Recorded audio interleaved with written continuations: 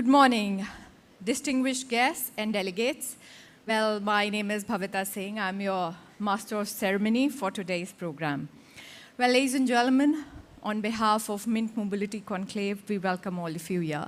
Thank you so much for joining us this morning. Connectivity is an important theme of Indian government's developmental model.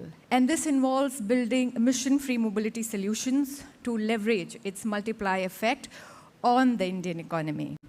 Ladies and gentlemen, as part of Mint's tradition of championing the Indian dream, the conclave will try to address these issues along with modern solutions, such as drones, electric vehicles, energy storage, high-speed railways, integrated logistics, and more. Today, we can look forward to hearing from the leading minds working on the forefront of mobility. Before we move further, we would request all the delegates here to please use hashtag #MintMobilityConclave when sharing on social media and tag us as at LiveMint.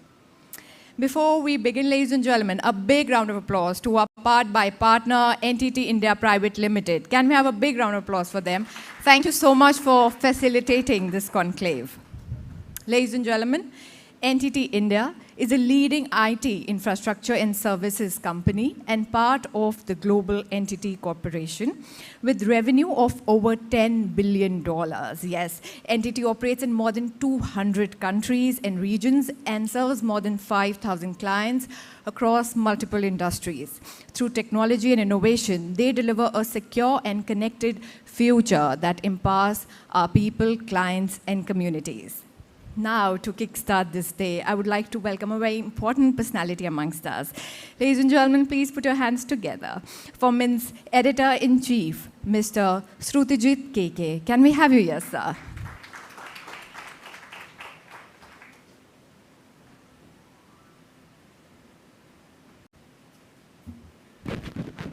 Thank you, Bhavika. Good morning, ladies and gentlemen, and a very warm welcome to Mint Mobility Conclave. John F. Kennedy said, America has great roads, not because it's a rich nation. America is a rich nation because it has great roads. The role played in the long-term economic growth of a nation by the ability of that country to move its goods and its people safely, sustainably, rapidly, and economically cannot be overstated. And one of the great things that is unfolding in this country right now is a mobility revolution. We are keen chroniclers of what is underway in our country, and we're delighted. It's a real spectacle, what is happening at the intersection of, by the joint efforts of policymakers, by the investments being made by the government, by the participation of risk takers, entrepreneurs, and the private sector, the thinking that is being done by think tanks, by the innovative financial structuring that is being made possible by financiers and banks, and of course the role played by technology and engineers and technical minds in ushering in newer technology paradigms, drones, electric vehicles. This is a remarkable spectacle that is underway, and it's a real privilege to be watching and chronicling this very closely. What I'm delighted about particularly is that today at this Mobility Conclave, we've been able to bring together some of the most important folks in this country who play leading roles in this revolution that is underway. Our Honorable Roads Minister, Mr. Nitin Gadkari will be here later today. Our Rail Minister, Mr. Ashwini Vaishnav, will be here very soon. And Civil Aviation Minister Jyotiraditya Scindia will be delivering a recorded address also later today. Apart from that, leading figures from the industry, several think tanks, folks who are behind the financing of a lot of this infrastructure and other expensive projects, they're all going to be here. We've been able to put together a rather excellent programming for today's event. So I welcome all of you, those in the room as well as those watching online, to the Mint Mobility Conclave. Welcome, and I hope you have a nice day ahead. Thank you.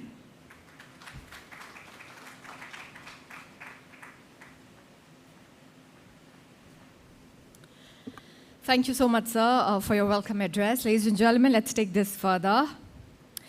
We have a very eminent personality amongst us. I would like to invite them on stage. Yes, ladies and gentlemen, for the opening address. It'll be on transforming mobility in urban India. And for this, we have amongst us Mr. Vikas Kumar, MD, Delhi Metro Rail Corporation Limited. Can we have you here, sir? Hello, welcome, sir. Thank you so much for gracing this occasion with your presence. It's a pleasure to have you here. We request you to come here and share a few words.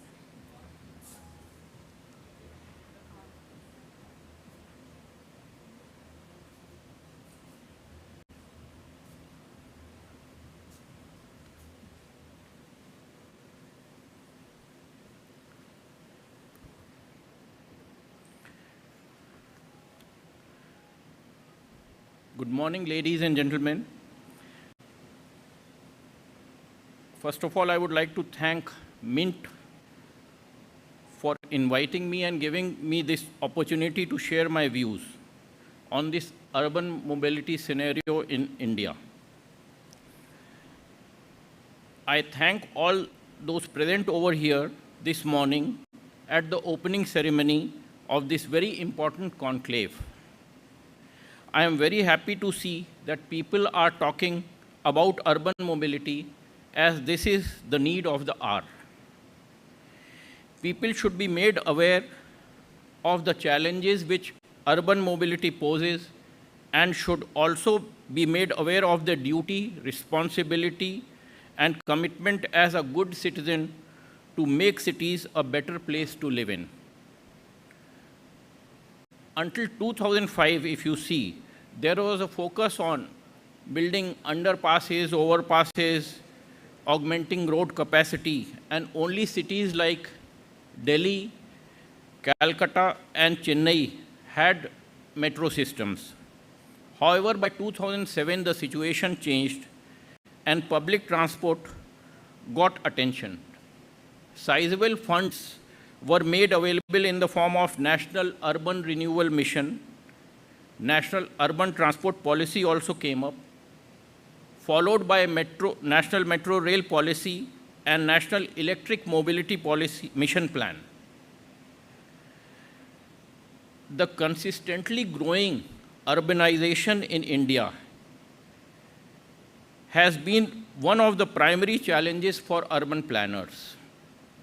It is estimated that by 2030, 40% of India's population will be living in urban areas. There would be 87 million plus cities by 2030. Urban areas in India account for around 65% of GDP, although their geographical limit is about 3% of total area of the country. We therefore need to put in concerted efforts in all sectors ranging from housing, water, sanitation, education, health, transport, and technical infrastructure with a regulatory environment. These engines of economic growth will further be boosted up as a better place to live in and providing sustainable livelihoods. Urban industry today poses a twin challenge of pollution and congestion. Adequate enhancement of infrastructure to cater to this additional load of population has been a continuous challenge. The provision of housing and transportation are very vital issues of concern. The transport demand has grown by 10 times since 2008. According to the World Bank report, 14 cities in India featured in the list of 15 most polluted cities in the world. The second area of concern is congestion. In peak period, average speed has come down to 70 kilometers per hour only. Although some action was initiated to tackle these issues, like introduction of metros, BRTs, use of CNG for public transport, shifting of industries to peripheral areas. However, a lot needs to be done. We all know that pollution causes health issues and congestion leads to low productivity and fuel wastage. Such multiple challenge and complexity of the problem require a comprehensive action plan for clean and pollution-free India, thereby leading to better health and living standards, congestion-free movement leading to enhanced productivity and economic efficiency, and convenient, seamless, safe, affordable, accessible, and connected transport. Without a robust, seamless, safe, affordable transport, no urban center can grow. The growth of economy without a robust infrastructure cannot happen in a city. Urban planners, we need to focus on optimization of travel, especially in the peak hour, promote seamless cooperative transport, shared mobility, adopt green mode and technology, integrated land use and transit-oriented development for sustainability. Public awareness is a very important aspect to bring in acceptability of a public transport. And governance and financing is equally important. Thus, we should have a master plan with comprehensive mobility plan encompassing all these areas. It is easier said than done. However, with the growth in IT and big data, we are now in a position to do a holistic planning in a more scientific and logical manner. In case of Delhi NCR, we have noticed how metro came and transformed the economic landscape of the region. Within a span of few years, areas like Dwarka, Noida, Gurgaon, Gurugram, Faridabad, and Ghaziabad became residential as well as commercial hubs because of easy metro connectivity. The markets of Old Delhi got a new lease of life, and even Rajiv Chowk area, the shops got a new lease of life, as people could now travel to these areas without worrying about congestion and hassles of parking. The success of Delhi Metro established Metro Rail as a viable mass transportation system, and it would not be an exaggeration to say that Delhi Metro has triggered a metro revolution in the country and its ever expanding urban areas. National Metro Railway Policy talks about cities more than 2 million population to plan for a MRTS. Currently, over 720 kilometers of metro lines are operational in our country, making it one of the largest metro networks in the world, and over 1,000 kilometers of additional lines are being implemented across various cities. The benefits of metro as a non-polluting mass mover of people has duly been recognized by planners and the implementing agencies. The Delhi Metro has proved to be a glowing example of sustainable infrastructure development. In fact, it is one of the largest infrastructure project which has been done by a government organization and completed timely. In 2021, an estimated 5.16 lakh vehicles were taken off the streets of Delhi because of metro. This has led to tremendous reduction in vehicular emissions.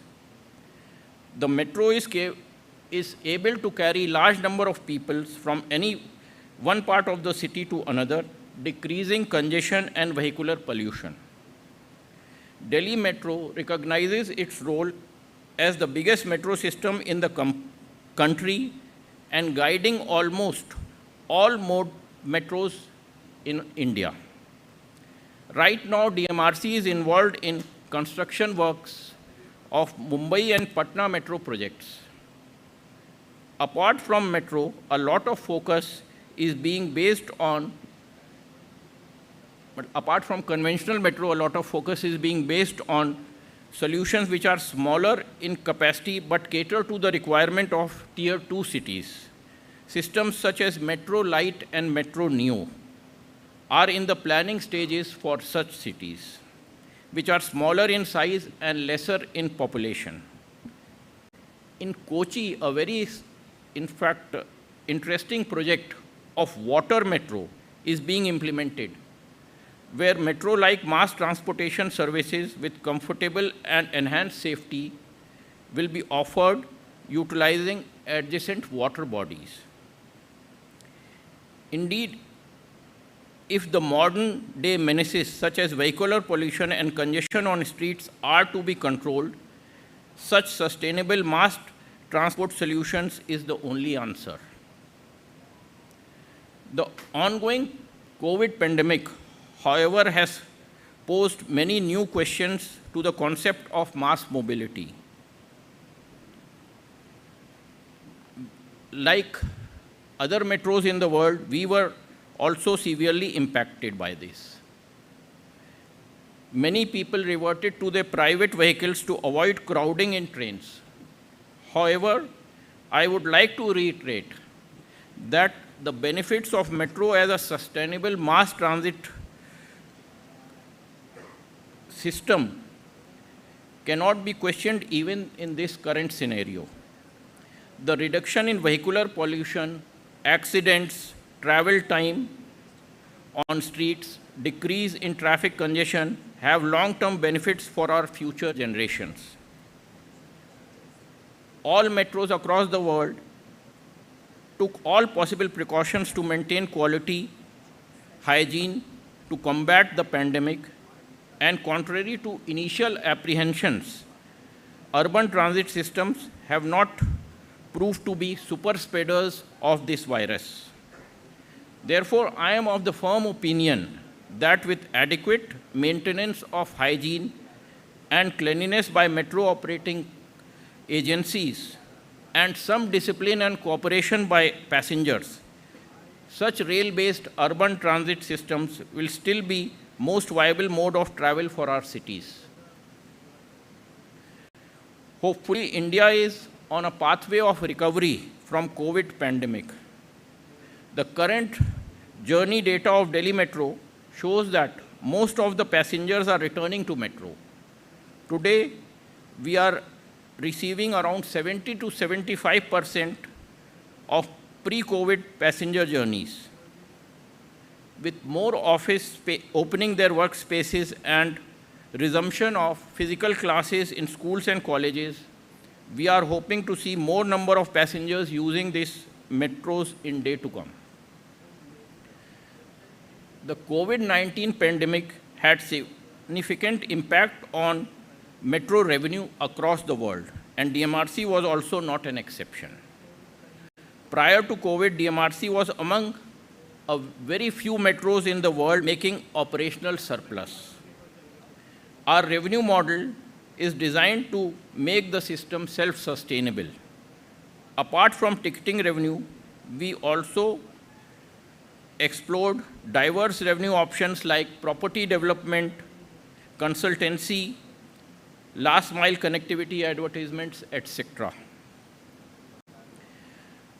The operations of DMRC were supported by revenue generated, and no additional support was sought for day-to-day operations from any of the government, whether central or state.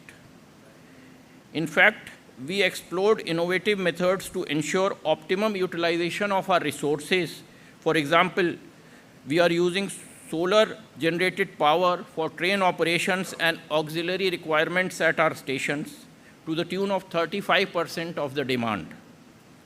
We have installed solar plants on our stations, rooftops, depots, and residential complexes, and are producing about 47 megawatt of power.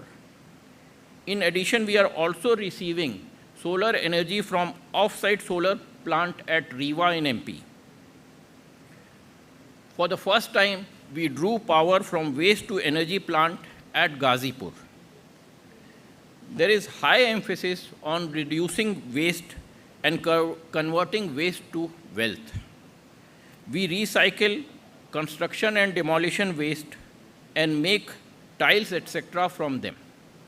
These products made from C&D waste are being used in our construction work. Delhi Metro has also earned commendable 13.5 crore Indian rupees from sale of 3.55 million carbon credits which we collected over a period of 6 years. DMRC has been a pioneer in quantifying climate change benefits from its operations. We have a number of dedicated projects to our credit oriented towards energy efficiency. In 2007, DMRC became the first metro in the world to be registered by UN under the Clean Development Mechanism, which enabled our organization to earn carbon credits. DMRC is also working towards indigenization as part of technical and capacity enhancement initiative. Most of the components are procured domestically. We are also developing India's first IATS, that is an automatic train supervision system, in collaboration with BEL. Foreign companies which have to bid for systems in our metro have to have an Indian partner mandatorily. We have introduced many measures to support the Honorable Prime Minister's Make in India initiative. Recently, we have been also mandated to start the CBT system, which is the latest system of signaling in metro technology, to indigenize it, and the central government has given that project to Delhi Metro, and we will be doing it in 3 years' time. After this, we will not be at the vagaries or whims and fancies of international signaling companies who take us for a ride even if some slight changes wanted to be made in their system. DMRC provides most lucrative commercial spaces for business in prime locations in Delhi and NCR. Many stations such as Nehru Place, Dwarka Sector 21, Huda City Center, Akshardham, Rajiv Chowk, Shivaji Stadium. We have developed commercial hubs with high footfall and activity, especially because of connectivity. We also encourage small business to make use of small spaces at our stations and earn from that. Co-branding at stations also as a revenue source has been, in fact, DMRC has collaborated with many PSUs and is getting a lot of revenue in this sector from that, and we have a long way to go further ahead in this. As largest metro in the country, we are involved in planning and construction of various metros across the country, involved in DPR or feasibility study or in one or consultancy. In one form or the other, Delhi Metro's contribution has been there for all Indian metros.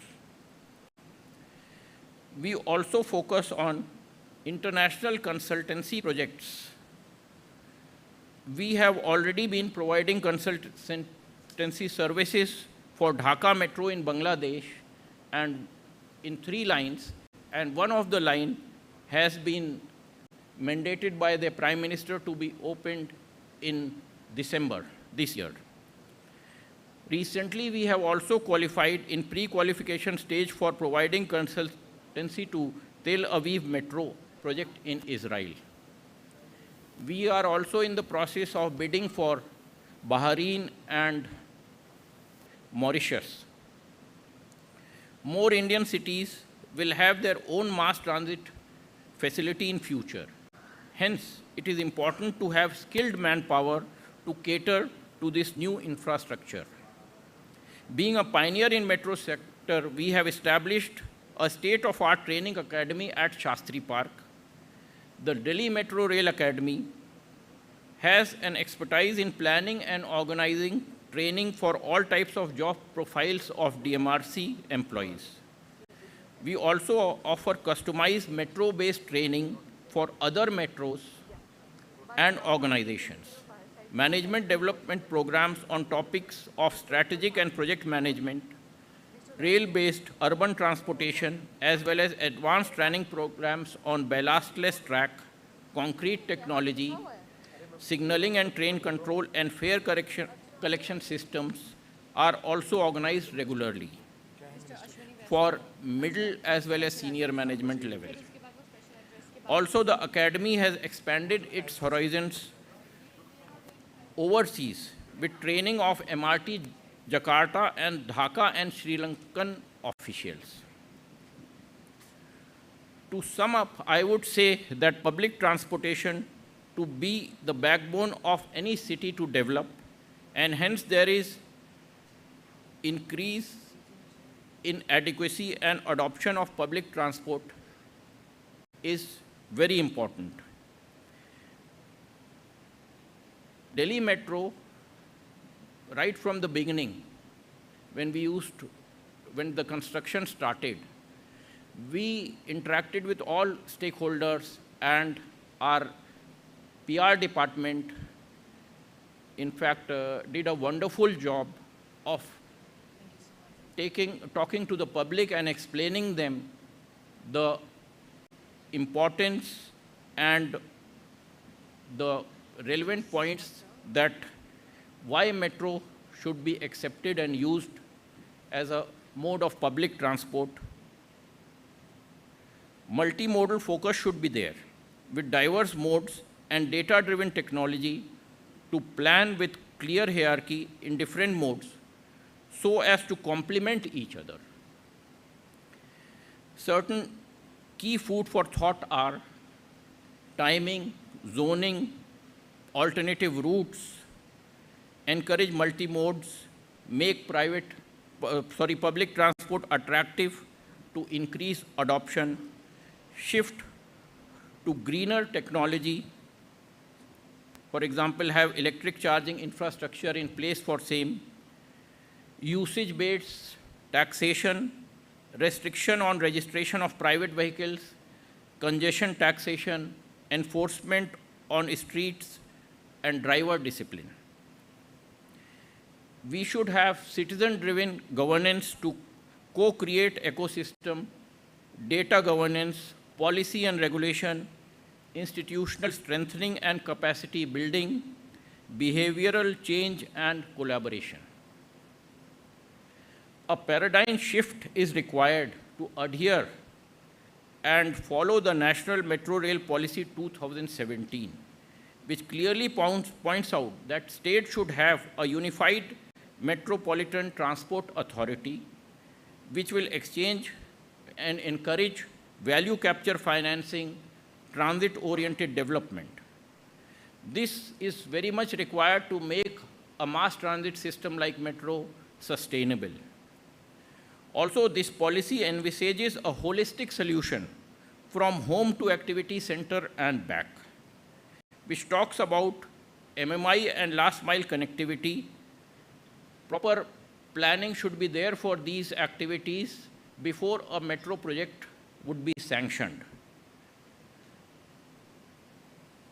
Like Central Vista People Mover is an example for this, connecting various offices in the Central Vista with the metro. Similarly, we should have any metro at its conception stage should have an end-to-end solution to make it acceptable as a private transport by the citizens of India. They should be given a holistic solution. Otherwise, people tend to use their private transport. So to have sustainable urban transport, a wholehearted approach by state government is very important, and local bodies also should recognize the importance of this and earmark some funds for the development of public transport, which is very essential. In conclusion, I see that mass transit sector is growing rapidly across the country.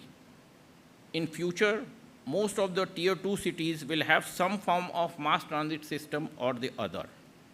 The mobility requirements will certainly be met with these systems. However, it is important to find a sustainable revenue model for this new infrastructure to financially survive. Ticketing revenue alone might not be enough to meet the operational cost and cost of network expansions, and also cost of renewals later on. There is always scope for innovation. Let imagination run wild. We can have airborne vehicles, drones, hyperloop, autonomous vehicles, and also virtual meetings to optimize the transportation needs. And I am sure we will be coming up with better solutions to address the future challenges. Thank you so much.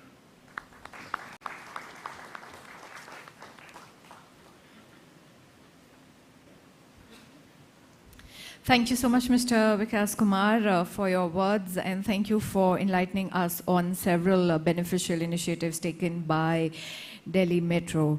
Well, ladies and gentlemen, after this interesting session, let's take this further.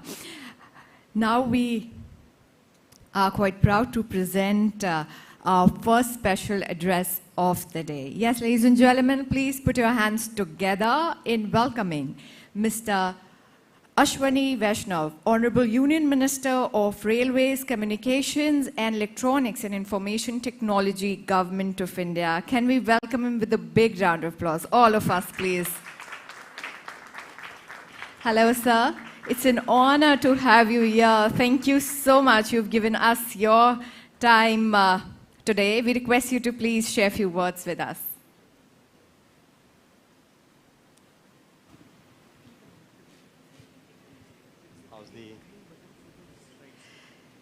For the slides. Very good morning.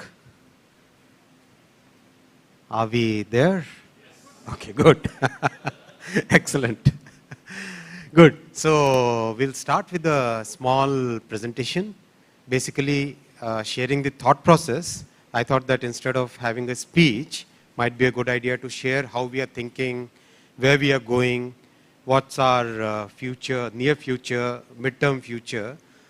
And then we have a question and answer session. Is that okay with all? Yes. Okay, thank you. Great. So, best place to stand would be, there are two screens. So maybe I'll use this one. Okay. So the thought process here is that when we have to move 1 billion people safely and sustainably, we have to have a totally new mindset.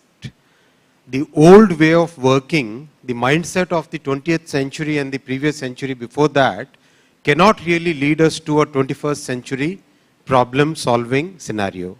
And Prime Minister gave us a very clear mandate that we have to change our mindset, we have to make sure that we are moving in a, how does it flip? Okay. We have to totally transform, not just make incremental changes. I'll be covering 5 elements of this transformation journey. The first element is railway stations. The railway stations, and I'll be focusing primarily on railway here. During the questions, we can have things on telecom and semiconductors. Primarily, we are looking at railway stations as a city center and create new urban spaces. And like we have seen in most cities, stations have a tendency to divide the two sides of the city. Instead of that dividing factor, station should become a joining factor. Lots and lots of changes on the way designs are done, the way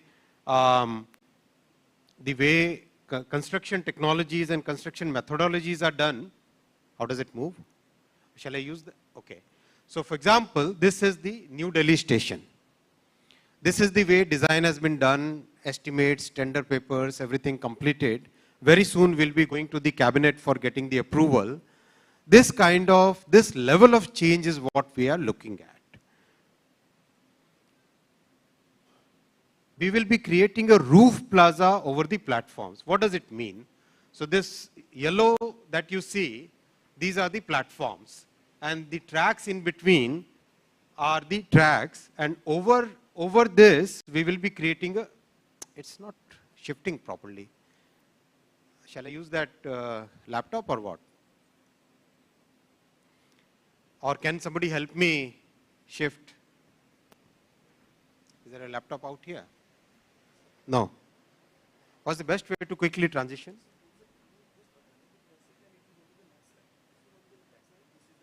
Oh, okay. Thank you. So we will be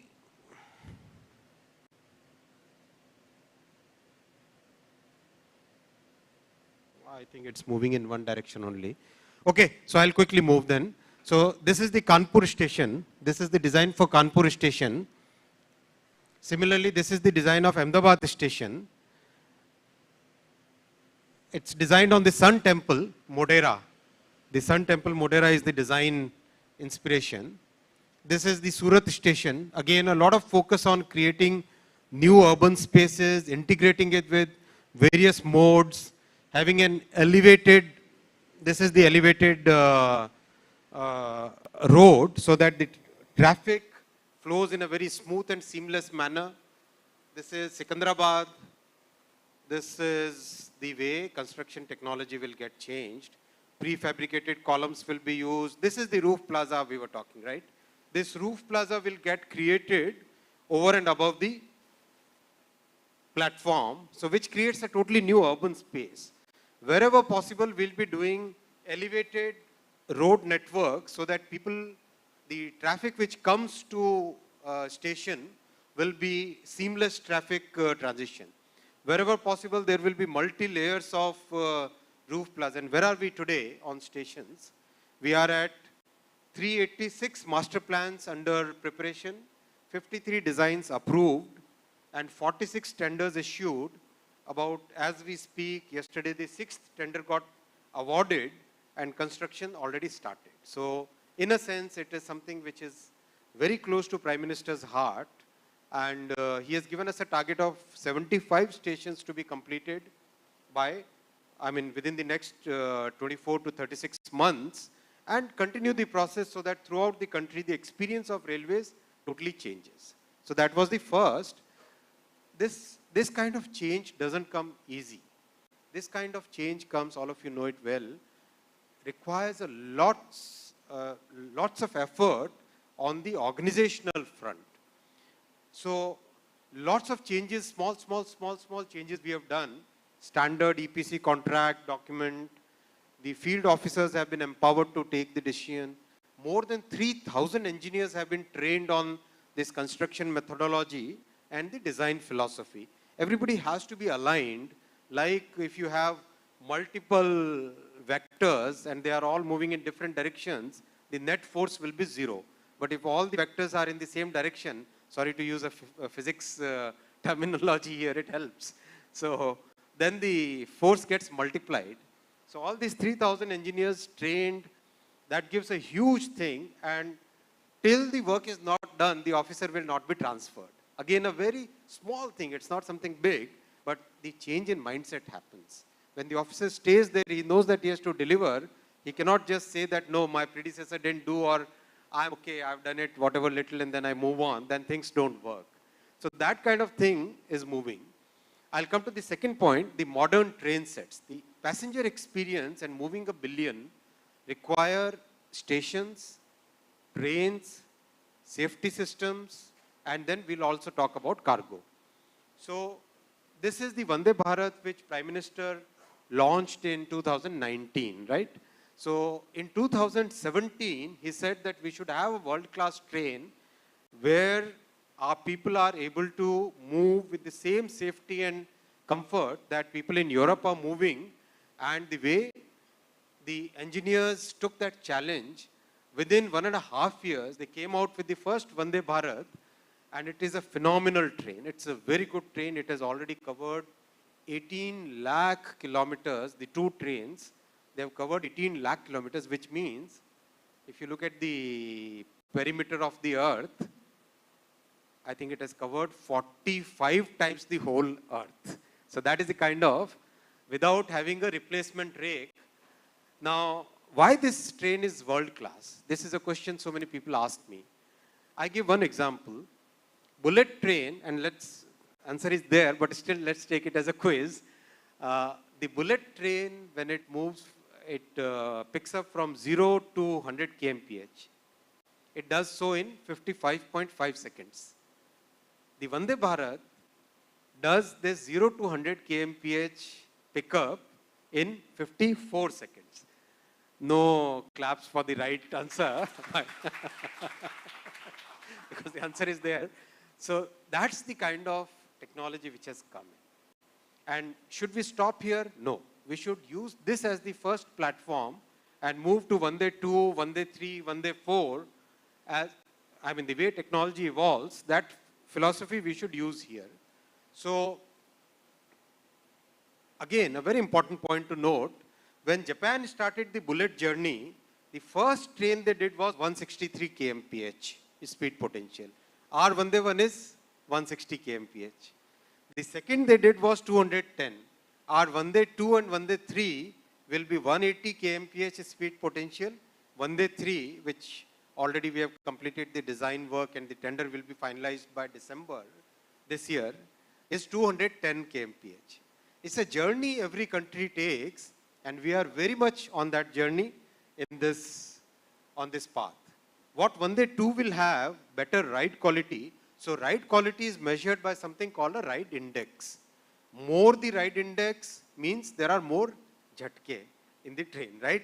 It is going to be very bumpy ride. So let's say a typical ride index in Indian railway system today is about 3.5 to 4. Whereas in Europe it is like 2 to 2.5. In Japan, on the bullet Shinkansen network, it is 1.5 to 2. So see the difference. 1.5 to 2 means the bottle will not really shake. The glass will not shake when it is put in the train. That's the kind of level of comfort which is there. With this new generation Vande, which is going to roll out in coming few weeks from the factory in Chennai, will have a ride index of 2.5 to 3. That is a significant improvement from 3.5 to 4. It is a logarithmic scale. It is not a linear scale. It is a logarithmic scale. So the comfort level is actually exponential, multiple times what it is in case of a normal thing, right? Inbuilt kavach, better seating, better interiors, and the most, something which I really like about this train is, this is the bogie design, and this is the air spring. It's like an air cushion that we use in our homes. It's like a cushion which absorbs huge amounts of shock when the train is running. That causes, that results into the very highly improved ride index. Better seating, better interiors, sleeper version is about to be launched. That will have very good design for the people traveling overnight. And this is Vande 3. This is Vande 3, which will have 220 kmph speed potential. Design is already done. Tender has been floated, and tender is likely to be finalized by December of this year. And we should see this coming on tracks in 2 years from then. So that's the journey, Vande 1, Vande 2, Vande 3, and having a significantly better, and I'm sure you have traveled in the local trains. Many of you have traveled in, how many of you have traveled in local trains of Mumbai? Right? Quite a significant number. We must have definitely traveled in the regional, let's say from a city, right, to its nearby cities. The old world memos and demos and EMUs and all, that entire thing has to change. There has to be a generational shift in the way train journey happens. So that is what we are working on. So there will be regional metros and rapid metros for, let's say, going from Delhi to Panipat. Let's say Mumbai to its neighboring Kalyan, right? Or going from Bangalore to close by, 40, 50, 60 kilometer radius, or let's say 100 kilometer radius, that's the ideal for a metro kind of product. So that is what we are planning. Already manufacturing has started, and again, within next 14 to 16 months, all these trains will also start coming out of the factories. We have to once again, I'm coming back to the organization, because it's very, very important. How do we bring this change? We change the mindset and we make fundamental changes in the organization. Without making a big bang announcement, lots and lots of small changes, which ultimately adds up. The sigma of delta X is very big X. So that kind of thing happens.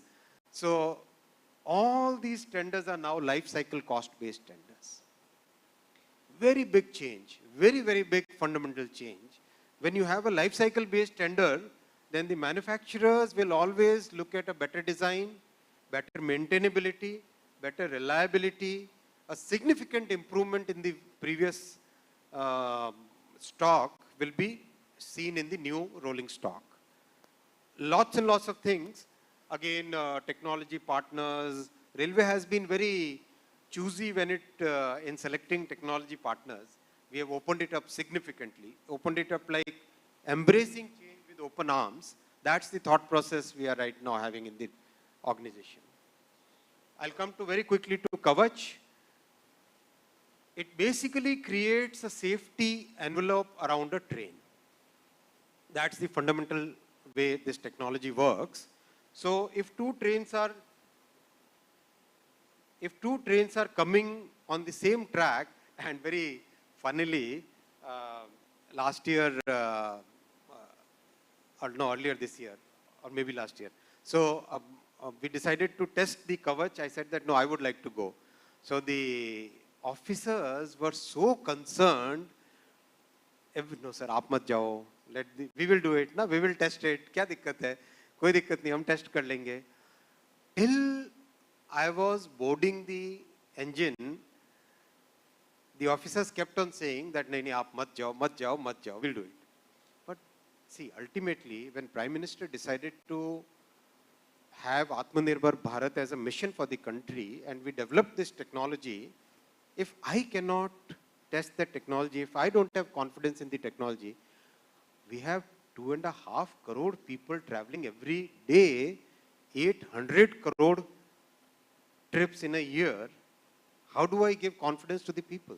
So decided to travel in the train, and the funny part of it was, I said that initially I thought that both the trains coming on the same track, one side I'll be there, other side the other minister will be there. Then I thought, ऐसा करेंगे तो officers सोचेंगे अच्छा एक ही बार में दो मंत्रियों का सफाया. Just joking, huh? Officers didn't think like that. They were very encouraging and very enthusiastic about it. On one side I was there, other side chairman was there. Same track, two trains running coming at a speed of about 100 or 110 kmph. Lo and behold, the technology works so well. Exactly where the trains were supposed to stop, they stopped. Exactly. It was such an heartening thing, because ultimately, see, we have to understand this point that it's our own engineers who are developing technology for most of the global companies, right? Whether it is telecom, whether it is semiconductor, whether it is trains, whether it is automobile, anything that we speak of, it's our own engineers. Why can't those engineers develop for our own system? If we can provide them that ecosystem, the same results that they are doing for global MNCs will be visible for our own systems, right? That's the thought process with which we are moving. That's the mindset with which we are moving. And these are the results we have. Okay, I'll not get into this technical side. Again, we have to prepare the organization for this change. I'm again and again coming to this point because I believe that it is very important. We can say that this is my strategy, but will we achieve those results? No, we will not achieve those results unless each and every person in the organization is moving in the same direction. Some may be moving at speed of 100, others would be moving at a speed of 5, but everybody has to move in that same direction, then only things really change. Now, this is very, very close to my heart. Why do we say that India's logistic cost is very high? If you take an economy which is 100% served by railways, the cost of logistics in that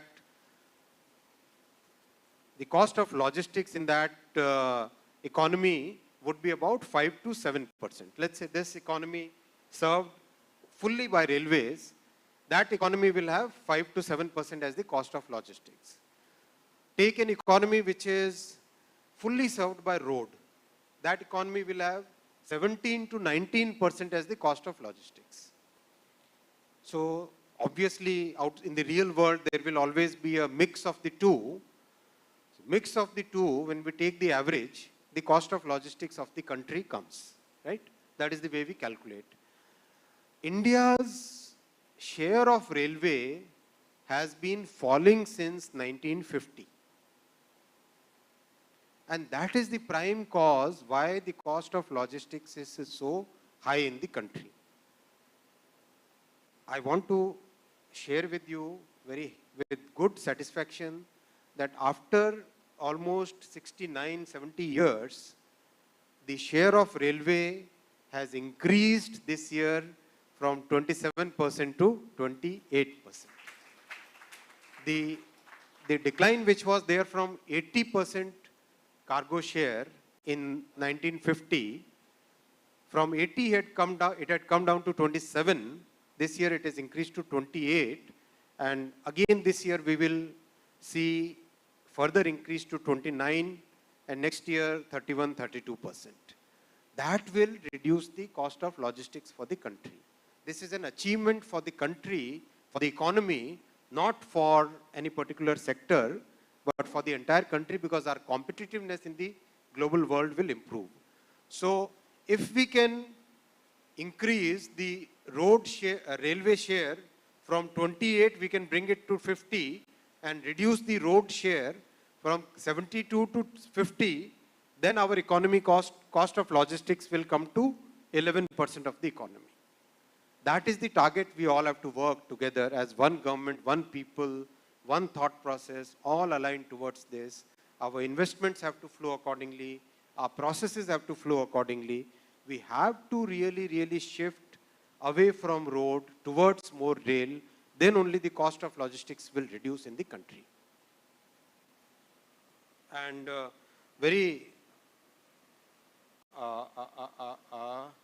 it go back? Okay, so very important point is the cost of logistics reducing by 4 percentage points. What does it mean? In terms of numbers, if you look at what our economy will be, today it is 232 lakh crore economy, right? 232 trillion rupees. Even at a very conservative estimate, by 2030 it will be 500 trillion rupees. 500 lakh crore economy GDP, nominal basis. 4% of that means 30 lakh crore. Imagine that much saving for the industry. Imagine that much competitiveness of our economy. What we are doing for this, all our horsepower, all our locomotives, engines are of vintage of 1960s, 1970s design. 4,500 horsepower, 5,000 horsepower. Totally we are shifting away from that to 9,000 and 12,000 horsepowers. First 9,000 horsepower loco will roll out of Dahod, and 12,000 horsepowers will roll out of Varanasi. So total shift in the carrying power of railways. A very important and a very significant share of the cargo today will be small parcels. It is already emerged as a very large significant part, and there is no product in railways for that. So this is the product which will roll out this December, a freight EMU, which is a high-speed freight carrying train, which is carrying only small parcels in it. This train will roll out in this December. And we have got very encouraging results between the pilots that we did between Surat and Varanasi. Second pilot is about to be launched. results are very, very encouraging. I mean, whatever amount of cargo we want to carry, that amount of cargo is, and I'll request all the logistics companies present in this conclave to be a part of this journey. It is not you versus me, it is you and me together to change the economy of the country. So I'll request all of you to join hands in this journey. Hybrid freight and passenger train is getting developed, in which passengers as well as freight can be carried together on a multiple deck. So the upper deck can carry the passengers and the lower deck will carry the cargo. So that these kind of innovations, these kind of experiments we are doing, and the most satisfying thing is the progress on the bullet train. This is the fifth and last point. Totally new way of working, totally new way of construction. And within few months, we have completed 76 kilometers, 75 kilometers of pillars. Last August, the first foundation was done. And since then, the progress has been tremendous. If you move around in Gujarat from Vapi to Ahmedabad, every district you'll see this kind of picture. This is Bharuch, this is Anand, this is Vadodara, this is Mahi River in Anand district, this is the full span casting yard of Vadodara, huge activity. This is Anand casting yard. This is, again, a totally new way of construction, right? Even Japan doesn't have it. This is a 40-meter long girder, 1,100 tons, huge thing. This gets lifted up, put on the pillars, and this is the launching gantry, and this is the straddle carrier, this is the bridge gantry. So this entire thing gets placed on this bridge, and then it gets launched onto the next pillar.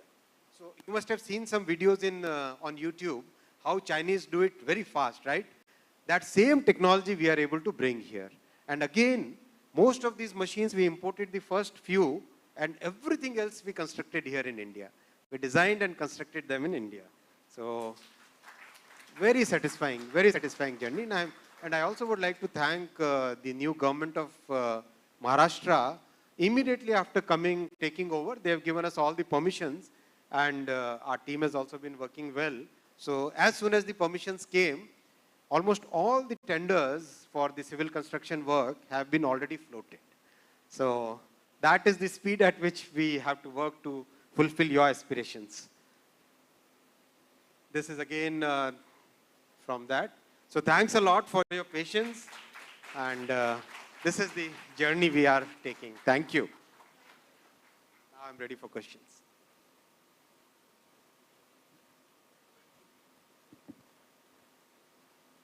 Thank you so much, sir, for enlightening us and sharing innovations in transforming mobility. Well, ladies and gentlemen, now we move with our fireside chat session. Please put your hands together for Ms. Gulbeen Aulak, Senior Assistant Editor, Mint.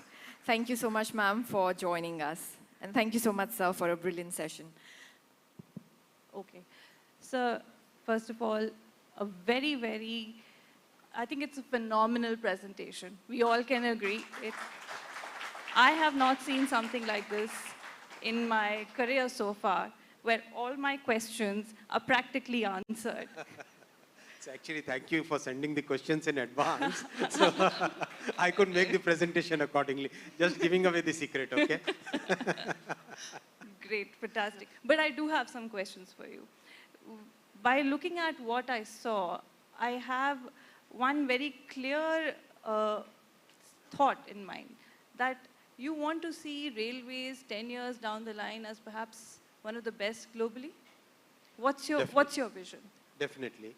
See, to carry 1 billion people, we have to have 3 or 4 modes of transportation which are highly evolved, highly developed: road sector, railway sector, aviation sector, and the waterways sector. These are the 4 sectors we have to have really evolved in a way. So the responsibility that Prime Minister Saab has given me is the railway sector. we have to change each and every dimension of railways to be able to fulfill the aspirations. And over a period of time, the world should come and learn from Indian Railways rather than we always going out and scouting for technology. That's the thought process. And it should meet the aspirations of the poorest of the poor. The thought process is that nothing that we're doing here should put a additional burden on the people. It should become actually a facilitator, an improvement in people's lives, not an additional burden. That's a fantastic thought. But there are a lot of things that Railways is doing right now which seem to be moving at a slow pace. We know about bullet train, of course, you've given us an insight. But where are we in terms of, Vande Bharat, of course, you've given us an insight as well. But, railway wheels is one area, rakes is another. Those two seem to be, where are we on that? Do we need So I'll address this question head on. Rakes, yes, we need a significantly large amount of rakes, and Railway has already placed an order for 75,000 wagons. This is probably the highest in Railway's history, and we are now already getting 1,500 wagons every month, new wagons getting inducted in the Railways. And as during the presentation I said, after many, many years, the curve of railway share, which was a falling curve, has actually started looking upwards. That was possible because last year we added 185 million ton of additional cargo in the railway network. That's a very significantly large number, and we intend to add another 200 million ton in this year and keep having that journey. So we need significantly large number of wagons, and every wagon has so many number of wheels. Our requirement of wheels is close to 160,000 wheels every year. So that we are right now floating a 10-year tender for supplying us forged wheels, because the wheels that we are manufacturing so far in the country are good for speeds below 120 kmph. And now we have to move above 120 kmph in most of the new rolling stock that we are manufacturing. So we are going for forged wheels, which is a totally new technology. Earlier these wheels used to be imported from Ukraine and Russia, but now we will start manufacturing them in India. So the things which I didn't cover in the presentation, there also there is good action. What about electrification? Yeah, 100%. almost about to be completed. Very small patch is left. And again, the thought process here is we should use a totally new technology which will keep us ready for the next journey, next 25 years. We are in the Azadi Ka Amrit Mahotsav, 75th year of our independence. Where do we take railways when we are 100 years of independence, right? So we have to look at that as the thought process. So right now we are focusing on anything that we do should be matching what we want to see railways in 2047, right? So in electrification, we'll be totally shifting to 2 into 25 kV. 2 into 25 kV is the latest technology. That technology will be totally shifting, and the first few tenders are already out. So whatever electrification we have done so far will also be upgraded to a new technology. Okay, interesting. So private passenger trains, those came out with a bang, but they seem to have lost their shine. What's happening? So I think the private sector didn't have appetite for that kind of risk, and it's a global experience. This is not just Indian experience. The passenger services in India are close to 55% subsidy we are giving. So each of you who travel by train, on an average, you are getting a concession of 55%. That kind of concession everybody is getting, right?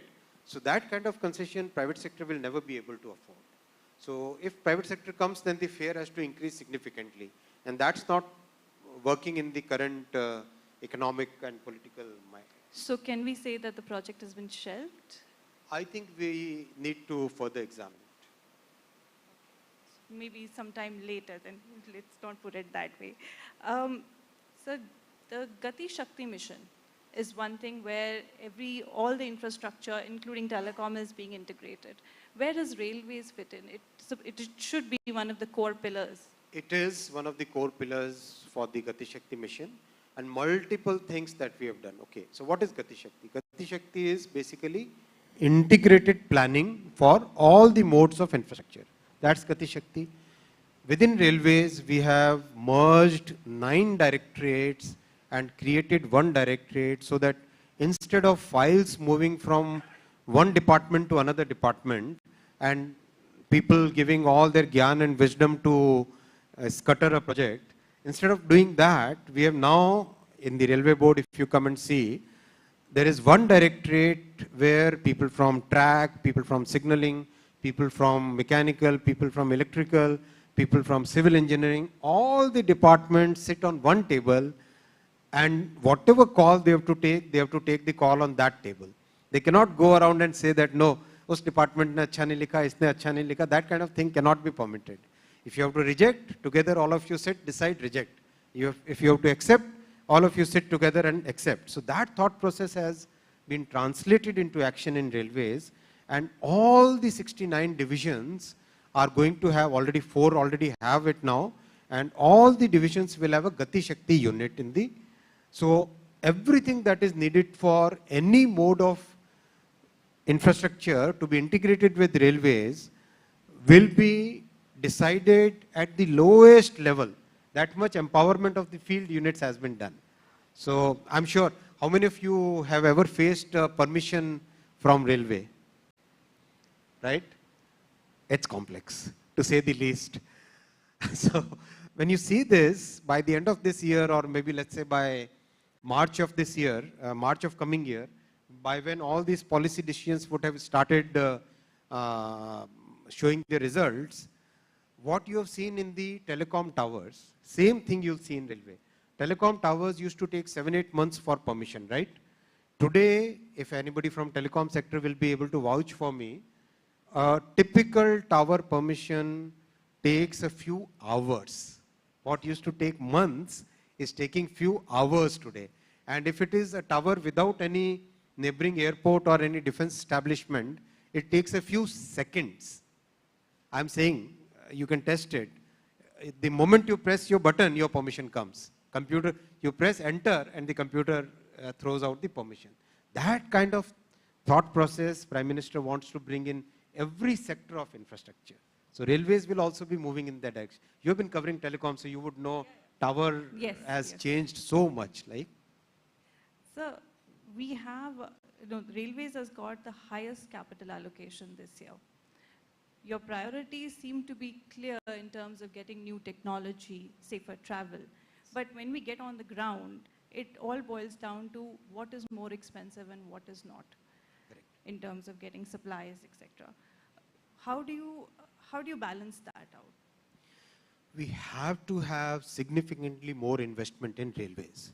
If you look at our competing economies, the closest competitor, which is equivalent to our kind of thing, I won't take any names, has been investing close to 9 lakh crore rupees equivalent for last 30 years in railways.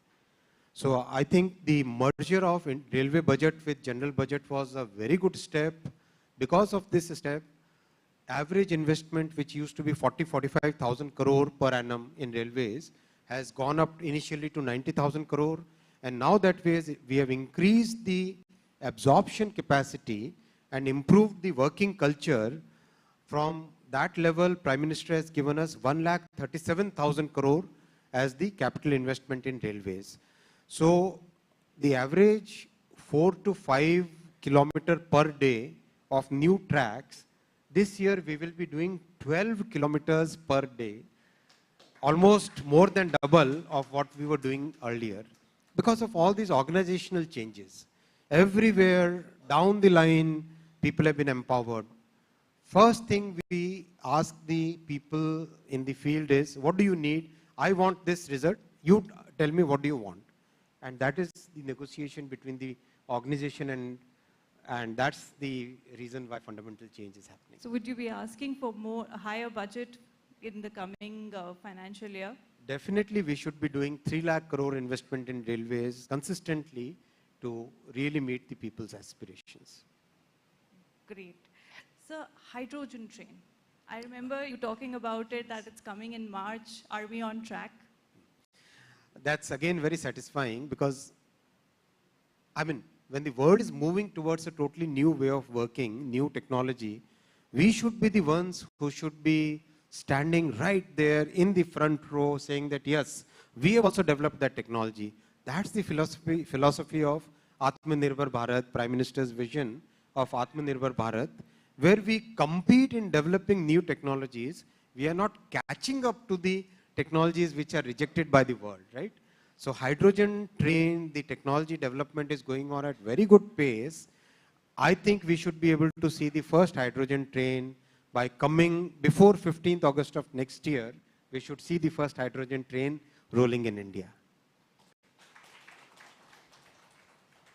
So, you know, manufacturing, we've become Atmanirbhar Bharat in mobile phones in a very short time. Yes. Yet, in railways, we are dependent for a lot of things on China still.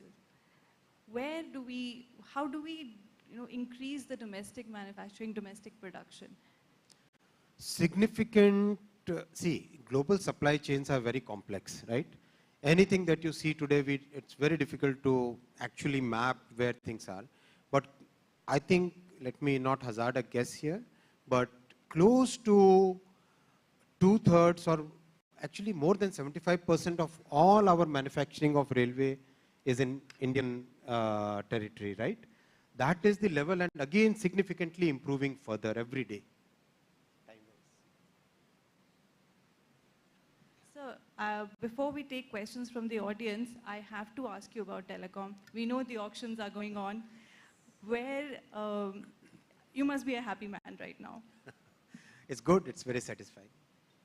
So you have to give us a little bit more than that. No, we have to do much more than this. 1.49 was yesterday. You expect it to be higher by the evening? So what's important is this 5G auction, amounts are one thing, but what is important is that the industry has come out of the pain that it was going through. I feel happy that when we have to take telecom to the last person in the society, to the far-flung areas, that will happen only and only when the industry is strong, healthy, people are willing to invest more, people are willing to bring new technologies. That's the goal that Prime Minister has given us, that we have to make our regulatory structure better than the best in the world.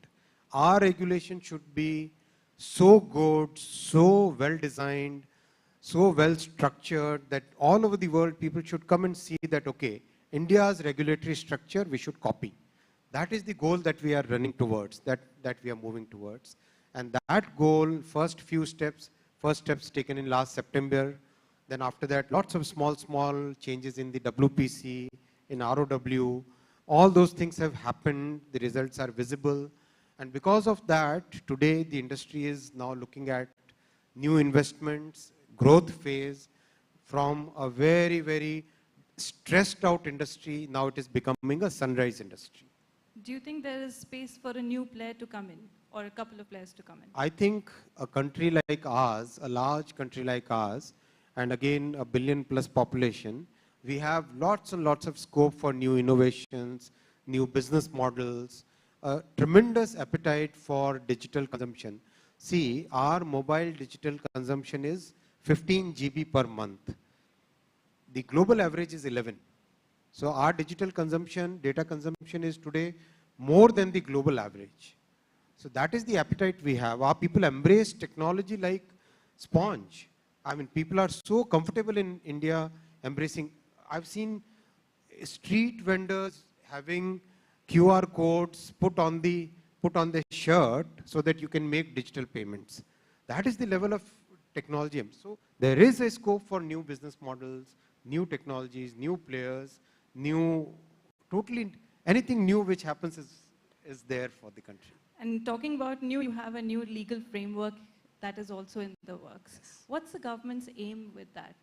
See, we are running a modern age, new day technology with a law which was made in 1885. 1885 is how many years old? Like really, really old, right? So with that kind of law, can you have a modern regulatory system? No, we cannot. So everybody in the industry has been asking for a total revamp of the regulatory setup. Each meeting I attend, people say 1885, 1930, 1950, when mobile was not even there. I mean, the word telecom doesn't appear in the Telegraph Act. Imagine, it is still the Telegraph Act, and we are, I mean, that's the change we have to bring. So the new law, we have circulated a consultation paper. The thought process will have to be very clearly drafted, easily understood, seamlessly integrated with what we have today, future ready, not a cumbersome law. That kind of law we need to draft. And I request everybody in this room and people who are listening to me to please share your suggestions, give your suggestions open-mindedly. We have created a significantly large team to look at each and every word which is suggested by the country and outside the country. Anybody, any stakeholder, please send your suggestions. We are very keen to hear from you. Excellent. And so that we have, of course, I have a lot of questions, but before we go to the audience, one last one, semiconductors. That's a project close to your heart, I know very well. Where are we on that? Proposals. Excellent, excellent progress, very good progress. So 1st January this year, the policy was announced. Prime Minister had approved it 15 December.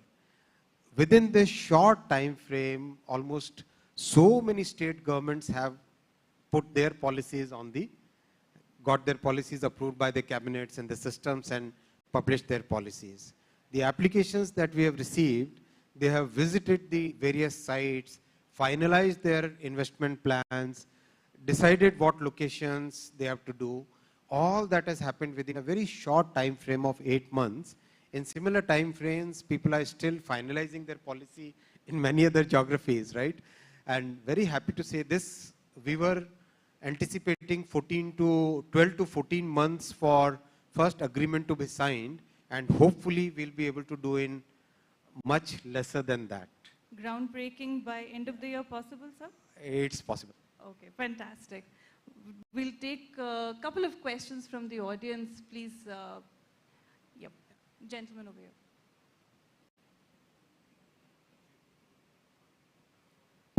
Yeah, thank you.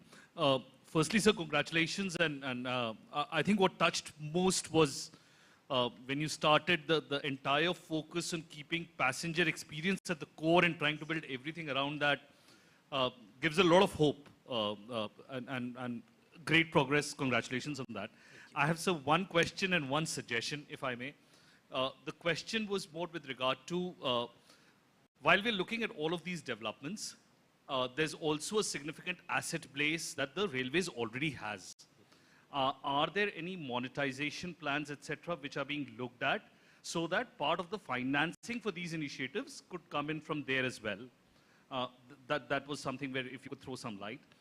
Just one suggestion, sir, that in between out of the 4 billion tons of cargo that we move, there's about 3 billion tons, which is between this heavy haul and parcel, which is the bigger chunk, lightweight, what we typically call parchun ka cargo, right?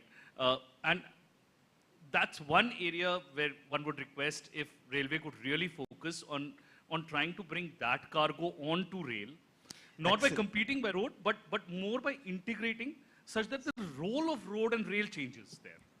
Excellent suggestion, very good suggestion, and Prime Minister gave us a very clear target. Integrate post and railway to take care of the parchun, right? The parchun cargo, right? That's the cargo which will bring a fundamental change. The vision that we have, our goal is a tribal lady manufacturing small ragi papads should be able to ship them seamlessly to a family who wants organic tribal food in Mumbai. That's the vision, that's the goal we are working with. That's why the various products that you saw, a new freight EMU, which is high-speed freight train, parcel train, running on timetable, secure, insured cargo. Today, parcels in railways are not secured or insured, right? So first pilot that we have done, we have insured the cargo. And it should be, person should be able to book at any post office in the country. That is the goal we are working towards. It may take a couple of years, it may take 3-4 years, or maybe even 4-5 years, but steps towards that direction are taken. Time's up. Any additional question, or else I'll ask my last one. Okay, let me ask you then. No, sir. Just one clarity on the draft data protection that the law that is still in the works. You've asked for consultation, you've asked for comments. What's the direction? I think we need to wait for that answer. Thank you. No problem. Thank you, sir. Thank you so much. Thank you very much. Thank you.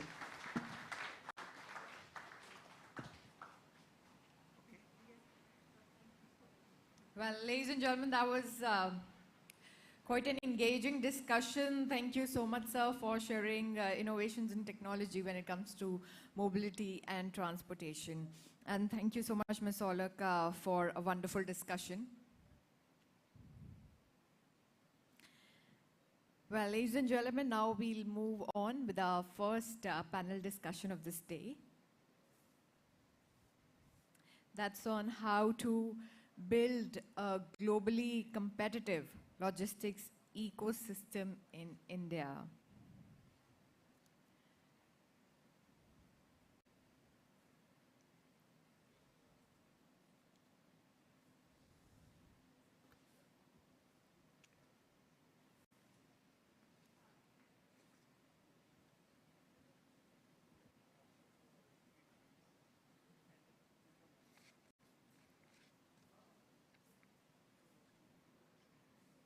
Well, ladies and gentlemen, in a short while, we'll start with our panel discussion. Meanwhile, we have an exclusive offer for all the delegates present here today. Yes, ladies and gentlemen, an exclusive offer for all you people here. Get 40% off on subscription to Mint or Mint Plus Wall Street Journal. You have to use code MINTMOBILE22. Yes, please use code MINTMOBILE22. I repeat, MINTMOBILE22, and you will get 40% off on the subscription. Ladies and gentlemen, you can avail this on a website, yes, Mint website, or on a Android app. It's valid till 31st August 2022. Yes, ladies and gentlemen, do subscribe for the best business journalism. And now we'll be taking it further. Let's move on with our panel discussion.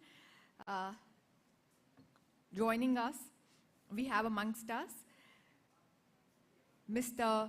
Shailesh Pathak, Director, Indian School of Public Policy. Can we have you here, sir? Yeah. Thank you so much taking our time and gracing this occasion. We request you to please take your seat on the dais. And now I would request Mr. Vineet Agarwal, MD, Transport Corporation of India Limited. Can we have you, sir?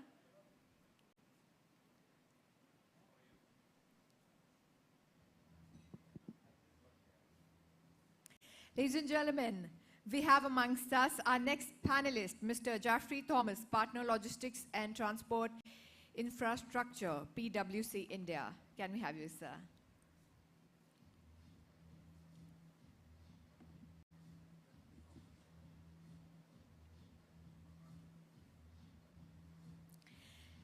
Mr. Samrat Sehgal, Head of Supply Chain, Dabur India Limited.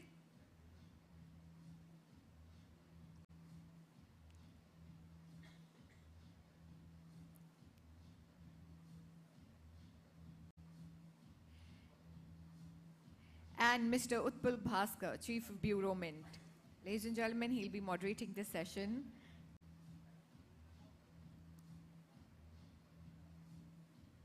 Thank you. Thank you so much, sir. Over to you. Once again, can we have a big round of applause for our panelists, please? Thank you so much. Thank you for this. I think we're still waiting for Samrat to join us. So he'll be joining us, I think, shortly. Some of our panelists needs to leave, given that there's obviously the clock is ticking. In fact, that was one of the best presentations that and Shailesh and I, we were just having a chat about it. The context has been pretty much set by the minister and the earlier speaker, the DMRC MD as well, Mr. Kumar. I'm very sure that a lot of us sitting in this room haven't seen a succinct presentation like this from a Union Cabinet Minister in a long time. In fact, that pretty much sets the stage for what we are going to discuss here. Obviously, the topic is very well known to the audience sitting here, because most of us are, either some of us are reporting on what's happening here, or some of us are very active participants in this space. The panel discussion right now is on internal logistics and supply chain, how to build a globally competitive logistics ecosystem in India. There couldn't have been a better panel than this, and Samrat just joins us. Hi, Samrat. There couldn't have been a better panel than this. There are people who are very active participants in this space.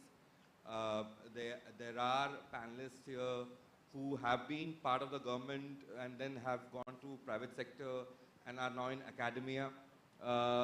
We have someone who understands the space very well.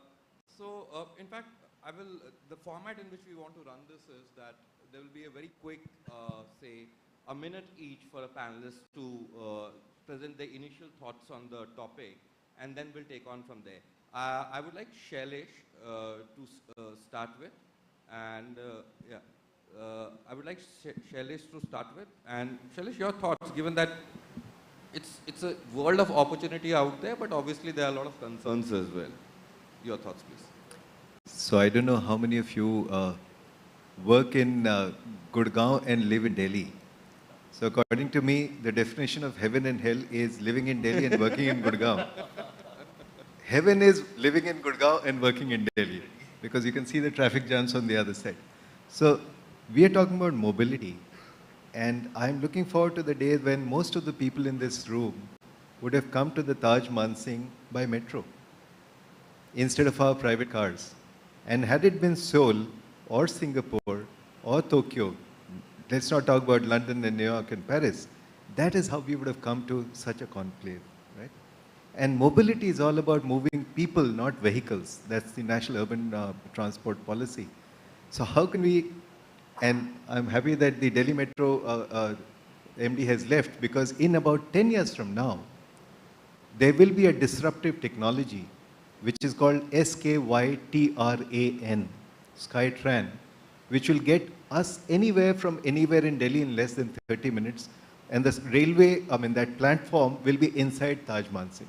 So this is the kind of future that we're looking at. About logistics, the best thing that I heard the railway minister talk about today is 27% to 28% of logistics share. Nothing can be better for the economy. Thanks. Thank you, Shailesh.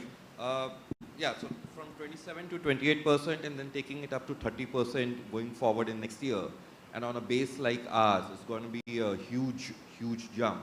I would like Jeffrey to get his views on this. In fact, he did raise a very pertinent question in front of the minister. How do you say this entire play evolving? What happens going forward? In fact, Shailesh has already sounded alarm bells for Delhi Metro. What about you? Right. More from a logistics perspective and a supply chain perspective, I think the one thing that the pandemic has done is brought supply chain and logistics into newsrooms and boardrooms, right? And that's a good opportunity overall. But there are a couple of themes that I would like to touch upon, which I think would define the next few years. One very clear is that how companies have also adapted to this is with changing from the whole mindset of just in time to just in case. Because disruptions are more common right now. You have the pandemic, then you have the Suez Canal blockage, then you have the Ukraine disturbance, all of that happening. So it's a lot more frequent now. Disruptions happening more frequent. So the just in time is getting replaced with a just-in-case mindset. So if we, as a sector, whether it's logistics, railways, any of that, are still focusing on solutions which were for a just-in-time business model, then we're not doing enough, right? So we need to, in that sense, adapt. And second, I think sustainability would be one aspect in supply chains and logistics that I would want to say is going to be defining over the next 2 to 3 years. We are already seeing a lot of private sector companies take initiatives in those directions, and there's momentum building up. Right. So while this 37% to 27% to 30% all also moves in the sustainability direction, right? But we need to knit both of these themes together for it to have an impact on the overall economy that we're talking about. Absolutely, the thought to build upon. I would like Samrat to jump in. Samrat, you're someone who takes care of logistics for one of the large brands in this country, Dabur. And as Minister spoke about, obviously the effect, the positive effect will be felt in companies like yours and for an end consumer like me as well. Obviously, when the prices come down, the costs come down, hopefully it also results in reduction in prices. How do you look at it? How will this play out? So I think, why only, Dabur? I will talk about supply chain overall and, how things have been panning out over the last few years. Earlier, if you see, the supply chains or, the overall sourcing model of organizations was actually designed basis resource availability or proximity to the customer. So, that used to be the center point of the way the overall supply chain used to be designed. However, what we have observed that over the last 3-4 years, whether it is the geopolitical tensions which are there, whether it was disruption caused by pandemic, or the supply chain disruptions caused during the Suez Canal fiasco, or maybe the overall container availability. All these disruptions have actually caused the supply chain models to change. The earlier models, the way they were made, China used to be the center of manufacturing there, and lot of efficiency was built into the supply chains, the way it was designed. And, it was all centering China. However, now people are looking for options outside. They are looking for other sources, other countries, other suppliers, other modes of transport also. So this actually creates a lot of opportunity for India. And it also puts a lot of pressure on the Indian infrastructure also. So a lot of expectation from the government is definitely there. If we see on the people who follow the logistics performance indicator, it's an index which has been there for years. India used to be in the mid 50s to 60s earlier, about 10 years back.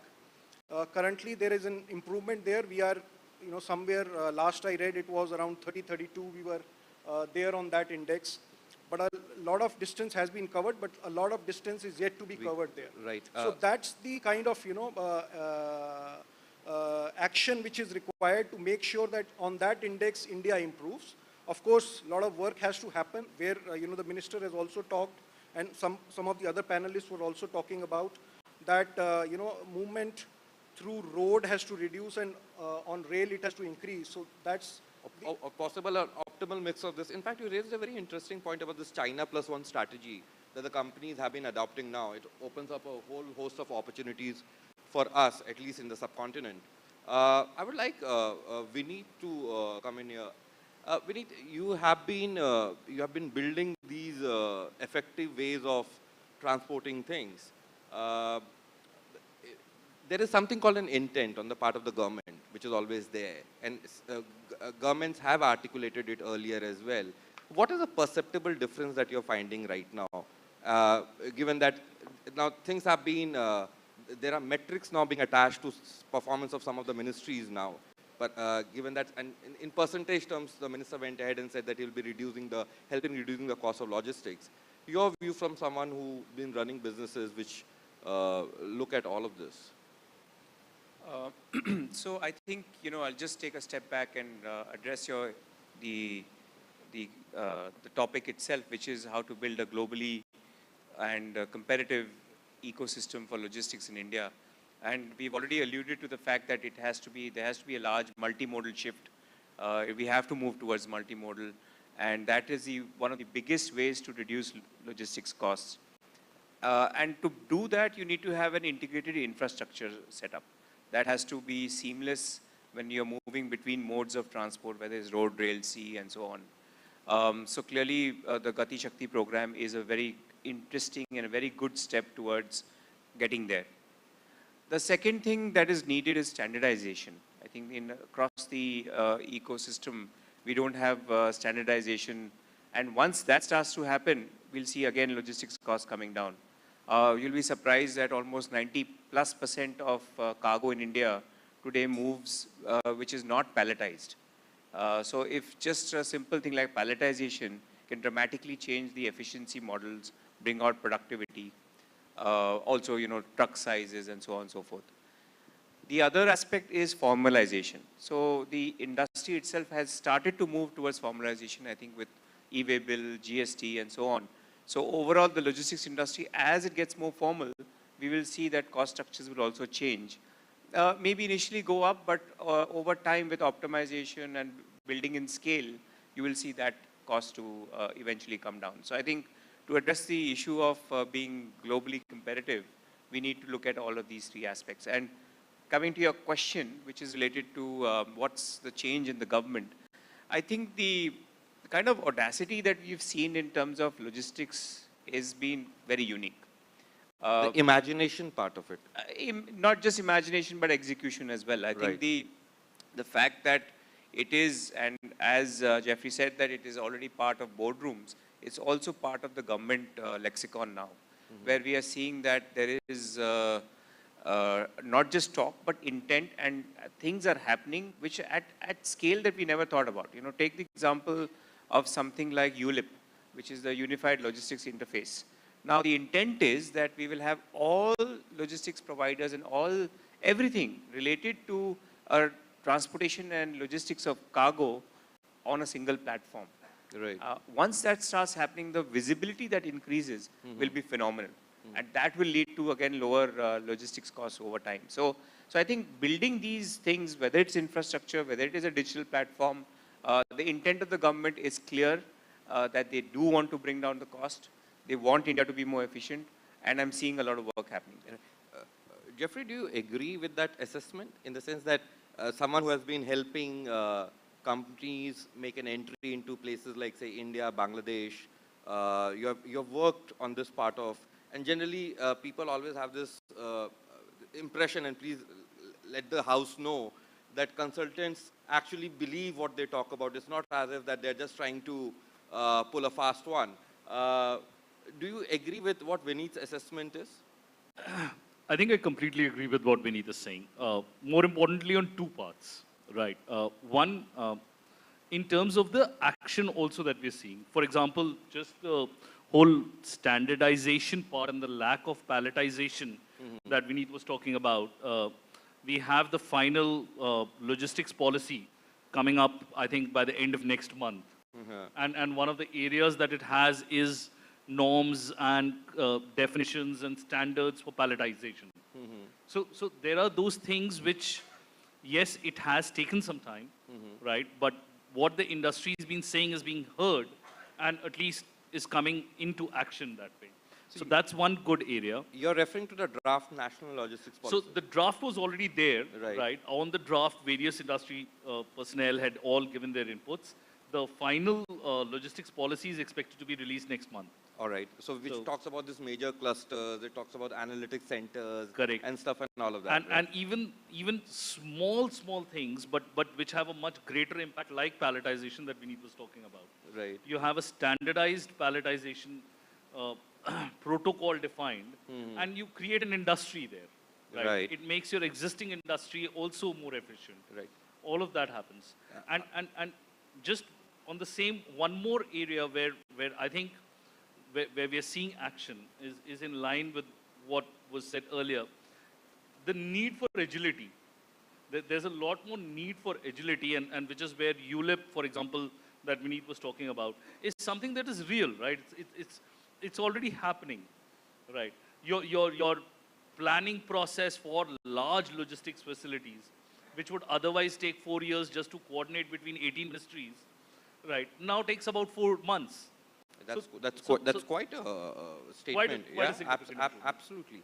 I see Shailesh giving that all-knowing smile. Shailesh, when I ask this question, so I'm sure you have a view on this. You have been parts of, as in you have worked in government for long. You have seen various dispensations come and go. What is so unique about this mindset the present government has been talking about? I would let the present government answer that, but as an external observer, I'll just say that, Vineet's company, TCI, had aligned with Indian Institute of Management, Calcutta, to do a study on how quickly trucks move across India. Yeah? And that is about 10 years ago. I'm very happy to collaborate with TCI again and repeat that study. And let me say that at the very least, it'll be half the time. I was running a company that generated $1 million for toll every day. We processed around 300,000 vehicles. The throughput has amazingly transformed because of FASTag, because we don't stop people and collect toll. And I think, what Ashwini Vaishnavji said about merging 9 directorates into one and saying you're around the table, all decisions will happen here. I think if there's a one-line answer, Utpal, it is that, this is another favorite saying of we infrastructure mafia professionals, that where there's a will, there is a way. Where there is no will, there is survey and task force and committee. So this government is showing the will and the way. Thank you for that. Samrat, what is the biggest challenge you face? Say, and obviously Dabur is and you can also speak a bit about the sector. The biggest challenge, while obviously these are all enablers which are being put in place, and Dabur has international ambitions as well, global ambitions. You're already present in some of the other markets as well. What are the biggest challenge you face vis-a-vis other countries in which you operate and in India?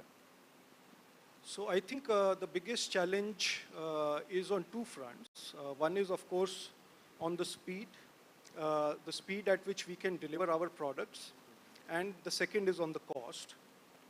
I think on the speed, if we talk, there is a development, and we talked about how good the government is and how efficient the government is becoming day by day. But I think there are still, there's a lot of work which is to be done in reducing the time frame in which deliveries can be made. So for example, say multimodal transportation, and Vineet was talking about the interconnectivity there. So that's a big area where, a lot of work is yet to be done. And I think roadways, we are aware, a lot of good work is happening. Railways we have heard, but probably waterways is one area in which a lot more work has to be done. The inland waterways. Inland waterways. And development of infrastructure around that inland waterways is also very, very important. So warehouses around that, so that, the goods can be, stored there as well. And on the overall cost, and before that, on agility, the amount of distance which one can travel every day on roads is still not significantly improved. There is an improvement from earlier, but it is still not significantly improved. We are looking at maybe 500 to 600 kilometers every day a vehicle should be able to travel, which is not happening today. What is the average today? So it would be, and Vineet can add here, so it could be about 350 to 400 kilometers. We are not able to go beyond that. Right. But that's an area of improvement. And on cost, again, interconnectivity will help us. But overall costs are significantly still very, very high for us. So, whether the government can bring the fuels under GST, whether that can help us in some ways to reduce the cost. So that is one area of improvement. Plus, I think overall loadability of our trucks can be improved. So, today, You're talking about the design of the trucks? Is design of the trucks and multi-axle trucks to be allowed, and maybe, policy of the government you know, around higher loadability trucks, you know, it has to be made more friendly so that loadability can be improved and costs can come down. In fact, I would suggest you should stick around for the next session. There are the best in automobile in this country are going to be present, and perhaps this question should be asked to them, that what is their plans for this. Shailesh, you wanted to add to it. Yeah, so in terms of the Gati Shakti mission, there are 7 elements, right? So road, rail, air, inland waterways, seas, metro transport, and the logistics infrastructure. So obviously all of us know that waterways are the best ways to transport anything, right? The second best is railways. The third best is highways. But unfortunately, even today, there is a large amount of logistics moving through highways. Let's just look at 2 numbers. Nasik to Mysore is a distance of about 1100 kilometers. And Google Maps tells us that it will take 20 hours. So that's around 55 kilometers per hour. But that's when you're driving in your car. If I ran a truck from Nasik to Mysore, it would probably take 1.5 to twice that time. And what we don't openly talk about, it is because of regulatory reasons. The police will have no entry. The transport department will stop. Interstate barriers, despite GST going away, are still around. Similarly, let's take Ludhiana to Kanpur, 800 kilometers. I can do it in 14 hours. But if I'm running a truck from Ludhiana to Kanpur, I'll probably take 30 hours. So, you know, Samrat is mentioning logistics. And what is logistics? It's moving from point A to point B at the least cost and the quickest time. How can we get rid of the time delays? Especially given that the road surface is the same for a truck and a car, why can't the truck move as quickly as a car? Does that make sense? Absolutely. Right. Jeffrey, do you agree with what Shailesh has just mentioned? I agree that the challenges do exist. There is absolutely no doubt, right? But the solutions to those are also not unidimensional, right? Yes, part of the solutions do rest with the government.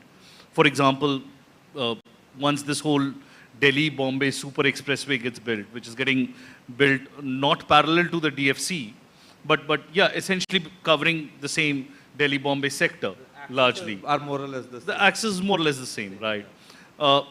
Here we have 2 large expressway infrastructure being built, one on rail, one on road, essentially between Delhi and Bombay, right? But there again, a large part of what the government could do in terms of easing it, in terms of access speeds being higher, etc., will work out, right? In terms of rolling stock technology change for trucks, that's something, as you said in the next section, is a valid question. Whether will that allow Delhi-Bombay average speed to go up from 45 kmph to 70 kmph, for example, because you're allowing on the expressway faster trucks and heavy axle trucks as well, right? But part of the problem also rests with the industry as well as the people generally, right? Would you like to elaborate a bit on that? Because every time the government gets blamed for the ills and the evils around, has the industry done enough? Has industry prepared itself to be ready for what's coming?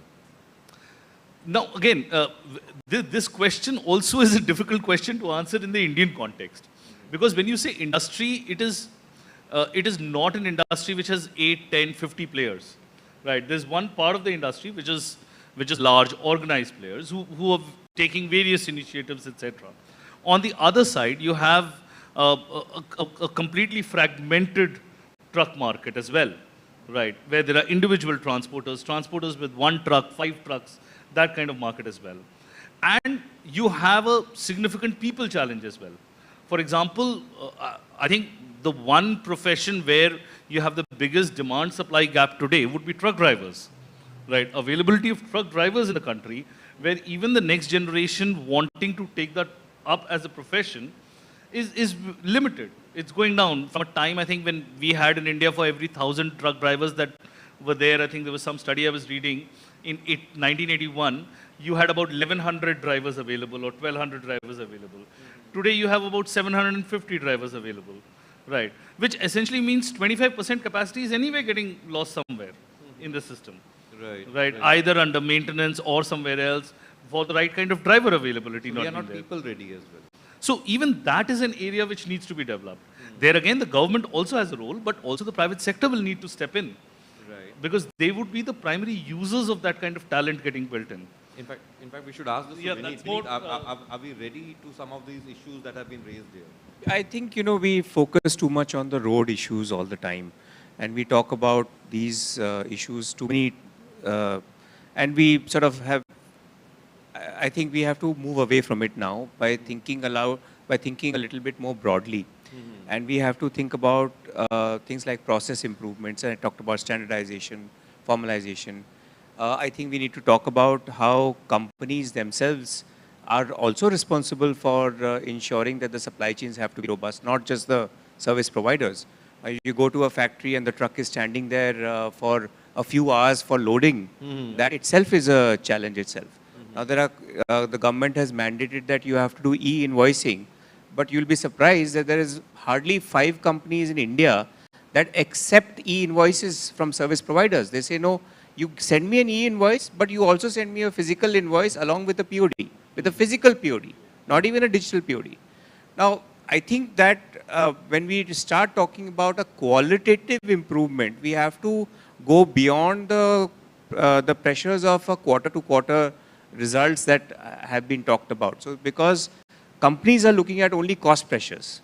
Right. When you start looking at the qualitative improvement, ultimately that cost will also automatically come about.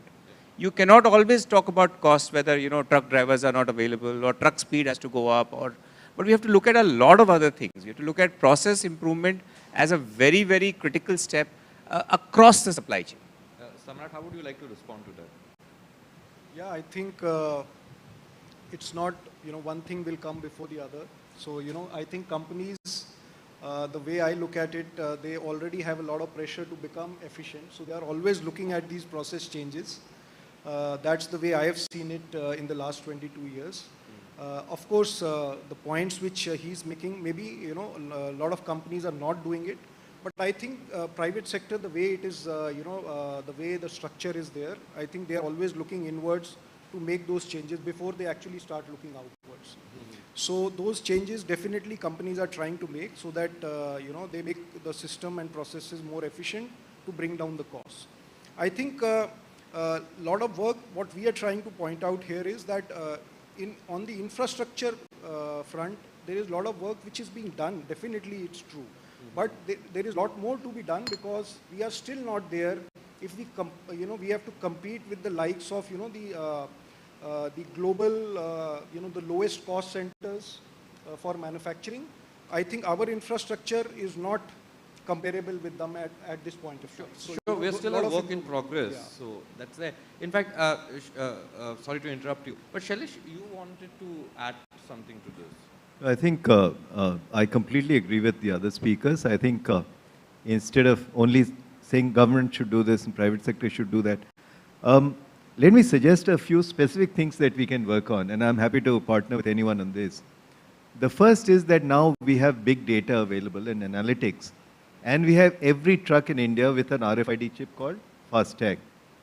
Actually, we should have a national state level competition on how quickly the throughput of trucks happens in your state. And that is so easy.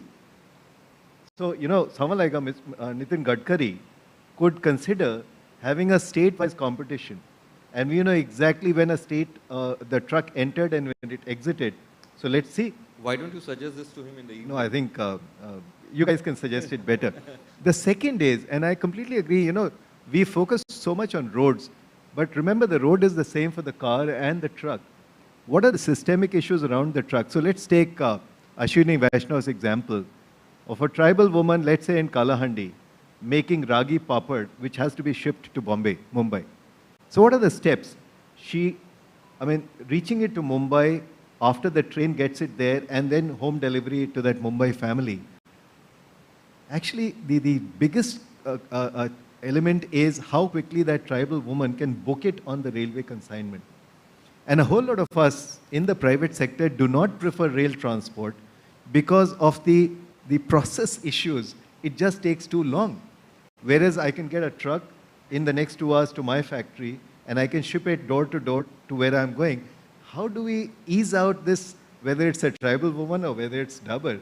How do we take care of streamlining of the process is my sense. Sure.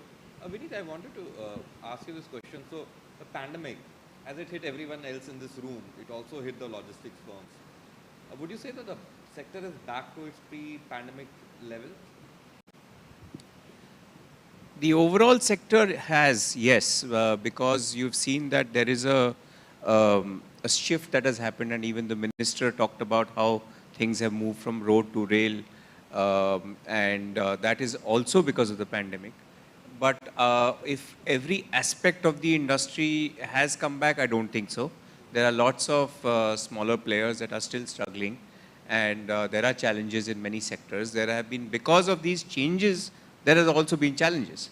Now, just to give you an example, in the automotive movement, the car carriers that were there, a lot of the movement of four-wheelers and two-wheelers started by rail. And that shift happened meant that a lot of the truck operators got hit. So I'm just giving a very small example. So similarly, there are sectors that have done really well, and you've seen the example of shipping, overseas shipping, for example, has just boomed. But there are sectors that are still struggling. But overall volumes are higher than pre-pandemic. Just to quickly ask you a question on that. You said overseas shipping, but then we saw this Russia-Ukraine conflict, containers being stuck, there are ships still stuck. How is the situation now? Because some of the consignments had to be brought back, they couldn't be shipped and stuff and all of that. Has it changed? Because this conflict has been raging for long now. It's not just the war, but also China. There have been a lot of issues because of that. And asset prices globally for ships are very, very high. Containers, if you want to even buy a new container, that price has gone up to almost 4,000 US, 3,500 to 4,000 US dollars. Right now, if you want to purchase in China, which used to be $2,500. It's a factor of not just transport, the cost, but also steel costs that have gone up, steel. So like this, the situation has improved a little bit, if I would say contrast it to 6 months ago, but not too much. Jeffrey, yeah, please. Yeah, I'll just maybe... So a couple of things there as well. I think one, what happened with the pandemic, and this is not the first 6 months of the pandemic. Once we were into June of 2020, demand in North America started going up, right? But the nature of demand changed, right? From people were spending a lot more time at home, and there was so there were more couches being ordered, for example, right? And the couch had to match with the color of the curtain. Right, so specific SKU requirements and demand was a lot more heterogeneous. And consumers started wanting that heterogeneity in demand as well. So that was more a supply chain demand planning issue. But what that did, this increase in demand from North America, was that 35% of shipping capacity got deployed on Trans-Pacific. Now, because of which shipping calls from everywhere else moved to that part, and you had blank sailings in the rest of the part of the world, right? Also, with that kind of demand, what had also happened a little before the pandemic was there was also a consolidation in the shipping industry, right? What that did was, during the pandemic, because of the consolidation that had happened, the three big alliances, right, they did not let the prices fall. And once demand started picking up on Trans-Pacific, the rates started going up. Rest of the world, containers were not even available because they were just shipping between Trans-Pacific. At least till 2024, I personally don't expect the rates to come back to anywhere near where we were. It's only the next big chunk of shipping supply of new ships is going to come by 2024 end. It's only by then that we can expect some kind of price behavior change there. So you say the end of 2024 is when you see a moderation? Yes. And by, if you would like to say in percentage terms, where do you find that going? So from the peak, I think we are today about already 15 to 18% lower than peak. By 2024, this would come down to say about 40% of peak, right? Once the supply comes in, and this is about 20% new supply that's going to get added. So significant supply addition. So shipyards in Korea, South Korea, yeah, and all of that. New ship fleet, which is all, so the order books are already there. Deliveries need to happen in 2024. Right. The only issue here is recession. You know, if there is a global recession, which is the impending thing, that can actually accelerate this much faster. Right. And how do you see that playing out? Because obviously that's a big question. With the kind of play happening both in US and Europe right now, it's going to impact all of us. And already the warning bells have been sounded. How do you see that? Then already this is a very muddled kind of a space right now. What is the next level of complexity that will introduce then? Yeah. So Go ahead. Sorry. At least my view is that the players who will really make the most at that point of time, even if you have a recession coming in to some extent, would be players who are more intermodal globally. That is what we saw even when in the first 3 to 4 months of the pandemic. Some of your large global intermodal players who had asset control as well, they made their annual EBITDA targets within 1 quarter. Right. So if it is a short term, say 6 month, 1 year impact, these people have the pockets to ride it out. It sounds like, no offense, mate, it sounds like a pretty opportunistic industry to me. No, but say... No, but for 8 years before that, that industry didn't see any price hike. Right. So you're talking about the global, what happens, plays out internationally. Will we be, as a country, and that's a debate which is happening right now between economists as well, how sequestered we will be, also logistics as a sector in India. I know the question itself sounds very counterintuitive, but will we be protected if this recession, so to say, happens? Shailesh, would you like to take that? I think the days that India was, an island land unto itself are over. We are very much part of global supply chains, including financial supply chains. So a lot of the economy is going to be manufacturing for local consumption, but a whole lot of private sector involvement will be in global supply chains and global trade. So it's wishful thinking to say that, if there's a recession, which is highly likely in Europe, and if there's a recession in the US, our economy will not get hit. Having said that, what can we do about it? And I think, the younger and smarter people in the room will prepare for the next 25 years. And I really like the approach of the minister in saying that how can we become Atmanirbhar? Nehruji talked about building temples of modern India. But some 50, 60 years before that, the Tatas built various things in India, which have made us Atmanirbhar. How can we become Atmanirbhar in logistics, and including in production and consumption, which are the two ends of logistics? And given that some of these temples of modern India are pretty much on the way to divestment, do you see what role, and I would like for you to don your academia hat here, do you still see there is a space for state-owned firms in this space? I see, when you look at the logistics sector right now, so with what we are seeing going to happen with the Shipping Corporation of India, I'm not saying it's a bad thing. Obviously, there is a certain strategy behind it. But do you see in our context and where this our economy is, given our stage of growth as well, do you still see a space for state-owned firms to be present here and to play their active role? So that's more of an ideological opinion that most people have. But my sense is whatever works best in the private sector should be in the private sector. Whatever works best in the government sector should be in the government sector. The private sector cannot organize something like the Kumbh Mela, right? But the government... I told you to don your academia hat, not your DM hat. But having said that, the enunciation of policy of this government is abundantly clear that there will be a few strategic sectors. Within those few strategic sectors, there will be people, there will be firms which will be strictly under government control. But the bright thing about all this, and I'm going back to the telecom privatization days, is that there is a lot of good talent within the government. And when the private sector gets into operations, all that good talent will have an option of coming into the government. Now, the Railways Minister is a great example. Absolutely.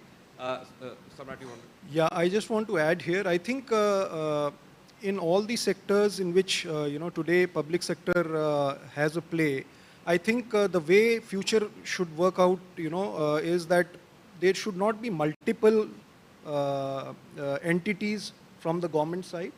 but there should be at least one strong player which should be there so that it gives competition to the private sector also. And government has got, some kind of pricing power or control there so that, they can take care of the needs of maybe, certain segment of the society. So for example, if banks are there, maybe we do not need 20 public sector banks, but 1 or 2 strong public sector banks will still be required. Similarly, in power, maybe today we have an NTPC, NHPC, and REC, and so many other organizations which are there. Maybe 1 or 2 conglomerates, unified kind of a structure gets created, and one big organization in the power sector, and rest can be privatized. And similarly for maybe the other sectors. So the same logic holds true for logistics as well. Absolutely. All right.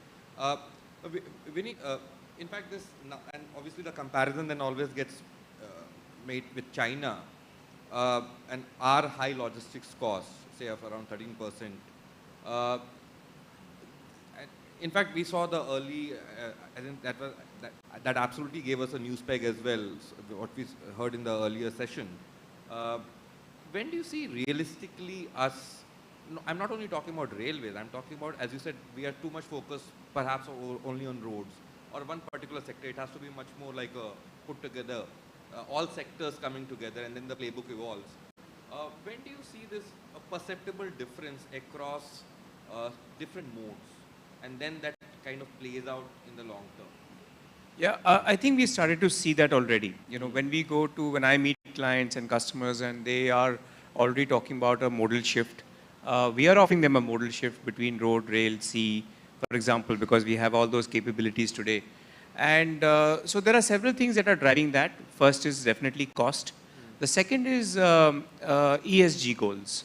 A lot of companies with their ESG goals are saying that how can we reduce our carbon emission? So if I have something that's moving from North India all the way to, let's say, Cochin, can it go not just by road? So we take it by rail to Kandla, put it onto a ship, then take it on by road to make the final delivery. And we are doing that already. So definitely there is a change that has happened. Acceptability has increased dramatically, I think, because of the pandemic also. And I think this is a trend. This is going to be a major shift that will start happening, and we will see this happen. And regulation is certainly playing a role there, because obviously companies are not doing this out of the goodness of their heart. It's also because the regulation is coming in and they need to make this disclosures. Jeffrey, any thoughts on that?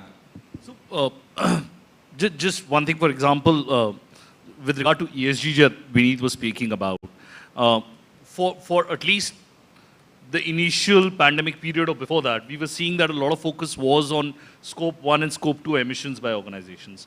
But they have realized that around 60 to 70% of the ESG impact sits in the supply chain and not in the manufacturing part, which is where even logistics service providers are helping them transform their ESG journey so that they're more compliant. Just one part that apart from regulation, and really regulation is impacting what? The top 1,000 companies at best today? The listed ones, right. Yeah. But other than that, when we talk to customers, a large part of the impact is also coming in their thought process from understanding that the pandemic was only a trailer.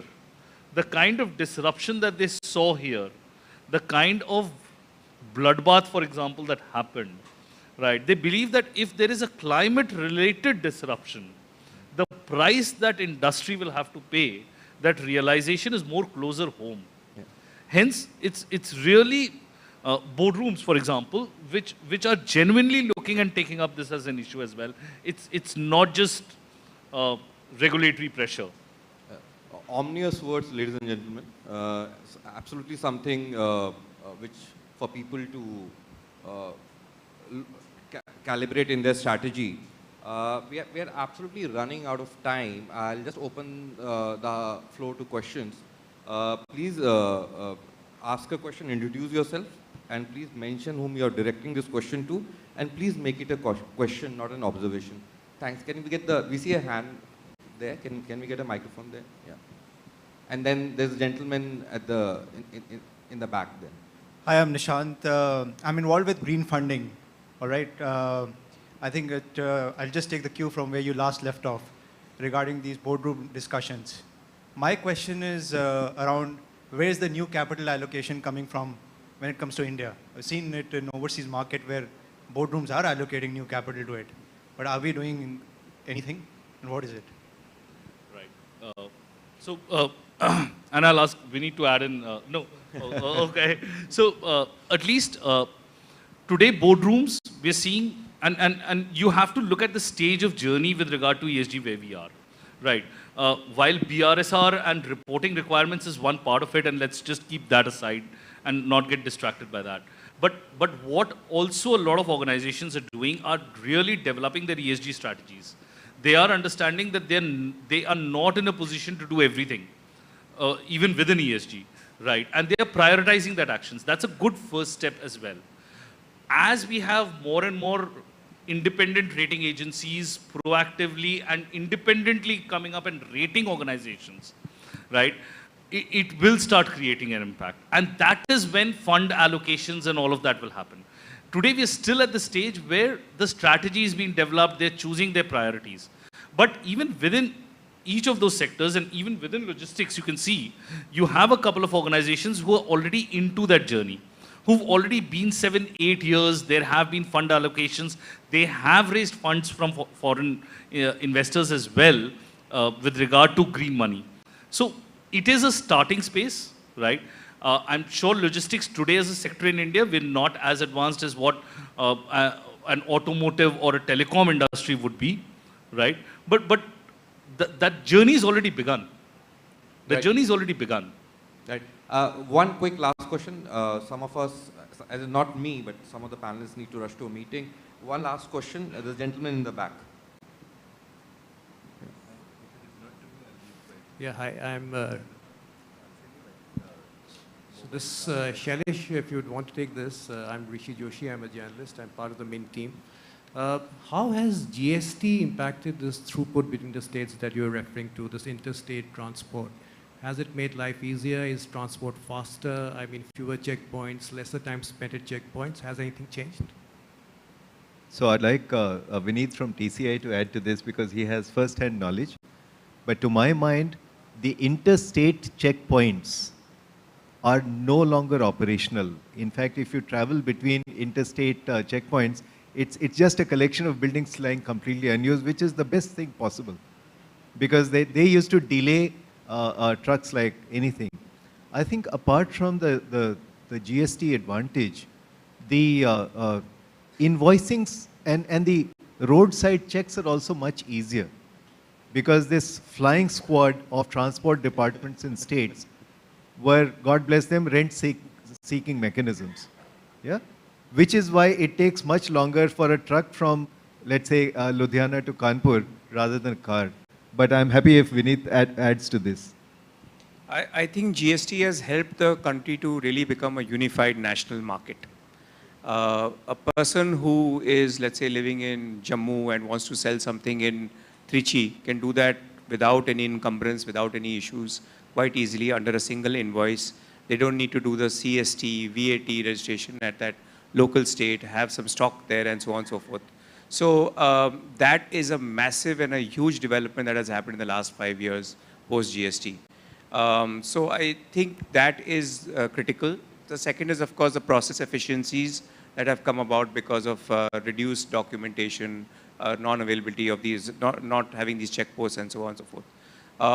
Of course, there are challenges with anything like such a large and massive change, but I think it is positive. It is leading to the formalization of the economy. It is also leading to a lot of transparency as well.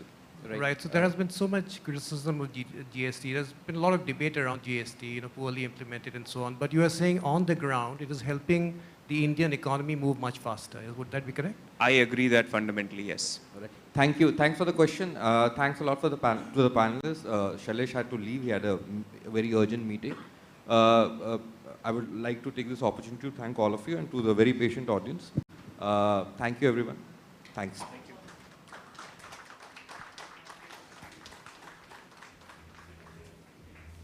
Once again, we'd like to thank our panelists. So this journey to build a globally competitive logistics ecosystem has already begun.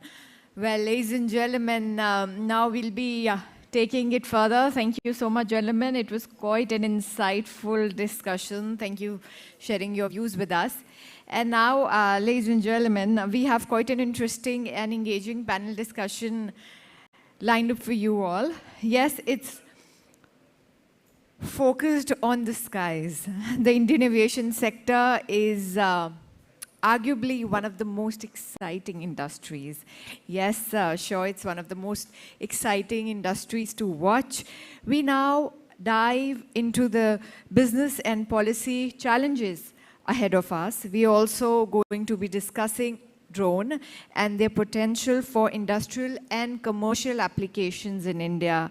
Well, ladies and gentlemen, India is predicted to be the world's third largest drone marketplace. So the opportunities are immense. We'll be moving further on that. Joining us, we have very eminent people on our panel. Ladies and gentlemen, please put your hands together for Ms. Kanika Tekriwal, founder and CEO, Jet Set Go Aviation Private Limited. Hello, ma'am. Can we have you here, please? Thank you so much for joining us today. I would also request Mr. Ankit Kumar, CEO Sky Air Mobility, to please join me here for the discussion. Hi, sir. Welcome. And ladies and gentlemen, to moderate this session, I would request Mr. Parampreet Singh Bakshi, Vice President, South Asia, Head SBU's Kappa India, to please join me here. Hello, sir. Welcome. I request you to please take over the session. Thank you so much.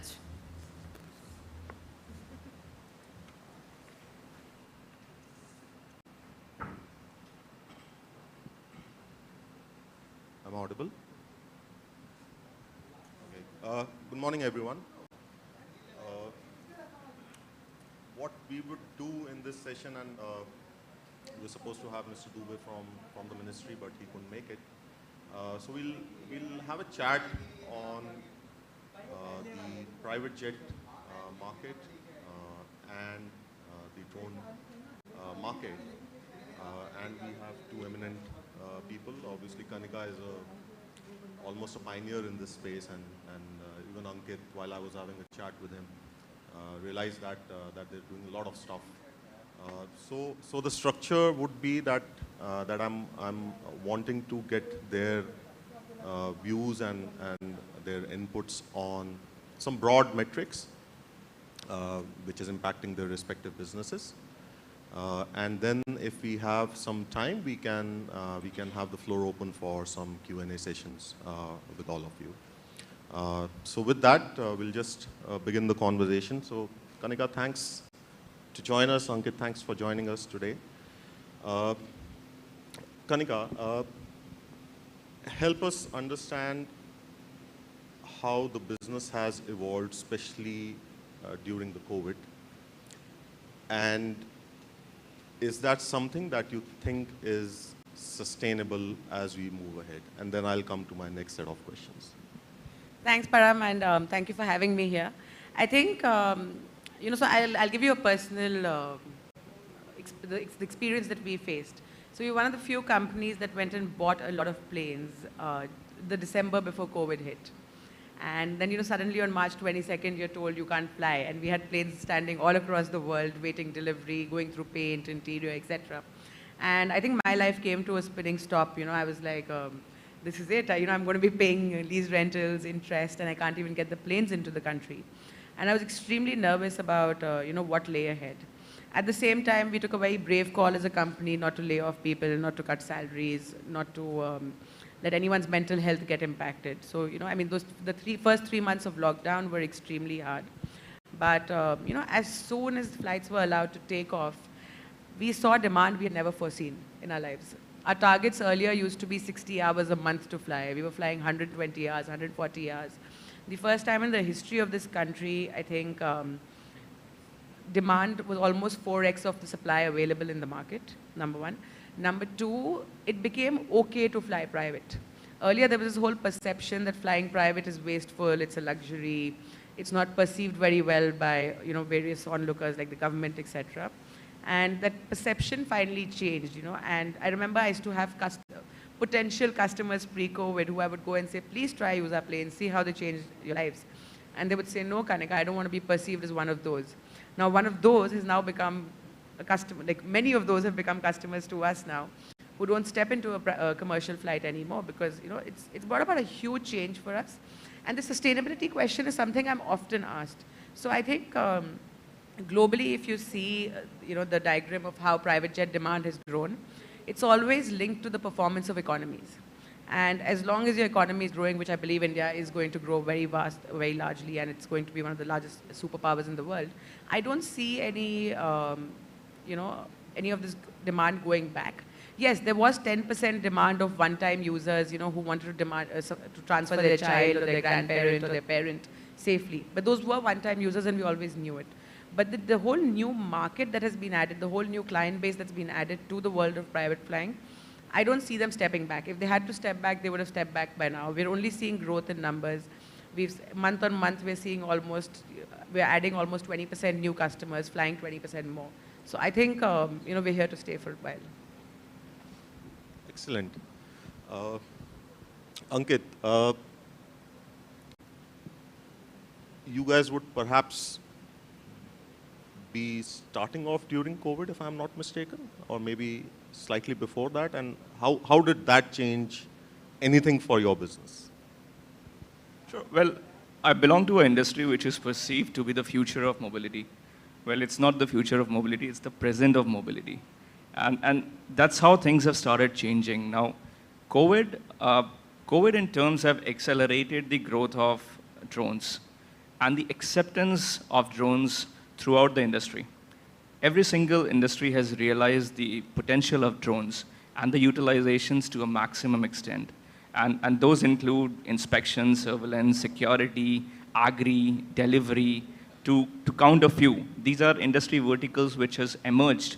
For us, how we saw this entire thing changing was from zero to where we are today.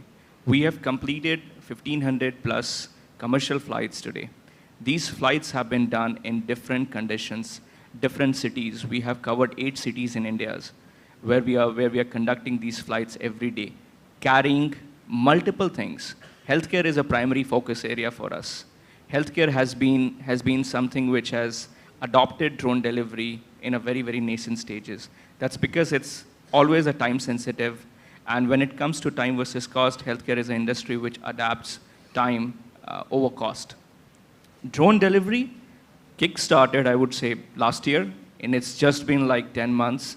And within this 10 months, we added on 20 plus clients that we're currently working on quick commerce, e-commerce, on healthcare side of things, on agri-commodity. And multiple of these industries have just started taking up shape in a different way. And there's a lot of potential that we're going to explore, a lot of potential that we're going to tap in the coming months to go for. Creating infrastructure, to setting up hubs, to setting up different architecture in place to make sure that this is going to stay and this is going to become more commercial in nature. That's all has happened because we got a lot of time in place. During the COVID, while there was a lot of adoption of drones which was happening, for multiple use cases, we were developing things. We were doing things in a more prudent manner to have the best of best technology to coming in, utilizing the best of resources available in India, the engineering resources to develop something which is going to come up live, and it should not take more time from going from a trial or POC stage to a commercial stage. And today we are at a commercial stage, making sure that this all thing contributes to making India a global drone hub by 2030. That's the vision. That's where we are leading. And how we see drone delivery is going to contribute to at least 60 to 70% of that growth which is going to happen towards making India a global drone hub. So yeah, I would say that COVID has accelerated a lot of growth for us. Excellent. Just a follow-up. The government has done a lot on the drone side, right? They came out with a PLI scheme, and the ministry themselves have been really focused on getting this to take off. On the flip side, there are challenges in terms of what you can import in the country. How are these two factors playing for the business? One is, on one side, you have PLI and an enabling environment. On the other side, you are restricted to import stuff, which which could create challenges in terms of how the ecosystem is within India and it may take some time to grow. How is that impacting business, if at all? So at first it did impact it, but you have to look at the brighter picture of why PLI was brought in.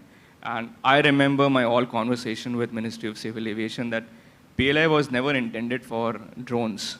And for drones, PLI came in like fortnight.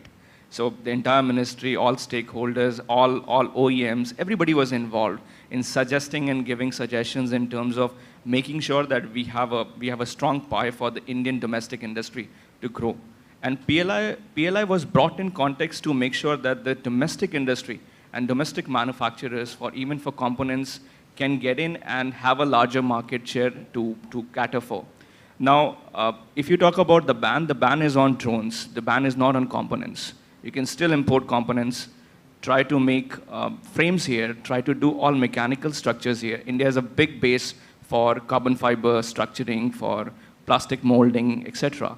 And for all mechanical and structural things, Indian manufacturers, SMEs, can very well be utilized. The electronic components do come from outside. The import is not banned. We do import those components and try to assemble and try to make majority of the things out here in context to provide and bring up a base for PLI to take off. Now, for any electronic component to come in place or for anybody to utilize, I'm sure that a product which is coming from an R&D stage, you're not going to utilize commercially that product without having a reliability factor or without having a lot of data to prove the reliability of that particular equipment. We have equipments which we are procuring from outside which has proven reliability over last few years, 5 years, 7 years. Those are electronic components that we use in drones. And drones are as risky as any other aircraft in the sky. So you have to be very careful on what equipments you're utilizing. Indian drone manufacturers on component level, on electronic components also are taking up. There are a lot of manufacturers which are getting in line to develop things. And with reliability, with more data, with more testing, I'm sure 2-3 years down the line, we'll be able to utilize indigenized components to a larger extent. And that's the idea for PLI to kick in, to at least provide a base for people, for SMEs, for other startups to get in and at least start making these or investing in R&D to make these components in India, which I think is working to a certain extent. Right.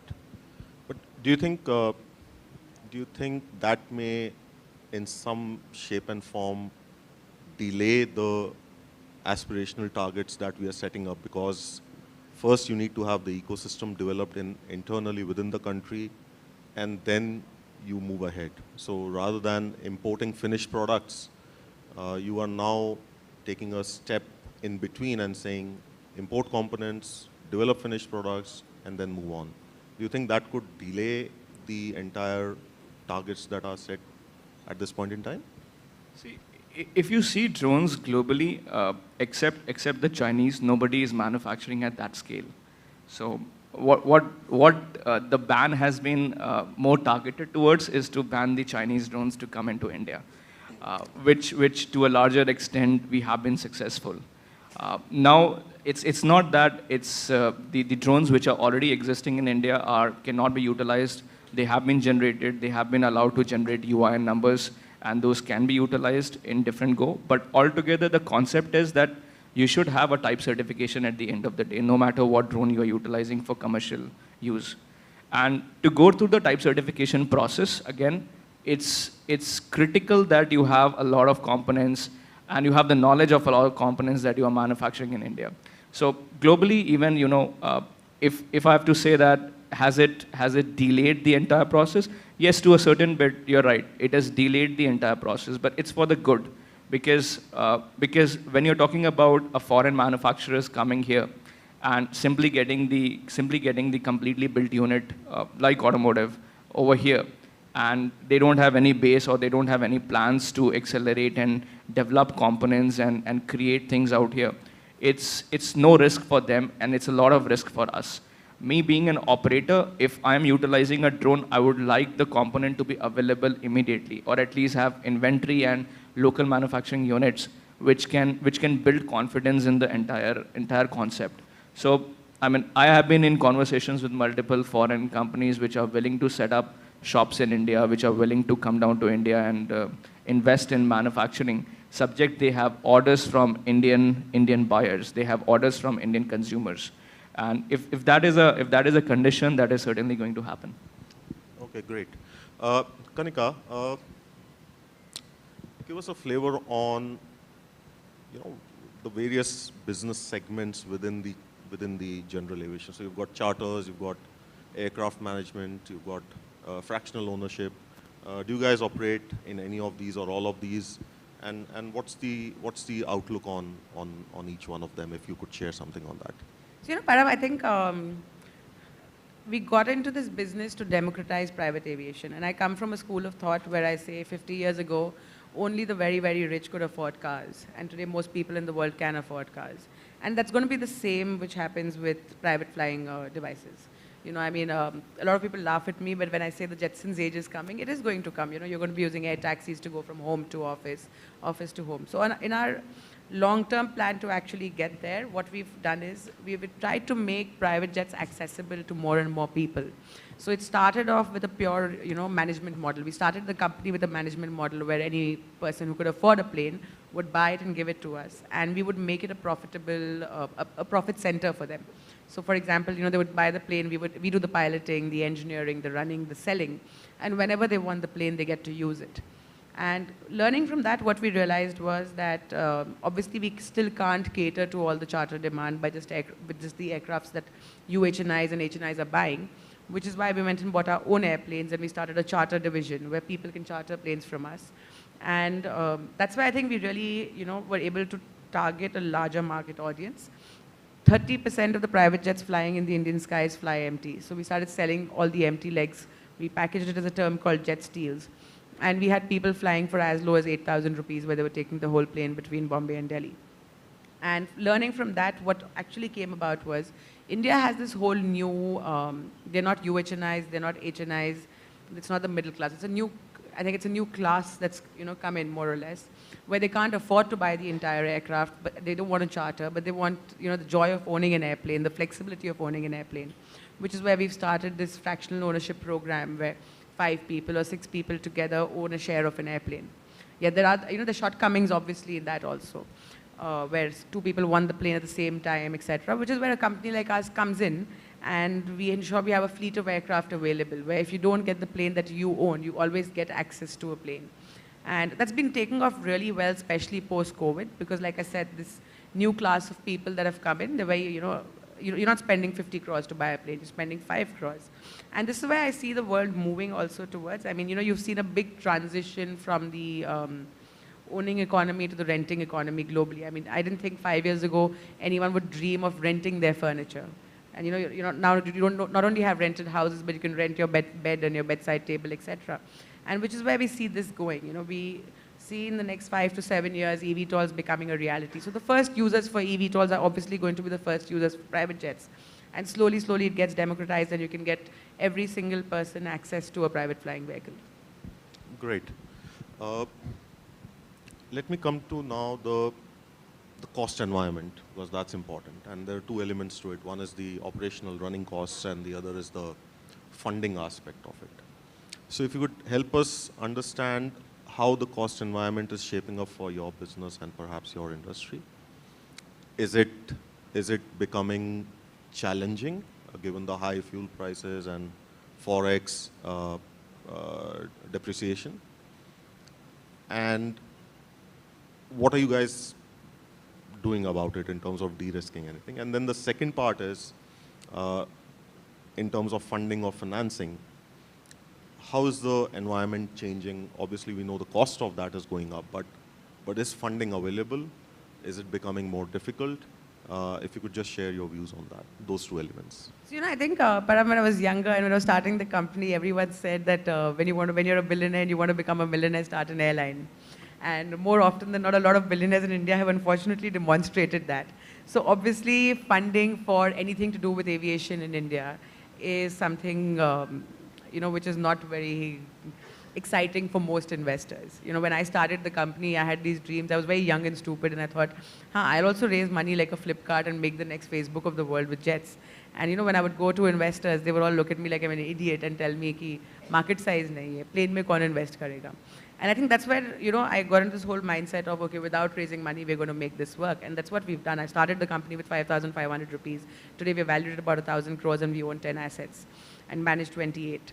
But funding is something that's never, ever come easy to anyone in the sector. You know, if you want to go and lease an airplane, you've got to give guarantees of 10%, 20% of an asset value of about 70 crores, 100 crores, or even 200 crores. None of us have that kind of money sitting in the bank, and you don't have a bank willing to lend you money on interest. You don't have VCs lining up to invest in you or PEs.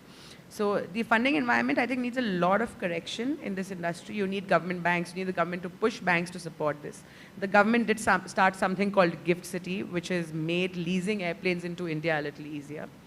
Prior to Gift City, no one wanted to lease an airplane into India because if the lessor defaulted on the loan payment, the person who's leased the lessee could not, you know, withdraw the airplane from India. There were built up airport charges, built up fuel charges, ground handling charges. And, you know, I mean, I'm sure all of you all have seen some old Jet Airways and Kingfisher planes rotting in Delhi, Bombay, and Bangalore airport. But with Gift City, what's changed is there's actually a real mechanism where, you know, companies who are leasing airplanes into India can very comfortably withdraw these airplanes into India. Silly things like withholding tax, reverse GST, etc. have been addressed, you know, which actually help the industry prosper.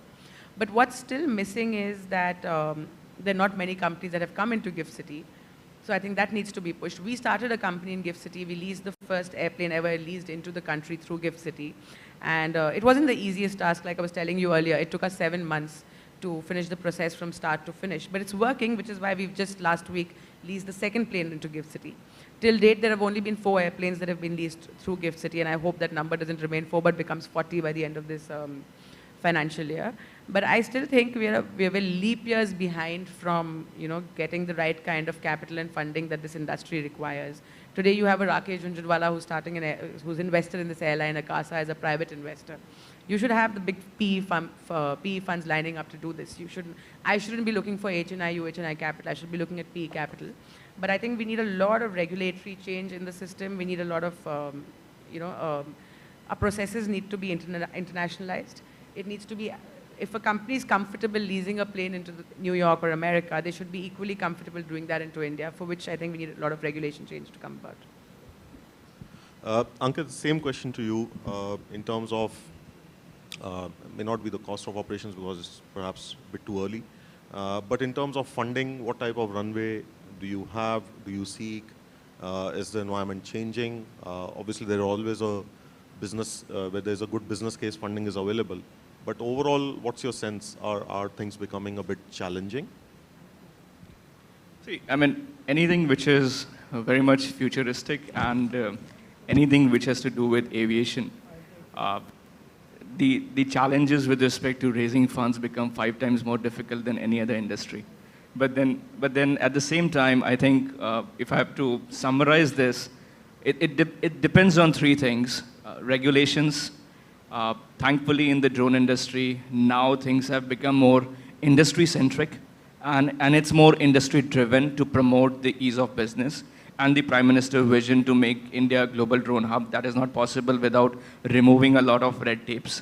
So that focus is now established from the regulatory perspective over here.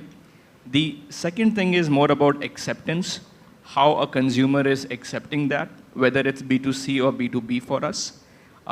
We received a lot of better mileage in terms of consumer acceptance, while other peers haven't so far.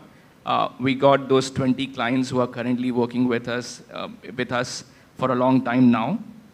And the third is the market sizing, which India is a huge opportunity if I'm just able to tap in the entire healthcare infrastructure which is existing in the country.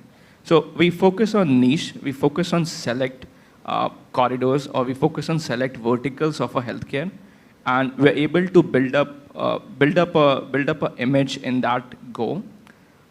Again, funding has been difficult because it has a lot of conviction that needs to be done to the institutional investors. You find a lot of angel who are interested, who want to come in. However, we have garnered a lot of interest from the VCs too, considering the business model that we currently work on. And we just closed the seed round. We're going for a Series A round very, very soon. The entire landscape of investors believing in the future of mobility is there. It just needs a trigger, or it just needs a sense of confidence to be built into them on what model and how are we going to do this throughout the country, what is the plan, what is the action, what is the level of regulations or hurdles that we are going to face in the future, and how we are going to mitigate those risks. So I said, these are the three things that I feel that are very critical for, at least for the drone industry, to get in. And these are something on which we are basing our entire fact. Excellent. I have my eye on the clock, so I'll perhaps wrap it up with the last one, and perhaps request quick responses. What top 2 things that keeps you awake at night, both of you? I think, aviation and drone delivery is not just a concept that we created. It's something more driven from the passion, and the hunger to excel that, or the hunger to keep it live and keep it more expanding day by day, is what keeps me awake at night. And the way to take it forward. There has been no to limited, I would say, Indian companies which have gone global and made sure that you have a name for India in context of aviation at large. And drone is such industry where India is already at par with the Western world. And how I see this is we would like to make it live in 30 countries in the next 5 years. Everybody should talk about it's an Indian company which has gone global. So that's a hunger. That's something that we want to drive, and that's something that we want to make it live, and that keeps us awake. And the other thing? The second thing that keeps you awake? Maybe a challenge? No, not at all. It's also driven from the fact that when we started, it was a 4-member team, 4 co-founders. And today we are a 30-member team, growing to a 100-member team by the end of this year. So what keeps us also awake is the fact that there is a belief and trust that people have got in us.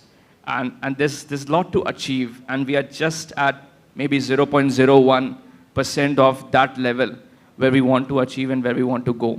And there's a lot which is on the other side of things, which is, if you look at the investments, if you look at the kind of innovation that has happened in healthcare, which is negligible, which has happened in logistics, which is again negligible. Instead of talking about the innovation which has happened in logistics, if you see the only thing which has happened is digitalization of things, tracking of vehicles, etc. So things needs to move in more innovative directions. The team is more valuable for us today, which is thinking and which has got the similar goal and vision. So that's something that drives us, and that's something that keeps us to do things in a more prudent manner. Excellent, thank you. Kanika? I think I'll keep it very brief. I think the one thing that always keeps me awake is what is the regulator going to do next that's going to make me come back 20 steps from the 10 steps forward we've taken. At the risk of landing myself in a lot of trouble. But I think the other thing is, how do we make air taxis a reality in India in the fastest way possible? That's something that really not only keeps me awake, but I think it bothers me because I normally am a person who has a solution to everything in the world. But this is something that, I'm not able to implement as fast as I would like to. And hopefully one day we'll see none of y'all in cars on the road, but air taxis in the sky. Excellent, great vision. Our time's up. Maybe if the audience has, we can take 2 questions if audience has any. If you could just raise your hand, introduce yourself and direct your question. Anyone? No? Okay, great. Thank you so much, both of you, and thank you all. You've been a wonderful audience. Thank you so much. Well, thank you so much, Mr. Singh, for moderating the session so well. So can we have a big round of applause for our panelists? I think we salute their never give up spirit. After COVID-induced stress, they've recovered and they've grown many folds. Thank you so much for joining us. Yeah, that was quite an inspiring and engaging session, ladies and gentlemen. And now let's move on to our next session. That's Fireside Chat on technologies that power businesses. Well, another innovative session coming your way. Well, ladies and gentlemen, we'll be talking about technologies that empower businesses. And for that, we have Mr. Shalil Gupta, Business Head, Mosaic Digital and Mint, in the conversation with Mr. Avinash Joshi, CEO, NTT India Private Limited. Ladies and gentlemen, the topic is connected industries, bringing together people, places, machines, and companies. Well, can we have them here? Can we give a big round of applause, please, ladies and gentlemen, for our dignitaries and all the panelists who made this summit quite interesting, interactive, and engaging. We request you to share your viewpoints, your ideas on social media. Thank you. Thank you very much for the introduction. Avinash, thanks a lot for joining us today. My pleasure. We have a wonderful audience, in fact. Okay, I may not use it, it's okay. So, my first question to you is, we have heard a lot about NTT, right? I think there's recent changes being done, some various investments into various companies have come together. Give us some introduction around it before we start on connected industries. Oh, sure. I didn't expect that. I mean, NTT as a group, a long heritage Japanese group, more than 100 years of history. And in India, we have presence through multiple different companies. But I think about 2 years ago, all these different companies and brands started coming together under one umbrella of NTT as such.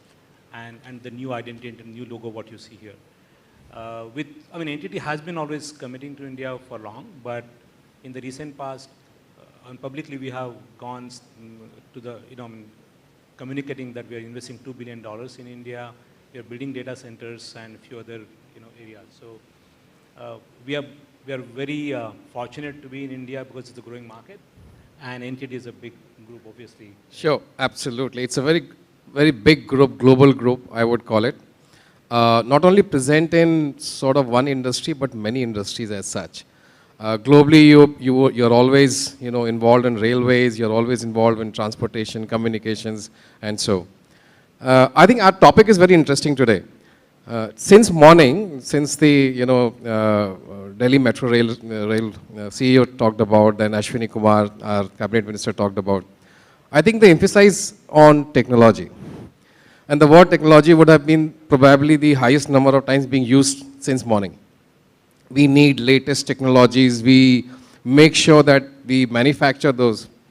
And I'm saying we are now moving into a connected industries where people, machine, places, everything is going to get connected. I mean, we are talking about edge to cloud, 5G, I think we talked about telecom as well.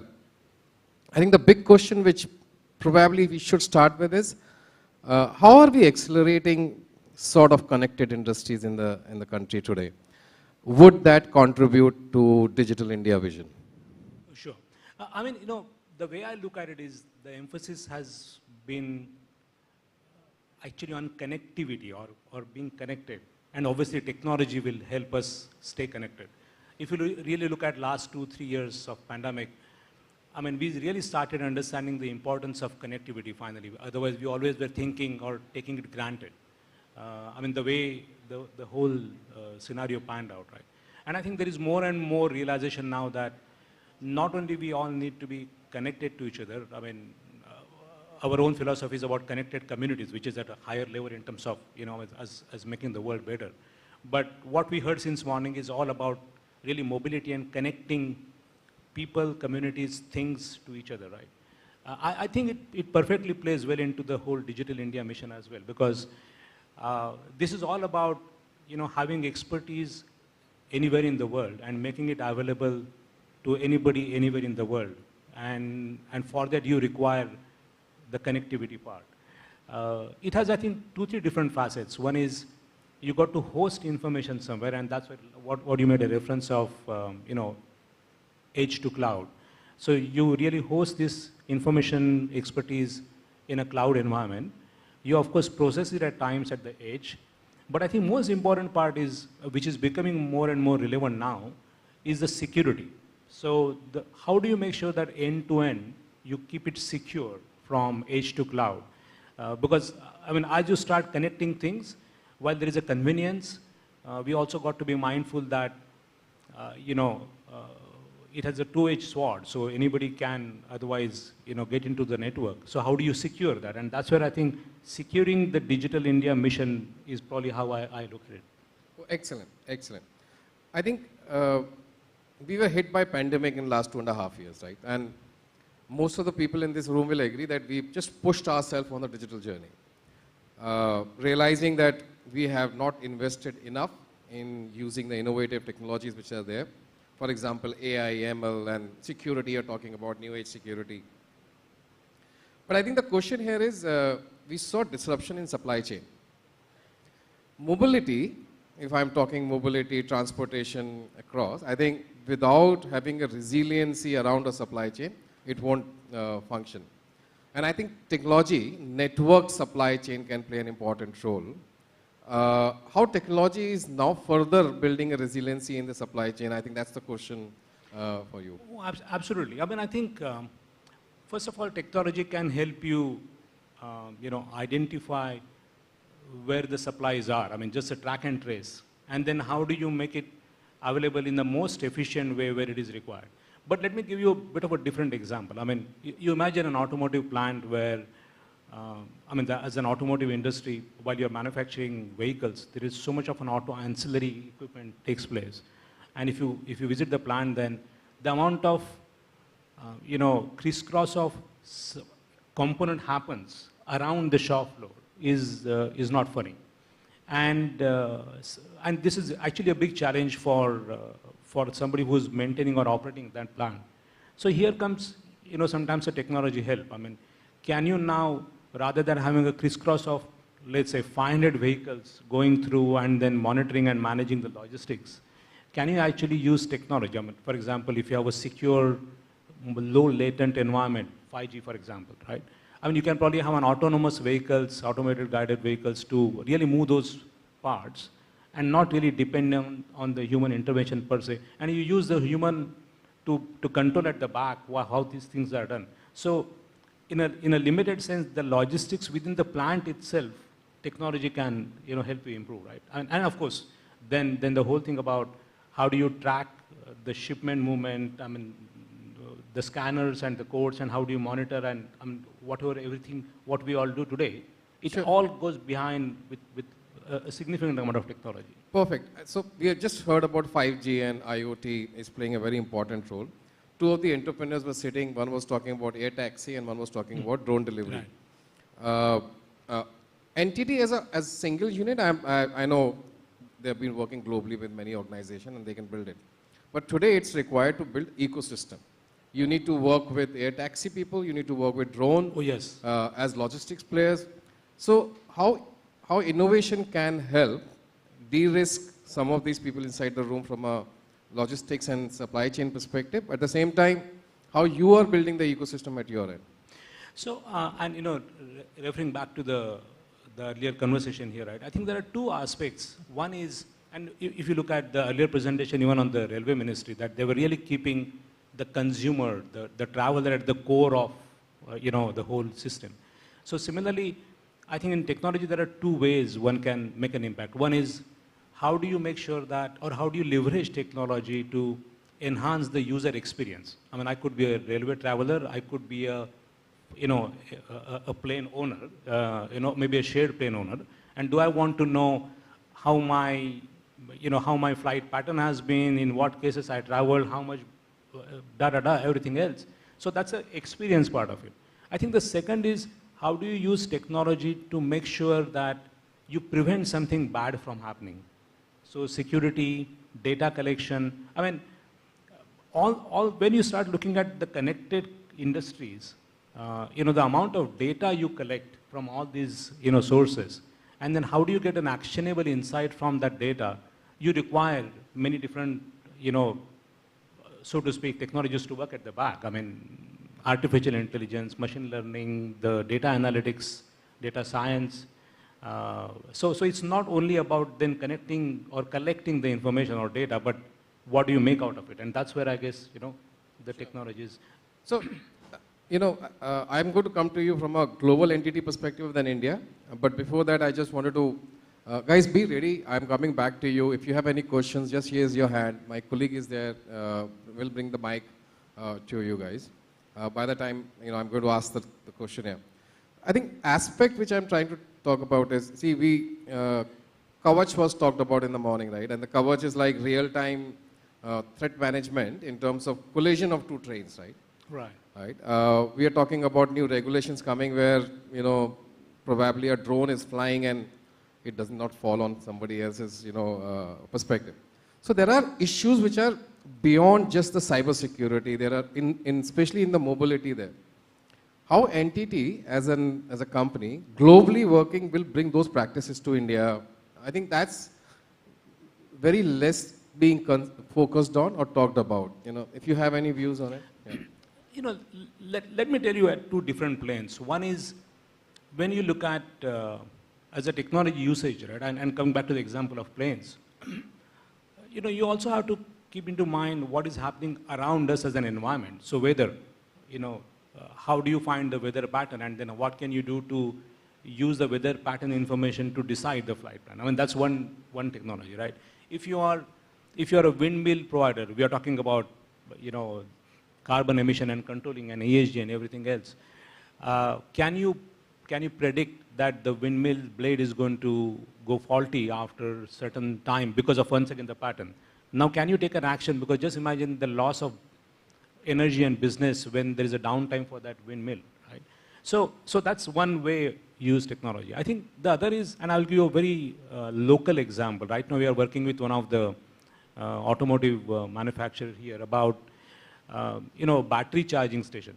So, can you just use battery as a service? So that looks like a logistic, solution, but it is not only logistic solution. Then when you want to do battery as a service, and if an auto driver is going and, in the middle of the road, he needs to change his battery because it's electric auto, then what can you do to track and trace where the battery charging station is, what is the life of the battery in the auto itself, that, what is the right time to change it, and how do you make that available to somebody who is driving auto in a way he or she understands, and then, go. So it's a very local way of applying technology for the real use, right? So I think at various different levels, technology plays the role. That's a great point. I think, India is the first country where we started thinking about connected vehicles, but first one, the tractors got connected. Right. In the farming perspective, India was the country who got tractors got connected, there's predictive maintenance, supply chain, and so and so. And tractors also started having some sort of a shared economy there. So a farmer can actually borrow a tractor from you on an app and say that I need it for 3 hours, and I can do that. This is the country like India, the nuances of the country across the board. I come to you with the last part of our discussion, but before that, I want to go to the audience. Any questions you have, guys? I think we are both making sure that we are absolutely clear, no doubts are there. Feel free to raise your question while I reach to the last part of the discussion here. I think the movement is not only from a connected industries perspective, but the movement has started moving towards intelligent industries, right? Yes. That's the push. I mean, India would be one of the countries who would actually leapfrog being just connected industries to an intelligent industries. In this movement, data is going to play a very important role, right? And around data, there is care and there is opportunity. And I'm sure as balancing the act between the two, people get, fixed somewhere, frozen somewhere. Should we do it? Should we not do it? Imagine if I have a vehicle which could be, seized on a road by a hacker. It could be a threat for me, right? I mean, because it's connected. The SIM card is there, without which we can't drive it, but this can be a problem. But then autonomous driving, assisted driving can save life, right? I mean, accidents can be saved and so. How do you now build an architecture which could probably give us less of a risk, less of a threat, and give more towards the opportunity side? That's the last part of my discussion. Sure. I think it's always a balance between convenience and security. And I think, and that is applicable everywhere. I mean, if I'm having a mobile app for my banking account, do I want enough authentication, or I want a convenience of, just getting into, right? So there is always, first of all, there is always a balance. Now, and you talked about connected vehicles. Today, I think the way the technology has changed, I mean, the amount of chips and electronic circuitry which goes into the vehicles probably is, 30% of the overall cost. And of course, all those information, all those, so to speak, sensors and electronics, that kind of, makes you collect enormous amount of data. And that is just going to go up, right? So what you require is, of course, you require a platform which is industry specific, in my opinion, to understand the data, analyze the data. And then, of course, by processing, then you give a meaningful insight, because then that data is useful for a marketer in terms of how to use, enhance the user experience.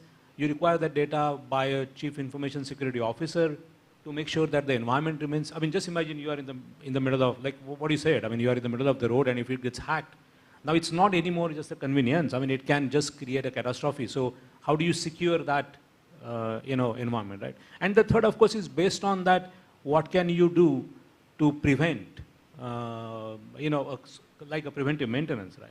So you require, I mean, in my opinion, I think you require a specific platform sometimes, having an industry flavors. And of course, given the scale at which it is growing, it probably will make sense for you to put it,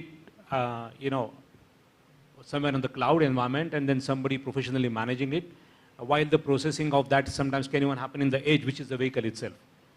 So I think that's the way we'll have to look at the whole scenario. I think these are, I would say, bit early days, but they're moving very fast. So we'll have to come up very quickly in terms of how do you integrate the user experience, the provider, and the information security, these three dimensions. Yeah, I think as we started from SK saying to us in the morning that, Kennedy said, because we have, great roads and infrastructure, therefore we are a rich nation. Rather than because we are a rich nation, we have great roads. That's the change, that's the moment we look at it. Time is up, I'm looking at it. Any questions we have from an audience still? I think in summary, what I can say is that when we talk about mobility, when we talk about transportation, there are two infrastructures which is needed now. One is sort of a physical infrastructure. We need roads, railways, engine, sustainable, and so and so. But we also need digital infrastructure. And I think that's coming as an intersection between the physical and the digital part of it. Without having this intersection, we cannot make our country move billion people with convenience across all modes of transportation. That's what I leave it as a summary. But in the last I would say is, anybody want to adopt something as a practice, one line would be, make sure that the technology is most invisible. And if it is invisible to the people who's using, consuming as today, I think that's the best part of it. That's true. I mean, I would just say one sentence, I guess. I think, over a period of time, every industry and everything what we do, both consumer as well as enterprise side, I think technology really has started not really enabling it, but technology has started leading it. I think every business has become now a digital and technology business. So I think we just got to keep that in mind. Excellent. Thank you very much, Avinash, for being as president. Thank you very much. Thank you. It's a pleasure.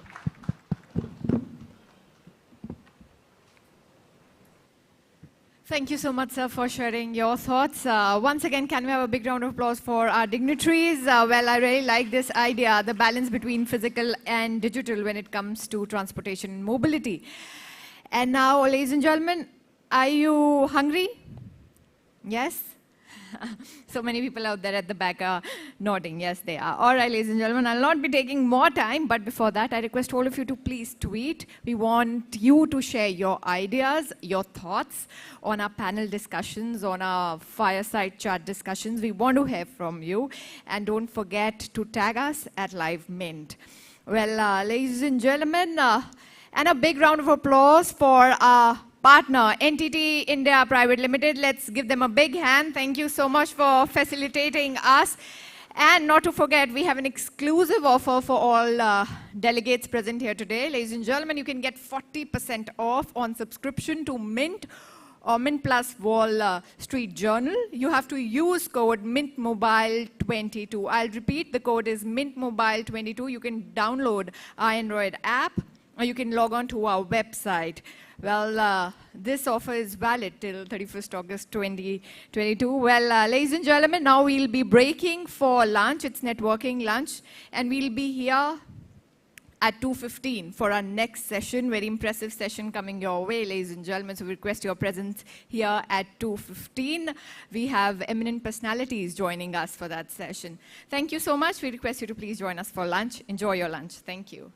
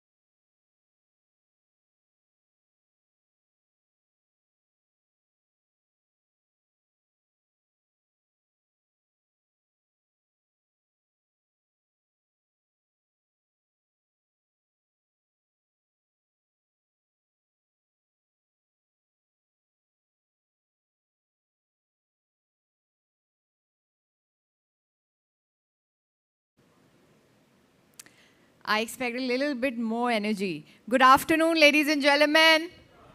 Thank you so much. So after lunch, I want everybody to be awake and energized. So are we all ready for our further proceedings? Yes? All right. So first of all, once again, I'd like to welcome all of you. Thank you so much for your presence.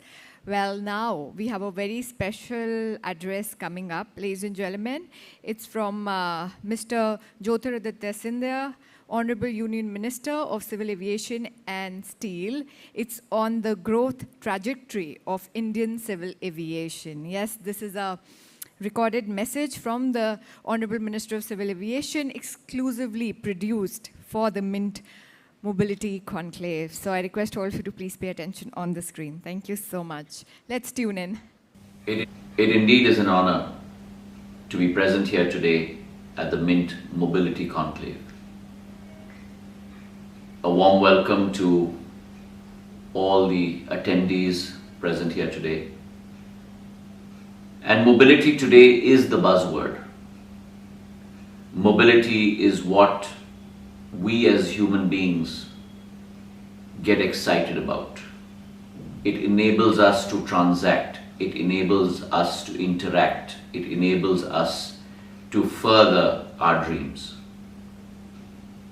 And mobility across the world transcends all three scapes: the landscape, the railscape, and the airscape, in addition to the seascape. So today, in my present capacity, I'd like to talk to you about the airscape in India. Mobility, as far as aviation is concerned in India, is an idea whose time has come. Though it was a sector in its infancy in earlier decades, we are now going through a very major growth phase in civil aviation in India. The very fact that we have 144 million travelers in India in pre-COVID years, 1920 to be exact. And if you compare that to our closest competitor, which is the railway sector, and because of the fact that airplanes are air conditioned, when you look at second class AC and first class AC sector within the railways, which is a portion of the railway traffic, that railway traffic is about 185 million people. So therefore, yes, civil aviation still lags the railways, sector to sector on comparison basis. But if you look at the compounded annual growth rates of both these sectors, within the second class and first class AC sector of the railways, you're looking at a CAGR of roughly 5.3%.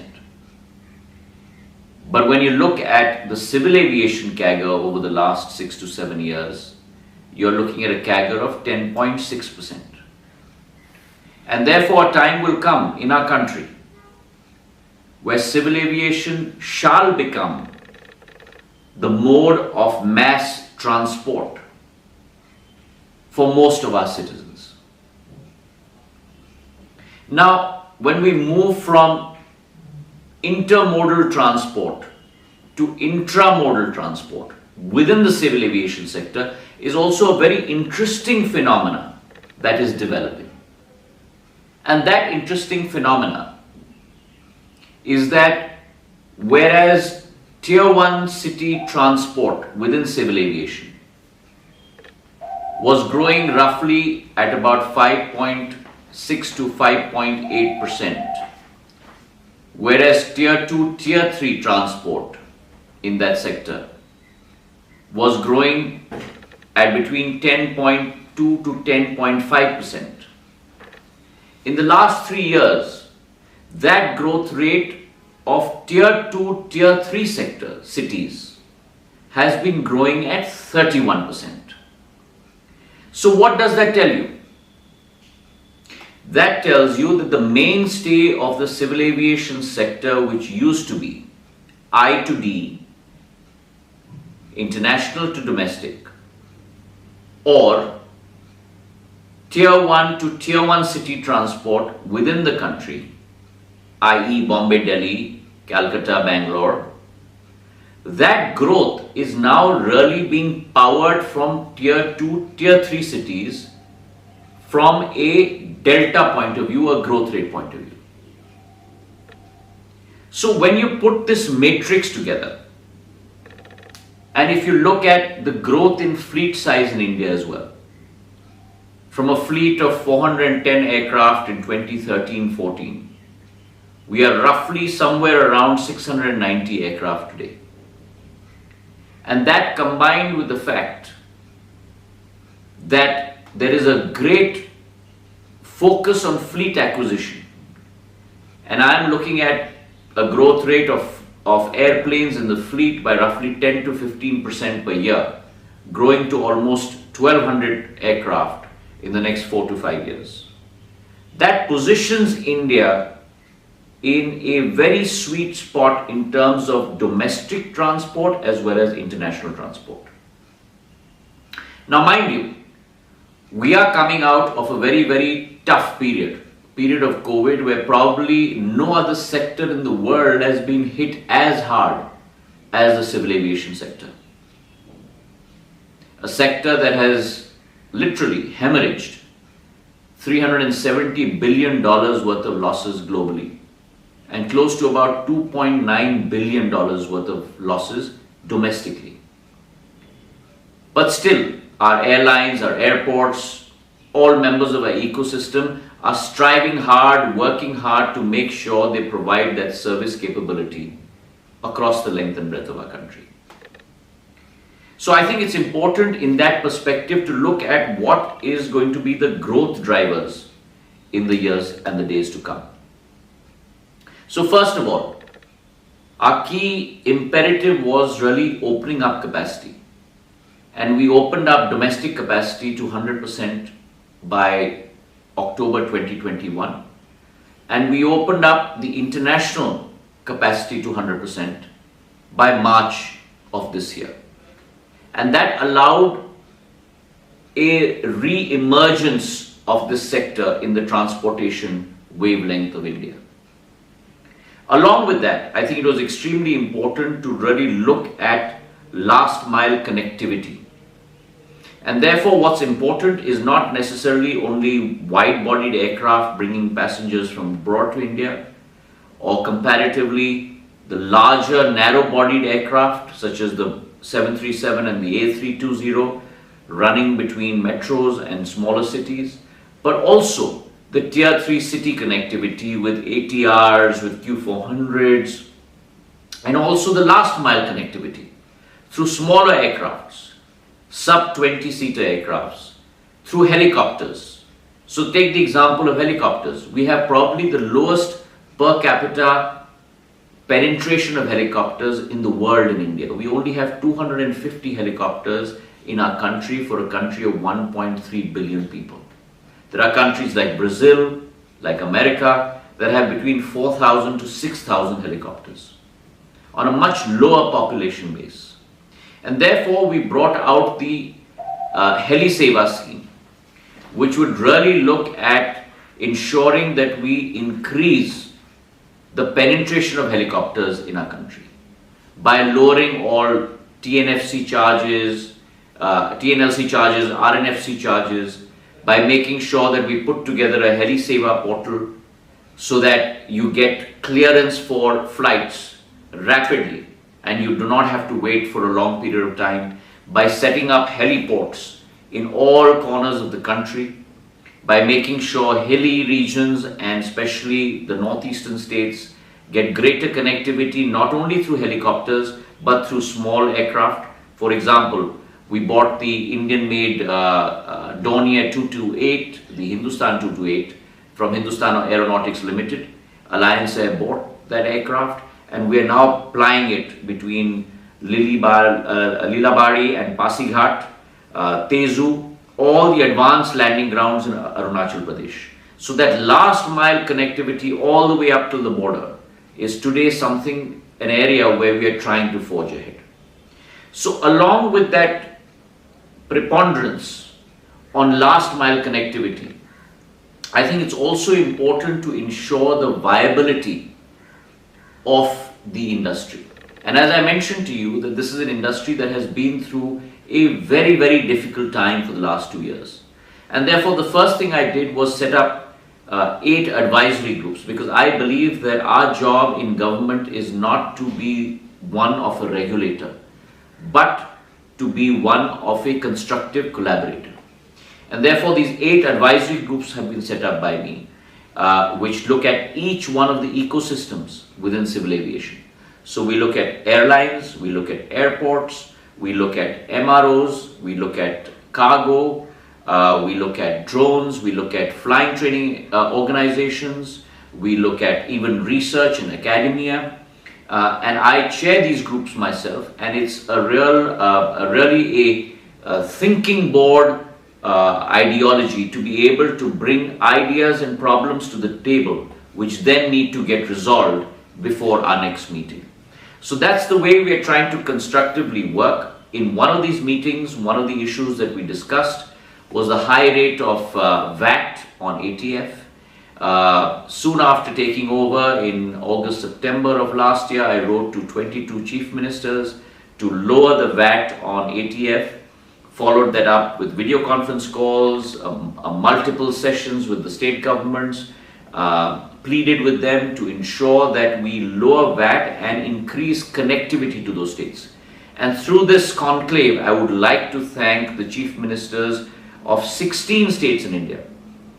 Prior to taking over, we had 12 states in India that charged VAT between 1 to 4% on ATF. And we had close to about 26 states in India and union territories that charged VAT on ATF close to about 20 to 30%, which is a huge amount. Today, I'm glad to report to you through this conclave that that formula has completely changed. Today, 16 states have come on board and moved towards the 1 to 4% regime on VAT, which means that today 28 states, up from the 12 initially, are charging VAT in the lower regime of 1 to 4%, and we have only 8 states left that are within the 25% to 30% bracket of VAT on ATF. I'm still working with those 8 states and imploring them to come on board.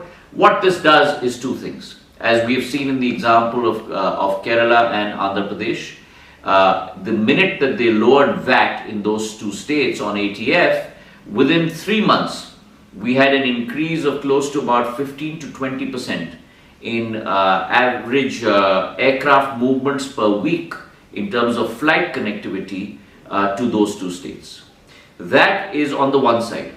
On the other side, what happens with lowering VAT on ATF is that there is a greater impetus for airlines then to refuel in your state. So take the example of the Union Territory of Jammu and Kashmir. The minute that the Lieutenant Governor lowered the VAT on ATF, within 3 weeks, there was a 360% rise in refueling happening in J&K. So the twin benefits, one of greater connectivity, the second of greater refueling, both come into play the minute the tax levels of VAT on ATF fall. We also provided international connectivity from Srinagar, all again because of the fact that VAT was lowered on ATF. So along with working with stakeholders to make sure that we resolve their concerns, I think it's also important now in India to look at the whole of aviation approach. Too much preponderance has always traditionally been on airlines and airports, and rightfully so, because they are the linchpins of the ecosystem of civil aviation. But now that these linchpins or these bulwarks have come into place in a very formidable manner in our country, it's important also now, very much like the auto sector, to set in place the ecosystem of civil aviation. And that ecosystem comprises of multiple myriad areas within civil aviation. So whether you talk about cargo, whether you talk about drones, whether you talk about flying training organizations, whether we talk about ground handling, across the board. So let me talk about a few of these areas. First is air cargo. Well, in the time of COVID, where everything seemed to be shut down, this was the one silver lining for the civil aviation sector. And it is in this period of COVID that we have garnered from a measly 2% of international cargo traffic to almost 19% of international cargo traffic today. Many of our airlines also move towards cargo, and which is why from a figure of close to about 24 lakh tons in 13-14, we have reached a figure of close to about 31 lakh metric tons of material being transported by air cargo. But I think this is a sunrise sector in India. It needs to grow tremendously, and I'm glad to report to you that we've seen a new player after many, many years entering the cargo sector in the last couple of weeks. So along with cargo, I think it's also important to look at transporting perishables through cargo. And for that, we've put in place a scheme called Krishi Udan. And through Krishi Udan, we are transporting perishables from the northeast of India to all across the globe. Assamese lemons, lychees, across the board, the king chilies are being sent to Germany, to London, across the board to the Far East. And along with that, we have been able to ensure growth from a figure of 84,000 metric tons last year to almost about 110,000 metric tons of perishables alone in this year. So a growth factor of almost 30% in that area. And the reason that's happened is that we have moved from Krishi Udan 1.0, which was launched early in 2021, to Krishi Udan 2.0, where we have seen a convergence happen across 8 ministries, all the way from Department of the Northeast to the Ministry of Agriculture, the Ministry of Commerce, the Ministry of Fisheries, the Ministry of Civil Aviation, all coming together to give a greater impetus to Krishi Udan as we go forward. The third area is the area of flying training organizations, because as you expand your civil aviation infrastructure, you also need the human resource to back it.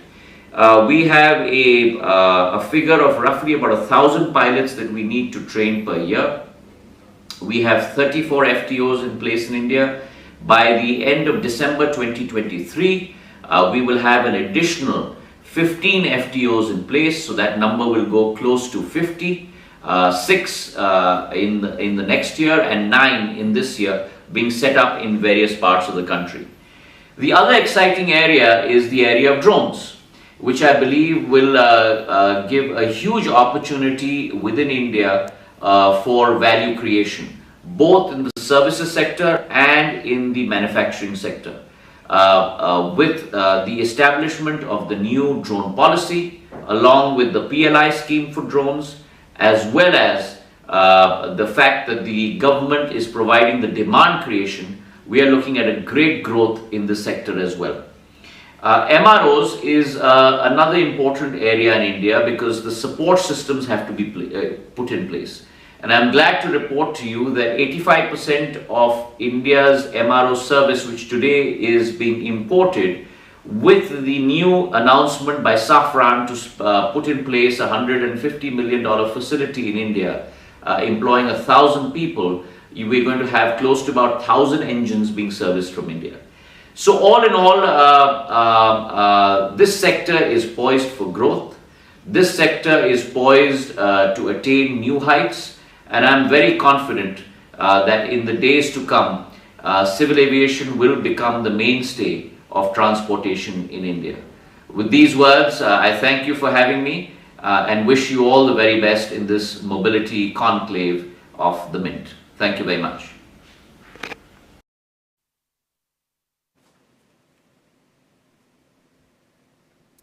Thank you so much, sir. Well, I think, ladies and gentlemen, can we give him a big round of applause for his insightful remarks? That was quite inspiring. Well, ladies and gentlemen, there's tremendous growth in the civil aviation sector that we are yet to see and explore. And now we'll be taking it further. Ladies and gentlemen, now we have a panel discussion amongst us. This discussion is about something that doesn't get talked about enough. Yes, money, financing for infrastructure and mobility. Well, ladies and gentlemen, let's welcome our speakers here. Please put your hands together for Mr. Anup Jain, Managing Director, Oreo's Venture Partners. Hello, sir. Can we have you here?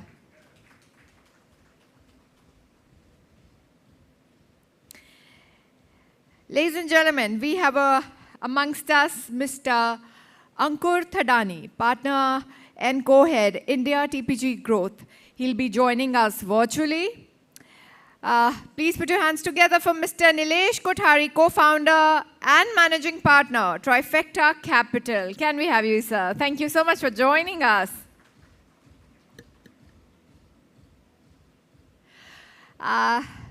We have with us Mr. Rahul Taneja, Partner, Lightspeed Venture Partners. Mr. Rahul Taneja, thank you so much gracing this occasion with your presence. Ladies and gentlemen, moderating this discussion, we have with us Mr. Saurabh Singh Dhanjal, National Editor, Mint. Hello, sir. Welcome. Over to you. Once again, can we have a big round of applause for our dignitaries, please? Everybody, for our panelists. Thank you. Thank you. Good afternoon. Can you guys hear me? Great. So, I think we are running short of time, so we'll quickly jump into this panel discussion. You know, since morning we've been hearing about, and a lot of people, industry executives, some of the senior ministers of the government have been talking about this massive opportunity in the mobility space in India.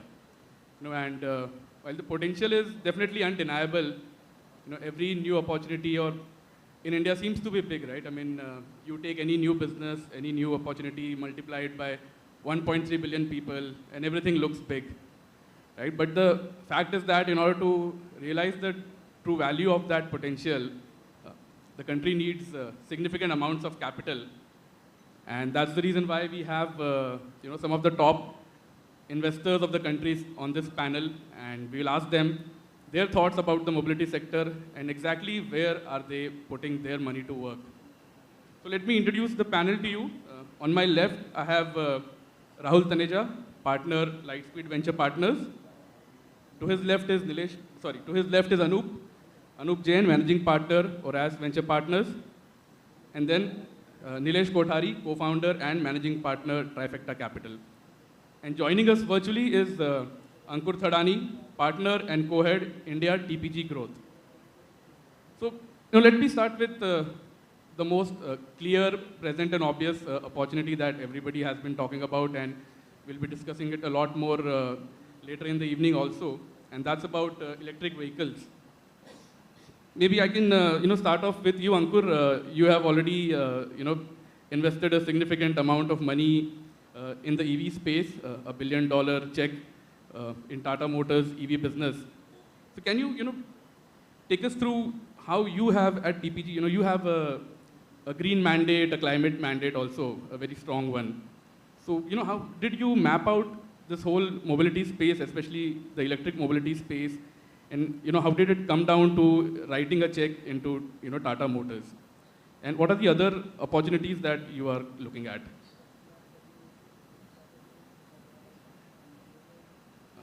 We can't hear Ankur. Can you? Ankur, just hold on. We are not able to hear you.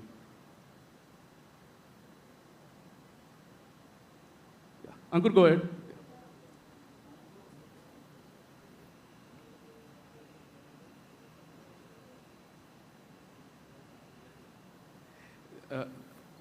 Ankur, there seems to be some technical problems. So maybe while we sort that problem out, I'll go to the speakers here. Nilesh, can we hear from you your thoughts on, because your fund has invested across the space. Yeah, hi. Good evening, everybody. Good afternoon, rather. We feel at Trifecta Capital, it's inevitable that the EV space is going to grow massively.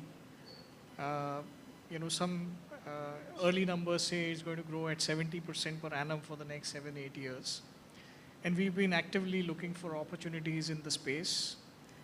I think the one investment that we've made so far is in a company called Blue Smart. In fact, I took a Blue Smart to this conference this afternoon. We're still trying to, get a hang of, which part of the ecosystem we should be investing in. Being a venture capital investor, obviously we're looking for, exponential returns. And there are different facets of the ecosystem. There's obviously people who are assembling batteries, the people who are assembling vehicles, the people who are offering batteries as a service, the people who are providing the financing, the people who are building the charging infrastructure. We are also mindful of the fact that this ecosystem, there's a lot of innovation happening globally. There's a lot of R&D. There are massive companies like Toyota, like Tesla, all the major auto companies, all the major Indian OEMs who are investing significantly in R&D to build better batteries, battery management systems, better vehicles. Obviously, we've heard of a lot of instances of vehicles catching fire and so on and so forth. So, and then there's also a lot of innovation in battery and the chemicals that go into the batteries. So we are studying all of these different aspects, and there's also an element of software that goes into EV vehicles. In fact, EV vehicles are more software than your ICE engine vehicles. So that's a tremendous opportunity as well. And India has core strengths in manufacturing and developing software. So we are watching all of these areas. There are a couple of companies that we've been tracking for some time. We may not invest in them. But we know that as a fund house, as a firm, increasingly a significant part of our capital will go into the EV ecosystem. I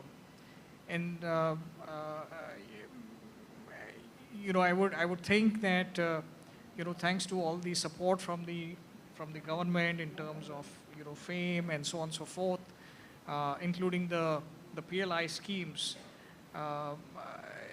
there is going to be tremendous investment that will be made over the next few years by OEMs, by large multinational corporations, by startups. And so there'll be massive opportunities to look at, to invest in. And as an investor, lots of opportunity to make money as well. So we are, definitely there's a core team within our firm that is studying this space very closely. And, we've already made our first investment. Hopefully we'll make our second investment in the next 6 to 12 months. Thank you. Thanks, Nilesh. So that's more of a view from the early stage venture side. Maybe I can go back to Ankur now for a more a growth stage viewpoint. Ankur, are you there?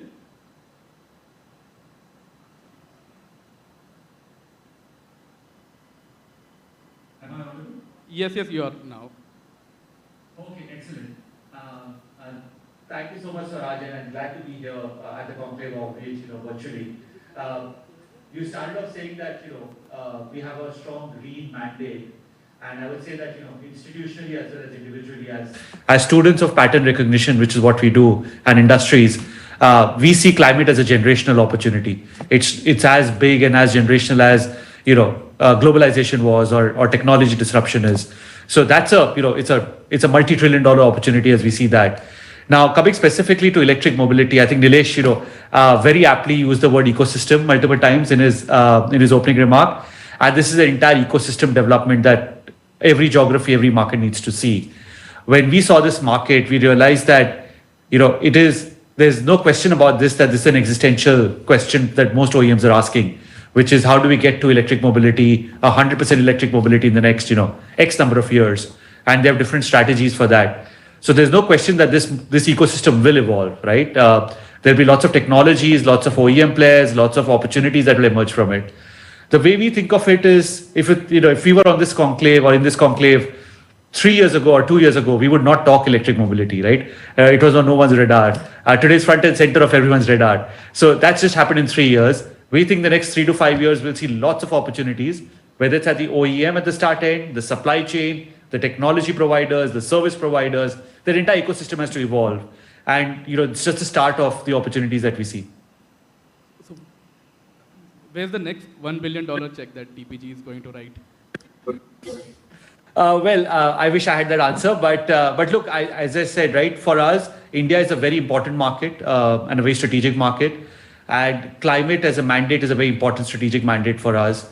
We just raised a RISE climate fund dedicated towards this initiative, and we are hunting for opportunities, right? And it's not just at the OEM side of things where we've made that commitment with the Tata Group, but beyond the OEM side, right, which is on the battery supply chain, on some of the technology aspects of it, on the auto compo ecosystem for this EV mobility. So we continue to hunt for opportunities.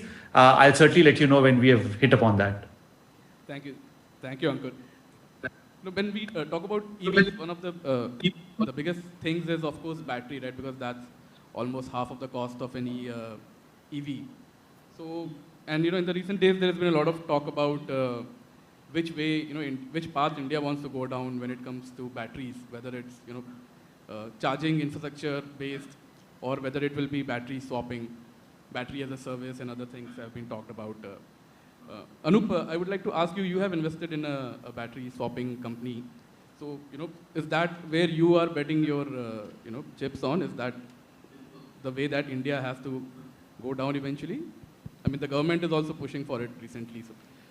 Yeah, Suraj, we have indeed invested in Battery Smart, and not recently actually, but we foresaw the fuel prices in India climb up to a psychological barrier of 100 rupees a litre, as the 86% of oil that this country uses is all imported, and therefore you have to pay dollars against it, and dollar appreciates against the rupee at 4 to 5%. It's a standard trend. So there was a matter of time before it hit that point, and each one of us, in fact even in this room, would start considering an electric car for personal use. Now, for four-wheelers, which generally tend to serve a very limited number of people, they are individual, sort of items for consumption or usage, your charging is the best method. So let's say you've come to this hotel, if it has a charging point and you're going to be here in this conference of 4 hours, you will, charge your vehicle, and that's the best way to do it. And indeed, taxis, etc., like Blue Smart and all of that, will tend to use that. But in the case of, the common person for first mile and last mile, and the 300, I don't know, maybe 90 kilometers of the Delhi metro rail network that we have today, the person who travels from their house in a very congested area to take the metro station to work, and then from there to their office and back, the most reliable and the most affordable mode for mobility is actually the e-rickshaw. And that's how it is in northeast and central part of India. There are almost 25 lakh e-rickshaws in the country. Now, up till now, this was all lead acid. And, this rickshaw used to operate only 40, 50 kilometers a day in the morning and the evening peak hours. And in the middle and in the night, this rickshaw would be parked and charged by an unauthorized charging point. And the rickshaw couldn't be used. Now, that's a wastage of capital expenditure in an emerging market. It certainly deprives the entire market of network effects, because, if the rickshaw drivers are not on the road, there is no supply, people cannot substitute something else for a cheaper means of transport, and there is no income, which means less rickshaw drivers want to take that profession up. So it's a vicious cycle. So battery swapping actually liberates this entire market. Also of now two-wheeler logistics. I'm sure you've noticed that all the groceries and the food items which are arriving from Zomato or Swiggy, etc., they're all coming up on electric vehicles. And these are two-wheelers. So these also need to be on the road every minute of the day, because every minute, every kilometer, which is substituted by electric vehicles, is leading to a better climate, to Ankur's point, and it's lower cost to the to the consumer, to the better margins for the e-commerce company, and of course the availability increases increasingly, making the whole business very viable, and also driving the income of the driver itself. So that's why we've invested in this space. Battery as a swapping, battery as a service would mean we will need some standardization, right? I mean, some national standards. Do you see the industry right now as it is, coming together on one common platform and being able to, agree to a common set of standards? Yeah. Or do you see that as a big challenge right now? Yeah, so I'm happy to state that, look, the system is coming together because it benefits everyone, right? In a battery station, you can't have 5 different SKUs, right? It will be very difficult to manage and match the demand and the supply, right? So Battery Smart has been working with OEMs to put together interoperability between battery SKUs and working with OEMs in the background.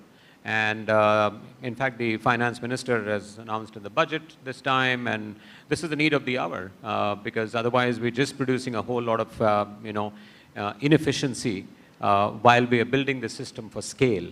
So in effect, it introduces friction in the entire ecosystem achieving scale. So it has to be done. Yeah. Thanks, Anup. Rahul, you represent a global technology investor, investing across markets, developed and emerging. What is your view? I mean, how do you guys see this, playing out in India between charging and battery swapping? Well, first of all, thank you for having me here.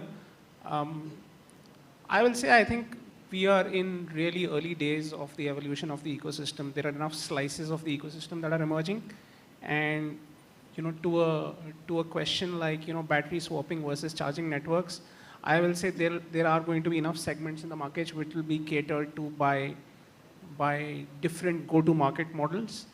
For the commercial 3-wheeler model, for example, that Anup was talking about, perhaps battery swapping is the most efficient, most economical, highest ROI, highest ROI go-to-market that will enable those gentlemen to make the money as well as the company to make the money, right? For different segments of the market, maybe charging networks will be better because if you look at your personal vehicle, it's not in use greater than maybe like 4 or 5 hours a day, right? Go to the office, come back. During the day, it's sitting there. At night, it's sitting at your home. So maybe charging networks are a better answer there, right? So yeah, I mean, not a one-size-fits-all answer. The nuances will appear, and I think as each of these segments start to grow and become sizable and impactful, I think you will see multiple companies emerge trying to address these segments. Okay, thanks, Rahul. Ankur, your investment in Tata, would that mean that you are, betting more on a charging infra-backed OEM kind of a model? Well, that was one of the considerations, Swaraj. But look, ultimately, as was mentioned by my co-panelists, right, there'll be enough use cases for both solutions, which is fast charging and battery swapping. And I would say, while charging infrastructure availability was certainly a key consideration for us, we're actually seeing that grow exponentially in this country. If you look at the number of commitments and installations that both government-backed entities as well as private players are doing, we certainly are touching, now touching 5-digit numbers in terms of number of chargers in the country. And lots of, not just metros, but tier 1 urban cities are getting connected. That's point number one. And that's a big perception thing. Look, the reality is if you see most of the data on personal use case, like again, my co-panelists were talking about, 95% of that charging happens at home, right? It's more about a perception of having fast chargers out there to do charging during your journey. And we see that perception barrier breaking over time. So we see both use cases playing out. I would hazard to say that personal mobility will be more driven by fast charging, and any commercial mobility or shared mobility will be more driven by battery swapping, arguably. Okay. Thanks, Ankur. Nilesh, you mentioned you've just recently invested, made your first investment in electric mobility. So, that brings me to my next question. Wanted to understand from you currently as where the industry stands, what are the challenges in underwriting an electric mobility deal, like say a Blue Smart? So, could you take us through that example and probably compare with some other deals that you've seen, but you did not, write that check? So I'll get to the Blue Smart investment thesis later, but I think it is important for all of us to acknowledge that India and the Indian government is very pro-EV ecosystem build out. Yeah, we are one of those few countries, which is promoting this. There are ministers who have been assigned the task to make sure that, that the policies are implemented and so on and so forth. So I think that is a very good start. As it relates to some of the challenges, I think, that arises from the fact that, Indian companies are not necessarily, R&D based, and technology is changing very fast. So, essentially what people are doing is building a chassis and putting two wheels and importing the cells and assembling the battery, and there, you've got a vehicle up and running. But EV is a very complicated, product, if you will. It's a lot of software, a lot of things, the chemistry of the batteries, etc., change for every use case. So I think we are still trying to understand, which is that company, that will win based on the technology. Yeah, will it be relevant 2 years from now? We talked about battery swapping. Battery swapping is relevant only where you need, your vehicle to be charged all the time. Yeah, in 2 years, 3 years, you will see batteries, that will become very affordable. That will give you 2 times the mileage, for the same cost. Yeah, so whether battery swapping infrastructure will still be relevant at that point in time, because if you needed a vehicle that can run 150 kilometers, you got it. Yeah, and so on and so forth. I think it has also got to do with, this is a capital intensive business. It's not about just making a scooter or making a, cargo vehicle, 3-wheeler cargo vehicle and getting it out in the market. It needs to be serviced. So you have to build the servicing infrastructure. There has to be financing infrastructure. Most commercial vehicles, most vehicles in this country are sold on credit. Yeah, and because there is very limited data of the terminal value of these vehicles, it is hard for banks and non-bank finance companies to finance 2-wheelers or 3-wheelers or 4-wheelers. And so availability of finance, because of limited data, is a constraint. But I can tell you, we will go through exactly the same phase that we went through, for example, with solar energy, where we started with 16 rupees and now the prices come down to as little as 1.5 rupees. Yeah, the cost of solar cells came down by I think 4 times every few years or something like that. I don't have the data readily available, but the cost of batteries will come down. There's also the issue that if the battery costs 50% of the cost of the vehicles, will OEMs want to let somebody else manufacture the battery? Yeah, it's like your Gillette razor blade, where you make your money through selling the razor blades. Yeah, not just the razor. So I think there are a lot of these issues that we are grappling with. But fundamentally, we believe that if this is going to grow at 70–80% per annum, it's going to be $100 billion opportunity over the next few years. And you take 5 times of multiples of that business opportunity, you're talking of like one of the panelists said, $1 trillion opportunity. And so clearly nobody can miss the opportunity. It's a question of are you able to see all the changes that are happening globally, and what relevant products and services are being able to be offered in this country, and who are the people who actually execute at scale? Okay.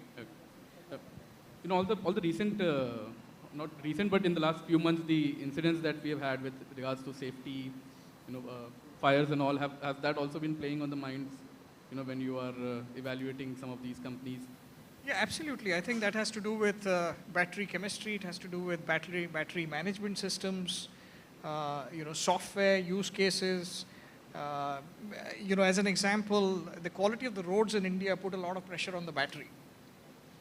Yeah, you go through a pothole, suddenly the amount of energy that you need to get that vehicle out of that pothole is much larger than in the normal course when there's a smooth road.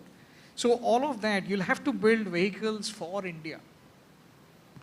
Yeah, and that's what the Suzukis and Hyundais have done a better job than some of the German car manufacturers, if you will. So I think India is a very unique ecosystem. The use cases will be very, very different, and I think that's where startups will do an incredible job of identifying those use cases, whether it is these delivery boys, providing them the vehicles and so on and so forth. But listen, this is, like I said, it's a lot of technology, and everybody is working hard to try and solve for it. But I think everybody is also learning every day, saying that listen, the same vehicle that ran in China perhaps is not built to run in India. So you need an Indian design, you need an Indian software, you need an Indian battery chemistry, and so on and so forth. Okay. Rahul, Lightspeed, you guys have funded a lot of disruptors across the world. When you look at EVs, and especially the two-wheelers, and you look at the OEM space, do you think the EV startups in the two-wheeler space will win in the long run, or do you think the incumbent OEMs will probably come out at the top eventually? I mean, yeah, look, I think this is going to be a super large market. So this is, even if you look at the current landscape of either passenger vehicles or commercial vehicles, it's not like one winner takes it all market, right? I think there are many, many players with significant market shares. I think what the new age ventures have been able to do is capture consumer imagination to begin with, and create early adopter demand in the market. Whereas I think some of the legacy players, the incumbents, are significantly better at manufacturing efficiencies, operations, the ability to distribute. So yeah, I mean, look, it's an interesting landscape to be playing in and to be watching out for. As a fund, I mean, look, each fund has a different mandate. So for us, I think the important things in this landscape are, I will say, more enablers. So things like battery swapping, charging networks, financing, battery management systems, things like that. So as a fund, those are things that are more interesting for us because those are likely to be more horizontal across a lot of different players. And yeah, then may the best, man or woman win. Ankur, you have clearly, gone all in on incumbent OEM winning the battles. Well, yes, but look, I think the competitive landscape today and Future will differ across various segments, right? If you look at four-wheeler passenger vehicles, even historically in the ICE world, it's a 4 or 5 player market, right? It's not a very fragmented market. If you look at the two-wheeler market, again, historically it's been very consolidated.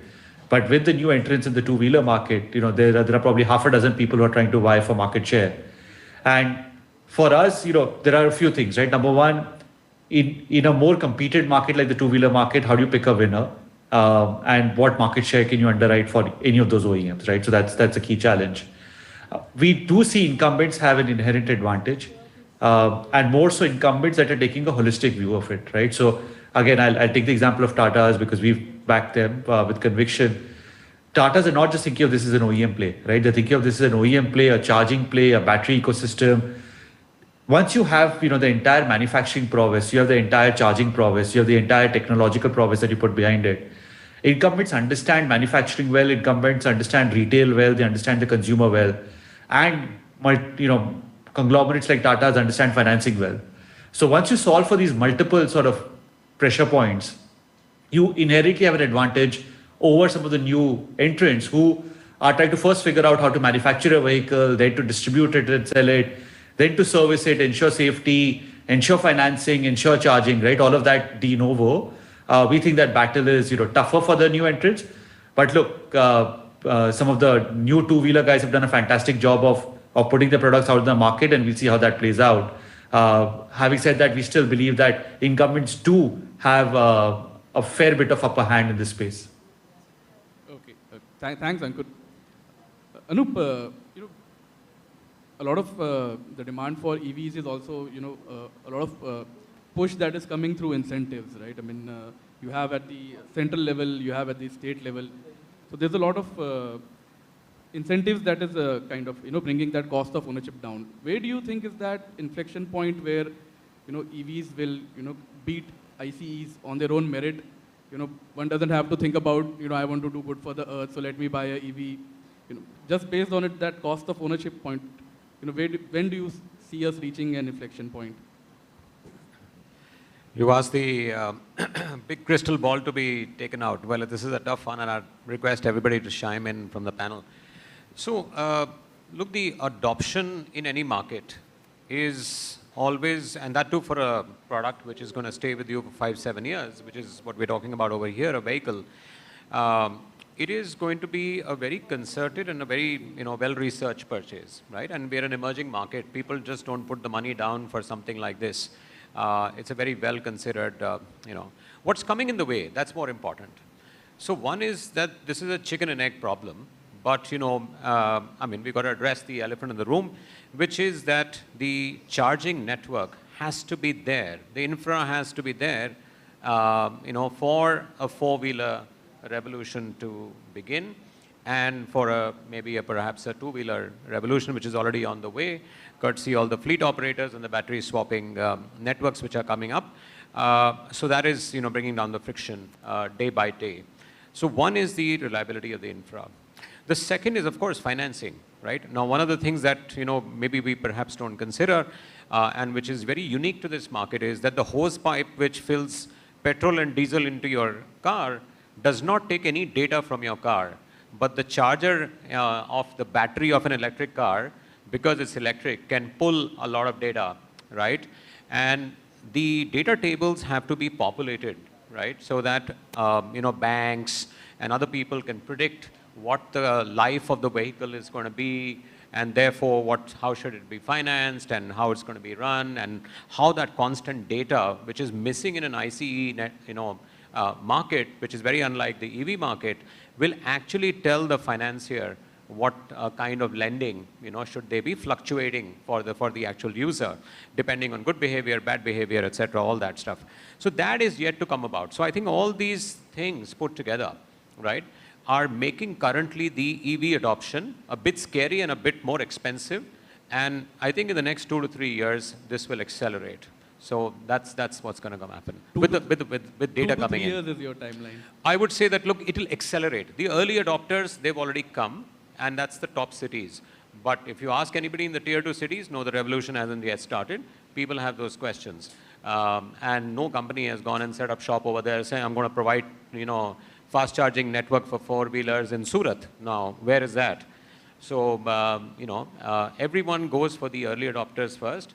And it is the people who are upper income households, who are, who have experienced the Teslas and who have experienced, electric vehicles outside of India. They're the ones who are bringing this in, and slowly, it is changing. And the charging infra requires, huge amount of investment, like Nilesh is pointing out. So that's got to be put on the ground. Why would I take my car out, to Jaipur and be stuck on the way? Right. Yeah. Let me pass that crystal ball to Nilesh. Nilesh, when do you see that inflection point? See, the government has done a fantastic job with FAME 1, FAME 2, providing incentives, because you need certain number of vehicles for the whole ecosystem to get built out. I think the cost of batteries, there's billions being spent globally. The cost of batteries will come down significantly over the next 3 to 4 years, which will make the total cost of ownership significantly lower. And at some point in time, beat the cost of ICE vehicles. The cost of fuels are anyway going up, and with the compliance and the compliance norms that are coming in for ICE vehicles on a regular basis, the government is now requiring a minimum number of airbags even in small cars. So that all increases the cost of ownership of even ICE engines. I would think in the next 3 to 4 years, the cost of ownership of an EV and an ICE car or vehicle, should equalize. And that will be the tipping point where, the government will not need to provide as many subsidies or lower the subsidies, and just the sale of cars and two-wheeler EVs will just accelerate from there on. Okay. Rahul, you want to pitch in? What is the inflection point according to you? No, look, there are, one of the interesting things I heard today repeatedly was around ecosystem. I think the ecosystem has to develop for both commercial operators as well as, passenger vehicle owners like us to take a deep interest in switching. But I think, look, this is not too far off. I don't think, we have an option here. I think we have to move to electric. Now the question is affordability, viability, and range. And I think once these things start emerging, top down the penetration will start. So yeah, not going to say beyond that, but hopefully not beyond the next 3 to 5 years is when we should see this being very, very mass. Okay. Thank you. We're almost running out of time, but before I let you guys go, I need to ask this question to all of you. We were discussing it backstage also. There's this, everybody's talking about funding winter. So, I just want to understand from you, why is this funding winter? Why are you guys not writing checks anymore? I find this question, very interesting. Just to give you context, in 2019, India received about $10 billion of venture capital. Last year was $40 billion. This year, with all the talk of winter, etc., we still get about $25 billion. The amount of dry powder that between the three of us and 20 other funds in India has never been this high. I think we are all sitting on almost $5-7 billion of dry powder. And when I speak to Anup or Rahul, we are only talking about deals and opportunities. So we are all out there every morning wanting to write checks. The fact that last year the valuations were very high and this year valuations are correcting is a good thing, because it's important that we invest at the right valuation for us to make money for our investors. So I'm not too worried. India is a shining sun, if you will, in the global map. For the next 10-20 years, I think we'll have a incredible growth. We are now very important geopolitically also. And I think the Indian startup ecosystem will do extremely well. So there will be these cycles, and we should know how to manage these cycles. Okay. Ankur, you invest out of a fund that has a broader, regional mandate, global regional mandate. So are you seeing, this whole slowdown in the global markets? How is that impacting flows to India as a geography vis-a-vis other emerging markets? Say within your firm or overall. Look, Swaraj, as for long-term investors like us, these are cycles that we all have to navigate through, right? So it's not like we've slowed down. Either our focus or our intent on India has diluted in any which way. We are very much open for business. We are seeing opportunities. I think the reality is that the private markets, like it always happens, have lagged the public markets in terms of valuation expectations and valuations that are trading. So public markets corrected, private markets have not corrected, and that's created a bit of a delay or vacuum for a few months or quarters. We expect that to normalize, right? We expect private markets to catch up. That's always the case globally. Private lags public. So we think that will clean itself out in the next couple of quarters, and there'll be a lot of deal activity that you'll see. So I completely agree that I think there is no dearth of capital that's available across the ecosystem, whether that's early stage, venture, growth, late stage. I think everybody's looking for opportunities, and it's a question of those valuation corrections to happen. Okay. Thank you, Ankur. I think on that optimistic note, I would like to open up the floor for audience questions. Okay, we have a couple over here.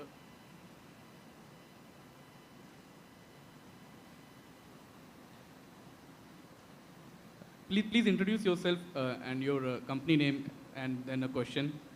Please limit it to one question. All right. Yeah, and please address. I mean, if it is addressed to it. Yeah, one or two.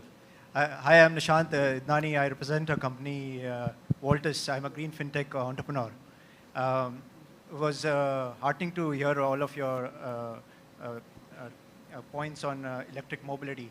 I want to bring up a statistic that 90% of people in our country still don't own a car. And a lot of them rely on public mobility solutions. Anup brought up some good points around how they are seeing themselves invest in solutions there. We would love to hear from Nilesh as well as Rahul on where you see interesting opportunities thereof in public mobility. One such opportunity is yourself, what you're building. Yeah. So hi. Hi again, rather. Yeah, I mean, look, the the point you make overall is like a really large point. I think a large chunk of our population is going to still continue to rely on public transport, which is where the OEM and the ecosystem play around commercial vehicles is one way of solving for that. And then there are other interesting layers that are emerging. So yeah, I mean, of course, look, what for example, what the Tatas might do with that in terms of buses, etc., and what some of the other players are thinking about doing. Ashok Leyland is thinking about something that we are aware of. So I think yes, it will be a very, very massive part. Though I mean, if I were to hazard a guess, I think innovation begins with pockets where affordability exists, and so therefore perhaps it is more private today. Over a period of time, this has to go public for sure. Yeah, we invested in Blue Smart, so that's your answer. Do we have time for another question? Yeah. Okay, no. Hi. Hi. Thanks for a very interesting presentation. Yeah, I have just two small points. I think the case for the mobility to move towards e-mobility for the shared vehicles is much higher.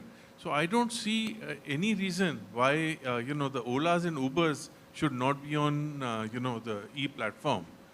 And because you see, for them all the points that are there, only thing is right now they're working on a driver-owned vehicle basis. That may not be feasible, but I mean, if they have to move towards where they are renting out the vehicles, that can give a thing. Use case becomes very strong because they are vehicles that are running 200 to 300 kilometers a day. So for a normal person, you see, most of us here, I don't think are running more than 50 kilometers a day also. So, the case for people who are using less than 50 kilometers, the changeover point where it will make economic sense is not going to come out so soon. Other thing is, I think what we need to also consider is, like what you're saying is battery swapping, is, that vehicles being sold with battery as a service, rather, as energy as a service rather. So that you just rent the battery. So you just drive up to the, the pump that you're nearest to you, or the the charging station, or the battery replacement station, whatever you call it. You get your battery, and say, suppose you go into an Indian oil pump, you go into an Indian oil pump, he gives you a battery.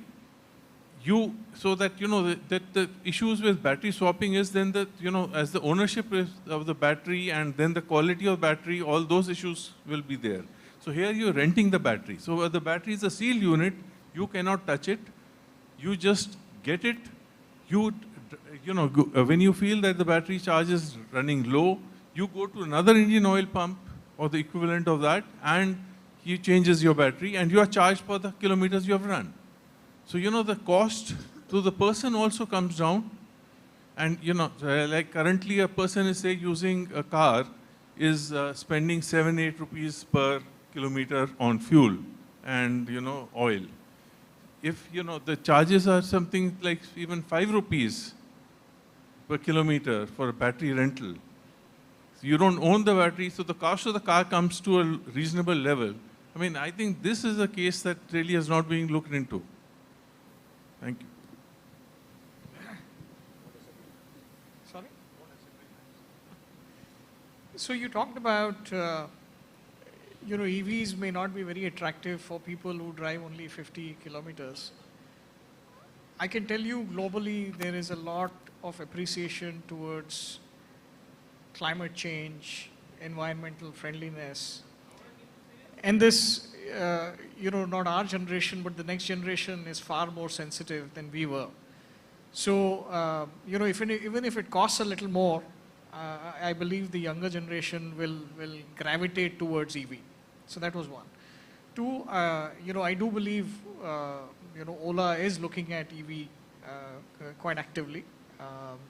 There was a time when they owned a lot of vehicles rather than renting a driver in a car, and they are continuously adding, this is what I understand, they've been adding EV now to their car network. As it relates to the swapping, based on the conversations I've had with OEMs and other people, our firm view is that the battery is the core of the vehicle. And so for companies like Tesla manufactures their own battery, and the reason why Tesla is such a great car is because of the battery technology. And the efficiency of that battery is incredible, that even after 200,000 kilometers, it still is operating at 80% efficiency. So for anybody who wants to win in this segment, they would like to control the battery. Yeah. So, but I would think there'll be all kinds of models, and I did allude earlier that battery and then replacement of that battery 3 years or 5 years from now, OEMs and large companies will want to control that battery. And I don't think there is, at least for large OEMs, that they only want to build the chassis and put the wheels and let somebody else put the battery in their vehicle. So that's probably what we think.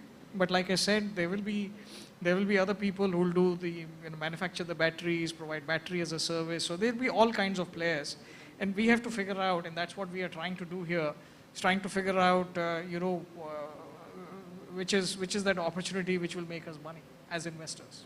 Thank you, Nilesh. So I think with that we can call this a closing. Yeah, we can. Thank you, everyone. Thank you for listening to us, and thank you for the questions. Thank you, Ankur, for joining us virtually. Raj, thank you everyone for having us. Thank you. Well, that was quite an insightful session. Thank you for sharing your views with us. Thank you, Mr. Singh, for moderating this session brilliantly. Well, ladies and gentlemen, now let's move on to our next discussion. And for this discussion, I would like to welcome Ms. Alisha Sajdev, Assistant Editor, Mint. She'll be in conversation with Mr. Girish Wag, Executive Director, Tata Motors. Ladies and gentlemen, he'll be joining us virtually. Well, as we all know that India plays a very important role in driving global disruption in mobility sector. Well, our next session is on the future of mass mobility at large. We'll be covering commercial vehicles, EV buses, EV cars, commercial fleets, and more. So can we have a big round of applause for Ms. Alicia Sachdev, ladies and gentlemen? We have Mr. Girish Wag, Executive Director, Tata Motors. He'll be joining us virtually. Thank you.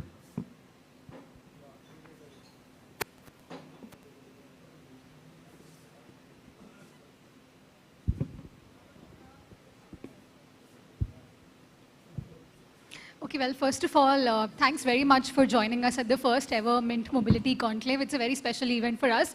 It's the first time we're doing a conclave on all things mobility. So once again, thanks for taking your time and coming here. And I hope you find the sessions we've put together interesting. Girish, thank you very much for joining us virtually. Of course, we miss you at the venue, but hopefully you will make up for that the next year we hold the conclave. So Girish, of course, is the executive director at Tata Motors. He's an authority on all things commercial vehicles. And we know that, and in this fireside chat, our endeavor would be to focus on the future of mass mobility. Mass mobility, as we know, is very critical to India because we have very large urban centers, big, metros where millions of commuters depend on urban transport, on public transport like buses to get to and fro and get by. So there's also a very clear government mandate recently to make these public transit systems sustainable and ultimately zero emissions. So there is, of course, a journey that all leading OEMs are on to reach that point. But let's take that as a starting point. And Girish, let me start by asking you that there's a multitude of solutions in urban mobility available to us currently. Whether it's electric buses, whether it's hydrogen fuel cells, which I know Tata Motors is currently testing, the CNG buses, diesel buses in cities like Delhi at least, are not big. But in many other STUs, diesel buses are also still on the roads. So to your mind, what is a sustainable, solution for urban mobility in India? One that is also economically feasible and feeds into our ultimate goal of net zero emissions. Thank you, Alisha, and good afternoon to everyone. I'm sorry I couldn't be there in person because of some other commitments, pre-decided ones.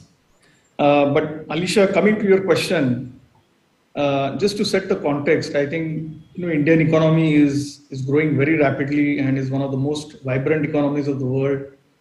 And with rapid urbanization, all of us know the country's mobility needs also keep on increasing. At the same time, we have seen congestion and pollution are the key challenges. And I think one of the recent reports by the location technology company TomTom indicated that Mumbai and Bengaluru are amongst the top 10 most congested cities in the world. Or the recent World Air Quality Report prepared by Swiss organization IQ Air suggested that 14 out of 20 cities with worst air quality are in India. So I think this sets the context for sustainable and decarbonization of public transportation. I think buses play a very important role within the public transport system, and it supports point-to-point connectivity across the city, connecting the first and last mile, and also connecting with the mass transit systems such as metros and railways, which are already in electric.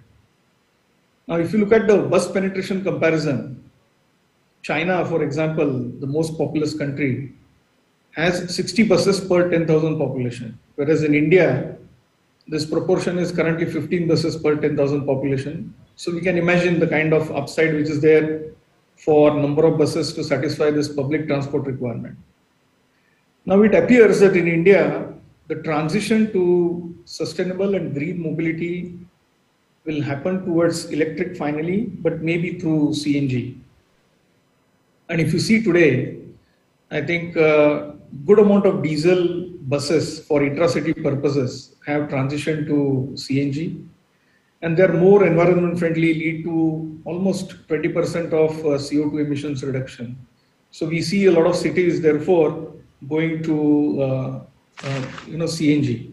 Now beyond that, I think need of the hour is very clearly to shift towards zero emission transportation and as fast as we can. And I think the government has been very, very active in this sector and has promoted electric buses for mass transportation through the FAME Phase 1 incentive as well as the FAME Phase 2. And as a result of this, we have quite a few cities which have now introduced electric buses. As a part of this, Tata Motors is already operating more than 715 electric buses.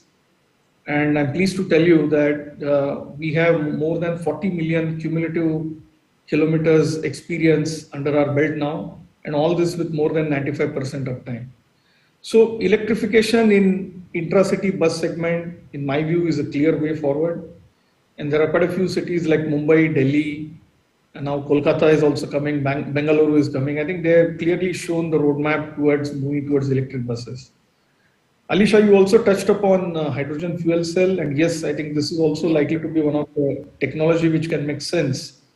It's an emerging zero emission technology, currently under development phase. As you rightly said, yes, we are working on a development project with IOCL, and it appears that this will be more suitable for long range buses, because the technology is actually amenable for higher energy storage and therefore used for long range buses.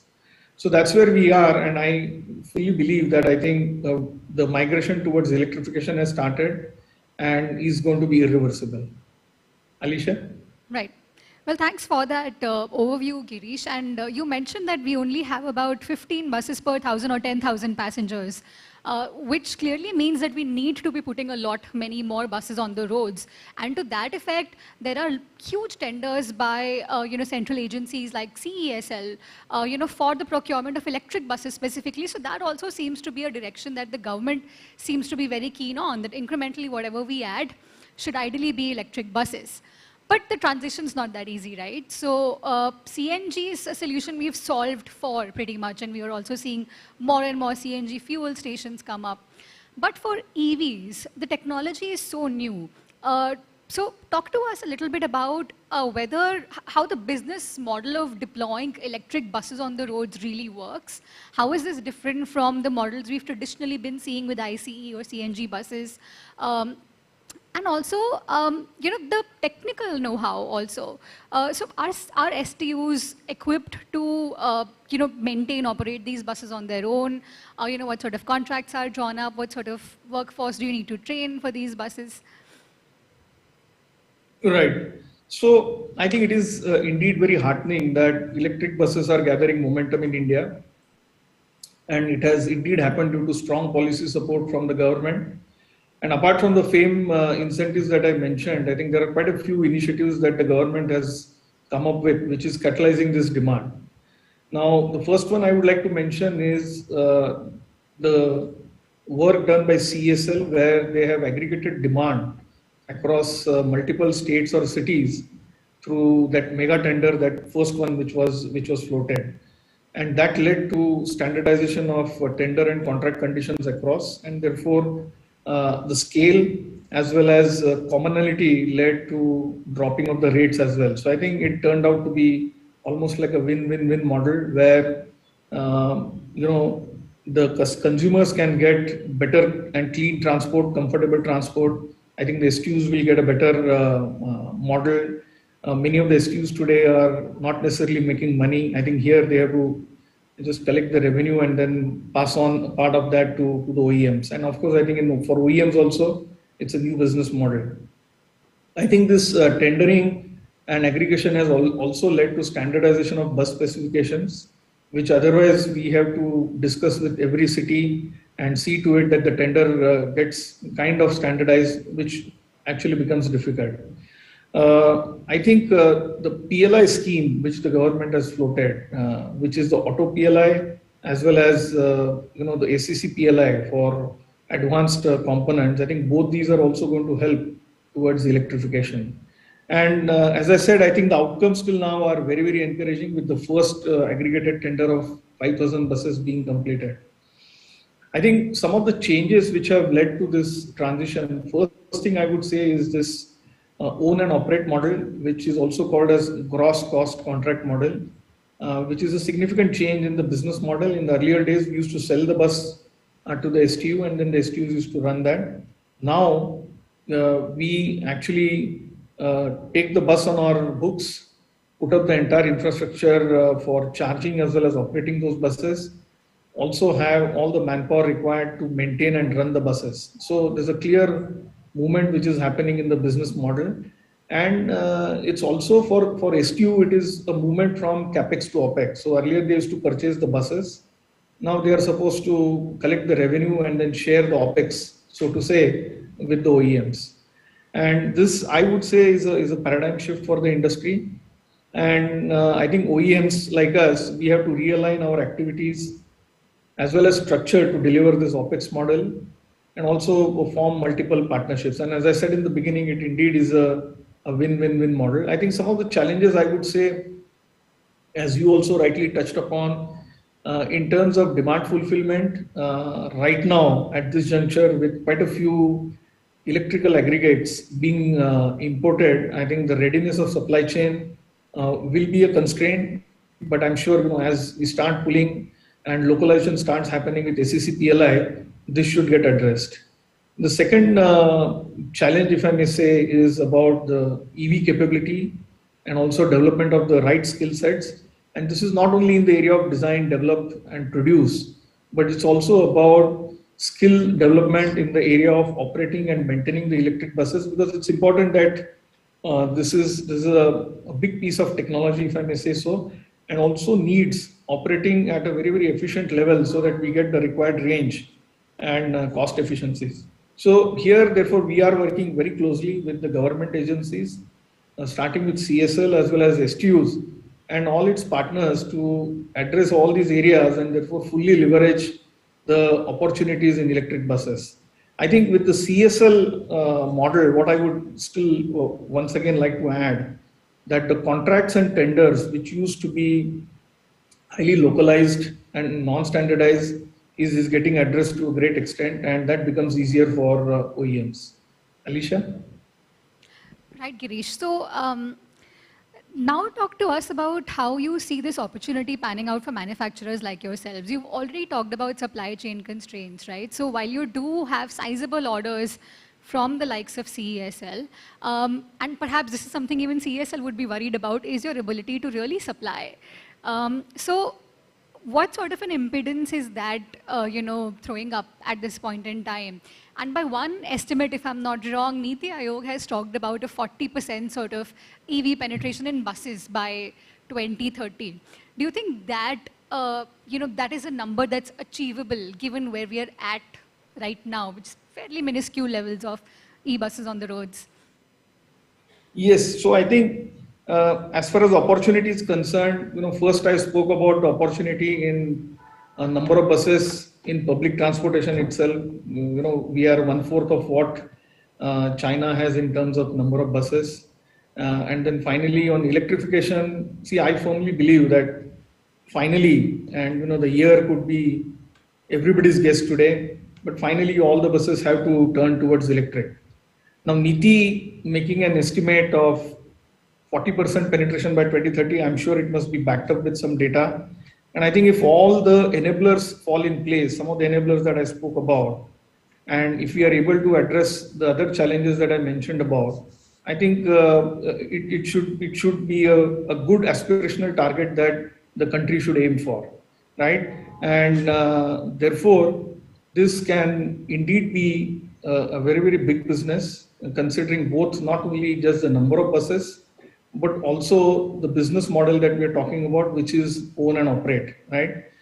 I would also say that while we are focusing more on intra-city buses for public transportation, there are quite a few other applications which will also start moving towards electrification. So for example, corporate employee transportation, right? So a lot of corporates are now coming up with their net zero plans or decarbonization plans.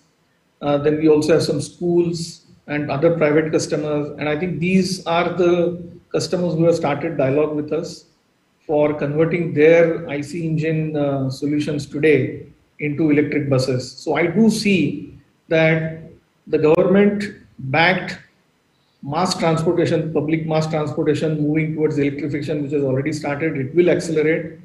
And parallelly, we do see action happening on the private customer front also.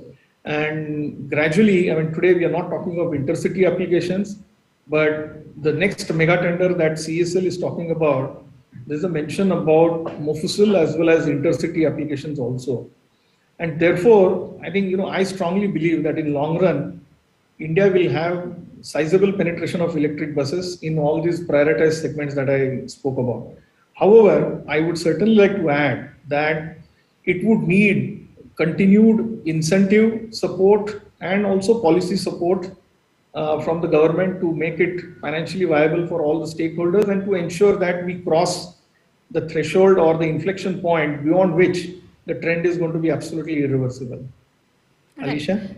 Right. So you talk about a sustained sort of incentives and policy support from the government. So speak to that a little bit more, and what sort of policy support would you expect incrementally going forward, and also what does this mean for operators of electric buses also, because these are expensive buses. STUs, we know, I mean, what's the appetite there? And what's a sustainable model to also make electric buses affordable, for those who have to buy them? Girish. So I think, let me take the last part of the question first in terms of affordability.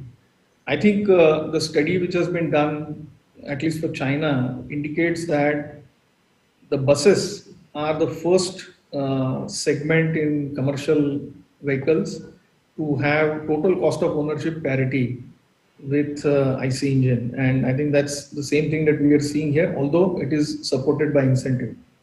I think what has also changed the game in India is the OPEX model or the own and operate model, which has also made it possible to achieve efficiencies in the entire operation, in the entire value chain, and therefore bring in TCO much earlier. So as far as last mile urban transportation of people is concerned, it appears that we have already reached the TCO parity, and therefore that's an area where I think we should go ahead.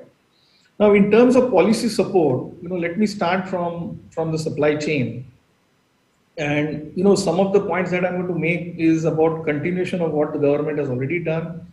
And some of the points could be some of the new challenges that we are facing and how those could be addressed. So to begin with, I think we spoke about supply chain, and it's absolutely imperative that we start localizing the key aggregates here. So auto PLI, ACC PLI is something which is going to help. And I think in due course of time, I'm sure we will have most of these aggregates being localized because of the scale that we have here. And here I'm including the cells also, because finally the cells need to be, battery cells need to be made in the country. Right. Second point I would like to make, is on the tendering process, and the CSL aggregation has really helped in terms of standardizing. Otherwise, we have to really face, we have to kind of make different products for different cities. But CSL standardization has helped. And also the timelines are pretty rigid, and I think we will have to therefore consider the overall capacity in the country, the ramp up capability, when we look at the timelines for deliveries, right? I think one big challenge, if I may say, is certainly going to be the financial model and the financial planning. And it does require a lot of funding, as also cost of borrowing, and therefore one of the support which can certainly help, and this is a discussion which is already underway, is if we can give infrastructure status to the electric buses, then I think companies can also secure low-cost funding and also sovereign funds, which will make this funding possible. Otherwise, growing the size of balance sheet beyond a particular limit is going to be extremely difficult. So these are some of the areas which I think is going to be extremely crucial to ensure that the ramp up happens smoothly. Right, Girish. So I want to segue very quickly. We have a few minutes before we can wrap this discussion to commercial vehicles in the urban context. So very recently, you also introduced, an electrified version of your very popular Tata Ace as well. This is, and you're planning to put thousands of them on the roads. And for multiple applications, logistics, last mile delivery, e-commerce. And these are vehicles that we are going to see more and more of in the cities, right? Because the e-commerce boom and that sort of demand is not, going to die anytime soon. So how amenable do you see the commercial vehicle sector be for electrification? And is there enough infrastructural capability or bandwidth to support electrification of these vehicles? Right. I think that's a very good question. And I must say that the same study which was done in China had shown that after the buses, it is the small commercial vehicles which will be the next candidate to achieve TCO parity with the IC engine. And we seem to be heading in the same direction.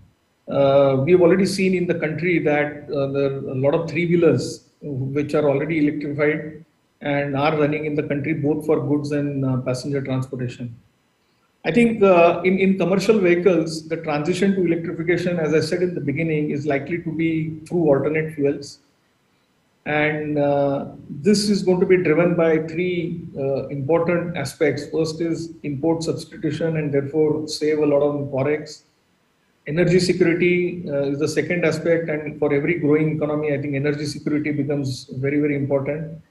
And third is emission reduction. So I think all these key reasons, therefore, also pushes everyone to move towards alternate fuels and then finally to electrification. And here I'm assuming that the electric energy will be coming through renewable and therefore is locally produced, and therefore dependence on other countries for energy is reduced or eliminated.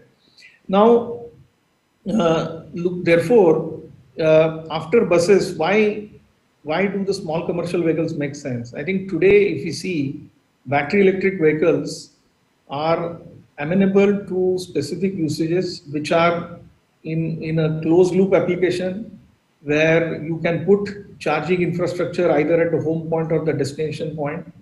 And if you look at the last mile goods distribution, I mean, finally, urban people transportation is actually last mile movement. Similarly, last mile goods transportation is amenable for electrification, and we've already seen that in commercial vehicles last year, almost 30% of our last mile vehicles have moved towards CNG, right? So CNG penetration has already gone up, and this segment is likely to absorb it. And same thing is going to happen in electrification.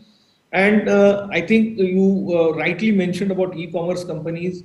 So e-commerce companies also have their own roadmap of zero carbon transition, and therefore it makes sense for them to move towards electric vehicles. I think what we are doing is not just developing the product even here like we have done in buses.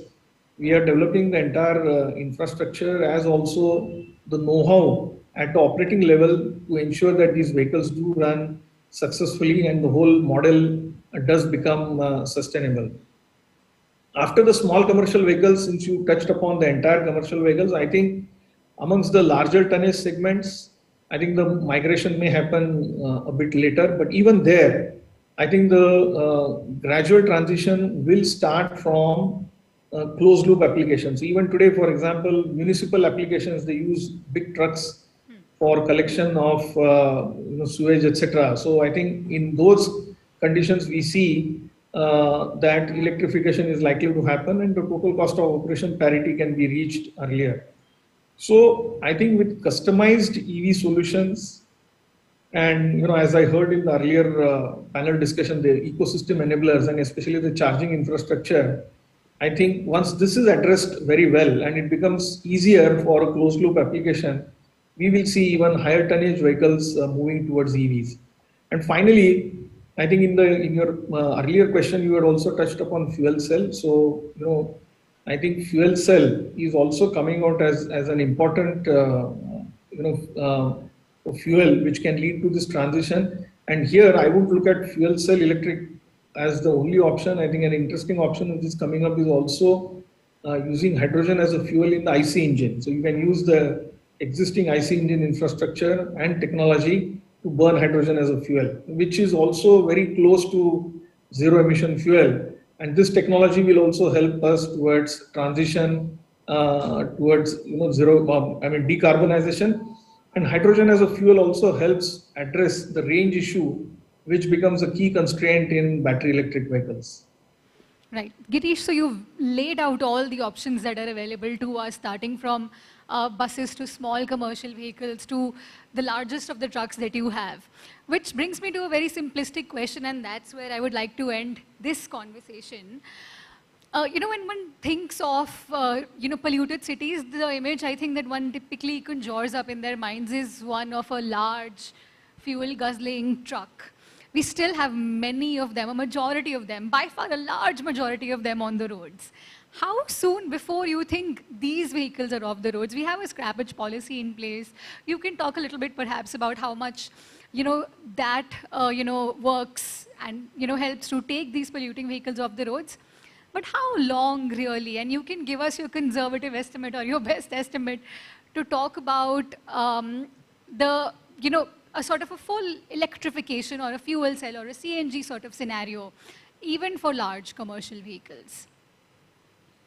I think very good question, Alisha, and there were some pointers in your question itself. So first of all, today in the country we are selling BS6 vehicles, right? BS6 emission norms, and they are much cleaner than the earlier BS2, BS3 vehicles, which you are referring to as gas guzzling or fuel guzzling and emitting.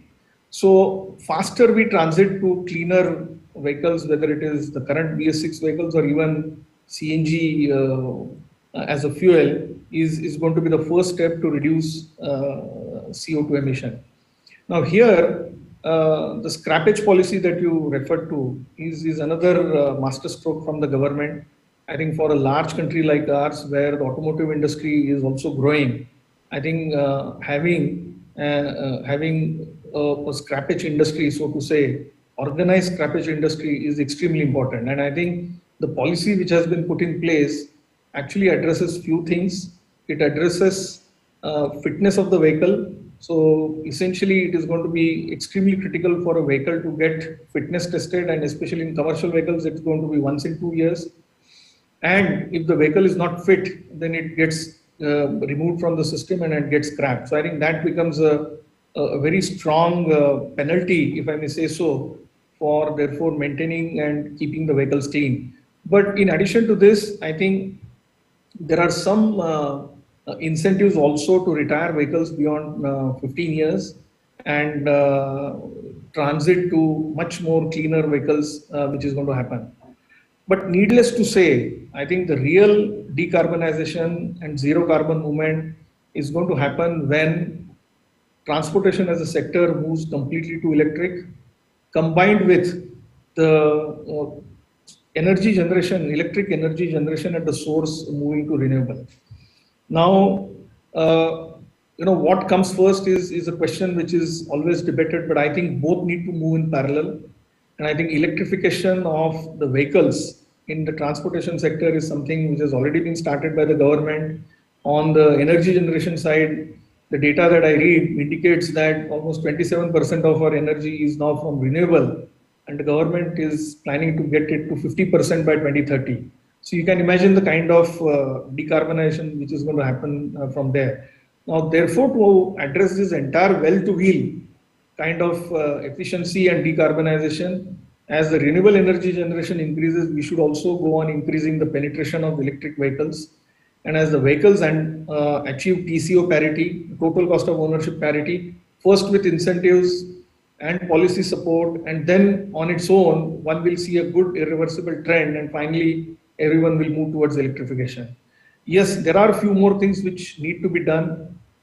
So for example, the transmission and distribution grid also needs to be updated. I mean, take example for a car or a small commercial vehicle, for fast charging, you need a charger of 15 kW capacity.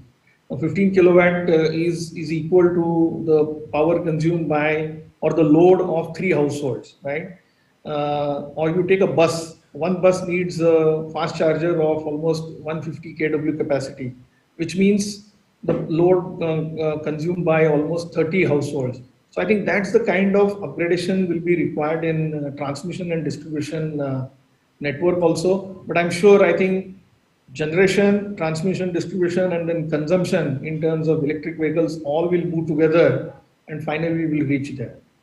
Alisha.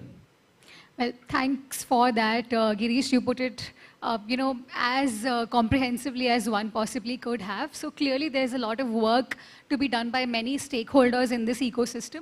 But as Girish rightly said, and I think that's the right sentence to sum up the session with, true decarbonization will really be achieved when the transport sector becomes zero emissions, and hopefully, with the stellar work that companies like like the one you lead are doing, we will get there sooner than later. So thanks very much, Girish, once again for joining us at the Mint Mobility Conclave, and hope to see you in person Pleasure. next year. Thank you. Sure, I'll be there. Pleasure. Thank you so much. Thanks, Girish.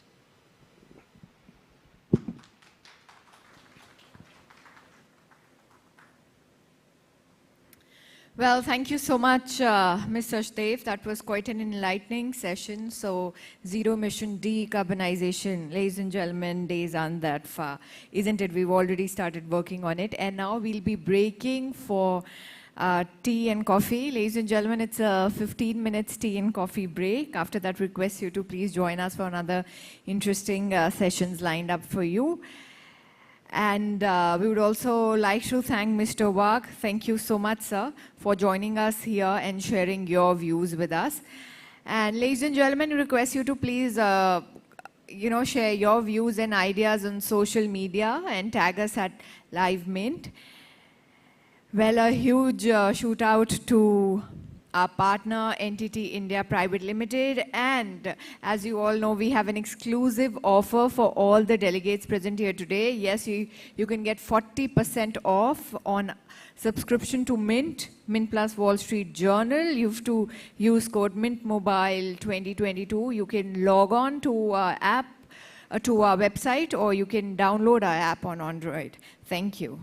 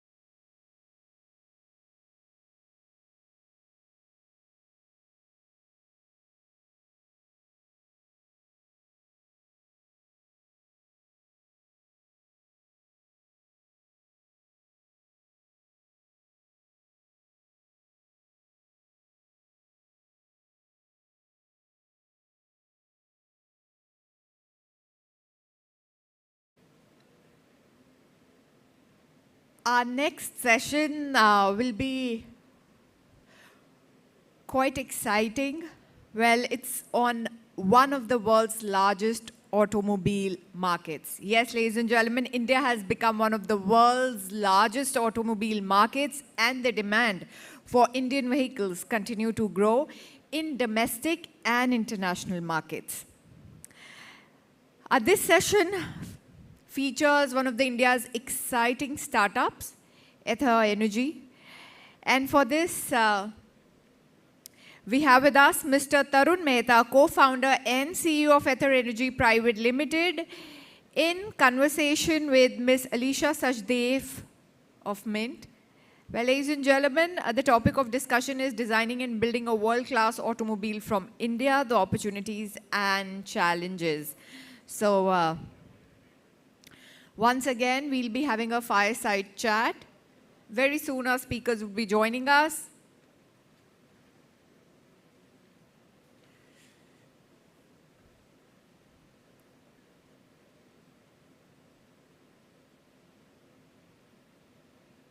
Yeah, so can we have a big round of applause, ladies and gentlemen, once again for Ms. Alisha Sachdev, and we have with us Mr. Tarun Mehta, co-founder and CEO of Ather Energy.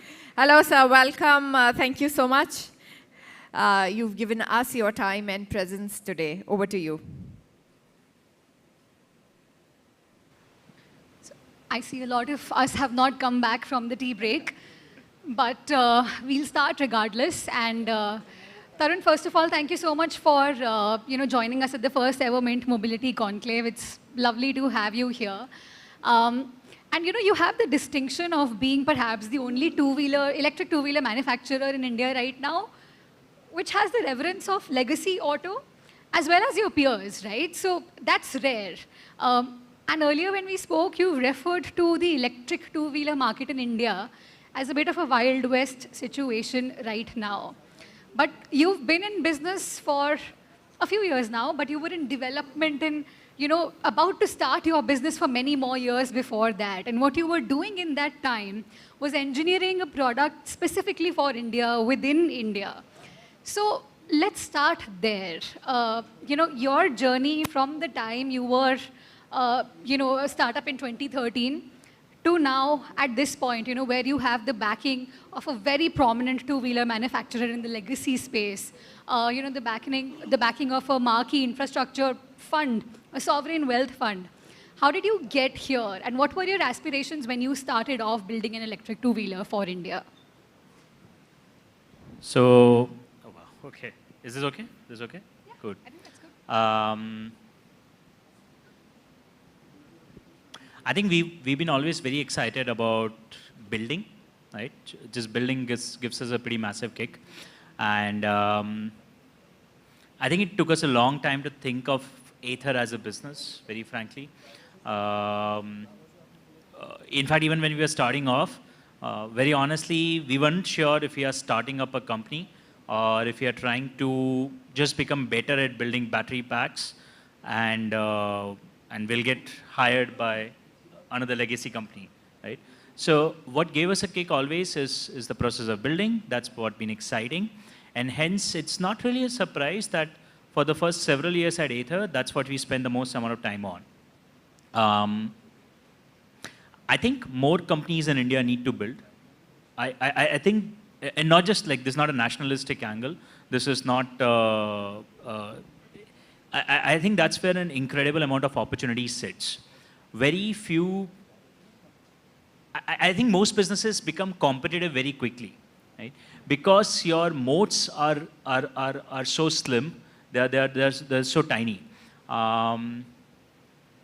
If you've built a product, if you've built, the biggest ambition for Swapnil and I has been to build a company, to build an engine of a company that can keep churning out products for an incredibly long amount of time.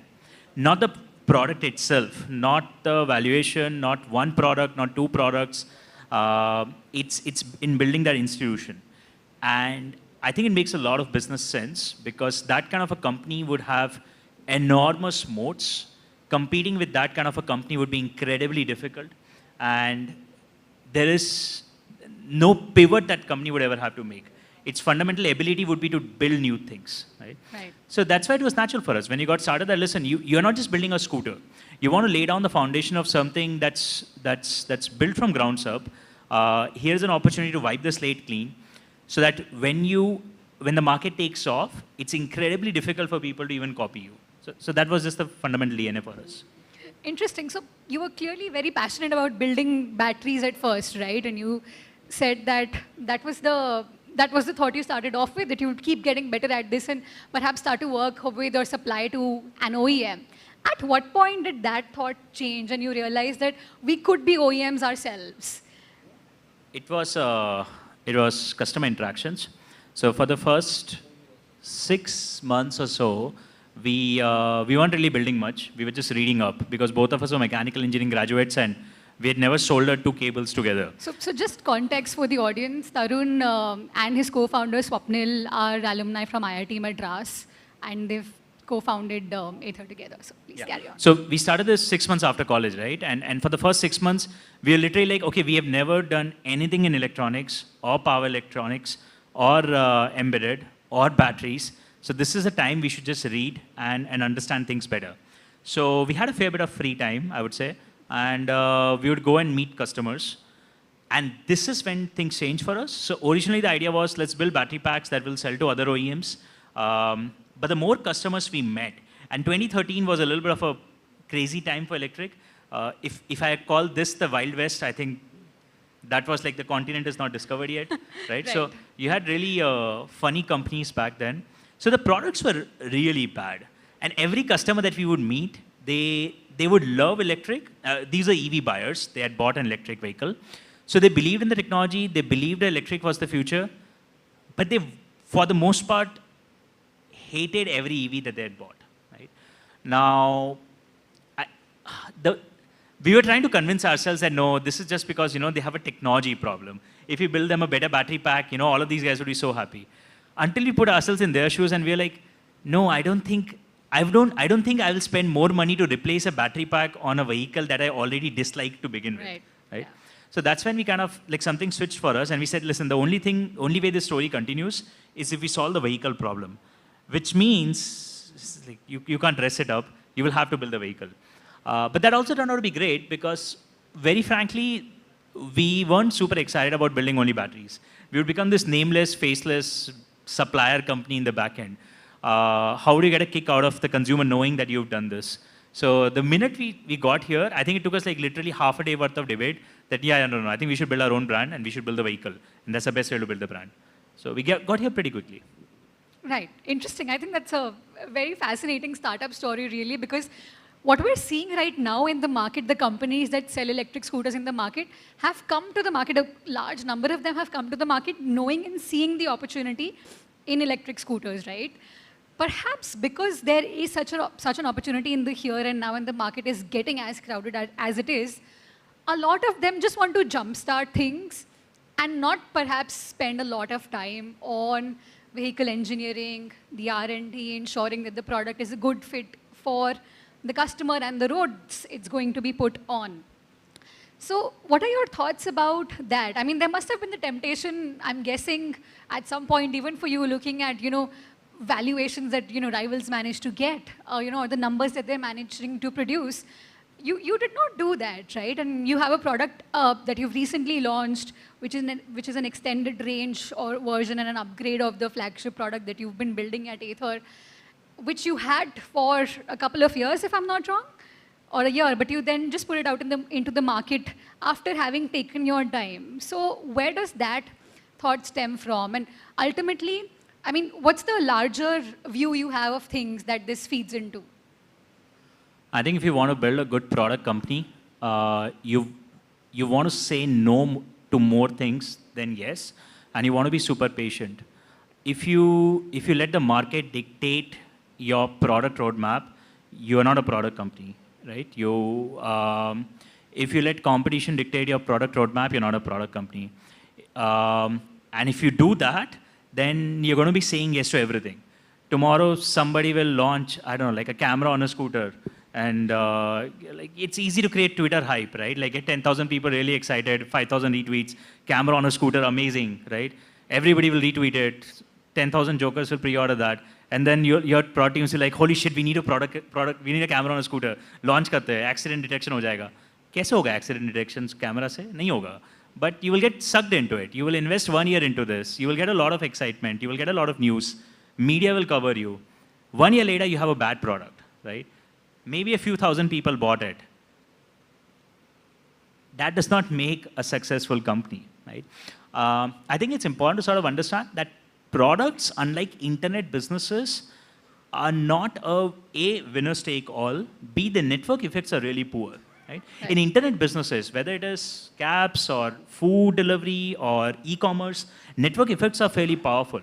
There is a supply and demand side that you have to manage. Most of these are actually marketplace models, right? So network effects are really powerful, and it's important to do whatever it takes to drive traffic now, right? Even if you have to pivot out of it next quarter. In a product company, I think that's a terrible thought process. Driving traffic now with no hope of sustaining in the next 1 year or 2 years is a terrible strategy. So we've been generally patient. You will never see us do a knee-jerk reaction, right? Government increased the subsidy on battery packs about a year back. We kind of held back. We're like, let's just see this play out. Like, let's understand what's the value of a bigger battery pack, because the government subsidy will go away 2 years after, right? So what do you do after then? Do you then say, acha, okay, now our story is different. Now our promise is different. So we wanted to hold back. You have to be willing to say no to a lot of things, right? Like even today we get asked a lot of questions. But why are you not building bikes? Why are you not building cars? Why are you not building trucks? Yes, I would love to build all of them, except that I think the company needs to focus. The company needs to focus. We need to build like, we need to sell like maybe 3 or 4 million electric scooters to really, really happy customers. And that could take 2 years, that could take 8 years. It's okay, luckily we are still young, right? We could go through another 8 years of selling this, then go to more. People kind of forget, I think everybody kind of looks at Tesla now and says, but look at all the stuff Tesla is doing. They forget, Tesla started in 2004. Till 2012, they only had Tesla Model S to talk about, right? And even now, it's only Model S and Model E, right? So people, I think there's a lot of recency bias. Good product companies have small portfolios, they have incredible focus, and they do not get distracted. It's a lesson that we are learning still. I don't think we're great at it, but that's why you won't see us just sort of go knee-jerky on anything. Interesting. And clearly there's a lot of merit in that thought process, because the sort of incidents that we have seen with electric vehicles catching fires and the government scrutiny that's come after that perhaps wouldn't have been the case if there was that much thought and patience going into product development.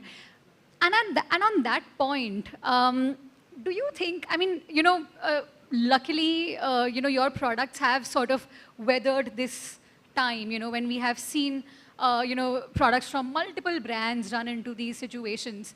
Do you think that good engineering is at the heart of this, or there is a sort of argument which also says, it's a matter of time, it's about scale, you have product on the road, it's going to happen to the best of the companies, that's just the nature of the product. So your thoughts on that? We've invested 70% of the capital raised till now in product development. Even today, 45% of the company is still R&D at a scale of almost 1,700 people, right? So we still continue to run the largest engineering R&D in the country as far as electric vehicles go, definitely electric two-wheelers go. So I think it will be a mistake to sort of think that this is just fluke. Ather has good quality by accidentally. It's billions of engineering hours now, right? Like that are kind of making this possible. Also, I do think that we are lucky that we started on this journey many years back. So we got a run of almost 3 to 4 years, a fairly free run when the market was not ready, but we had started building the platform. So we could keep honing it. We could keep perfecting it. We had shit quality in the early years, right? But we could get out of it without it becoming a PR disaster, right? We could invest more and more time in fixing it. So when we started to scale up, the quality was already at a good par. I don't think the market has that buffer today. if you were to start an EV company today, EV two-wheeler company today, actually any electric vehicle company today, you can't say, I'll spend the next 3 years in building a platform, 2 years in building a product. Tab tak to market khatam ho jayega, right? So you've got to launch something in 6 months, right? So I think we are lucky that we started back when we started. We got all these years to perfect it. But and the theme of this conversation was really that how do you build a world-class electric vehicle in India? And of course, you've mentioned that, I mean, the success rate, whether it's performance or consumer loyalty you've seen with Ather, this is a made in India product we're talking about, right? And traditionally, we've not given the greatest credit to, made in India or developed in India products, really. But if a company is, in fact, to start up now and they want to do things the right way, and you're saying that you're lucky you started off when you did, what is the right way to, really develop, an EV for the Indian market right now, given the constraints that you've just mentioned exist today? I think that I feel today that the legacy of Ather is not going to be in its products. I think it's going to be in its org structures and our style of execution. It's not talked about enough because the first generation of ex-Ather folks is just starting to come out and start their own companies now. But I think that's going to be the biggest enduring legacy of Ather. And while, yes, I said that we were lucky that we got enough years to build this platform, I think what continues to be even more valuable today is in how we do product development. It's a fairly unique organization structure. It's a fairly unique ways of working that we are building at Ather. If somebody were to start a company today, I don't think you can follow the exact same trajectory, but you could attract an incredible amount of talent if your focus was not just a product, but the entire product development engine itself. Right? And the good news is, because we are not in Silicon Valley, we are in India, there is almost no other company building things this way. So if you start cracking this, you open up so much more value. See, if you're in Silicon Valley, you're like, "Arey, but Tesla bhi ye karta hai, Apple bhi ye karta hai." Apple has freaking Apple University running just to teach people this, right? Facebook has a great product dev culture. Google has an amazing product dev culture. How do you beat all of this? But we're in India. We don't have Waymo. We don't have Facebook. We don't have Apple. We don't have Tesla. Or we almost had Tesla and now we don't. So I think if you're starting a company here today, I would say here is an opportunity to go after fundamental value creation. And maybe don't start in scooters now. I think this is a different space. You will have to approach it very differently. You can't start by saying, I want to build platforms now. It's a little too late. Maybe start off in commercial vehicles. So that's Tarun's advice to anyone wanting to build an electric scooter. Don't. Okay. That's one way to put it, yes. So, Tarun, now I want to talk about the talent piece that you sort of spoke of. When you were doing this, you were really the only company of its kind wanting to, develop an EV for India, in India, engineer it to the level that you did here. So, what was your journey of actually finding the right people to build this company with you? And in the present scenario also, do you think that we're well-equipped, technical skills, knowledge and talent-wise to actually build world-class EVs in the country? I think India has enough talent. I don't think the problem is talent or competency as far as technical competencies go. Our starting years were very different because frankly at that point, Ather was the only place building products, hardware products and EVs in the country. So we could just attract talent at like nobody's business. Literally our pitch was, listen, you were building cars in college, you will get paid to do that if you join us, right? Like amazing. Problem solved. No salary conversation. Right? So it was super easy for us to attract talent for the first 4 or 5 years. Obviously, it's different now because there is more competition. So it's a little bit more nuanced than that. But I would say the biggest challenge in India is not really technical competence. It's culture. I think there have been so few companies that have done hardware product development properly in India, that mostly when you go and you will get junior developers, you will get junior engineers really well. But the minute you go higher up, you start looking at managers, you start looking at head of departments. You don't get people who want to build great teams. More often than not, you get people who basically are like, give me a whip, I will whip this team in place. You give me all work and give me a lot of people who can do work for me, I'll get them to somehow deliver, right? This attitude that no, my job is to build a phenomenal team that is going to be empowered so that the company can actually attack 10 problem statements eventually and doesn't need me to be the bottleneck everywhere. This is just not there. And I think that's why you often hear complaints of the minute a company starts attempting to set up any SOP in India, any process in India in product development, you'll hear massive pushback because most managers are just sort of hardwired to deliver as firefighters, right? You give me a problem statement, somehow magically I'll just deliver.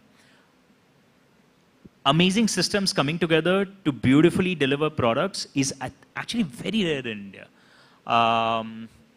So I think the technical competence is there. It's just the mindset of product development, the attitude for collaboration that has to be built out. Do you see that changing though? Is there better culture already now? Because there's also been time for other companies and managers to see the success of companies like yours, right? So is there change that you see already? So being in Bangalore really helps because I think the one sector that's kind of moved really far ahead on this, the internet companies that started up in Bangalore, whether it was Flipkart or it's Swiggy today or Razorpay, so these guys have really pushed the envelope on product development in general. It's still a little difficult because you have to pull people off from a very different domain and move them here, but it is possible now. And listen, if it was not easy, I think we would have died by now. Right? So right. The fact that we're here and we haven't died is because it's definitely possible. So I'll segue us back to Ather now, and one of the things you also had to figure out, in the process of building and really scaling up production is your supply chains. And that is something that, large automotive companies with very established supplier bases are struggling with also. So how did you figure that out when you were starting off? Because clearly, not a lot of your suppliers would have been equipped, perhaps, or encountered the sort of, demands perhaps that you were making on them, that, that we need this fast, we need this quickly, you were a startup. So how did you do all of that? And in light of the challenges that we see currently, how are you still navigating those supply chain challenges? There were two different phases. The first phase before EVs started going mainstream, so let's say until 2020, was about really selling a lot of the story, selling the vision that we are really committed to doing this. We want to build something enduring, long-term. We're not opportunistically going after this, and hence attracting long-term suppliers to partner with you. So that was phase one. Phase two has been very different. It's been more about de-risking the supply chain, adding more options, adding more alternates, and in many cases, taking more control, right? Because you kind of start realizing after a while that, okay, in many cases, the supply chain is not ready to do product development on its own. So some of those components have to come in-house. So we have to be more vertically integrated on design. I think you have great manufacturing in India, whether electronics or mechanical commodities. But the design of a lot of EV-specific components is still kind of iffy. And hence in phase two, over the last few years, we've been bringing more and more designs in-house. So today, for example, motor controllers are built in-house, touchscreen dashboards are designed, like all these components are designed in-house, all power electronics is done in-house. Maybe we wouldn't have done all of it at the start, but as time has gone by, right, we just decided to take a little bit more control over our supply chain. Right. And on the discussion of suppliers also, you had the backing of Hero MotoCorp, which has sort of supported you from your from the very beginnings, really, so to say. Did that help? I mean, did that sort of come with expertise that you could leverage? Did that sort of open doors? Was that arrangement fruitful for you beyond just of course getting investment and endorsement from them? We actually never needed an operational tie-up. And an operational tie-up would have never worked between us and Hero because Hero buys, I don't know, 10,000, 20,000 components a day, and Ather's projections were maybe a few thousand units in the first year. So right. I think an operational tie-up was never what we really wanted. I think how the investment really helped us is that Hero MotoCorp, with its reputation kind of investing significant capital behind us, round after round, gave a lot of confidence to the Indian supply chain that listen, these guys are likely long term. Back in 2017, 2018, there were a lot of EV startups that are emerging, right? But Ather kind of stood out because nobody was fortunate to get the kind of backing we got back then. They were good companies. I think they're still great companies. They have good designs. But because of this backing, I think the overall confidence of the supply chain that, okay, I can commit working with you over the next several years and you are likely a good long-term bet is because somebody like Hero MotoCorp is investing really large quantums behind you. And they want you to go to production yourselves. So you're likely not just a design house. You actually will get to production yourselves. I think that word of confidence helped us a lot at that critical time when the EV market was still not hot, but we really needed vendors to come on board. Right. So Tarun, one thing that really, stands out also about Ather is the community of customers that you've built. And you expanded rather slowly, right? You started off only in Bangalore. I think from then on you moved to Chennai perhaps, and you added cities slowly but gradually. And in an era where D2C is really, the flavor of the market, and pan-India deliveries is what, your competition speaks of, do you think there is merit in sticking to the strategy that you have? And you've spoken about it, of course, a little bit earlier, the merits of going slow. But is it a strategy that still holds good for you? And how did you, build that customer loyalty? It's a segment that, invites a lot of enthusiastic young customers, who treat their product like a tech product. They want to be involved, in the community. They want to learn more about it. They want to see, new upgrades happen. So that's one way to keep the community also engaged. So how have you achieved that? I think a lot of, sorry, slightly harsh statement, but I think too many companies these days take community as essentially having a forum, right? Set up a forum on Discord, you're good to go. You have a community. You're a community-driven company now. The way we have looked at communication and brand over the years is very similar to how we have looked at the product. We want to crack how we, our tone to customers has to become consistent and has to send out a particular message, right? We made actually many announcements over the years. Most of them we haven't even made public, right? So why did we do that? Because the way we looked at everything that we spoke, every interaction with the community was to educate ourselves as to what kind of a brand we want to be, right? So it was not because, oh, listen, if we announce this, or if we say this, right, or if we run this rally of bikes, we will drive more awareness. Frankly, if you want to drive awareness, community is a terrible way to do it. It has really poor ROI. And advertisement has far better ROI, right? You want to have a community because it helps you and the company become really figure out what kind of a brand you want to be. If you don't have a community, then I think it's a little harder. And with every passing year, as you add in more team members, as competitive pressures heat up, your brand will just sort of seem very different. Sometimes you'll be talking about quality, certainly sometimes you'll be talking about speed to market, so on and forth. So, talking about direct to customers, I would actually keep it simple. It's about, again, staying focused. I think our value comes from product and brand and technology. I think retail is not where our strengths are. We actually experimented with it and kind of concluded that if you want to crack retail operations and that cost structure, that's going to take several years and full attention of founders, right? So that's a solved problem. By this time next year, Ather will have roughly about 200 stores. If I wanted to have those 200 stores manned by Ather team members, we would have had 6,000-7,000 people on our rolls. It would be an HR nightmare. It takes us roughly about 30 days to go from deciding a store to starting sales there now, right? So we actually love the dealership model. We think in India it's incredibly expensive to replace it still. Now there will come a time, maybe later this decade, when companies will put enough capital behind it, they'll burn a lot of money, and they will crack D2C. Very happy to then experiment with it. But I don't want to burn money to sort of experiment with D2C. Interesting. So before we wind up this chat, Tarun, I have to talk about the infrastructure aspect to electric vehicles too. when you started off, you of course also ship a home charger, with your product. So there is that solution that you've catered for. But what about larger cities like Delhi, right, where it perhaps isn't possible to always go back home and charge your scooter, so where you need a certain range with your scooter, where people are going several times around the city, so they need that sort of, batteries in their vehicles too. So infrastructure-wise, do you think that we are at this point that we can really see through those, hurdles that people have, in their minds about range anxiety?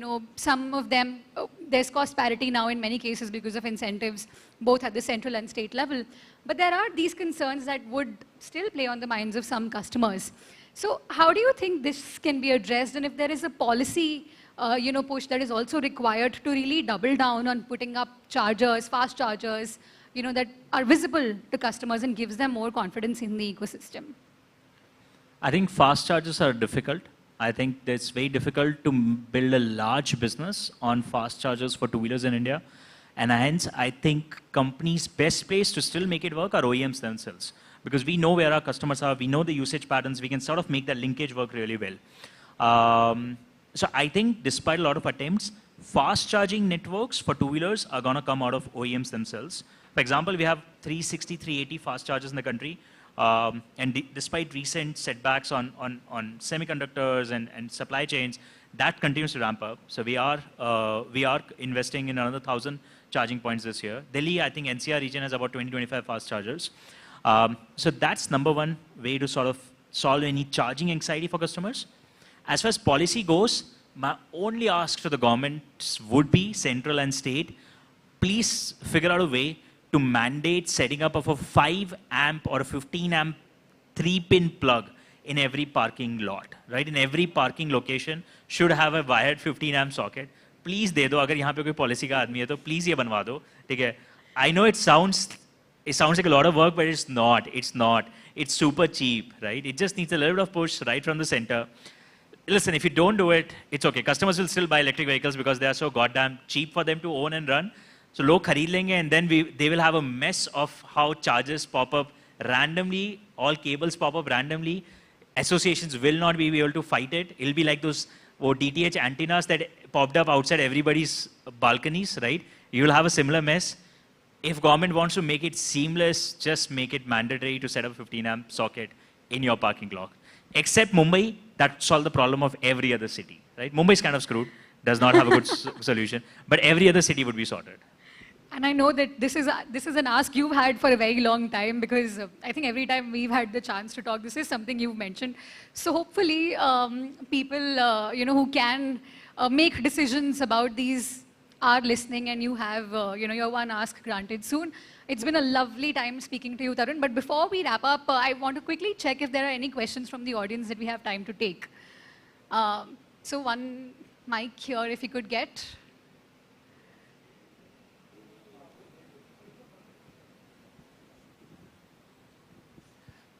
Hi, Tarun. Thanks, that was really insightful. This is Nikhil from Mint. I just want to know, we keep talking about the cost of electric vehicles dropping, and Ather's done a lot of R&D in this space because you guys are the first movers. You're retailing a scooter these days for about 1.3 to 1.5 lakhs nationally. But I understand that your unit economics is somewhere closer to, between 3 to 3.5 lakhs on the manufacturing side, including all your R&D costs. That's a few years back. That's when we refused to sell pan-India because we were going to lose so much money. Okay. We finally are gross margin profitable, which is why we are willing to sell more now. Okay, yeah. thanks. It was crazy. It was a money-burning engine once upon a time, but which is why we kind of kept under control. We didn't sell everywhere. We only sold a couple hundred units, essentially get more feedback and just sort of, keep some operations running. But it's gross margin profitable now.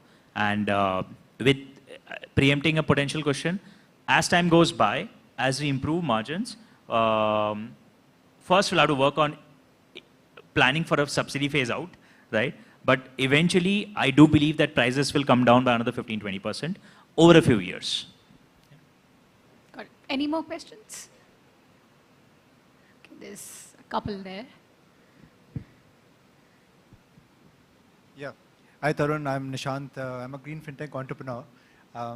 What I wanted, I wanted to probe more about that last point which you mentioned around putting those chargers in place. No, not chargers. Chargers are complex. Just a 3-pin plug. That's it. Nothing. Now, Kuch on. that is 3-pin plug. A lot of this societies, let's say you were talking about Bombay. Similarly, you have a problem with the parking spaces in Delhi as well. Usme kahan pe lagayenge ye log? Yes, that is something which is very confusing actually if you see the long scheme of things. To clarify, I'm not saying it is a little bit more complex, though cleaner. If the building itself sets up 15 amp sockets in every parking lot, it needs a slight business model innovation and it needs a little bit of entrepreneurial energy behind it. So I'm not counting on that right now. Though actually, I think that's most likely to happen because policy nahi banegi. But if policy ban jati hai, then the simplest thing I'm suggesting is from your meter to your parking location. Think of any apartment complex. Typically, you will have a basement parking, typically, and wherever your parking is, typically that's where your meters will be. Okay. Worst case, it'll be between 30 to 40 meters. Okay. So it'll be a few thousand rupees, but for the vast majority of customers, it will be about 10 to 20 meters. Okay. It is far cheaper to take out cable out of your meter and take it directly to your car parking, which is where you will also likely park your two-wheeler, and just give you a 5 amp or a 15 amp socket there. So that tomorrow when you upgrade to an electric car also, you're sort of sorted. Right? The alternative is building itself sets up sockets everywhere, and then it has some sort of a centralized billing system and authentication for every charge that happens. That needs a little bit of innovation though. Not technology innovation, just a business model innovation.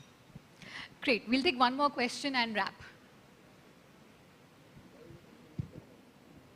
Hi Tarun, this is Mridul from DBS Bank. Wanted to know your views on battery swapping as a solution for the charging issues, and I know there have been some discussions. I think there's been a discussion paper by Niti Aayog as well on this. So wanted to know your views on whether that will be a fruitful solution or not.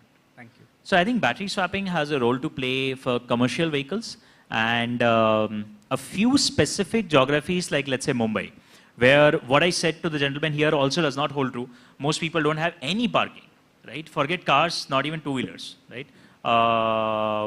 So in that scenario, you're kind of screwed, and you have to, the only way you will go electric is if you do a swap operation. At Ather, we are not investing towards it, however. We feel for the vast majority of the consumer segments, swapping will be very expensive. Unless you drive at least 40-45 kilometers a day, I think it's a little difficult to justify swapping costs. There's a huge infrastructure cost. Like a charger will cost you 3,000 rupees. A swapping infrastructure will cost you several times of that. Plus you need more batteries.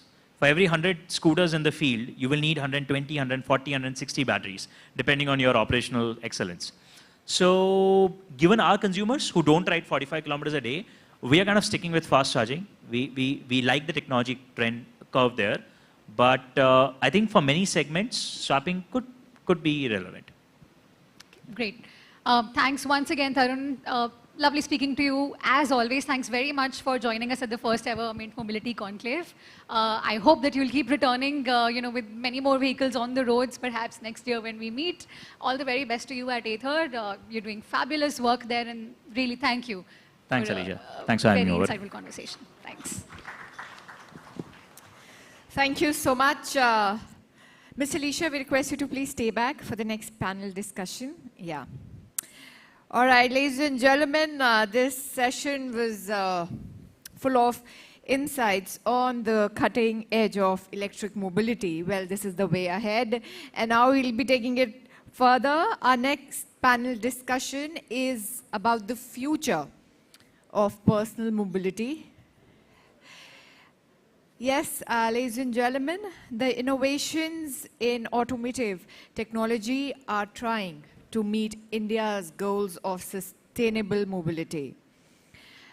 Well, let's get a ringside view of the changing face of India's passenger vehicle market as it enters an era of full-fledged growth after the pandemic. We have a power-packed panel here. Yes, ladies and gentlemen, some interesting speakers joining us here for this discussion.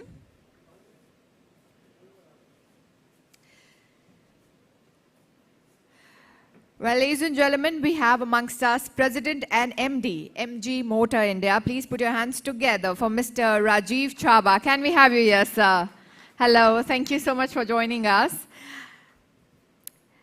Ladies and gentlemen, we have amongst us Mr. Nagesh Basavanhalli, Group CEO and MD, Greaves Cotton Limited. Hello, welcome, sir. Can we have you here? Thank you so much for joining us.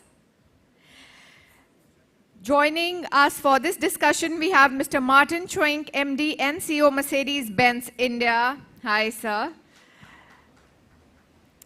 Now we request Mr. Tarun Garg, Director Sales, Marketing and Service, Hyundai Motor India, to please join me.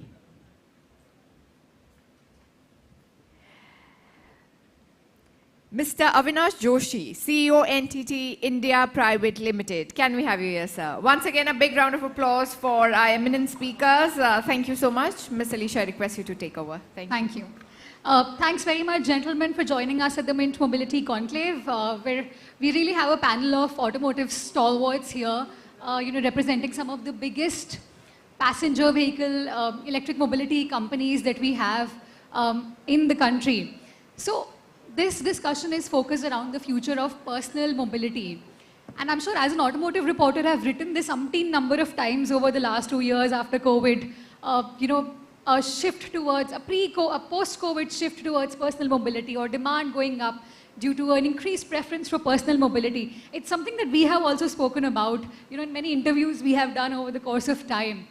So let's start there, really. What moved after COVID-19 that, of course, there are the obvious factors, that people wanted their own private transportation for the risk of contracting the virus.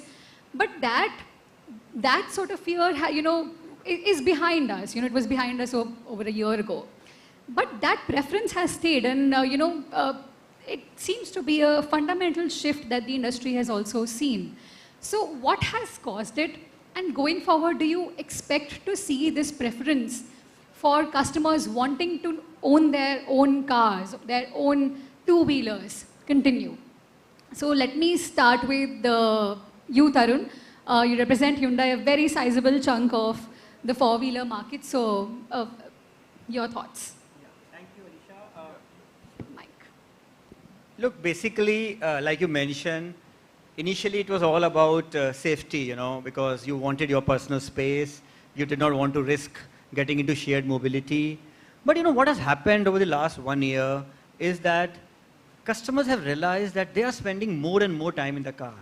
When I say this, what I mean is that now when I want to go to a vacation, even for, say, 500 kilometers, I would like to go in my own car rather than probably taking a flight or whatever, because I believe that my holiday will start right from my home, and I can, then come back to my home, and I can go with my own family. Which means customer is really looking at features in a very different way. They want connectivity. They want the high-end cars. Like for example, for Hyundai, almost now 41% of the cars sold are pricier than 10 lakh rupees. Now this was unimaginable if somebody had told me this. So very clearly, they don't want to compromise, and of course, they want sunroof, they want connectivity, like I said. So this is one very big aspect. The second aspect is, of course, I'm not talking about the last 5 months when people are traveling like crazy and going all over the place, is that because the disposable income, people did not have too many venues to spend. So they thought, let me have the car which is, which has everything. So I think this is another thing which has really come up, and really making a lot of sense also, because everybody wants now the higher trims, because what we are seeing is that the higher trim sales also in a model has gone up. And third, of course, is generally people's aspirations are definitely going up, because they have been consuming so much of data during COVID times, means that they know all the technologies and they do not want to really compromise on anything. So they want the best design, they want the latest technologies, they want the air purifier, so they want the best of the Bose stereo system, and they want everything. So they don't want to compromise. The DCT sales have gone up. So who would have understood what a DCT means, a couple of years back? I was very happy with my AT. But now no more, because they know what is a global technology. I think this is one big paradigm shift which has happened, that you are looking car more as an aspiration and more as a reflection of your lifestyle rather than only a means of communication from point A to point B. I mean, this was always there last 10 years, but it has really seen a big change, especially in the last, I would say, 18 months. Yeah. Right, and talking about cars that have everything, Martin, let me speak to you. Operating in the luxury space, and you are the largest luxury, automaker in India, you have also seen over the last 2 years your sales in the top-end versions of whatever you sell in India really spike and, even sort of reach record levels. What do you think has driven that for you? Of course, the luxury segment is well shielded from the shocks that the lower income groups see. But for a player like Mercedes-Benz to now even think of localizing its flagship electric cars like the EQS in India, you must really be seeing a lot of demand potential in this market for high-end personal mobility. Yeah, I would like to put the development over the last 2 years a little bit into a bigger context. When we look maybe back 10 years ago, we had very different customers to some extent. When I look back 10 years, our customers were 5 to 7 years older than they are today. Now they're in their late 30s. At that point in time, mid 40s, upper 40s. We had 10 years ago, we had maybe 1%, which were salaried employees who purchased our cars. Now we're looking at 10%.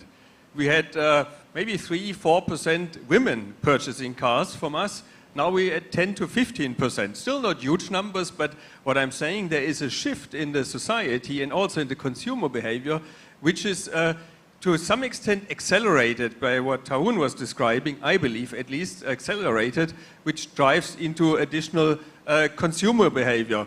And I think these long-term trends make me personally very positive. Now, when it comes to a luxury brand, of course, we have a strong brand, and we have with that the obligation to be at the forefront of what's technical possible when we talk about electric vehicles, when we talk about digitization. And then when we go into the long-term sustainability of our portfolio, then it really makes sense also to put out our strongest product, which is the EQS, which we are launching now and locally producing then from September onwards in our factory. So in that sense, it's a very logical development which we are taking over the last couple of years when we look into our customers, and then how we implement that also with the aspiration in leading the market in the electric space in luxury here. Right. So we're talking about the EQS, which is an ultra-luxurious car. And now, Mr. Chava, we are also aware that MG has plans to introduce a small electric vehicle in the market. And if I'm not wrong, you're looking to price it somewhere in the ballpark of 10 to 15 lakh rupees also. You already have the ZS EV in the market. You were one of the first ones to introduce it to the market, when it comes to EVs. Do you see that that is the sweet spot as far as pricing is concerned, where we will really see mass adoption of electric vehicles in the passenger car space take place? So Alicia, I think I'd like to start with the fact that, in India, it's very difficult to generalize anything. You have so many sub-segments, and right from Martin's EQS to his i10 to, and we have ZS EV in between. So there are all kinds of segments available in our country. Also on the EV side, we were also happily surprised, positively surprised when we launched this car 2.5 years back, when frankly the personal segment penetration was almost zero. And we got 2,000 orders in the first month. And right now also ZS EV, we get 700-800 orders a month. We are able to supply only 300, and that's not a cheap car. It's 26 lakhs rupees. So there are always sub-segments who want to experiment, who are available to give you a chance, and they want to do new things. And the whole trend of electrification, the way it's happening, it's driven by regulation, it's driven by environmental issues, the global activist issues, and now the youngsters, the consumers, young consumers especially, they want to have sustainable solutions, all kinds of sustainable solutions. So that trend also is driving towards EV. Now, again, it is anyone's guess in 5 years' time, 10 years' time, what kind of number we would have, because that's an obvious question from journalists especially, that what percentage of the market do you expect by 2030 or 25? So I will not like to speculate on that, but as we have seen in Tata's case, in our case, numbers are pretty healthy overall. And if you look at percentage of the market, it's very small. But 3,000-4,000 customers a month going for EV, it's not that bad. So now coming to the next point, what do we see sweet spot and all? I won't say we know about the sweet spot, because it's not question of only the price. It's price, size, mileage, charging. It's a question of all those issues which consumer will tell us whether that's the sweet spot or not. But the tipping point, I would say, would happen when more and more manufacturers come in that kind of a price range in terms of volumes. And is that the price range I spoke of? And is that the price range you are planning now as your next product for India? So our next product definitely is EV, which we have announced. We are looking at price range of 12 to 15 lakhs of rupees. The price goes up because of inflation and lots of, the input cost has gone up in almost all the raw materials. So I would say the price range would be 12 to 16 kind of lakhs, in that segment we are looking at. Right. So we've been able to, glean a fairly comprehensive view of the passenger vehicle market across segments now. So coming to you, Nagesh, you can speak to us from both a two-wheeler perspective and also a perspective of how, perhaps during the COVID years, there was a shift away from shared mobility. Three-wheeler sales, sort of speak to that. And in the last 2 years, of course, electric two-wheelers, that market has really exploded. There are multiple new players. You have a product under, Ampere, under your own brand, which manufactures electric two-wheelers. So is this driven by the fact that, on the one hand, there are fuel prices going up, there is cost parity now we're seeing between electric two-wheelers and ICE two-wheelers. This is in large part also led by government incentives. But do you think that coming down to the bare bones, the product itself, are manufacturers able to offer a fundamentally better product in electric two-wheelers to customers? Yeah. Thanks, Alicia. Good afternoon, everybody. First things, just to take a step back, right? When you look at the last mile mobility and when you look at the vehicles, 80+% in India are either a two-wheeler or a three-wheeler. At the end of the day, 8 out of 10 vehicles on the road is one of this category. So if we're going to make a dent in the universe, I think it's going to start here. Then you talked about, let me start with the two-wheeler. At the end of the day, the unit economics have been compelling enough. I mean, it's been known for a while. Just to put things in perspective, at 75 rupees a litre petrol, an IC engine scooter is about ₹50 versus 20 paisa or less, right? Obviously, there are initial costs of the battery and some other things, but when you look at the TCO, total life cycle value, I think it pays for itself. At the end of the day, what we have also found is Indians value, and there's nothing wrong with that. I mean, it's precisely why I think this thing works. Then the other thing we've also seen is freedom, convenience, and comfort. Especially our younger generation, and I think Rajiv and a couple of other speakers talked about it. Our younger generation, the millennials and the Gen Z, clearly, and there are millions of people coming into the market every year, every month and every quarter and every year, right? When they gravitate towards an electric vehicle, yes, there is a little bit of unknown, but once they come in, chances are they will not go back to an IC engine vehicle. Because that's part of the ride, comfort, the convenience, the freedom, some of the things that you talked about in terms of the product, right? So I think it's and plus, you talked about the cost of the petrol, right? The fuel prices going up. So when you look at all of these, and as the prices of the battery keep going down over a period of time, I mean, there was a time when all of us were looking at $1,000 per kilowatt hour. I mean, I'm talking about years and years ago, right?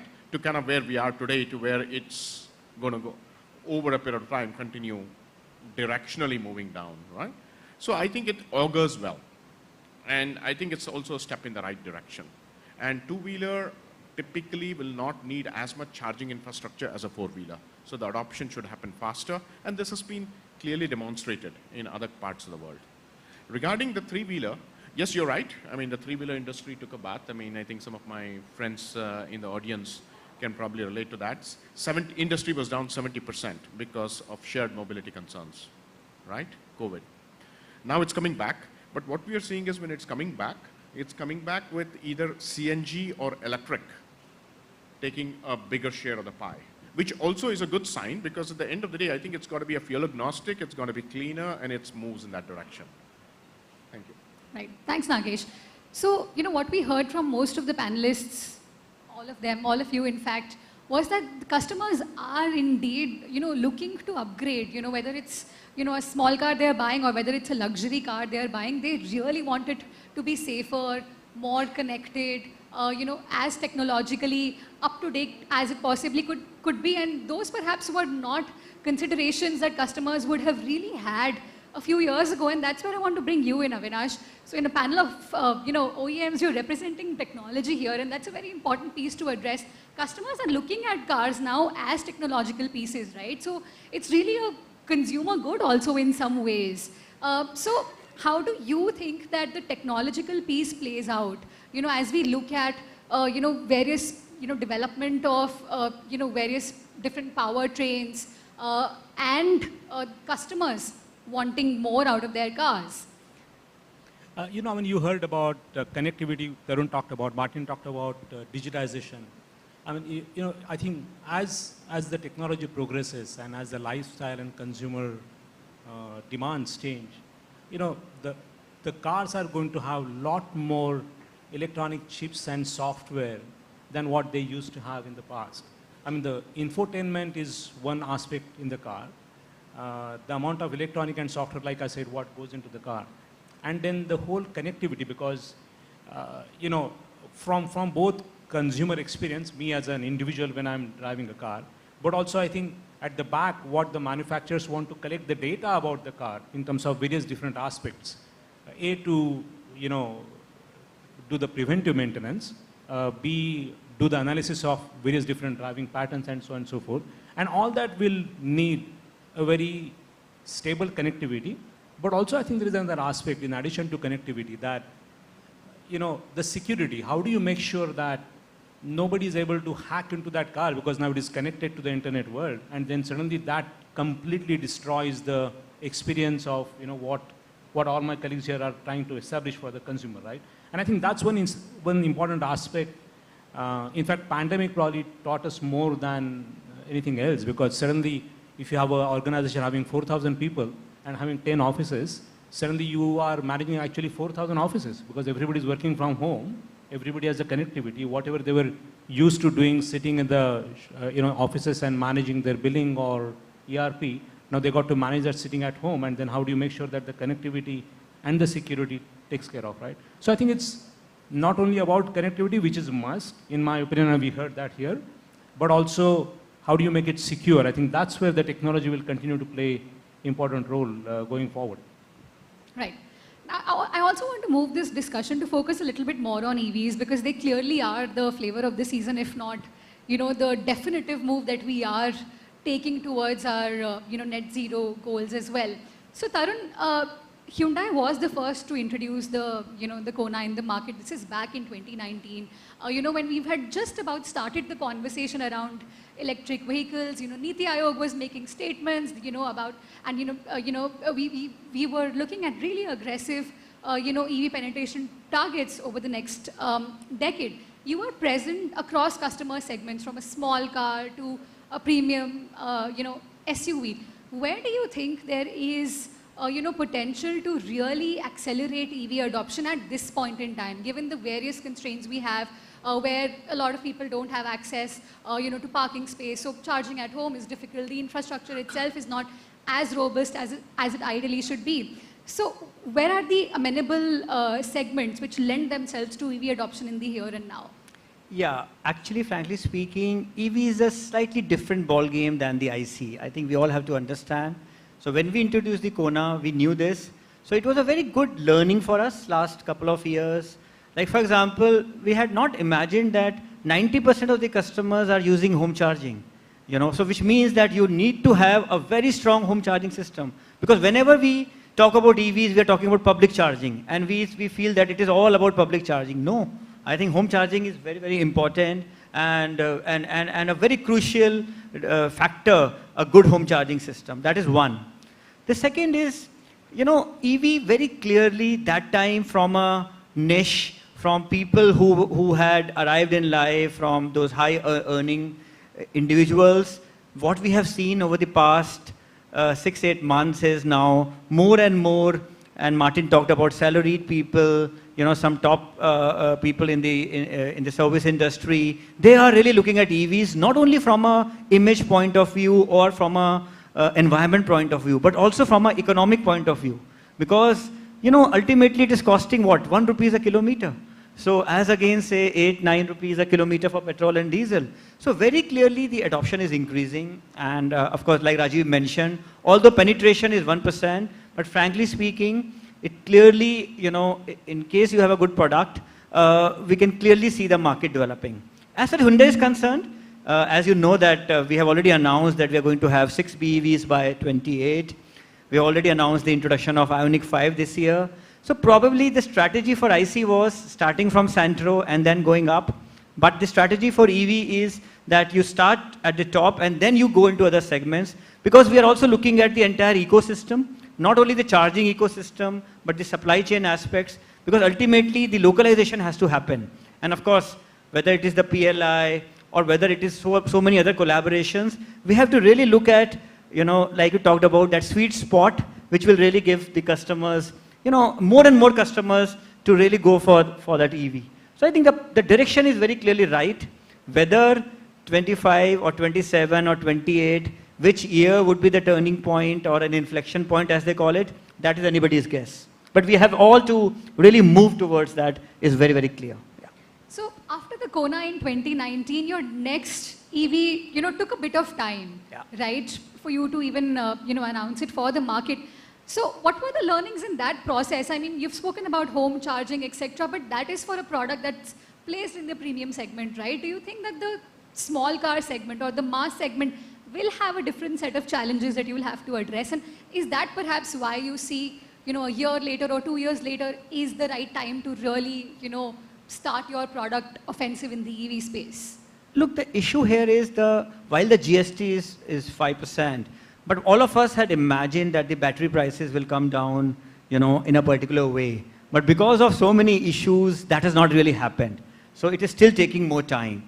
But like I said, because localization will be the key, and now the government has come up with PLI, and of course, we have also, got it. So I think it is, we have to see that not only from a regulation point of view. I'm so happy that 18 states, I believe, are also giving now a kind of a rebate, because ultimately everybody will have to chip in. Only the OEM probably, like for IC, it was only about the vendors, dealers, and the OEM. Here there are so many other players who are completing this ecosystem. And Kona has really helped us to really start those discussions and to prepare that kind of an ecosystem. And as so many of my co-panelists and all, everybody is now, kind of pitching in. I'm sure together as an industry, we are making a very, very significant step towards having a significant EV share in the near future. Yeah. Right. Mr. Chaba, you have also taken a very ecosystem sort of led approach to developing your own EV, EV ecosystem in India. You partner with multiple companies, whether it's on the charging side, whether it's suppliers, to ensure that there is also an infrastructure alongside the products that you're selling. Can you address that a little bit more? Do you think that, as I was also, asking Tarun, that there has to be a more visible sort of public charging infrastructure that OEMs, along with the government perhaps, or other players, who operate, charging infrastructure, need to sort of come together and develop before we can really talk about a meaningful penetration of EVs in the market? We are at 1% levels, like you mentioned. So Alicia, no, thanks for that question, because this is a pretty important thing, and actually Tarun indicated certain things, so I'll elaborate on that further. See, this whole space is evolving, not only in India but globally. So we have to learn, we have to look at what's happening globally and how we can have a localized Indian version solution of that. Now, when we talk about the ecosystem for these EVs, it starts with not only supply chain, which is the battery and raw materials and things like that, localization, which Tarun just touched upon, but then after the ownership, so it means what happens to the second life of battery recirculation, e-waste, in terms of usage of the battery, you know, we are working with some transmission companies and with one government agencies that can use battery, may have a place in rural electrification. So India may have very unique solutions for that. You know, so for that you need lots of partners. I'm happy to say that because we were one of the first ones to do it, so we have got all the players, you know, we are collaborating with all the top players in their respective areas in this space and still learning this whole thing. Then it comes to the charging infrastructure. Charging infrastructure, again, home charging and public charging. Public charging, again, all the top names like BPCL and GeoBP and all, we have collaborated with, we are working with them, and the government also is participating, and I think there's a long way to go for public infrastructure. So I would say that, you know, if suppose you wait for a perfect solution and then think of launching, that's one strategy. Or rather, you launch it the way we have done it and evolve the whole thing together and then keep learning, keep improving, keep tweaking, and keep evolving. So we have taken that approach, and we don't have the perfect answer, but I think we are making some damn good progress overall, and the numbers are pretty encouraging. So yes, collaboration is the key, and as Tarun said, you know, the whole industry, when the volumes come from the industry and all of us start, forget about next year or 2 years, imagine 4 or 5 years from now, when there'll be a lot of entries. I'm sure, you know, at that point of time, the infrastructure would be at a much better place than today. Right. Now, Martin, EVs are still new technology in India, right? In passenger vehicles, it's generally observed, you know, the world over also that it's the luxury customer or the premium customer, you know, who's more, who sort of experiments more with newer technologies and has the bandwidth, you know, or the enthusiasm even, you know, to buy into the very best technology that, you know, the world or a company has to offer. You did launch your first EV for India, the EQC, over a couple of years ago. What has the response been to that car? You have had, I mean, of course, you were facing issues of, you know, high duties on that car, which did make the product expensive. But what was the initial, you know, feedback from your customers who used the product? And do you see that they will now stick to buying EVs from Mercedes-Benz, and you do have products coming in to cater to them? Yeah, I mean, maybe one quick statement on luxury and luxury customers. We believe you cannot separate sustainability and luxury anymore. That will not be possible. So our customers, but that comes over all the markets, I think, over time now. They expect luxury to be sustainable. And that translates in the car technology, obviously, then also into electrification. Now, I'm in India now for 4 years. When I joined, I asked a lot of people about what about electric cars in India? And I can say even very renowned auto journalists basically told me, don't bother. Yeah, if I take that as a starting point to where we are today, then the acceleration in the market has been tremendous. And I think it will continue in that space. And for us, we have also learned with that, because 4 years ago, I knew we would have an electric portfolio. That is why I was asking the question. But I didn't get any feeling from the audience, be it my colleagues, be it journalists, be it our dealers, for example, what to do.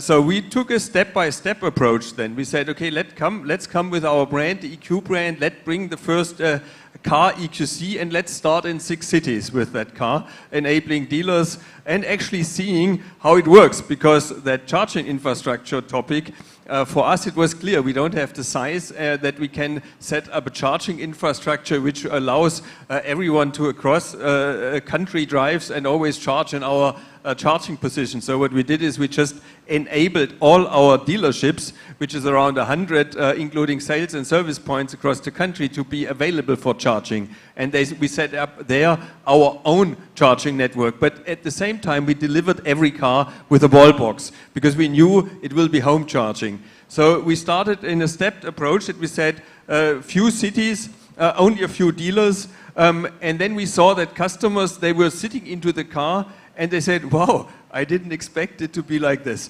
That, you know, a lot of customers had the idea, oh, let's see what electric will be, and it's something foreign, something strange. And then they sat into the car and they saw how it's agile, how it drives, and at the end, what comfort and what Mercedes it delivers. So with that, it gave us a lot of confidence. We brought it then the network. All our dealers are now selling and servicing our EQCs, and we took the subsequent decisions of localizing product, which product to bring. So if you see me here, 4 years later, I have a clear view what we are going to do going forward as well, which I could not have had a few years ago. And that is all built step by step over the last, say, years and actually even months, because it's a continuous process we're working here.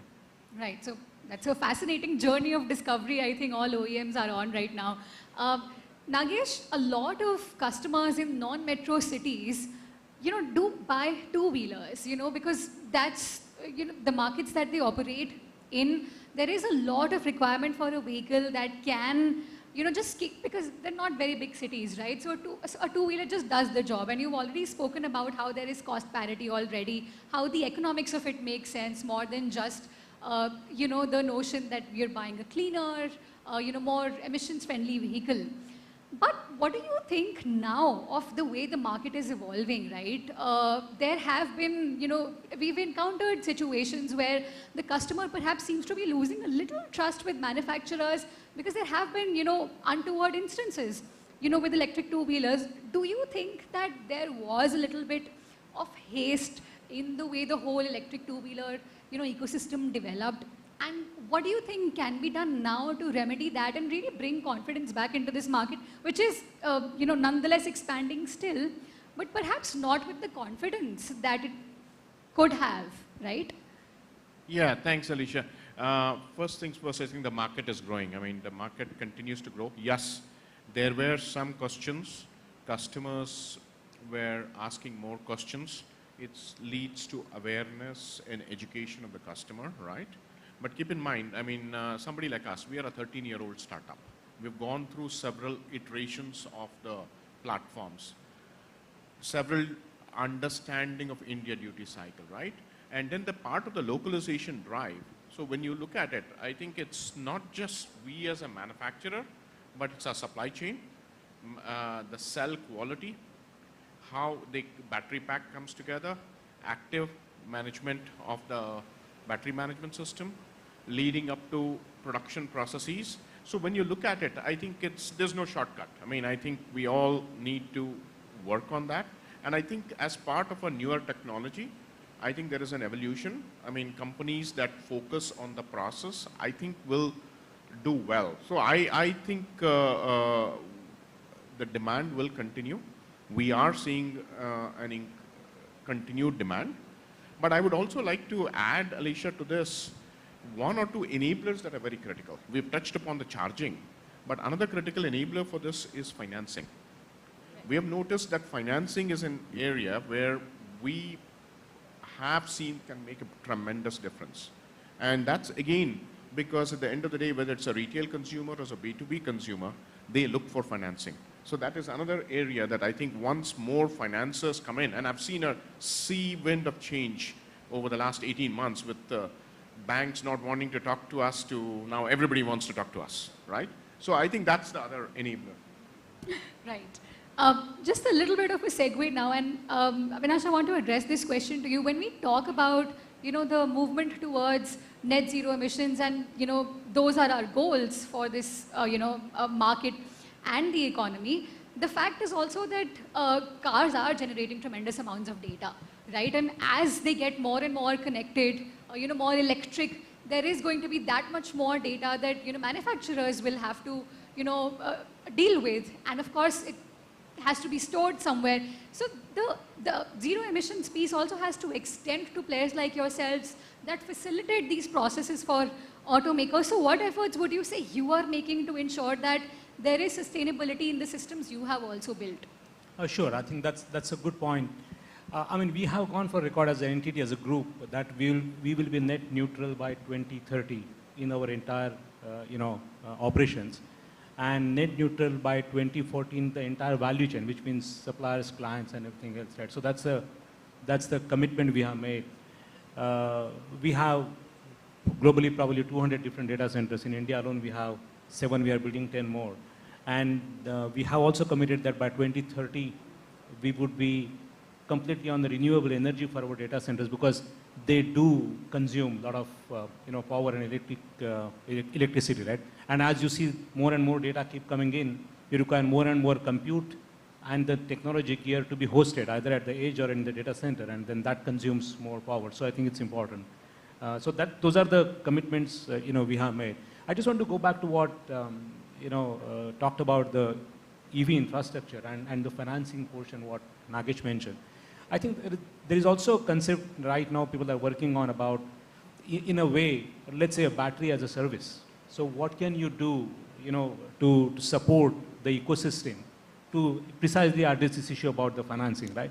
And again, I think there you have a technology to come into play. I mean, it's one thing to say battery as a service as a business process, but then also what charging infrastructure, what are the vital signs of the battery, what is the right time to replace it, charge it. That also still requires some kind of a connectivity, if you have heard this term called IoT, Internet of Things. And you require that to start managing this infrastructure. And as you start, the proliferation of this as and when, EVs start getting more and more, that's another area I think everybody should look at very, very, cautiously. Right. We just have a few minutes before. Alicia, Sure. just to say one thing interesting, because it may be of interest to the audience, that just to on the cyber, the audit, the security questions, I wouldn't have imagined that we would have a corporate policy in which we have to do the cyber audit of our vehicles. Yeah. 3 years back, I wouldn't have imagined. But now we are employing the best Indian agencies to do the cyber audit of our connected cars. We are doing audit of the cloud. So as a car manufacturer, I had never imagined that those kind of audits will be doing it. And I think we are ahead of the compliances here, but and the government also is thinking about regulations in those lines. So with this technology thing, and especially Avinash talked about a lot of security issues, the data credibility issues and security, I think lots and lots of new things are happening in our space, and we are learning that. And that's par for the course, Mr. Chaba, since you pitch your vehicles as having internet inside. So we just have a few more minutes left on the panel, and I think I want to pass one question around from your varied perspectives. If you could distill your thoughts on where you see personal mobility headed in the near future. Let's take a 5-year time frame. You could talk about what powertrains do you see will develop, and we've seen multiple. There's fuel cells, there's hybrids, there's electric, there's CNG, there is ICE, of course. Between all of this and all the segments that we have in the market, where do you think the penny will fall and personal mobility will really, sort of come into and concentrate? Let's start from Martin, and then all of you could answer that question. Yeah, of course I'm a little bit biased, but I would assume that there is quite a strong growth in the luxury segment and also in the top of our range. So we see a lot of movement there over the last 2 years, and we expect this to continue. When I look deeper, then I would think this transition to electrification we're talking about, I would expect specifically in the luxury segment in the next 3 to 4 years, we will hit around 20% then that we have electric cars. So we will see an acceleration there, and that will continue. On top of that, it will be about customer convenience, about connectivity. It will be about new in-car technologies. We, for example, develop our Mercedes-Benz operating system, which will drive in future completely the IT architecture within the car. So this will come hand in hand with electrification and further development in the market. Right, Avinash. I think today probably the average time you take to upgrade or update your car, maybe 5 years, 4 years, in that range. With the amount of technology going into the car, I think you have to start updating, quote unquote, updating your car every year, because there will be a new version of software and technology will be available. And going back to the security, you actually may not have a choice but to update the car. Otherwise, you are making your car probably vulnerable for the security, given what's happening around the space. Right, Mr. Chaba. I think, before this conference we were talking that Indian market is so varied and dynamic that, it's very difficult to generalize. So I would say India, because of the various complexities of our market and the needs of various kind of subsegments, I think lots of segments will be very strong, right from CNG to hybrids to EV, and more fuel efficiency technologies will keep coming, So I will bet on EV for sure, but even CNG will remain strong. Some hybrids also will come, and more fuel efficiency technologies you will see in the market. So I think all will coexist. But the maximum growth in terms of percentage will be EV. Also, I would like to stick my neck out by saying that COVID has derailed some of these Olas and Ubers of this world. But I feel they will come back.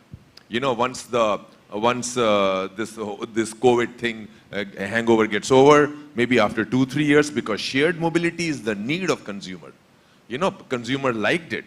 So I think they will come back with a bang, in my opinion, after 3 or 4 years. But maybe, Rajiv, now I chip in for 1 second, because you were mentioning all these different technologies. I would not want to forget that we need consistency of policies when it comes to government regulations, because that's the moment we are all a mid to long-term industry, and for us it's important to have guidelines which are not in the moment, but which give us visibility for the next 5 or 10 years. With all these different technologies coming, I would ask for that, and I think there I speak probably in the sense of everyone, and I didn't want to miss that opportunity to use 10 seconds on that. Sure. Tarun. Yeah, so of course we are running out of time, but I agree with Rajiv that yes, I think many of these technologies will coexist considering the way India is. At the same time, government regulations very clearly with the GST of 5% on EVs, whereas no other rebate on other technologies, whereas the cost is very high. It appears that probably going forward, government is also very clearly supporting BEVs. So I think that is going to be one very, very important factor to decide that post-IC era, if and when it happens, you know, what is going to happen in India. And it seems that, you know, as of now, it seems that probably we'll bet more on BEVs. Of course, there would be a lot of transition, and of course, petrol, diesel, turbo. But at the same time, what is also happening is with the environmental norms, the regulations becoming more and more tougher, I think every manufacturer, based on their own strengths, will have to see that, okay, agnostically speaking, how do I reach there? And I think that is the beauty of the old, because ultimately customer will be winner, and he will have so many things to choose from. So I think that is where we are probably progressing. Yeah, thank you. Right, Nagesh. Yeah, CNG and electric, I'll bet on those. And one area, in the interest of time, very quickly, that we have not touched upon is the B2B segment, the ride sharing. There's the Swiggies, the Zomatos, you name it, right? We haven't, the porters of the world, we haven't talked about that. All of that, because of the logistics cost, will move more and more towards the better TCO, which will be electric. We should have also invited you on the panel on logistics. But thank you so much, gentlemen. I think it's a sort of a clear takeaway that electric vehicles are the way to go. There will be a period of transition in which we will see varying degrees of adoption for different powertrain options as well. But all of us, I mean, you know, all of the panelists on the stage have made big bets on EVs. The customer is also clearly evolving to want more sustainability, more connectivity, more technology that does come with electric vehicles. So hopefully when we reconvene the next time, all of you, you know, would be talking about EVs perhaps in an even more bullish manner. But until then, thank you so much for joining us at the Mint Mobility Conclave. You clearly made the evening very special. It's the first time we're hosting an event like this. So thanks very much once again. Thank you.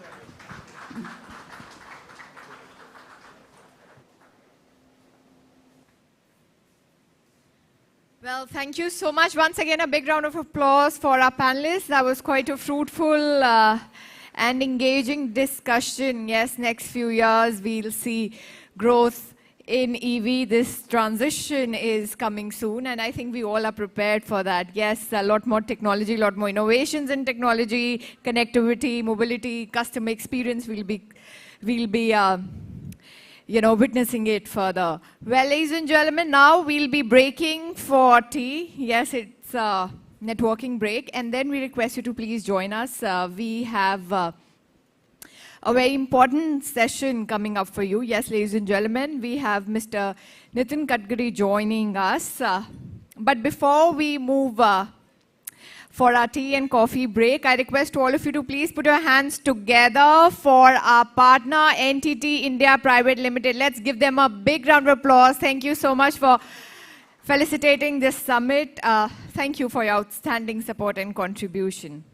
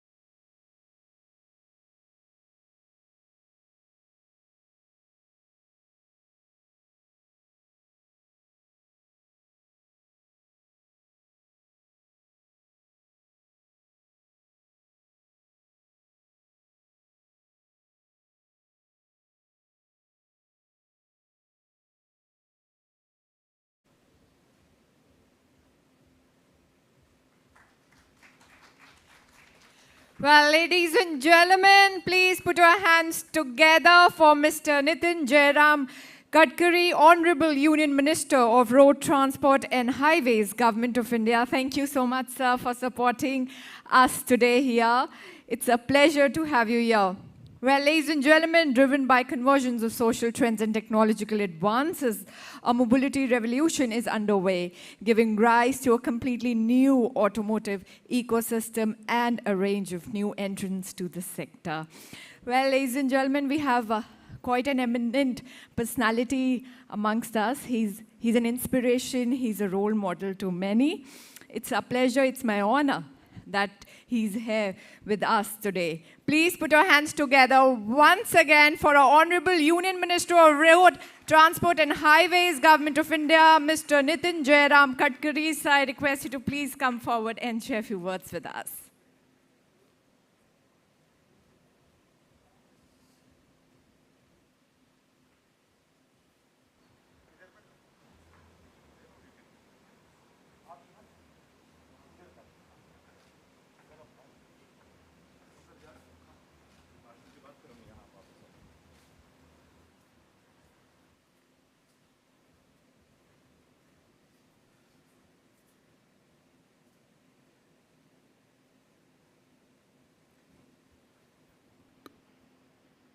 Chief Editor, Mr.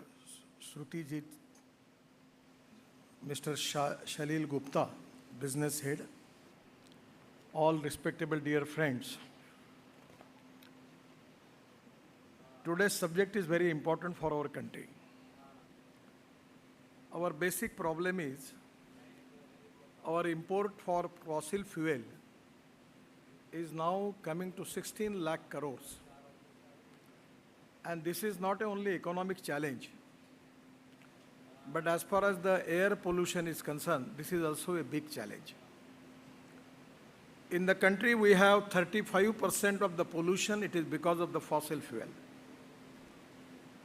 At the same time, because of this, the economic challenge is there. When we have import of 18 lakh crores, 16 lakh crore, you understand what is to be impact on our economy. And that is the reason that important thing which is very important for all of us, that is air pollution. And the people from Delhi, they already understand what is the problem they are facing because of air pollution. A lot of PIL up to the Supreme Court. And as a road minister, I am working on the scheme making of road of 60,000 crore near Delhi area. And out of which many roads have already started. But still there is a big problem. If we can make the road and if diesel and petrol we are using, again it will be a great problem to create pollution. So the policy is import substitute, cost effective, pollution free and indigenous. And for that reason, your Indian automobile industry is very important. Presently, the turnover of this industry is 7.5 lakh crores, out of which 3.5 lakh crore is our export. The Bajaj, Hero, TVS, they are exporting 50% of their production of two-wheelers. And today, overall contribution of this sector in GDP is 7.1%, and manufacturing GDP contribution is 49%. And this is the sector which creates 4.5 crore jobs in the country. All big giants, all big brands in the whole world now present in India. And that is the reason that this sector is very important, not only for economy, but for creating employment potential. This is really an important sector. As a minister, my dream is to make this sector of 15 lakh crore within 5 years. And I am confident that we will be succeeding it. Because presently, all majority, 99% of the big reputed automobile brands, they are manufacturing centers in India. And the first of all, it is the time the automobile sector is the growth engine for the country. But at the same time, we need to take the preventive measures as far as the ecology and environment is concerned. And for that reason, our planning is going for alternative fuel. Now, from last many days, from 2004, I am talking about alternative fuels. But whenever you have any out-of-box idea, it is really difficult to people to believe on that ideas, because generally people are not convinced by it. First of all, our agriculture sector is a big problem. Once upon a time we have shortage of food grain, and presently we have surplus of food grain. Rice surplus, wheat surplus, corn surplus, sugar surplus. And for that reason now we need to change our crop pattern. In the global economy, it is also a big challenge for our rural and agriculture sector that we are not in position to give them appropriate price. And that's the reason that we have taken the policy that diversification of agriculture towards energy and power sector. Only I can give the example of sugar. Our requirement for sugar is 280 lakh ton per year. And the last year our production was 340 lakh ton. And the previously stock was 80 lakh ton. The present year, it's one of the good fortune for the company, sugar factories, the people and the farmers, everybody, that drought in Brazil becoming a big strength for all of us, and we have a lot of sugar export. So that's the reason that we have decided now the ethanol is the alternative fuel, it's a green fuel. We can make ethanol from molasses, sea molasses. 1 ton of sugarcane is giving 4% of molasses, that is called as sea molasses. Then we are adding 3% of sugar more in molasses, that is called as BAV molasses.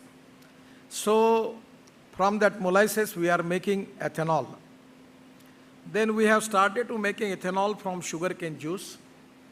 Now we are making ethanol from broken rice, wheat and food grains, corn. And now this is one of the things which is import substitute, cost effective, pollution free and indigenous, and 100% is going to helpful for the agriculture sector. So now in Brazil, Canada and USA, they have got flex engine.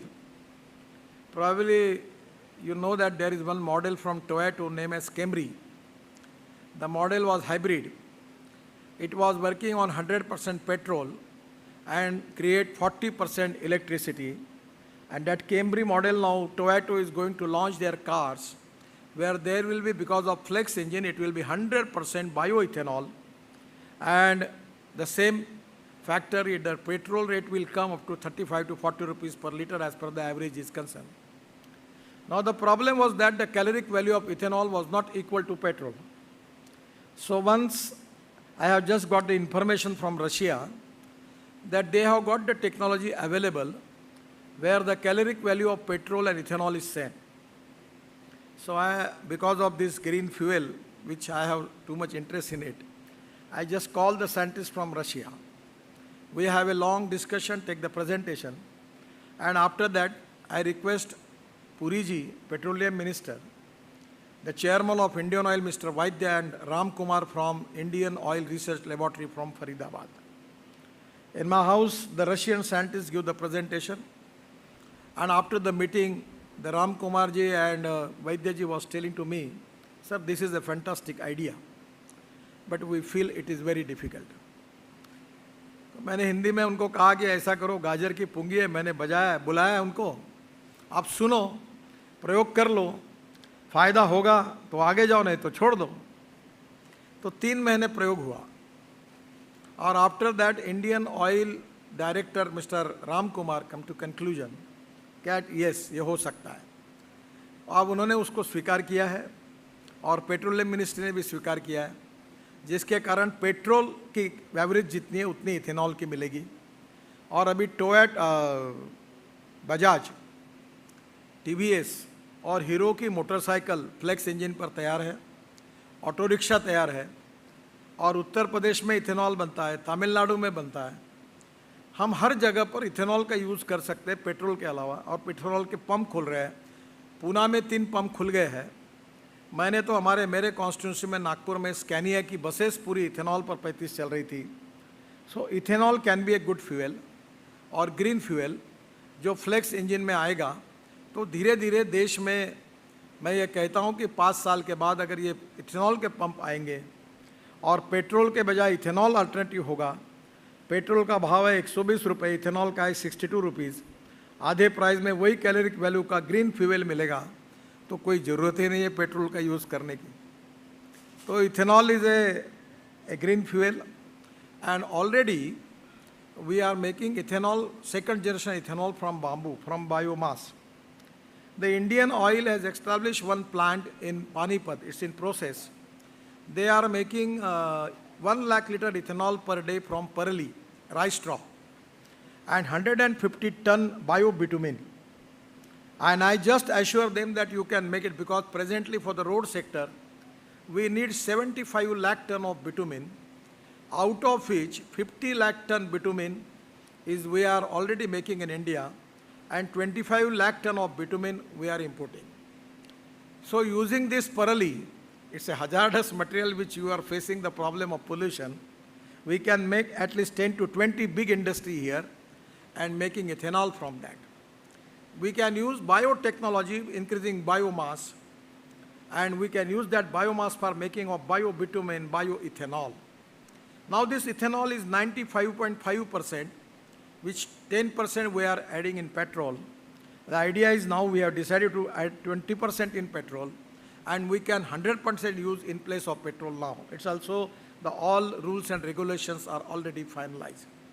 And if we can make the ethanol of 99.5% purity, that is to be aviation fuel. Already at 10 September, one of the leading company is taking one flight in adding this bio-aviation fuel. I remember 3 years before, we have fighter jet and helicopter from Air Force on 100% biofuel. We have just taken one flight from Dehradun to Delhi of SpiceJet using 50% biofuel. So even presently, the aviation industry is facing crucial problem because of the rate which already increased of aviation fuel. That is a big problem for all the companies. The 75% of their cost is now going to use this cost of this aviation fuel. Here we can make it bioethanol and aviation fuel. It is in the process. We are expecting as early as possible. Already Brazil has successfully implementing that. I remember when I meet with the minister, the jet Embril, the Embril jet company is using 100% bio-aviation fuel successfully. They have the standards. So this is the time that we need to have developed alternative fuel technology in the country. Even in a generator set, we are using 4,000 crore liters. And because of my constant persuasion and request, the Kirloskar has now prepared the generator set, which is on 100% bioethanol, is with me. I have already converted my own tractor on bio-CNG and bio-LNG. It is on bio-CNG. And we can get 1 ton of bio-CNG or bio-LNG from 5 ton of parli, rice straw. It is already there. In Assam, they are making ethanol from bamboo. And Karnataka, we have got the Bhima bamboo, is giving after 2 years 200 ton of bamboo per acre. So it is to be a great thing for the farmer. Even the westland area, we can make the plantation of this bamboo, and we can make huge quantity of ethanol. It can be possible. The most important thing is why we are facing crucial crisis as far as our economy is concerned, because we need to increase our export. The problem is that totally, presently, we have 92% of pollution is because of road percent, that is 303 million tons of CO2. Waterways 3%, that is 10 million tons of CO2. Airways 3%, that is 10 million tons of CO2. And railway, that is 2%, 7 million tons of CO2. Not only pollution, But for example, going by railway, the cost is, going by road is 10 rupees, going by railway is 6 rupees, and going by waterways is only 1 rupees. The logistic cost in our country is 16 to 18%. And the logistic cost in China, it is 8 to 10%. And the European country, the logistic cost is 12%. And the USA, it is 12 to 13%. And because of the logistic cost, our cost of transportation is very high. That is the reason we are not very much competitive in international market in our export. If we reduce the cost from 16% to 10%, by 6% of reducing the logistic cost, we can make our exports at least 1.5 times more. We will be more competitive. We are making roads now. Delhi to Mumbai, we are making express highway. Presently, it takes truck from Delhi to Mumbai 52 hours. And at the end of this year, we can take it from 20 hours. We are making road from Delhi to Dehradun 2 hours for car. Delhi to Haridwar 2 hours. Delhi to Chandigarh 2.5 hours. Delhi to Jaipur 2 hours. Delhi to Amritsar 4 hours. Delhi to Katra 6 hours. Delhi to Srinagar 8 hours. And Delhi to Mumbai 12 hours. Though I am a politician, please believe me that you just take the example of Delhi Meerut highway. Previously it was 4.5 hours from Meerut to Delhi, and now it is 45 minutes, 40 minutes from Meerut to Delhi, and the people are telling me they are coming to Connaught Place for ice cream parlor from Meerut to Delhi, and many of the people from Meerut, actually they have their houses in Delhi, they are now shifted to Meerut. So this is going to happen. It is really important for the country. So my suggestion is, we need import substitute, cost-effective, pollution-free, indigenous, and supporting to the particularly our farm sector, agriculture is very important. And for that reason, we are now diverting our economy toward gas economy. The LNG is the fuel for the future. If you are doing the buses particularly, if we are using 100 rupees diesel for the bus, for LNG it is only 40 rupees fuel cost. For CNG it is 50 rupees cost, and for electric it is only 10 rupees cost. Now we have decided to purchase 50,000 electric buses. I am just giving you the example of London transport. My request to Honorable Chief Editor that you should something write on this London transport model. This model is, there are 7 operators are there. The color of the bus is same. The uniform of the driver and conductor is same. It is private, and they are giving actually for best bus in Mumbai, the cost per kilometer is 115 rupees per kilometer. And air conditioned bus, the cost is 41 rupees per kilometer now, the same capacity. And for without air condition, it is 38 rupees. It's the official rate issued by the government. So the idea is the private operator will purchase the bus, and corporation will make the contract for 225 kilometers per day by 41 or 38. And electric bus future is very bright. Even our corporations and state government can reduce their ticket rate by 25 to 30% and giving air conditioned facility to the passenger. It can be possible. अभी तो हमारे राज्य सरकार के मैं ही मंत्री हूँ, transport sector में कॉर्पोरेशन की हालत ऐसी है कि हॉर्न छोड़कर सब बजता है उस बस में, ऐसी स्थिति है. So by using the public-private investment in it, now government is planning for purchasing of 50,000 electric buses. So ultimately the mobility, electric mobility is obvious. It is import substitute, cost-effective, pollution-free and indigenous. The problem is with the lithium-ion battery. And now the chemistry is now in India, our startup, our engineering intelligent manpower is very, very capable.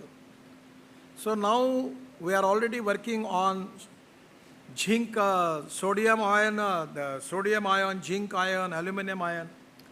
And at the same time now successfully the new technology is already invented by Indian Oil Corporation Laboratories, Research Laboratory, Faridabad, that is aluminum air technology. So it is very cheaper. So day by day, the cost of the electrical vehicle is going to reduce, and within 2 years, the cost of electric vehicle and the petrol vehicle will be same. I am giving you the example when I was started in the hotel, lot of people, where there will be charging, when the car stop, then how they can charge, what, no one was positive about it. Today, there is a waiting list for Tata and Mahindra e-vehicles. People are coming to me that give your recommendation letter by which we will get the car as early as possible. So everyone is purchasing because the spending 15,000 rupees on petrol and 2,000 rupees on electricity, it's a saving. I have electric car. In Nagpur, I am using electric car. Now I have car, green hydrogen, not a hydrogen car. Hydrogen is the fuel for the future. And for mobility, it is obvious for the country, for the all world also, it is on the line to accept hydrogen as a fuel. If the hydrogen from petroleum, that is called as brown hydrogen. If it is from coal, we can take it as black hydrogen. And from water and biomass and organic waste, and we can make the hydrogen that is called as green hydrogen. The all sewage water is there. Lot of projects, the water is available free of charge. And rooftop, the 70% of the cost in green hydrogen is power. So by solar rooftop, the power will be available. So my dream is to have the cost of green hydrogen 77 rupees per kg, $1 per kg, and it gives 450 kilometer average. Just 5 minutes from this hotel, my residence is here, I got the hydrogen car. But presently, we don't have green hydrogen available. There is some problem in Faridabad. After 10 days, we will get the hydrogen. And I am also, you can enjoy what type of quality. The name of the car is Mirai. In Japani, the Mirai means Bhavishya, future. So hydrogen is the fuel for the future. The electric, hydrogen, ethanol is the alternative fuel. In Assam, we have 100 ton of methanol available, and the government has already taken decision to mixing of 15% methanol in diesel. Methanol is from coal. The low quality coal, we can get methanol, urea, ammonium nitrate, and DME. DME is a gas. And the USA, they are adding 20% DME in LPG, and that is going to reduce the cost of LPG cylinder by 20%. So the methanol, ethanol, biodiesel, bio-CNG, bio-LNG, and even from plastic. We have a lot of industry in the country now from the waste plastic. We can make this, we will not call it as a petrol, but what we call it, what Subbarao, what we call it? Huh? It is in place of diesel we can use it, which is available with 45 rupees per liter. So this is, the technology is available. So we can convert the waste plastic into crude petrol. So my suggestion is all options are open. And lastly, which I want to tell you about is that the future is for mobile, for ropeway, cable car and funicular railway. In my own department now, Parvatmala project is already started. We have already sanctioned 65 ropeways and cable car. My idea is to taking from Dhaula Kuwa. I always remember Dhaula Kuwa. I don't know much about Delhi, but when I was newly coming to Delhi, every time there was traffic jam in Dhaula Kuwa. So I decided to solve this problem. It was very difficult. I take the land from the Defense Ministry, and now Dhaula Kuwa is clear. Still some small problems are there. So my idea is now taking a bus, double-decker bus, from Dhaula Kuwa to Gurgaon up to Manesar, and going up to that end of Sona, where we connect Delhi-Mumbai Express Highway. And already the two companies in the world, one is Doppelmayr and Puma, they have in Philippines, they have double-decker bus in the air. So this can be possible. So today, mobility on electricity is the future for the country. And we are now in our power basket, our 40% of the power is solar power. We need to increase more power, and our target is make it up to 60%. So by which the power is cost is very low. We are making hydropower, and 100% I am confident that power is the future fuel for the transport. Also, I am planning for starting trolley bus, that double bus, which is on the cable. My idea, it's not my declaration, but I am working on that. I want to make Delhi-Mumbai Express Highway e-highway and take electric bus from Delhi to Jaipur. The first pilot project, we are working on it. We have discussion with the companies, and I am confident that we will succeed in this mission, but it will take some time. One of the reputed automobile company has given me the invitation for starting of double-decker electric bus in Mumbai. So even one company is asking my time for launching of electric truck of 40-ton capacity. And now also I am requesting the construction equipment manufacturing company to, in place of diesel, they should go for LNG, CNG, biodiesel, ethanol, methanol and electric. The JCP has successfully have their JCP, they make that about 40% diesel and 50% CNG. And I have got effort to launch that. And now they received the order, big order from Russia for that. So this is the future. So the future of mobility is on electricity, ethanol, at the same time methanol, biodiesel, bio-LNG, bio-CNG and green hydrogen. And these are the alternative fuels, which is the future. And I feel that the most important concern is ecology and environment. Three important is ethics, economy, ecology and environment. And for the ecology and environment, it is the time for the country that we need to reduce our import, particularly the fossil fuel, and take all our mobility on the alternative fuel, and we have to develop the agriculture sector. This is our vision for development of mobility, public transport in India on the basis of electricity. And things are changing, people are now believing, and lot of things are moving. I am confident within 2 years, you will see a successful picture of all these dreams, and 100% my ministry is trying our level best to make it as early as possible. Thank you very much. Namaskar. Thank you so much, sir, for your inspiring words. I request you to please stay back. You are a great example of how people's representative can work for the development of the country. Ladies and gentlemen, now we have fireside chat session. Joining us, we have with us Mr. Srutijit KK, Editor-in-Chief, Mint. Thank you so much, sir, for joining us. Can we have a big round of applause for the dignitaries on the dais? Thank you so much, ladies and gentlemen. Firstly, I should say that it didn't feel like we were listening to a minister or a politician. It felt like we were listening to a technologist. Thank you so much for joining us today and giving us that tour through the coming technology landscape. I should also say that personally I'm so heartened to have Gadkari ji with us here for Mint Mobility Summit. I cannot think of anybody who has done more for mobility in India, both in terms of setting the vision as well as embodying the qualities required to get large and complex projects executed, push through the challenges in the government where multiple agencies, multiple center and state are involved. We are all familiar with the complexities.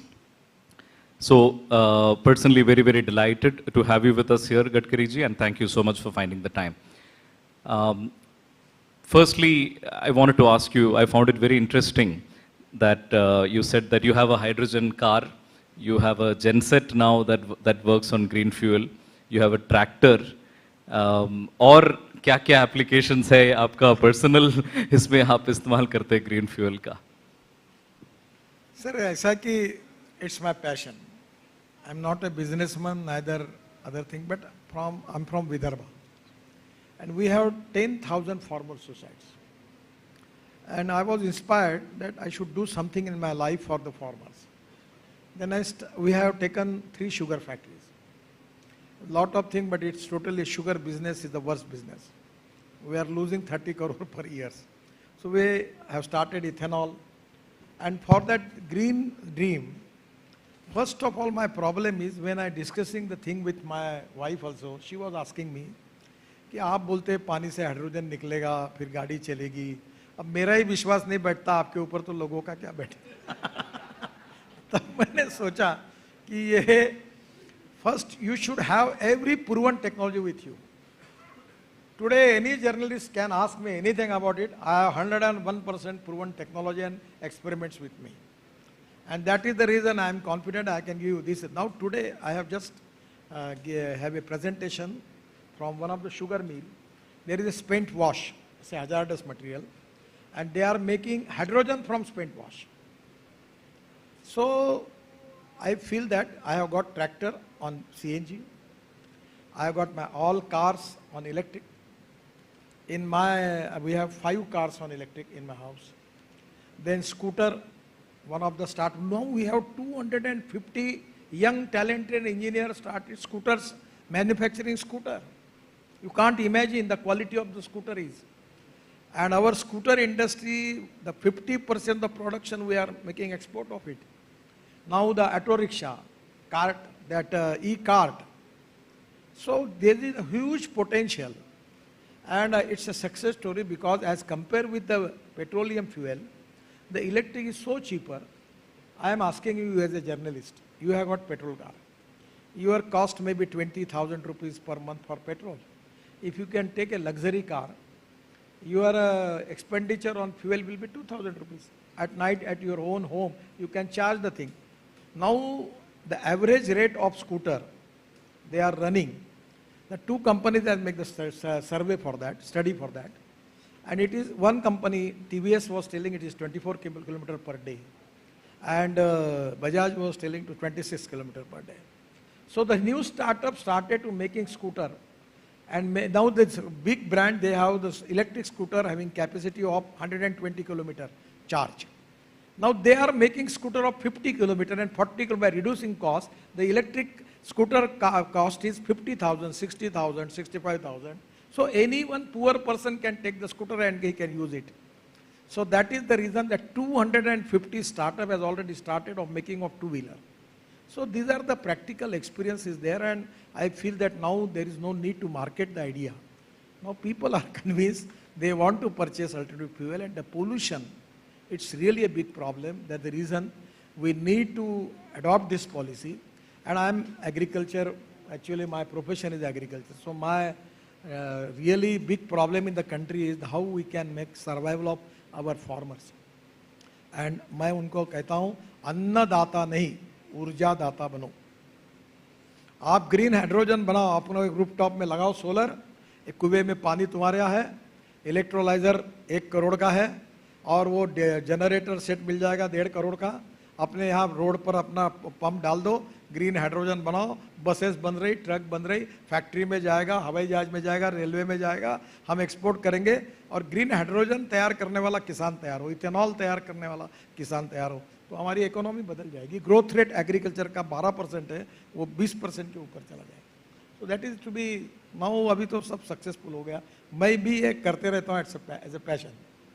Gadkari ji, one of the things that you said that struck me the most as interesting is that ethanol at a certain level of purity can replace aviation fuel. Can you talk a little bit about that? Yes, already actually the research is going on. One of the company, Praj from Pune, they have successfully have a technology making from sugarcane juice, they can make aviation fuel. The aviation fuel we need, now it is alcohol, 90.5% grade alcohol. First of all, we are making rectified spirit. There are 2 lines.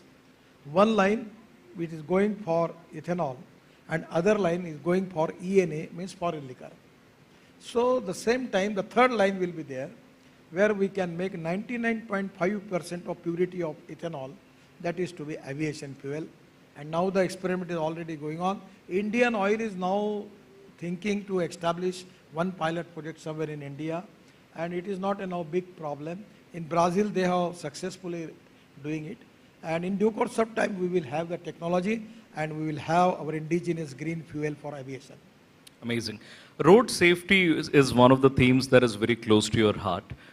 You have yourself pushed several initiatives, such as the 3-point seat belt for the rear passengers in the middle, 6 airbags for cars carrying a certain number of people, NCAP, Bharat NCAP crash tests. What else are you thinking about, number one? And number two, the initiatives जो आपने announce किया गया है, ये सब, are you happy with the implementation and the speed? Actually, frankly speaking, this is the only dark area in my ministry. Every year we have 5 lakhs accidents and 1,50,000 deaths. And in this 18 to 24 years, 60% of the young talented people are there. Unfortunately, we are already improving the black spots. We are taking a lot of decisions regarding auto. There are 4 more important stakes are there. One is education, engineering, emergency. Everywhere we are taking a lot of decisions. In Tamil Nadu, the government with the cooperation of World Bank successfully implemented the program by which they reduced the number of accidents by 50% and death by 50%. Now in Bangalore, we have a big conference of transport ministers, and we are trying our level best to, we have new Motor Vehicle Act. We are taking a lot of efforts, but still, as far as the road accident statistics is concerned, it is as long as same. And it's not a good thing, we are trying, but the problem is that there is a lot of things where we need cooperation from the people by and large. Actually, Hindustan में एक problem है. कानून के प्रति सम्मान भी नहीं और भय भी नहीं. तो कोई भी आपने रोड पे अभी भी लोगों में अवेयरनेस नहीं, कहीं भी घुस जाती स्कूटर, कहीं भी गाड़ी डाल देते हैं, तो एक्सीडेंट्स होते हैं. Somewhere we need even cooperation from media for road safety. We are trying hard, but the truth is we are at the same mark. No that much improvement. We are highest in the world. And before, my mission is to 50% deaths and accidents we want to reduce before end of 24. I don't know, but now we have a program with the World Bank and ADB of 14,000 crore. We are improving black spots. We are taking a lot of decisions with automobile engineering. Regarding the rules and regulation, we are already taken a lot of decisions. Still, road safety is the highest priority for all of us. We are doing the thing, but as far as the results and statistic which is available, still we have to do more for that. That is the need of the world. Very sobering statistics indeed. Your ministry had raised penalties in the hope that that will encourage better driving. I think some states did not agree. Did that dissuade bad driving to an extent or not really? Actually, this is the subject in concurrent list. Now we have new Motor Vehicle Act. But there is a problem because the 50% the subjects are with the central government and 50% subject are with the state government. We have taken a lot of decisions, but we need the cooperation from the state government for improvement of this sector. So we have the meeting in Bangalore now. So we will discuss all the subjects. We will try our level best to make unanimity in all the policies which we are making for the future, for the interest of the country and the society. And I feel that we will get the cooperation from the people and we will be in position to save the life of the people. You've said that you will try to build 50 kilometers of highways a day. You will hit that kind of cadence. Last year, of course, had slowed down because of COVID. This year also, the speed is picking up. 2 things I want to know. One is, how many kilometers will realistically get built this year? Number 2 is climate change slowing things down? More frequent floods, erratic monsoons, heat waves. Is that also slowing down the building of roads? First of all, we are facing crucial problem because of this monsoon. Now the bitumen roads, everywhere we are facing the problem. So I always thinking on the line.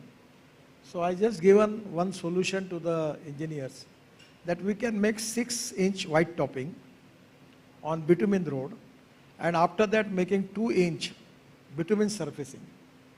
So by which, without cement, without concrete road, we don't have option. Once a time I started to make all concrete road, but my experience was bad. The cement industry's cartelization creates problem. They increase the rate because the maximum cement was purchased by NHI for road construction. So because of that situation, I changed my mind. But now we are planning to make 6-inch white topping It is a new technology developed by one engineer in Ultratech. And in my engineer own in? Ultratech company. Ultratech company. His engineer is now retired. Now I am requesting him to appoint in my expert committee also. And we want to make it this all road concrete. You come to Nagpur, everywhere there is a cement concrete road. You see, you can enjoy. Because from last 20 years, when I was minister in state government in Mumbai, I constructed 55 flyovers, Worli-Bandra, Mumbai-Pune Express Highway. There is not a single pothole in Mumbai-Pune Express Highway. Still the rains are there. In Mumbai-Goa 4-laning, we are making all concrete roads. So bitumen roads is a problem, and there are problems we are facing. But when we decided to make concrete road, the cement people, the steel people, they increase the rate. So my idea is to always create the alternative. To create the alternative for all the material is very important. Otherwise, when we take cement, cement people will take the advantage. We increase the volume of steel, they increase the value. Now we are allowing fiberglass steel. Even we are allowing different technology of alternative for cement. And now I'm telling you one of the big thing which successfully we are making. There is a big saving. Now distance between two pier in metro and flyover is 30 meter. But in Malaysia, they invented a technology. Now this distance between two pier is 120 meter. So 3 pier don't need for that. So cost 40% cost is saving. By which the beam which is precast, that is with the steel fiber. So that way we can save. Now we are making double-decker flyover. In Nagpur, we have got the flyover, ground level highway, 6 lane, 8 lane, then 6 lane flyover, and then metro. Now we are making in Chennai and Pune, and ground level 8 lane road, 6 lane flyover, then 6 lane flyover, then metro. So even because of problem, just 2 days before I was stuck up in this Gurgaon road, many of the people are every time facing the problem. I called my all engineers, your design was wrong. And from Dholakua, you make the flyover till to Gurgaon. And make the double road, 8 lane road, otherwise you see, really a big problem. So my idea is to take it up to I don't know the too much about Gurgaon and Delhi, but that Sona road. The idea was there is a breakup. No, it's within 2 years we have to make the complete flyover, double decker. In Chennai, we are making from Chennai port to out of Chennai 3-layer flyover. In Pune to Ahmednagar, where from Shirur to Wagholi, we are making double-decker flyover. So now you have to change the time. Now it's a time you have to take the advantage of the technology, and you have to think for 50 years. I always telling to the people that you can donate eye, but you cannot donate vision. The lack of vision is a big problem, and particularly the planning authority, the engineers, and we people, we need to think for 50 years. Presently the system is we only think for immediate, whatever the solution we will do it, that is the problem. So 100% we are using new technology, new innovations, new research. And I always telling to people 2 philosophies. One is innovation, entrepreneurship, science, technology, research, skilled, and successful practices, we name it as knowledge. And conversion of knowledge into wealth is the future. And the other philosophy is no one is best, no material is best. It is depending upon the vision of the leadership. It is depending upon the appropriate technology that you can convert waste into wealth. We can use plastic, we can use waste rubber. Now we are allowing the waste tire from whole the world coming to India and taking that rubber powder, and we are using to make rubberized bitumen, using in the road or using that rubber powder in that. So everywhere there is a technology. We are already using 10% of plastic in the bitumen. So these are the new technology where we need to take the advantage of it. We have to protect the environment. The last thing which I will tell you, for this year, we are now making plantation of trees. So I insisted, no, there will be no cutting tree. The Supreme Court has given us permission in Char Dham. We said, no, you make the transplantation. In this Dwarka Express Highway, just in Gurgaon, we have successfully transplanted 12,000 trees. And now we are making e-tag. And this year, we are decided to plant 5 crore trees. And we are purchasing trees of 3 meter height from Rajasamudri. Which district of Andhra Pradesh? Rajmundry. Now the tree is not available there. And we have purchased 75 lakh trees of 3 meter, and cost is 80 rupees per tree. And within a month, I will give you e-tag open policy for all. From your site, you can go and you can see e-tag number of every tree on highway, and now we want to make green express highway. And we are selecting special species like pimple, word, I don't know the English name of that, but they are taking more carbon dioxide. So pollution is a big concern where our planning is for that, and we are doing and taking all new initiative for that. So let's talk about EVs. Recently, there has of course been a lot of concern around fire in some of the EV vehicles. 2 reports have been submitted to your ministry, one on EV safety and another on EV standards. Is there anything you can share with us about what the recommendations have been or what the government intends to do? First, the official answer is, up till now I don't have the report. My ministry has received the report. But one thing I will tell you, if the mistakes are bona fide, forgive them. If the mistakes are mala fide, sack them. अब नई नई technology आ रही है, कोई नए प्रयोग कर रहे हैं, अभी हमने स्टैंडर्ड्स भी तय कर दिए हैं. अब एक आधी घटना नहीं होनी चाहिए, गलत है वो, उसमें कोई निग्लिजेंस है, कोई उसको रेक्टिफाई करेंगे. कुछ जगह हमने उनको रिकॉल करने के लिए भी कहा है. हम कोई उनके प्रति लिबरल नहीं है, पर आप एक ब्रांड को एक आग लग गई, बड़ी बड़ी न्यूज 6-6 कॉलम की छपवा देते हो, बेचारे खत्म हो जाएंगे. नया है, नई शुरुआत होती है तो अड़चने आती है, समस्या आती है, धीरे धीरे वो ठीक हो जाता है. एकदम उसको एक्सट्रीम स्टेज पर नहीं लेना चाहिए. इसका मतलब ये भी नहीं है कि प्रिवेंटिव मेजर्स कोई लेना नहीं चाहिए. I am cautious and sensitive about it. Report आए हैं, मैं सोच समझ के निर्णय करूँगा, पर मैं आपको यही रिक्वेस्ट करूँगा कि these are the technical problem, new technology is there, people are making new experiments, people are taking new chemistry. उसके साथ उसके स्टैंडर्ड्स अभी तक हुए नहीं हैं, वर्ल्ड में नहीं हुए थे, वो हमने लाए हैं, अब स्टैंडर्ड्स बनाए हैं. उसके बाद कोई मैलाफाइड इंटेंशंस कुछ करता है तो जरूर कार्रवाई करेंगे. पर जो रास्ते पे चलेगा, उसका एक्सीडेंट हुआ इसका मतलब रास्ते पे चलना बंद कर दो, ऐसा तो नहीं होगा. तो ये दोनों के बीच में इक्विलिब्रियम मेंटेन करके हम जरूर आगे जाएंगे. अभी मैं ऑफिशियल जवाब इतना ही दूंगा कि अब मुझे कोई रिपोर्ट मिला नहीं. But are you, let me ask you this, are you happy with the way the industry and EV companies have responded in the wake of your interventions and directions? Yes, yes. They have taken the decision, they recall the vehicles, and we have taken a lot of serious things. We have a very hot discussion with them. We are not very much liberal about it. We are very much sensitive about the life of the people. But at the same time, you should understand, this is the new technology, new innovations, new research. Even world don't have the all standards. There are chemistry changing from lithium ion to aluminum ion, sodium ion, different. Now we are going for aluminum technology. So new experiments are there. We need some time to rectify the technology. We need some time to standardize the regulations. It is a process. So in the process, we don't want to support the people who are taking the disadvantage of the law. But at the same time, we have to encourage the people for new technology, new innovation and research. Otherwise, our strong action will stop all the initiative and all the new policies and new technologies. That's a very helpful observation.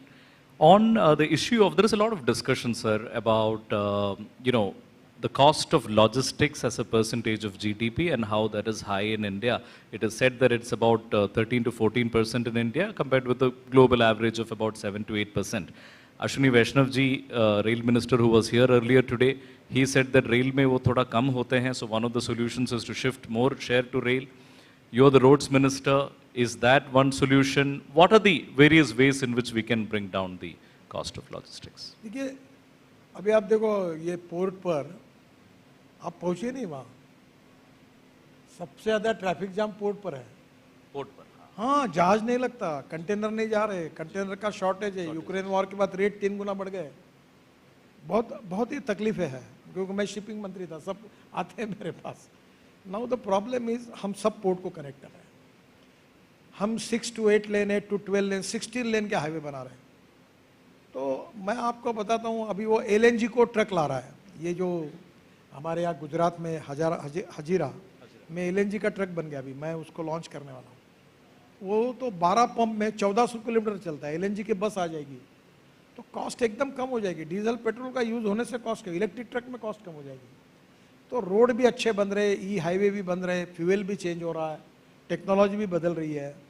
मुझे लगता है हम लोग, this is my expectation, कि हम साधारणतः एक 5 साल के अंदर लॉजिस्टिक कॉस्ट जो हमारी 16-18 कभी जाती है, हम लोग 10% तक आ जाएंगे।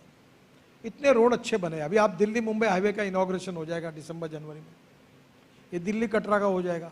वो हमने पंजाब में अमृतसर से लेकर पूरा वो गुजरात के पोर्ट तक बड़ा रोड बना है, वो पूरा हो गया। उसका इनॉग्रेशन PM साहब से हम अभी 15 दिन महीने भर में कर रहे हैं। नागपुर मुंबई समृद्धि महामार्ग बन गया। तो क्या होता है, जैसे मैंने बताया ना कि मैंने पैसेंजर कार को बताया कि मुंबई से दिल्ली 12 घंटे में। अभी मैं देहरादून था ये चुनाव में, तो चीफ मिनिस्टर के कॉन्स्टिट्यूंसी में गया था, तो मुझे भाषण में बता रहा था कि कितना इम्पोर्टेंट है उत्तराखंड। देहरादून में 10 फ्लाइट आती है रोज दिल्ली से। फिर मैं भाषण देने खड़ा हुआ, बोला चिंता मत कर, दिसंबर के बाद एक भी फ्लाइट नहीं आएगी। तो बोला क्यों? अरे बोला देहरादून आने के लिए घर से एयरपोर्ट जाने के लिए 1 घंटा, वहाँ बैठना 1.25 घंटा, फिर वहाँ से जाने में 1.25 घंटा और घर जाने में 1 घंटा, गए 4.5 घंटे। मैं तो दिल्ली से 2 घंटे में देहरादून पहुँचा दूंगा, तो घर चले जाएंगे। फ्लाइट, अभी ये सच हुआ। मैं जब मंत्री था तो जेट एयरवेज की मुंबई से पुणे 8 फ्लाइट थी। जो यहाँ मुंबई करोगे उनको याद होगा। अभी बंद, जब से हाईवे बन गया मुंबई पुणे फ्लाइट नहीं है, कोई फ्लाइट रहेगी नहीं। तो अभी जयपुर की फ्लाइट बंद हो जाएगी, चंडीगढ़ की फ्लाइट बंद हो जाएगी, इवन श्रीनगर की भी फ्लाइट कम हो जाएगी और आपका अमृतसर की फ्लाइट बंद हो जाएगी। ये एयरलाइन वाले आपके पास आके कहते हैं कि सर कृपा कीजिए। अभी मैं आ रहा था तो अजय सिंह ही बैठा था अभी। देखो वो उनके नए सेंटर खुलेंगे ना। देखो हिंदुस्तान में 3 चीजें पक्की है। ऑटोमोबाइल ग्रोथ में ग्रोथ ही होने वाला है, तुम कुछ भी लिखो कुछ भी कहो, हर बार व्हीकल बढ़ने वाले। पॉपुलेशन ग्रोथ पूरा चल रहा है और एविएशन ट्रैफिक 22% है राइज।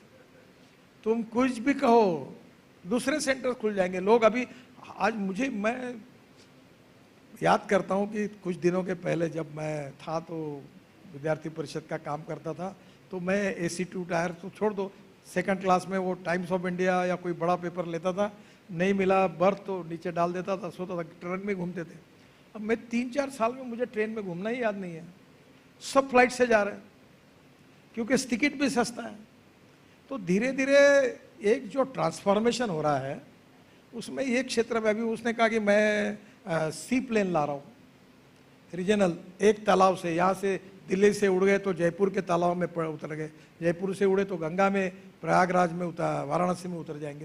अब दिन दूर नहीं, मैंने सब रेगुलेशन कर दिया MPBS। मेरा सपना था कि लोग एयरपोर्ट पर उतरेंगे, यमुना में आएंगे, यहाँ से सी प्लेन में बैठकर उड़ेंगे, ताजमहल के पीछे 18 मिनट में उतर जाएंगे, 1 घंटे में ताजमहल देखेंगे, फिर वापस आएंगे, 18 मिनट में यमुना में आएंगे और वहाँ से 30-35 मिनट में एयरपोर्ट जाएंगे। अब ये सपना है, पर मेरा एक ट्रैक रिकॉर्ड अच्छा है कि मैंने जितने सपने बताए वो सब पूरे हुए हैं। अभी तक कोई ऐसा सपना नहीं है। अब थोड़ा टाइम लगेगा, पर वो आज उन्होंने कहा कि मैंने MPBS सी प्लेन में मैं जा रहा हूँ, तो वो रूट उन्होंने खरीद लिया है। तो अब ये होगा।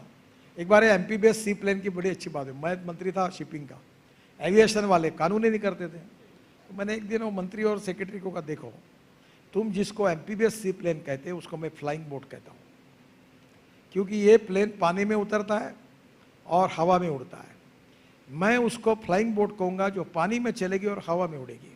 तो तुम अगर जल्दी नियम नहीं बनाओगे 3 महीने में, तो मैं फ्लाइंग बोट का एक्ट बनाकर पार्लियामेंट में चला जाऊंगा, तुम रह जाओगे देखते हुए। तो उन्होंने तुरंत एक्ट बनाया। अब एवरीथिंग इज देयर। वो दिन दूर नहीं है कि आप यहाँ से वाराणसी डायरेक्ट जाओगे, गंगा के किनारे उतर जाओगे, गंगा के किनारे आपका MPBS सी प्लेन लग जाएगा। दूर नहीं है sir, everything is clear now. I want to go back to one thing you mention. आपने कहा ट्रेन में अखबार लगाकर आप मतलब सो के ट्रैवल सर रिजर्वेशन नहीं मिलता था, रश रहता था। हमको आदत नहीं थी उस समय, तब कोई ये इलेक्ट्रॉनिक बुकिंग नहीं था, हमारा भरोसा भी नहीं था, कहीं से भी निकलते कहीं भी जाते, तो फिर क्या करना, तो पेपर जो सस्ता मिलता था बड़ा, कोई नाम नहीं लेता नहीं तो गड़बड़ हो जाएगी, वो जो सस्ता मिलता था वो पढ़ते थे और फिर थोड़ी देर के बाद वो कॉरिडोर में डाल देते थे और सो जाते, चलते थे। ये अनरिजर्व्ड स्टेशन में, ये कब की बात है? मैं स्टूडेंट था तब, हम लोग, मैं घूमता था काम के लिए।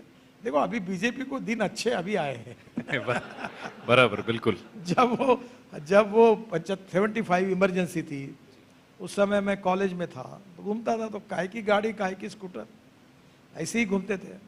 So from those difficulties which you faced in travel, did it ever play a role in you taking an interest in making travel and commuting and all of this easier for others? Sir मैं जब मंत्री था तो मुझे एक समझने में, मुझे एक अमेरिकन प्रेसिडेंट जॉन केनेडी, इनका एक सेंटेंस मुझे पढ़ने को मिला। तो जॉन केनेडी ने कहा था कि American roads are not good because America is rich, America is rich because American roads are good. और जब अटल जी प्रधानमंत्री थे, मैं यंग था, मुंबई में मंत्री था, तो अटल जी मेरे ऊपर बहुत प्रेम करते थे। बोले तुम क्या शहर में रोड बनाओगे, गांव के नहीं बनाओगे? तो बोला अटल जी मेरे पास इसका मैंडेट नहीं है, मैं केवल स्टेट रोड के काम करता हूँ, तो इसके लिए योजना तैयार करो। तो ये जो आज सबसे फ्लैगशिप योजना है प्रधानमंत्री ग्राम सड़क योजना, ये मैंने बनाई।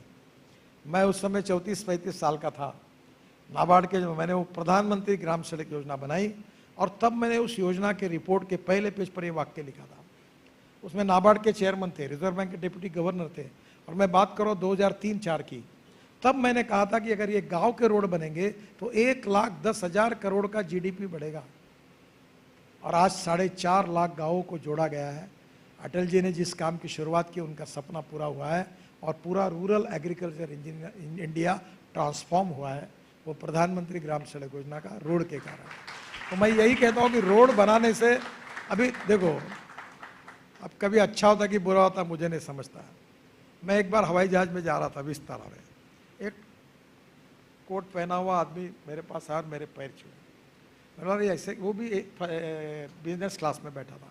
मैं बोला यार क्यों ऐसे कर रहे हो? सर जिंदगी बदल दी आपने। बोला मैंने क्या किया?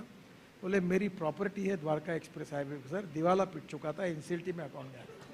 आपने जैसा बनाया रोड, पूरी प्रॉपर्टी बेच दी, 2,500 करोड़ मैंने कमाए सर, आपके कारण मेरा जीवन बदल गया। अब मुझे मालूम नहीं, मेरे पास तो दिल्ली में रहने के लिए घर नहीं, पहले मालूम होता तो मैं भी एक आधा लेता। पूरा द्वारका एक्सप्रेस हाईवे के आजू बाजू में जो रियल इस्टेट बेची गई है, उसकी कॉस्ट निकालो, वो कम से कम 1 लाख करोड़ की होगी। पूरा वैल्यू एडिशन हुआ। रोड बनाने से जो जमीन की कीमत 20 लाख रुपए एकड़ है, वो 2 करोड़ रुपए एकड़ हो जाती है। नई इंडस्ट्री आती है, इंडस्ट्रियल क्लस्टर्स आते हैं, लॉजिस्टिक पार्क आते हैं, और वहाँ स्मार्ट सिटी बनती है, स्मार्ट विलेज बनता है। तो रोड से प्रोग्रेस आता है, road is for the progress. तो यही बात को समझते हुए रोड बने रहे, और जो प्रधानमंत्री मोदी जी का आत्मनिर्भर भारत का सपना है, और जो उन्होंने हमारे इसमें जो इंफ्रास्ट्रक्चर का जो टारगेट रखा है $5 ट्रिलियन इकोनॉमी का, उसमें सबसे बड़ा शेयर रोड का भी है कि हमें भी उतने लाख करोड़ के रोड बनाना है। और मैं जो पैसे बिल्कुल लोगों से अब लेने वाला हूँ, मैं अब लोगों से स्टॉक एक्सचेंज में जाकर एक एक प्रोजेक्ट पर पैसे लेकर गरीबों के पैसे से रोड बनाने वाला हूँ। मैं उनको रिटर्न देने वाला हूँ। मेरे पास पैसे की कोई कमी नहीं, लाइन लगा के लोग खड़े हैं, कोई 20,000 25,000, बैंक वाले चेयरमैन आपस में झगड़ा करते, मेरा पैसा लो मेरा पैसा लो। AAA रेटिंग है, और मेरा टोल का इनकम अब 40,000 करोड़ है। Up to end of 24 it will be 1,40,000 crore. तो मुझे कोई पैसे के लिए कोई मॉडल ऐसा है कि प्रॉब्लम नहीं है, और बजट 2 लाख करोड़ का है, तो अभी रोड बहुत बन सकते हैं। You are touching a lot of lives indeed. मैं भी एक छोटा सा कहानी सुनाऊंगा। हमारे कंपनी में भी एक लड़का है, अंशुमान नाम है उनका, वो पार्टनरशिप्स देखता है। तो एक दिन मैंने कहा शाम को वी आर ऑल लीविंग, तो मैंने कहा अंशुमान कहाँ रहते हो? तो उन्होंने कहा मीरठ, और हमारे ऑफिस तो यहाँ CP में है। तो मैंने कहा Meerut? So he travels to Meerut and comes back twice a week. उन्होंने कहा हाँ, it doesn't take that long, यहाँ से ऑफिस से 1.5 hours it takes me. So मुझे नहीं पता। So he was living in Delhi, he could shift back to. आपको एक मालूम नहीं, मुझे भी मालूम नहीं, पर आपको ज़्यादा, ये जितने जर्नलिस्ट हैं और ये टीवी के जितने आपके हैं, ये सब यमुना पार रहते हैं। और ये मुझे बताया क्यों, क्योंकि ये मैं जब पार्लियामेंट में था तो गेट पर सब एक दिन आए, बोले सर आपको बहुत बहुत धन्यवाद। बोला क्यों? बोले हम वहाँ से पार्लियामेंट 1.5 घंटा आते थे, अब 15 से 20 मिनट में आ रहे हैं। तो नेचुरली रोड बनने से एकदम लाइफ बदल जाता है, पोल्यूशन कम हो गया है। तो निश्चित रूप से अभी मैं गाजियाबाद से लखनऊ का रोड बना रहा हूँ नया, और उसको कानपुर से लखनऊ हाईवे का काम शुरू हो गया, एक्सिस कंट्रोल। तो मैं 35 मिनट में कानपुर से लखनऊ पहुंचाऊंगा, तो एयरपोर्ट की जरूरत ही नहीं, कानपुर वाले वहां पहुंच जाए। सर इतने सड़कें तो मतलब रोड्स तो काफ़ी very impressive roads are being made, but it's also true that there is some distress in the sector. There are people who have bid for roads who are now not able to complete these roads. ये distress क्या काफ़ी widespread है या contained है या सरकार कुछ कर रहे है इसको? सर ये बीमारी नहीं है ऐसा नहीं है, पर मैंने जब मिनिस्ट्री का चार्ज लिया था, आपको याद होगा, इनको पता है, तब मेरे पास 406 प्रोजेक्ट 3,85,000 करोड़ के स्टॉल प्रोजेक्ट थे। ये बड़े बड़े प्रोजेक्ट, ये दिल्ली जयपुर, फिर ये तुम्हारा देहरादून वाला रोड, फिर ये बरेली वाला रोड, ये बहुत क्रॉनिक केसेस थी। और ये सब इसमें मैं रोज 12 बजे तक बैठता था, कॉन्ट्रैक्टर, बैंकर्स, अधिकारियों को लेकर, और मैंने 40,000 करोड़ के काम टर्मिनेट कर दिया, और करीब 2,20,000 करोड़ के काम होंगे, हमने उसका सोल्यूशन निकाला। सर आपको एक बात बताता हूँ, मेरे मिनिस्ट्री ने अभी तक 7 साल में हिंदुस्तान की बैंकों को 3 लाख करोड़ के एनपीए से बचाया, 3 लाख करोड़ के, और अभी ये प्रॉब्लम बहुत कम है। नहीं, ये आपने कैसे किया? मैंने प्रॉब्लम सॉल्व किए उनको। अभी देखो क्या हुआ, 10% लैंड थी, प्रोजेक्ट अवार्ड हो गए, पुराने 2014 के पहले की सरकार में। फिर उसके पास लैंड नहीं तो मशीनरी खड़ी है, इंटरेस्ट मीटर चालू है, बैंक अड़चन में आया, बैंक ने पैसा देना बंद किया, आपको नाम नहीं लेता, ये बड़े बड़े कंपनियां सब खत्म हो गई, बड़े बड़े लोग खत्म हो गए, एनसीएलटी में गए। तब मैंने उनको सोल्यूशन निकाले, प्रॉब्लम सॉल्व किए, utility shifting, forest environment clearance, प्रधानमंत्री जी ने मेरे अध्यक्षता में कमेटी अपॉइंट की, मैंने सब क्लियरेंसेस कराए, एक्विजिशन के प्रॉब्लम सॉल्व किए, इन्वायरमेंट फॉरेस्ट के सॉल्व किए, रेलवे ओवरब्रिज के किए, अतिक्रमण को हटाया, और फिर उसके कारण स्मूथ बना। अभी अब क्या किया, मैंने निर्णय किया कि 90% लैंड मिले बिना अवार्ड ही नहीं करना, तो प्रॉब्लम नहीं आता। अब रेलवे का पहले करते, इन्वायरमेंट फॉरेस्ट का क्लियरेंस में सब पहले तैयार करो, फिर टेंडर करो, तो प्रॉब्लम कम हुई। फिर भी प्रॉब्लम्स है, तो मैंने अभी कहा कि भाई एक की शादी फेल हो गई, तो मैंने डिपार्टमेंट को कहा पुनर्विवाह कर दो, दूसरा देखो कोई मिलता है क्या मार्केट में, तो मिल गए लोग, तो ये हो गया, उसका दूसरे के साथ लगा दिया। बहुत, मैं रोज यही काम करता हूँ, काफी लोग मिलते हैं। अब ये तो सामाजिक काम है ना, कि भाई एक डाइवर्स हो गया, दोनों का लाइफ खराब हो गया, तीसरे को देखो, दोनों की शादी करा दो, ये पुण्य का काम है, तो ये मैं करते रहता हूँ। I have 2 quick And questions. actually one thing, we are transparent, time bound, result oriented and corruption free. 50 lakh crore के मैं 8 साल में काम कर चुका हूं, आपको एक भी कॉन्ट्रैक्टर नहीं मिलेगा कि जो बोलेगा कि मेरे काम के लिए मुझे मंत्री जी के घर जाना पड़ा। तो हमने ये बात रखी, और क्वालिटी के बारे में पक्का, फिर मेरी गालियां भी खाते लोग, बड़े बड़े लोग खा चुके हैं, टाई और कोट पहने हुए बड़े लोगों को भी इतनी गालियां खाई है मैंने, तो मैं वो बताता नहीं, वो न्यूज़ बन जाएगी। तो मैं बोला these are the asset of my country, I am not going to tolerate.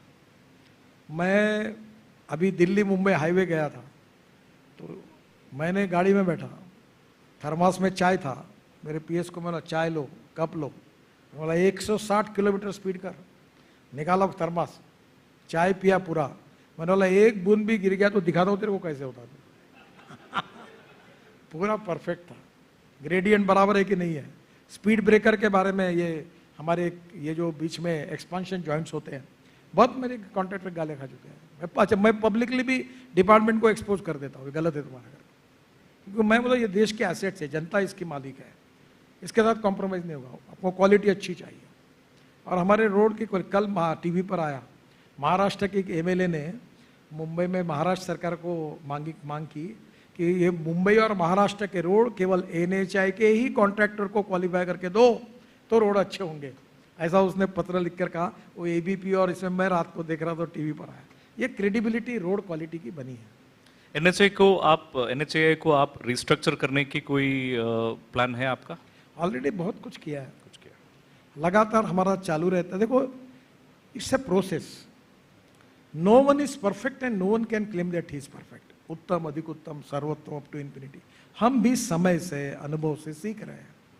आपको याद होगा, मैं झोजिला टनल है, झोजिला टनल का 4 बार टेंडर निकला और उसकी एस्टिमेटेड कॉस्ट 12,000 करोड़ थी। ये दिल्ली का PhD चैम्बर, इनके साथ मैं ये ओबेरा होटल में 2 दिन वर्कशॉप किए, वर्ल्ड के लोग बुलाए, मशीनरी बदलाई, टेक्नोलॉजी बदली। मैंने मेरे एक मुंबई पुणे हाईवे में धर्माधिकारी करके थे, काफ़ी एक्सपर्ट, उनको लाया, दुनिया भर के लोगों को लाया, क्वालिफिकेशन के नॉर्म बदले, मैंने खुद इंटरेस्ट लिया। और एक झोजिला टनल में, जो आशिया की सबसे लंबी टनल है, कारगिल के नीचे, -6 डिग्री और 8 डिग्री टेम्परेचर है, काफ़ी पूरी हो गई, आप देखने के लिए जाइए, स्टेट ऑफ आर्ट है। उस एक टनल में हमने 5,000 करोड़ रुपए बचाए, 5,000 करोड़।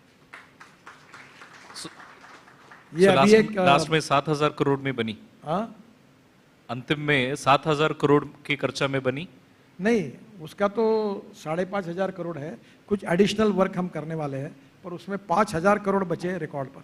अभी आपको एक बात बताइए, माजुली आइलैंड है, ये सर्वानंद सोनोवाल की कॉन्स्टिट्यूंसी है। वो उस समय आसाम के मुख्यमंत्री थे, चुनाव प्रचार के लिए मैं गया, वो बोले हेलीकॉप्टर में मेरे को बोले, मैं बोला नहीं होता जी, बोले ये ब्रह्मपुत्रा पर ब्रिज बना, ब्रह्मपुत्रा ने समुद्र है, तो मुझे बोले ब्रिज बनाओ माजुली आइलैंड के लिए। मैंने नहीं बोला, उसने मुझे इमोशनली बोला, देखो तुमने मुझे पार्टी में लाया, मैं मुख्यमंत्री बनाऊं, आप नहीं चाहते कि मैं चुनाव जीतूं, 1.5 लाख वोट है, मेरा क्या होगा? मैं बोला ये कैसा करूं, इतना बड़ा ब्रिज कैसे बनेगा? नहीं, बोला आप बोल दो। बोला कैसे बोल दूं? मैं गया, थोड़ा मैं भी उसको विचार बोल दिया, मैंने बोला 1,000-1,500 लगेगा, हो जाएगा। वापस आया, डिपार्टमेंट ने कहा 6,000 करोड़ लगेंगे ब्रिज बनाने के। फिर मैंने सोचा अब क्या करना, फिर बैठा मैं, फिर ये मलेशियन टेक्नोलॉजी लाई, फिर चेंजेस किए, टेंडर निकाला, 1 साल काम किया। आपका स्पेशल अटेंशन जा रही है अभी? बिल्कुल जा रही है। ये जितनी हमारी बॉर्डर है, वो पूरे बॉर्डर के रोड हम चाइना ने बना लिए हैं, हमारे यहाँ नहीं थे, हमने सब बनाया। मैं केवल जम्मू कश्मीर में, ओनली जम्मू कश्मीर में 65,000 करोड़ की टनल बना रहा हूँ। पूरा कश्मीर बदल रहा है। आप कहीं भी जाइए, जम्मू से श्रीनगर रोड पर 6 टनल बना रहा हूँ, उसमें 4-5 तो हो गई पूरी। तो पूरी सभी बॉर्डर को, चाहे वो पाकिस्तान की हो, चाइना की हो, बांग्लादेश को हमने 6 जगह से जोड़ा है।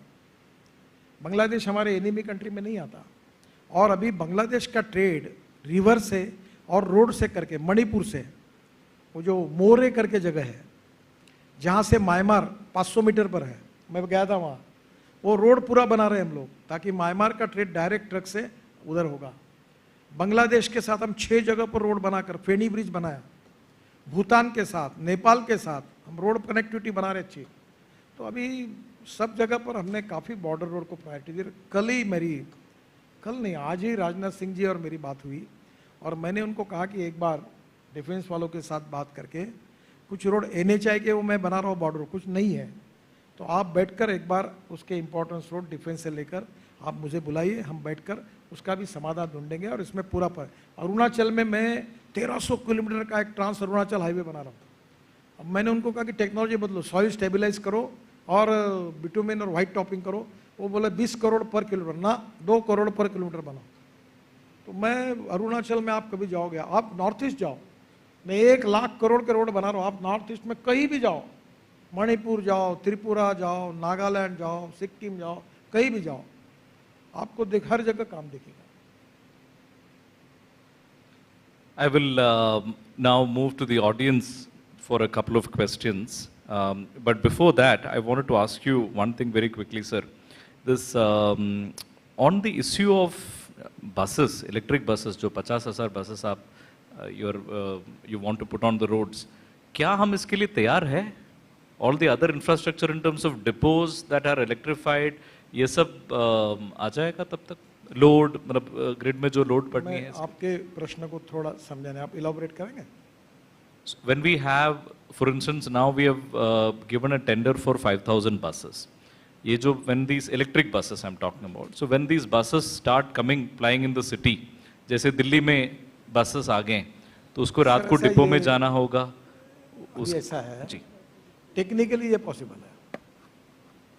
अभी आपको एक बात बताऊं, मैंने एक इलेक्ट्रिक बस CSR में 2 बसेस डोनेशन में ली है, और जो 60 साल के ऊपर है और दिव्यांग है उनको मैं फुकट में, नागपुर से एक शेगांव करके जगह है गजानन महाराज का, तो मैं फुकट में लोगों को ले जाता हूँ, दिव्यांगों को और इसको.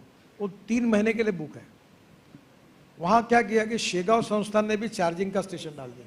इधर बस चार्ज होती है, उधर जाती, उधर चार्ज होती, इधर आती. अब हर जगह पर सुविधा हो रही है, कोई प्रॉब्लम नहीं. ये पहला ये चर्चा विद्वान लोगों में होती है, आमलेट पहले की, अंडा पहले, और ये इसका होगा क्या, मिलेगा क्या, क्योंकि लिखने वाले और सोचने वालों के लिए बहुत, मैं आपके लिए नहीं कह रहा हूँ, ये सब्जेक्ट बड़ा होता है, पर ये प्रैक्टिकली कोई प्रॉब्लम नहीं है. आपको देखो जैसी नीड होती है, मेरे यहाँ इलेक्ट्रिक कार है. अब मुझे मालूम, मैं फ्लैट में रहता हूँ, तो मुझे क्या मालूम, पहली बार वो आया, उसने चार्जर फिट किया, उसने मेरे मीटर के बजाय कॉमन मीटर में लगा दिया, तो 1 साल तो बिजली का बिल ही नहीं आया मुझे. फिर मैंने बोला अरे ऐसा मत करो. तो अभी हर जगह पर चार्जिंग स्टेशन आएंगे, पार्लियामेंट नया बन रहा, वहाँ चार्जिंग स्टेशन आ रहे हैं. अब वो that is not a problem. Sir actually मैं आपसे चार्जिंग टेक्नोलॉजी भी इतनी बदल रही रोज, जैसे आपकी प्रिंटिंग टेक्नोलॉजी बदलती ना, रोज नई नहीं आ रही. और ऐसे है कि अभी ये पार्किंग में लगा दो, चार्जिंग हो जाएगा. अभी पार्किंग प्लाजा बना रहा हूँ मैं, उसमें गाड़ी खड़ी हो जाएगी, चार्ज हो जाएगी. आपके कार्ड से जितना चाहे पैसा पेमेंट कर दो. It can possible. अब से मैं एक मैनेजमेंट क्वेश्चन पूछना चाहता हूँ. जैसे कंपनीज में you know when you are taking on some big projects, you think of all the things that will not work, और वो यू नो वहाँ पे रुक जाते हैं, ये प्रॉब्लम है, ये प्रॉब्लम है. पर आपका एटीट्यूड और एक्सपीरियंस ऐसा है, I think you specialize in moving away obstacles. तो इसमें आपका what would be your advice in getting things done? देखिए, मैं एक बात बहुत कहता हूँ, there are some people who convert problems into opportunities and there are some people who convert opportunities into the problems. Problem सब जगह पर है. घर में प्रॉब्लम है, बाहर प्रॉब्लम है, सर्विस में प्रॉब्लम होता है. प्रॉब्लम कहाँ नहीं है. मैं 3 बातों के लिए सलाह दूंगा. Positivity, negativity is a big problem. कोई भी चीज़ बताओ, फिर ऐसा होगा तो क्या होगा, अभी मुंबई जाना है, फिर एक्सीडेंट होगा तुम्हारा तो क्या होगा, तुम मरोगे तो क्या होगा, पैर टूटेगा. अरे सर निगेटिव क्यों बोलते हो. पहली बात पॉजिटिविटी, दूसरी बात ट्रांसपेरेंसी, तीसरी बात fast track decision making process, और चौथी बात commitment for the country and the society. मुझे लगता है and time bound decision making process. मैं अक्सर I like people who can get the things done. मुझे बाल ठाकरे जी ने एक बार एक एक्रिलिक के शीट पर लिखी हुई एक प्लेट दी थी, नितिन ने रखते हैं साथ में, क्या है उसमें लिखा था, I like people who can get the things done. मैंने मेरे यहाँ भी लाया, मैं सबको देता हूँ. मुझे ये मत बताओ अड़चने क्या है, मैं इसके लिए बैठा नहीं हूँ. मुझे रिजल्ट बताओ कि ये क्यों नहीं होता और आप कब करोगे, आप करके लाओ. और मेरा अनुभव है कि छोटे छोटे लोग भी होते हैं, वो काम कर सकते हैं. आप देखो, हमने वर्ल्ड रिकॉर्ड बनाया. मैं 5 वर्ल्ड रिकॉर्ड बना चुका हूँ इस बार मेरी मिनिस्ट्री. यानी Guinness book of world record में हमने 5 रिकॉर्ड, मैं भी समय नहीं खराब करता आपका. अभी हमारे नागपुर मेट्रो में 2 रिकॉर्ड हो गए. अब हमारे लोगों में कैपेबिलिटी है, और अच्छे काम करने वालों को प्रोत्साहन मिलना चाहिए, सपोर्ट मिलना चाहिए, और बुरे काम करने वालों को सज़ा होनी चाहिए. और अच्छे को अगर आप इनका, मैंने तालाब बनाए, वाटर कंजर्वेशन पर मैंने इतना काम किया है. मुझे 2 डिलीट मिली है एग्रीकल्चर यूनिवर्सिटी की. मैं बहुत होशियार विद्यार्थी वगैरह नहीं हूँ, मैं बहुत छोटा हूँ, I am a mediocre student, पर मुझे 2 डिलीट मिली है एग्रीकल्चर साइंस की. एक पंजाबराव कृषि विद्यापीठ अकोला और एक राहुरी जो शिरडी में है, दोनों बड़े रेप्यूटेड है. मैं बोला मुझे क्यों देते हो, तो मैं एग्रीकल्चर में काम, मैंने अभी तालाब बनाए फुकट में, हजारों तालाब बना रहा हूँ. आप बोलोगे कैसे, मैंने क्या किया, रोड में एग्रीगेट लगता है, मैं तालाब को खोदता हूँ, वो मिट्टी इधर लाता हूँ, और नदी नालों को खोदता हूँ, वो मिट्टी रोड में डालता हूँ, तो वाटर कंजर्वेशन बढ़ता है. मैंने कह दिया देखो, दौड़ने वाले पानी को चलने के लिए लगाओ, चलने वाले पानी को रुकने के लिए लगाओ, और रुके हुए पानी को जमीन को पीने के लिए लगाओ. गांव का पानी गांव में, खेत का पानी खेत में, घर का पानी. 1 रुपया खर्चा नहीं हुआ. मैंने लाखों एकड़ जमीन पानी के नीचे आई. सोशो इकोनॉमिक बदल हो गया. आप अकोला जाओ एक बार, और देख के आओ, लोगों ने, जो लोग आत्महत्या कर रहे थे उनकी परिस्थिति बदल गई, फुकट में हुआ, 1 रुपया खर्चा नहीं हुआ। तो मैं आम गुटले के दाम वाले, ऐसी बहुत सी फिलोसफी है, जब भी प्लास्टिक डाल दो, तो मेरे महिला बचत गट जो होती है उनको कहो प्लास्टिक इकट्ठा करो, 15 रुपये किलो से खरीद लो और वह अपने बिटुमेन में डालो, तो स्वच्छ भारत हो जाएगा।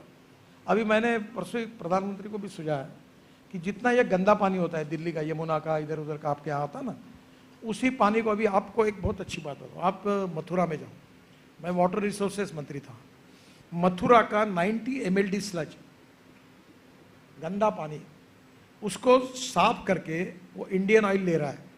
और मैंने हाइब्रिड एन्युटी में प्रोजेक्ट निकाला, वाटर रिसोर्स मंत्री था मैं तब, वो 40% मैंने दिया और 60% उसने लाया। कंपनी का नाम है त्रिवेणी इंजीनियरिंग। उसने 60% अपनी इन्वेस्टमेंट की, 40% मैंने दिया, और 90% स्लज से जो पानी निकलता है वो इंडियन ऑयल रिफाइनरी के लिए खरीदती है और 20 करोड़ साल की उसको देते हैं। मैं अपने शहर में टॉयलेट का पानी, गंदा पानी साफ करके बेचता हूँ 7 साल से, महाराष्ट्र सरकार को पावर जनरेशन के लिए। आप पता करो, मुझे 325 करोड़ रुपए रॉयल्टी मिलती है पर ईयर, टॉयलेट का पानी बेच। मैं बोला वही पानी अच्छा करो, रूफटॉप में सोलर लगाओ, ग्रीन हाइड्रोजन तैयार करो, रोड पे लगा दो गैस स्टेशन और भरना शुरू कर दो, 70 रुपये किलो से सबका फायदा।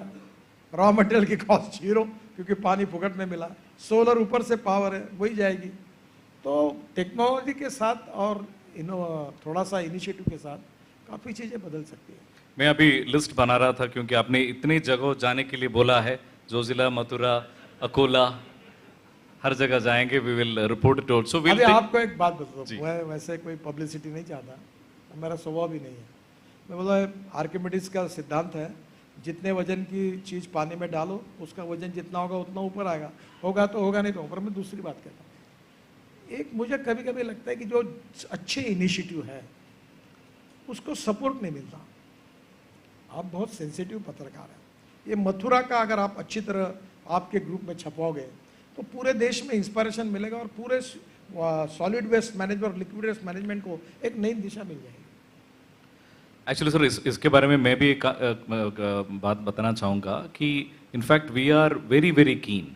ये होता है कि कोई भी एक प्रॉब्लम, तेलंगाना में they brought in a very good water conservation programme.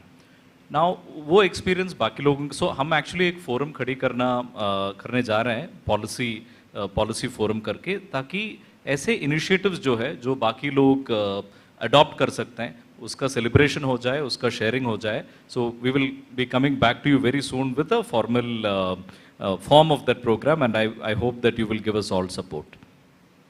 Let's take a couple of questions from the audience. Can we please have some mics ready? If anybody would like to ask a question, please raise your hands. When the mics come to you, please make sure you identify yourself and please ask a question. The gentleman here, please. Sir, good evening, sir. Myself Jagdish from Orient Belt Tiles. Sir, really I'm very happy. The last 1.5 hours, whatever the information you gave it to us, it was really informative, and I had many information. I have one request, sir. In Delhi, I am from South, but I am here in last more than 12 years. Since 7-8 years, I am trying to make a complaint regarding the daytime.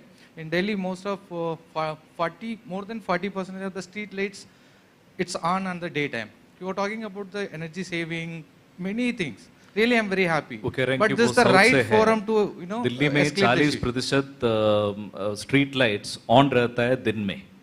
आज भी मैंने airport से आया sir, पूरा road पे दोनों side पे light था। मैं काफी कंप्लेन लिख चुका हूँ, इलेक्ट्रिसिटी डिपार्टमेंट में, पीडब्ल्यू डिपार्टमेंट में। मैं पर्सनली इंटरेस्ट लेता हूँ, पता नहीं मेरे आंखों दिन में किधर भी लाइट चलता तो अपने आप दिख जाता है। क्यों, मेरे घर पे भी मैं सारे लाइट बंद करता हूँ, सही से घर पे भी बोलता हूँ, बट लेकिन ये इसका कोई आपका सोल्यूशन नहीं मिल रहा। बहुत सही है, पर गलत व्यक्ति को है, क्योंकि मेरे पास ये नहीं है। पर ये एलजी और कॉरपोरेशन के कमिश्नर, मेयर को और स्टेट गवर्नमेंट को जरूर बताइए। आपके जहाँ ध्यान में आएगी, मुझे भी एक कॉपी भेज दो, मैं उनके पास आपकी बात पहुँचाऊँगा। ये नेशनल इंटरेस्ट में जरूर करना चाहिए। Hello, sir. I am Rohit from Jets of Point. Road safety is the major concern, and you are working great on road safety. Majority of accidents happen on highways, and lots of injuries are happen on highways. why we don't take a baby step, small baby step using AI and IoT, like railway has implemented cover system to avoid collision on highway, because it will take lots of budget to implement on each vehicle. What about this collision avoidance system implementation on highways? ये केवल collision कारण नहीं है. अभी हिमाचल प्रदेश, उत्तराखंड में बस की बस खाई में गिर जाती है. तो एक पीयूष तिवारी करके एक सेव इंडिया से इसका एनजीओ है. बहुत अच्छा सुंदर काम करता है. अभी ये उत्तराखंड में हुआ तो मैंने उनको स्टडी करने के लिए भेजा. उसने 40 नेगेटिव पॉइंट निकाले थे जो बस गिर गई थी. तो पहली बात तो ऐसी है कि एक्सीडेंट्स हो रहे हैं, उसके बहुत से रीजनिंग है. हम लोग उसको सुधार करके उसको सुधारने की कोशिश कर रहे हैं. पर आपकी बात सही है कि हमारे देश में 55 लाख किलोमीटर रोड लेंथ है. उसमें से 92,000 मैंने जब चार्ज लिया तो 92,000 केवल नेशनल हाईवे था, 2%, और देश का 40% ट्रैफिक राष्ट्रीय महामार्ग पर था. अभी मैंने 1,47,000 किलोमीटर किया है. तो हमारे देश के 4% हाईवे पर हमारा 60%, 65% ट्रैफिक है. तो मेजॉरिटी एक्सीडेंट जो होते हैं वो नेशनल हाईवे पे होती है. अब हमने वो जो भारत ने इसका नया जो ये किया है कि हम लोग कार की जो ये है उसको रेटिंग कर रहे हैं ताकि इंटरनेशनल मार्केट में जो स्टैंडर्ड है कार का वही स्टैंडर्ड का हो जाए. तो वो अभी मैंने फाइल पे साइन कर दी है ताकि क्वालिटी हो रहा है. मैं क्रैश बैरियर के मैंने टेस्ट पूना में ARI में देखी. वो गाड़ी स्पीड से आई तो लोगों नकली लोग बनाते बैठते वो सब देखा. तो अब हमने हमारे इंजीनियरिंग में खूब सुधार किया, एयर बैग्स के लिए किया है. फिर उसके बाद क्रैश बैरियर के बारे में कर रहे हैं. अभी ऑटोमोबाइल इंडस्ट्री के सुधार के साथ रोड इंजीनियरिंग में गलतियाँ थी, अभी भी है. अभी हमने ADB और वर्ल्ड बैंक से मदद 7,000 करोड़ की लेकर 7,000 करोड़ हमने डालकर 14,000 करोड़ की योजना बनाकर वो अभी कैबिनेट के अप्रूवल के लिए वो काम कर रहे हैं. पर जितना करने के बाद भी जो सब होने के बाद अभी भी डाटा जो है वो उतना अच्छा कम नहीं हुआ है. पर मुझे लगता है कि ये सभी लोग अगर एक प्रकार से state government, central government, media, जनता और education institution, social workers, NGOs, universities, अभी मुझे अमिताभ बच्चन, अक्षय कुमार सब फ्री ऑफ चार्ज काम करते हैं रोड सेफ्टी के लिए. मुझे बहुत खुशी है कि वो कहते हैं कि हम इसमें कैंपेन में आएंगे. तो आप सब मिलकर हमको बहुत कोशिश करनी चाहिए. We are highest in the world. और ये जो आपने कहा है इसमें हर चीज़ को कॉस्ट लगती है. अभी ये इंटेल नाम की कंपनी है जो है वो उसके MD कौन है, हमारी बहुत अच्छी मेरे आती है, हाँ, निवृत्ति राय. उन्होंने ये किया है ये, पर उसकी कॉस्ट ज़्यादा है. हमारा देश बेयर नहीं कर सकता. हमारी बस की कॉस्ट जो है उसमें भी हमको देखना पड़ता है कि टिकट रेट ना बढ़े. उसके लिए जब टेक्नोलॉजी को इम्प्लीमेंट करना तो कॉस्ट फैक्टर भी आता है. तो इसमें एक कॉम्प्लेक्स प्रॉब्लम है, पर सस्ते में मैक्सिमम कैसे हो सकता है आपके भाव से वो कोशिश हम कर रहे हैं. Last question from the audience. Good evening, sir. I have similar points on road safety, and similarly, as I also feel that there's a lot of accidents that take place on expressways and highways, and I have got suggestion also as to how it can be done also. My observation is that a lot of accidents on the expressway highway takes place for one reason is slow vehicles. Vehicles which are just driving at very low speeds, they come on the road. So I think that then another is lane discipline नहीं पड़ता. Sir, definitely. Sir, another is overloaded vehicles. If you see, so many cases have taken place recently where the cars have met with accidents with trucks and all, and they said there were 10 people in the car, 8 people in the car. I mean, obviously then, the braking, everything gets affected. And another is, which is also very important, is poor vehicle condition or poor condition of tires. Sir, I've got the solution. It's very simple solution, because most of these roads have tolls, right? When the vehicle goes from the toll, there can be cameras there with, simple technology can be developed easily, which will automatically detect that there's an overloaded vehicle, that the vehicle condition, the tires are not okay. The cameras can be put for, checking the tires. And, you can just, straight away cut a challan. Like you're doing a challan for speeding by cameras has been started on so many roads. So even this can be, this is not a, I know it's a technology solution, there's some cost, but I don't think the cost is so high. Sir हमारे सब toll पर कैमरे लगे हैं, weighing bridge लगे हैं. अब मैं ज़्यादा नहीं बोलता पर आपको बताता हूँ. मैंने 10 टन के ट्रक को 12.5 टन अनुमति दे दी, 15 टन को 20 ton they the.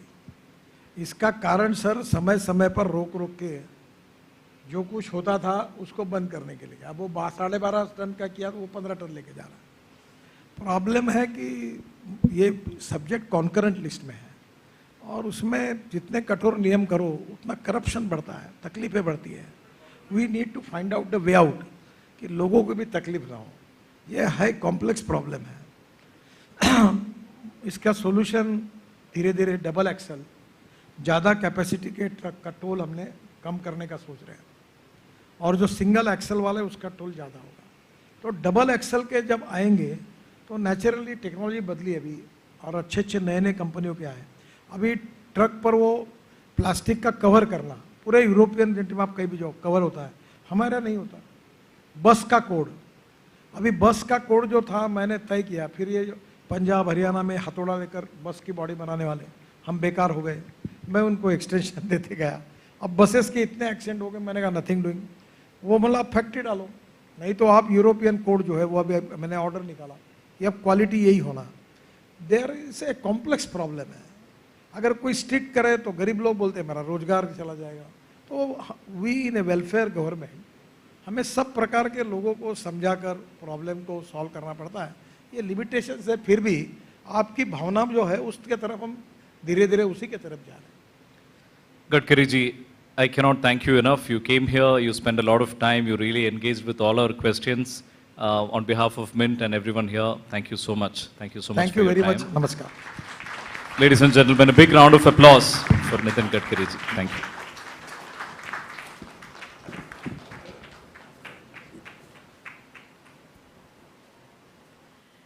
Well, what an inspiring session.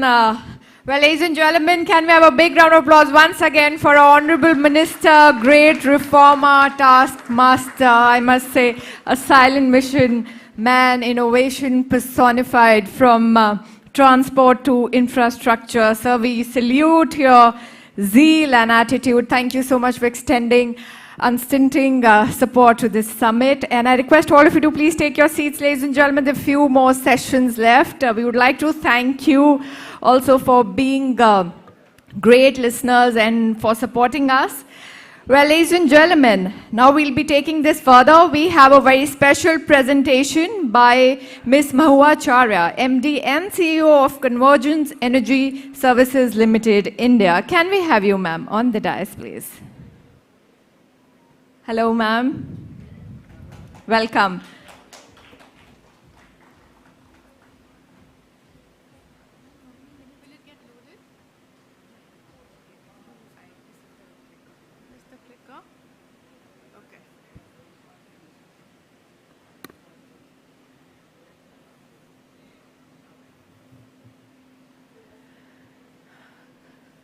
Good evening. I must say it's very difficult to be here right after Gadkari ji. So I will try my best to not put you to sleep and make this an anticlimax. Thank you to Mint for having me here. I have a few slides that I will present to the best of my ability, some portion of which was reflected in the Honorable Minister's speech. And I thought when Mint invited me to this event, I was wondering, I don't want to give an overview of EVs. There's enough out there in the market. I thought let me share with you something that we have just gone through and where we've come out on it. And it's my sincere request that, not at this forum, that from where I sit, manage to try and engage with people like yourselves, with experts like yourselves and the market, because I think as you also, and I hope you also agree, and as was reflected in the Honourable Minister's speech, is, you know, we're building as we're getting along. We're designing, we're finding out solutions that work for us. And for that, this kind of topics need the participation of everyone. And it's unprecedented. I can assure you that we're ahead of the game as far as electric vehicles are concerned. Internationally, I can assure you that. And so a lot of attention is here in what kind of business models we develop, how we get these things financed, and most importantly, how we get the buses on the road. So I decided to focus on buses. And of course, a lot of my day job goes in several other forms of work. Let me see if that works. So I won't go into this, you know. I think there's nothing new in it for this audience.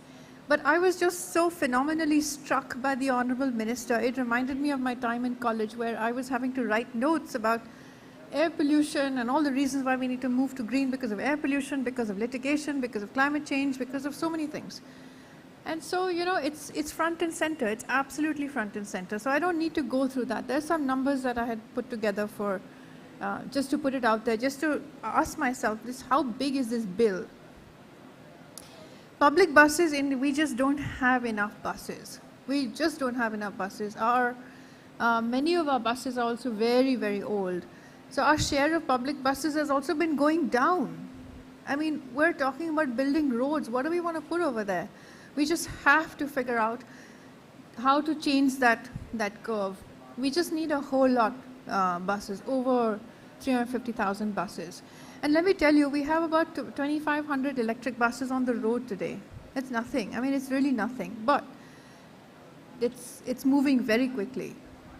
Most of our buses are publicly owned and managed. I think you all know that. That's been our traditional way. We own the bus, we own the tire, the driver, the spares, everything, the garage, everything. And then we allow them on the roads. But our STCs are really not in great financial health. It's common knowledge. But I can also say this is it's a public service. It's very hard to raise the fare on this. Internationally, and I've lived in 6 countries internationally, this public transit is always subsidized. Electric buses, this is not the audience to share this with. They're of course significantly, they cost a lot more. So what we've done, we just opened this, it's not just really, at the end of April, we managed to open a tender for 5,500 electric buses. And here, I think I can now comfortably say and confidently say that, of course it took a long time for us to get here, that STCs can now contract for a service instead of buying the bus. And that's been a huge change in the way our contracts are structured, in the way mobility is being defined, in the minds of state transport operators around, I used to own the bus, now it's being managed by someone else and I own the contract. It's a very different setup inside the STU, inside a lot of things. So buses are now no longer, and I can say comfortably, the business model, and in fact the Honourable Minister was talking about some numbers that's coming out of this sort of contracting. We just to remind you, I think for some of you that perhaps are not so aware, we just ran this program. It took me about 10 months from the time we were told by, on the Gazette notification, that you have to go out and deploy the FAME2 subsidy.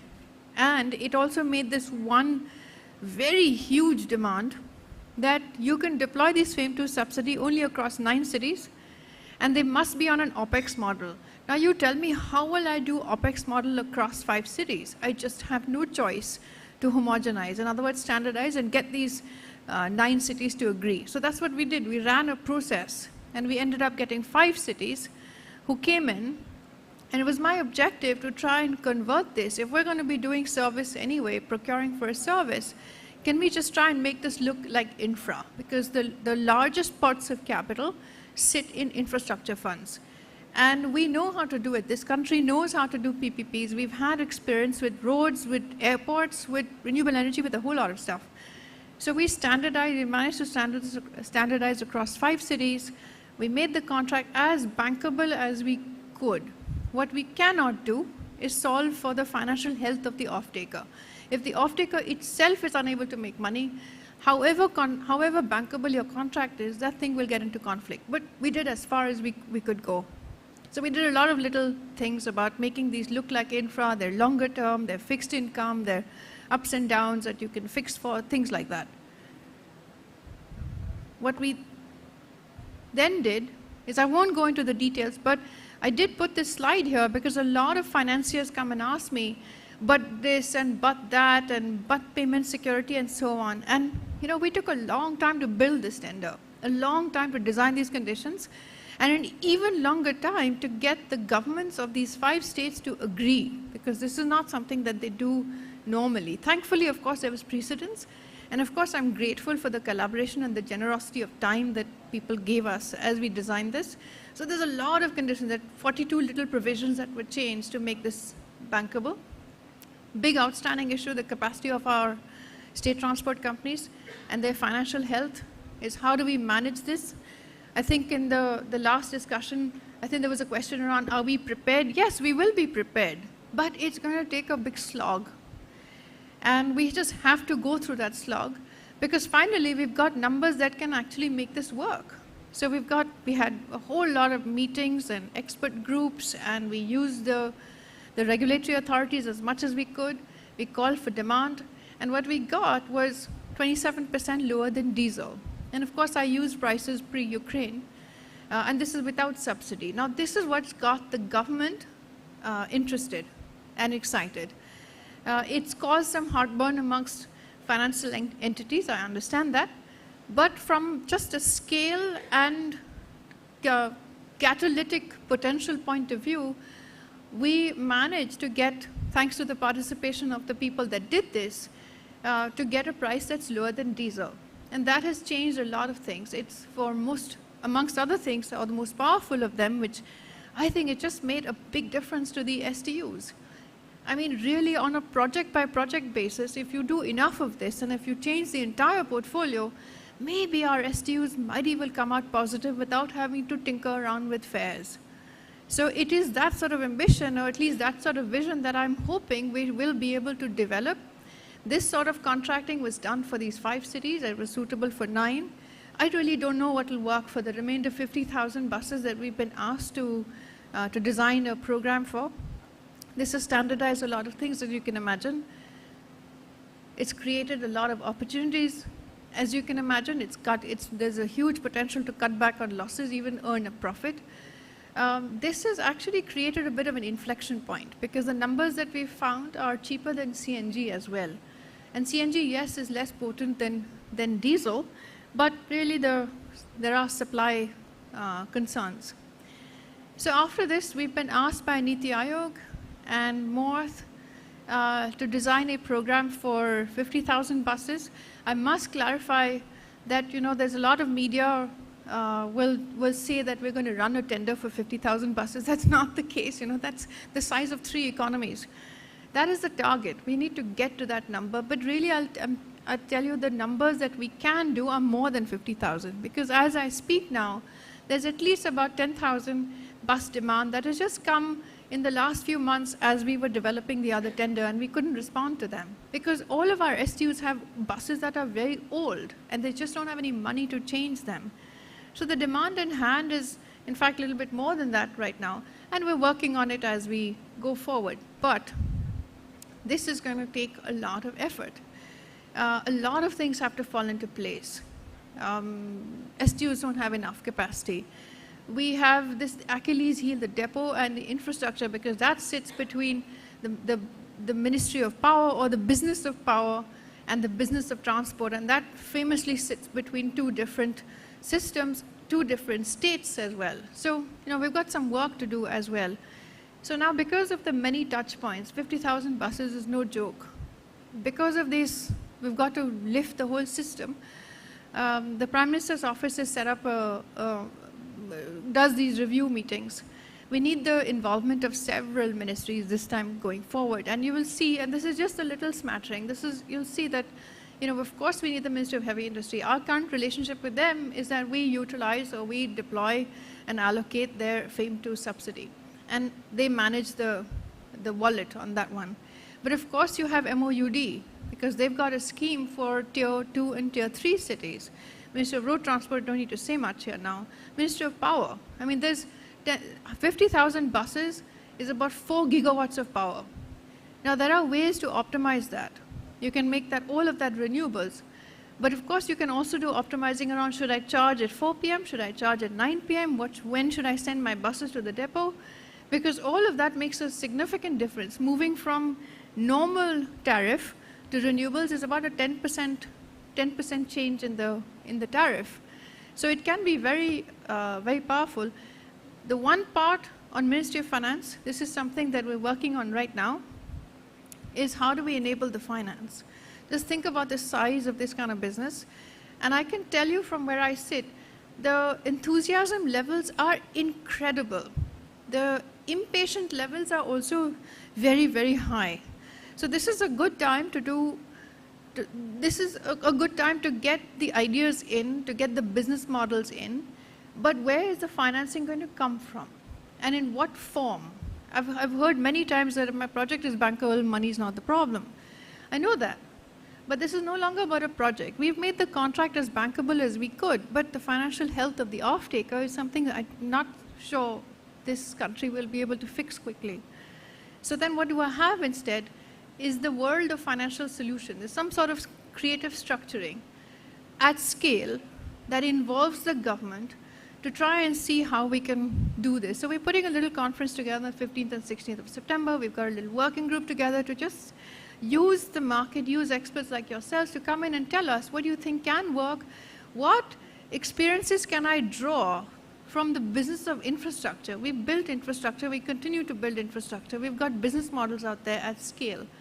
People ask me, well, what sort of numbers, how much money do we need? Those numbers out there were made up by us, because I really don't know what the deployment plan will look like, and nothing is set in stone.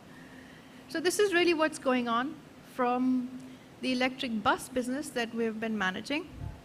As you can imagine, it has touch points across ministries. It absolutely needs the whole of government approach to try to push this agenda through. I'm very comfortable as I stand here that it has got the attention and the interest of several ministries in the government of India. And of course, states. I mean, we're in touch with every single state that I can think of. And for this, and this particular topic for now, electric mobility, and unlike cars and unlike two-wheelers that take off by themselves because of market forces and because of consumer preferences, it's not the same with buses. As you can imagine, it's just not half as sexy. It is an infrastructure, it's still an infrastructure business. Our STUs are still very, very small. And suddenly we're moving over to clean technology, we're moving over to electric. So we need to have the government behind it. And I think for a while, the government still needs to remain at the wheel, and it is at the wheel. So I've kept this as low on detail as possible. I think there's a little session after, and I'd be happy to take questions.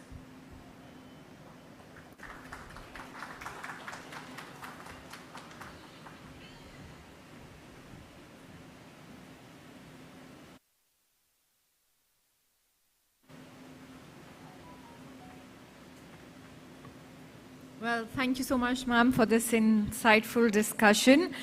Well, ladies and gentlemen, now we move on to our panel discussion. I would request Ms. Acharya to please join me back on the dais.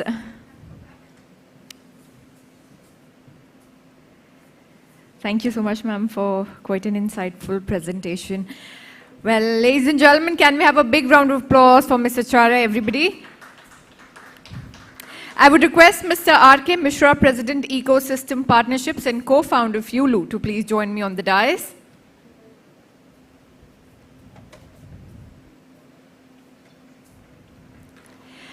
Ladies and gentlemen, we have amongst us Mr. Ashish Kundra, IAS Principal Secretary cum Commissioner, Transport Government of Delhi, NCT. Can we have you, sir?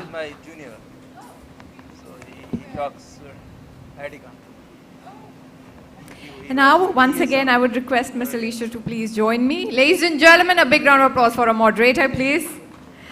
Well, ladies and gentlemen, we'll be discussing on new age mobility solutions. Over to you. Thank you.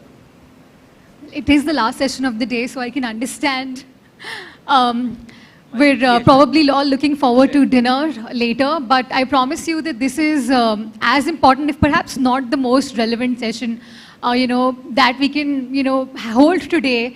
And I say most relevant because we're going to talk about public transport again, public transit systems. This is where we really started, the fireside chat with also earlier in the day, and this is where we would like to wrap up too.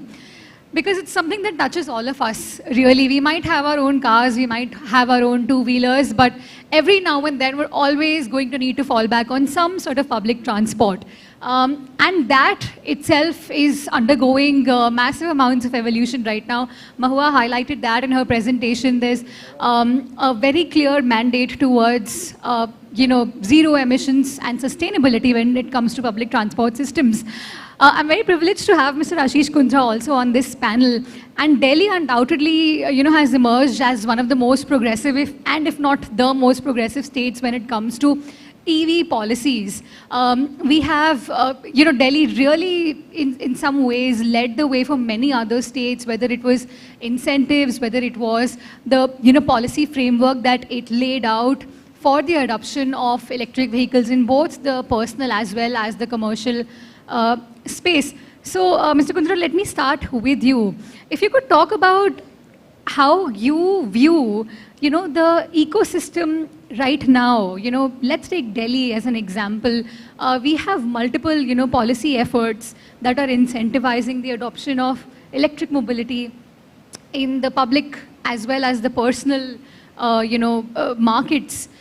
To your mind, do you think that the policy framework that we have currently is conducive enough to really lead to widespread adoption of clean mobility solutions? And there's many, but the government seems very focused on EVs. So if you can speak to that and also highlight some of the work that the Delhi government has done to actually enable and accelerate this transition. Yeah, thank you. I think actually the rate of adoption of EVs is going to be much faster than what people imagine. If I give some data points about Delhi, that this year the sale figures is roughly about 10% of total sales. The sale of EVs in Delhi is more than the sale of CNG vehicles in Delhi this year. The sale in Delhi is equal to the combined sale of electric vehicles in Calcutta, Bombay and Chennai.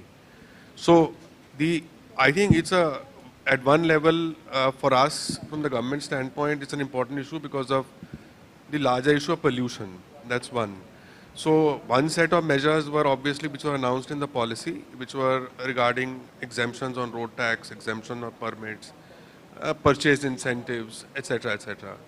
But I think apart from that, we are also giving some regulatory nudges for adoption of electric vehicle, in which one segment is retrofitment, in which another segment is giving a push to aggregators, to last mile delivery companies, to set targets for them for electrification of their fleets, encouraging public charging infrastructure, in which we have got now a variety of players who are offering charging opportunities to people, then encouraging private charging infrastructure. So I think the ecosystem has to be addressed comprehensively to inspire confidence in people that yes, it is, in any case economically now it's making a lot of sense for two-wheelers and three-wheelers particularly, and I think soon enough the four-wheeler also will be in that zone.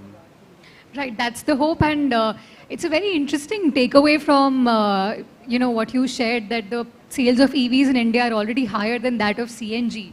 I think that speaks a lot about the initial success of the policies that we have going in Delhi. Mr. Mishra, Yulu is a company that caters to last mile mobility, and despite public transport being made robust, there will always be a need for that ultra last mile connectivity, and there is of course a need to also make that green, emissions free, and it also lends itself to that because there's usually a place you can pick up a vehicle from. Ulus are usually found around metro stations. You can drop them off there. You have swapping facilities built around those areas, so that ensures that you are able to cater to the customer and make vehicles available where they need it, when they need it.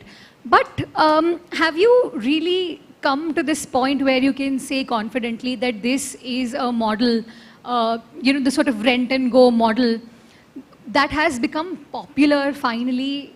You have been in the market for a few years now, but it's still fairly niche. It's either for the lack of awareness or simply that people haven't been used to using a solution like this for very long. So I think, first of all, very important point to understand it, if there's a need, it will happen. And I'll explain why we believe there is a need. Look at Delhi Metro. Delhi Metro PPH, that peak hour passenger traffic, is around 9,000. No metro in the world becomes viable, which means economically viable, if you don't cross 18,000. And still the average distance in Delhi, which is the best metro network in India, which is almost like 400 odd kilometers, 300 some stations, average distance from home or office to metro is still 3 kilometer plus. So if you have 3 kilometers away from the metro station on average, you're not going to take metro. You'll use your private vehicle. Now whatever buses and whatever metro, they cannot, those are the public domain, they are public transport. But public transport cannot come to your home. And if you take your vehicle to public transport, you have to park. You can't park that many vehicles, then becomes a parking lot. So unless this last mile connectivity and first mile is from your home to metro station or the bus stop, or last mile is from metro or bus stop to your office. That has to be done by private sector only. It could be auto-wala, it could be e-rickshaw, or could be Yulu kind of situation. So Yulu had a very interesting experience. We started before pandemic. And before pandemic, Yulu was primarily in first and last mile connectivity. That's why most of the metro stations in Delhi you saw. Of course, a lot of people use it for fun. I mean, in CP and all, you see people come and make videos. There are more videos of fun than actually people using it. So people realize that this is something which is fun. Actually, it is really solving the problem. We have, so far, Yulu has done 3 crore trips. And of course, Delhi is very small for us. Bangalore, almost everywhere you cannot move even 100 meters without seeing a Yulu, and Delhi will be next. There are some challenges we face in Delhi, and that's why we could not grow. One was, on one side was fixed, metro station we got the space. But if it is not next to your home, how are you going to get it? Right. Because Delhi is like so many corporations, New Delhi Municipal Corporations, North Delhi, everybody has a different policy. So North Delhi has created a policy where you can make a Yulu zone next to your home. But South Delhi doesn't allow that.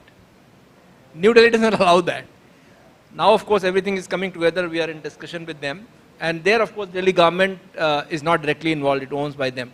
So those are challenges. But most importantly, what we learned during the COVID, when you could not move out, you still have to eat. You still have to shop.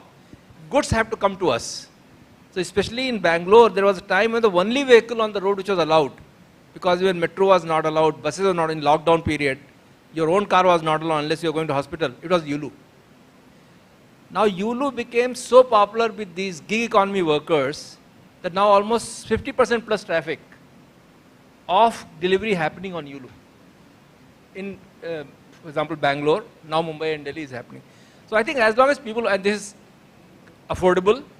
Second, Yulu uses a form factor which is not necessarily something which you can't afford. That's what Minister was talking about, that 50,000, 40,000, actually he was talking about the Yulu vehicles, which are being produced by Bajaj. This is something which is going to fundamentally change the country, and there should be many more companies. There will be many more companies. 1.5 crore people are on gig economy. They need something, and most of them can't afford a Bajaj Pulsar or Hero, or whatever, the big vehicle. So I think this is needed, this will happen, and it will happen electric, because the economy of scale and thanks to the high price of diesel will happen. Sure, and I'll come back to you with a follow-up question, but Mahu, I want to talk to you first. So in your presentation, you highlighted that there is appetite, for adoption of electric buses. Perhaps there are challenges to sort of implement that appetite and really see it through to fruition. But from the demand that you have been able to aggregate, would you say your biggest challenge perhaps right now is to actually see to it that the supply from OEMs actually comes in time? Because we are looking at very aggressive targets when it comes to penetration of electric buses in the country. The government is focused on it. But how are the manufacturers responding to your requirements at this point in time? I hope there's some manufacturers in this room, but more seriously, you use the word challenge, Alicia. When we were doing this tender, and when we saw that, we got more than, we were given a number from the Department of Heavy Industry, and that was some 3,500, for which subsidy would be available.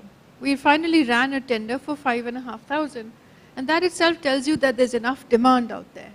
What you're calling challenges are what I would call, we have to work on each of these issues. We've got to work on the depot. We've got to work on the electrical stuff behind it. We've got to work with the OEMs to ensure that they have whatever they can and whatever they need in terms of visibility, order, coming on time. Yeah. So there are these things that we've got to work on, which I call, it's a long slog to do it. And I call it a slog because to do each of these things in detail is tedious, but we have to do it. So it's not as if I wouldn't call it a challenge, it's just something we've got to do because we have to do it, and it's the only way to get to deployment. The one thing that I would perhaps put out there, in my head still remains a little bit of a challenge, and I hope I'm wrong in about 3-4 months, is what sort of risk mitigation do we need to keep in mind? Yeah.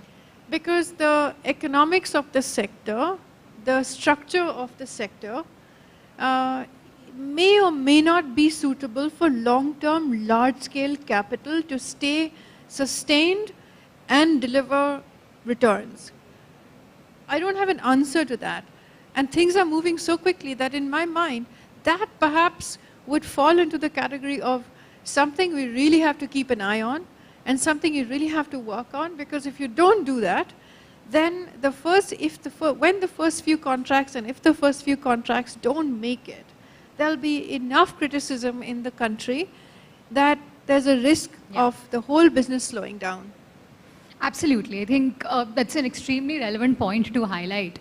But segueing a little bit, Mr. Kunz, I wanted to discuss that one of the things you highlighted that the Delhi government is incentivizing is also the transition of last mile mobility companies and also e-commerce companies and the fleets that they deploy to electric vehicles.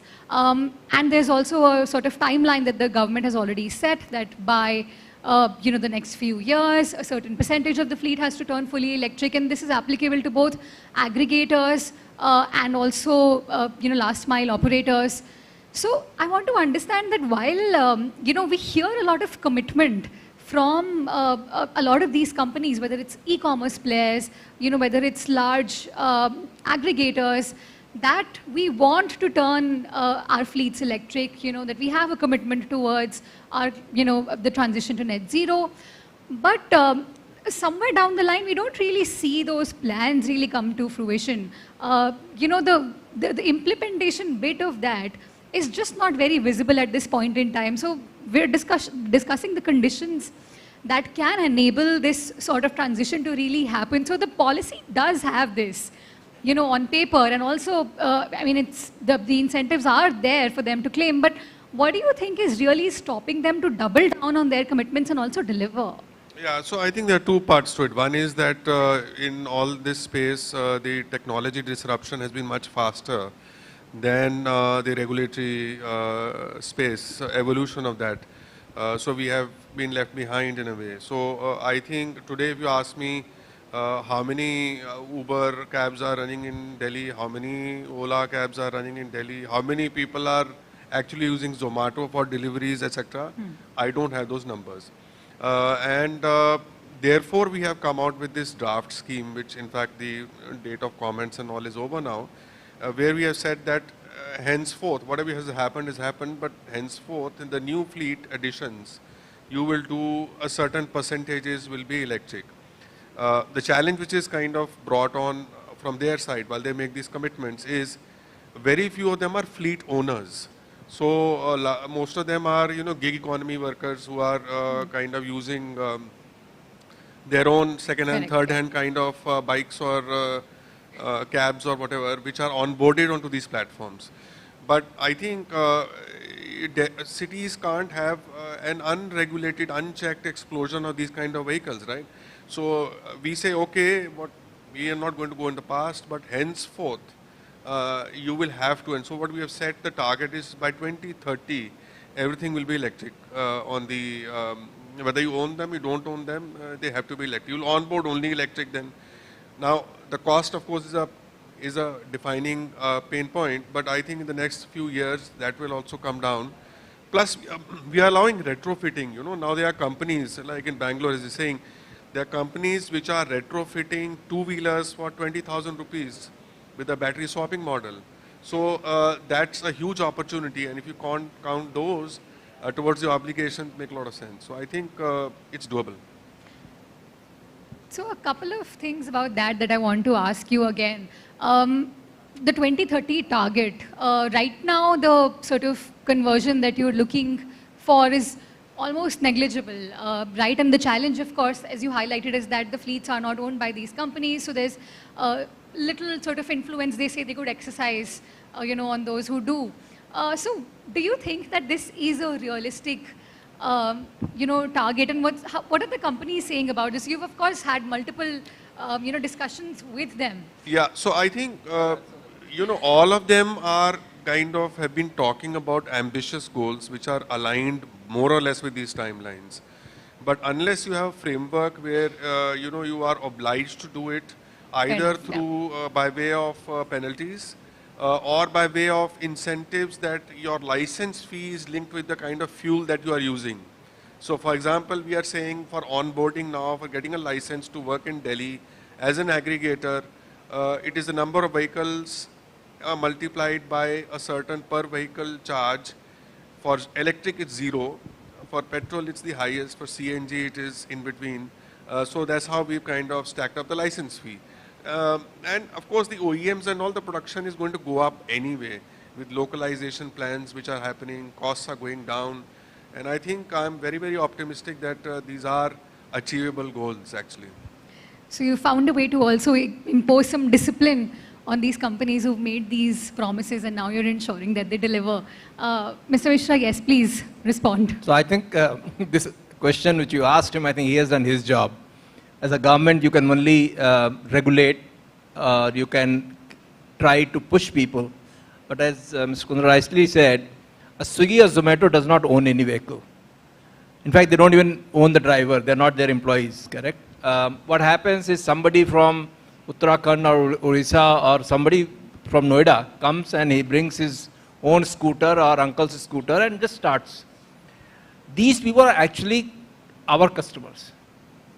So we have a large fleet of 20,000 odd vehicles, which is the largest in the country.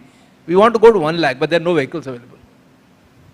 The country does not have vehicles, electric vehicles, which are suited for this kind of use cases. If you use existing vehicles which are coming, which are reasonably cost, because usage is very high. Yulu, if I'm not wrong, has developed a vehicle especially for Yes. So that's what we're coming with there. So if you use a normal vehicle which is available from one of the, I will not name them, it will not last 1 month, because these people are very heavy users. They use 20, 30 deliveries per day, 100 plus kilometers. Then most of them are not swapping. And most of the people don't live at a places where even they have a charging infrastructure. So they can't take the scooter at home and charge in the night because they're living in juggi jopdis or footpaths. So actually the problem is, even Swiggy, Zomato can't do it if they want. It's an aggregator like Yulu and others will have to do it. Country, we were ready to deploy 20, 30,000, but suddenly batteries, regulations came in. Now the government requiring not only AIS 48, AIS 256, which is coming in December, but most of people are asking, so we said, okay, let's hold on. Our battery manufacturers are trying to make those batteries AIS 256 compliant. I think one thing I must say, the government is really, as Minister was also telling, alive to the challenges and also putting the regulation to create the demand. So I would request people to be a little bit patient. Don't write off the EV, don't write off the government policies. I think he said 2030. It will happen in 2026 also. Because it is not because the government is telling. It just makes business sense to go electric. Because it's just not viable for a Swiggy Zomato to be keep paying the delivery boys every time the petrol price goes up. So it will be the market forces which will make it happen, and regulatory pull, regulatory demand creation will anyway help. So I think it is just the demand and supply issue, it will happen. You will see 2023 will be much better than what we have today. Right. And of course, Yulu made a very smart pivot to the last mile, the delivery space, after the pandemic, when, not a lot of people were using the vehicles for their personal usage. But what becomes of the original business idea? Like in the Western world, in many American states, European countries, the electric scooter model is very popular, right? You will see it parked along streets, you could leave them at your house, it's all very connected, very seamless, affordable. A solution like that, do you think could it work for India? And if it hasn't so far, what do you think are the conditions that are needed to enable it? And Mr. Kundra sitting right here, so maybe he could also it's very respond simple. to that. Very simple, because Paris, it is a mandate of the city government to do this. Same is in London, same is in New York. Here, the state governments can't do it because it is not in the purview of, for example, Delhi state government to allocate USPs on a state. He only can allocate on a PWD roads, which are bigger roads. Other the roads are owned by the municipal corporations, which have become almost like a hindrance. If you don't have a parking space, if there is not a policy of the government to allow you a parking space next to your house, you are never going to use it. Bangalore has allowed it. Bangalore brought this policy, and the gentleman who was the DULT secretary now is Manoj Jain, who is here in the finance ministry. You have to have a visionary leader. Not Delhi Municipal Corporation has done it. No other municipal corporation has done it. Hopefully, when they're now combining, and I think please write about it. If the city does not want its city administration to improve, it will not happen. If you want to become like London, you want to become like Paris, you have to think like that. Here it almost every tender is for advertisement. The city government wants to make the money from the advertisement. Mobility is by the way. Whereas mobility should be the objective, advertisement can of course come in. I think that has been the reason in most of the cities. If it happens, it will happen. That's some very sharp commentary there. But sir, I want you to respond to that. I mean, does a model like that lend itself? Okay. So let me put this way. See, the last mile, first mile has, to be honest, has been an area of which has been neglected for a while. And all of us are learning, evolving, and trying to find some solutions to this challenge, which is real. After all, and secondly, we have so far been, treating public transport in a fragmented fashion. So metro, which means metro authority, buses means the state transport undertaking, etc. So what we are now working on a pilot actually in Dwarka area. We are working with metro and we have identified parking lots outside in Dwarka residential area, notify them, and the metro authorities are putting in, they've tied up with Sun Mobility for the swappable model auto rickshaws. So outside residential areas, institutional areas, commercial areas, connecting with metro. Hopefully this is going to get launched in a couple of weeks and we'll learn from it. And if we are able to find that this is working to the advantage of people, we'll scale it up to the other residential areas as well. Okay, so that's encouraging to note, I'm sure for you also, Mr. Mishra.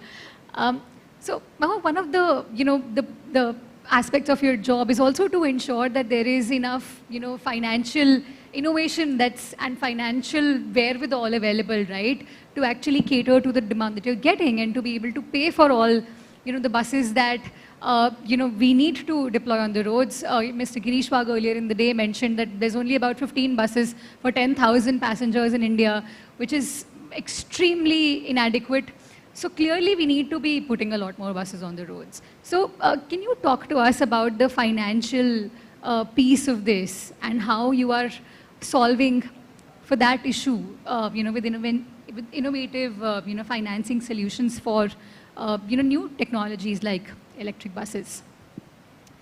So I'll try and answer that question based on the segments that we're working on. So we've got a business on two-wheelers, we've got something on three-wheelers, we've got a four-wheeler business, normal cars business, buses, and charging infrastructure. One, I think generally I'd just like to say that this is a time where you've got to let 1,000 flowers bloom. In the sense of, we don't have a business, I'm often asked, what is the business model for something? There is no real one business model. At least I cannot stand and say that, because I don't even know what I don't know. We've not put buses in the smaller, electric buses in the smaller cities. Ever since COVID struck, and then thankfully as we've come out of it, there's a segment in the electric vehicles ecosystem that is three-wheelers for delivery of goods. And that has shot up. The demand for that section of the business has shot up. What's the link between COVID? With that and COVID, we got comfortable with home delivery. There's a large section of our society that is generally not comfortable. Not all of us are buying everything on a phone. So that has just gone up. So where does financing come in this whole thing? I think the starting point is, what is the business model to begin with?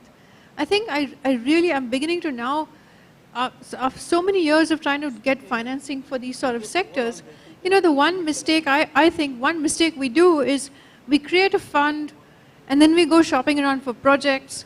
We don't find projects that work with the return expectations and the structures and the portfolio allocations of that fund. And then we blame a sector saying, well, the projects are not bankable.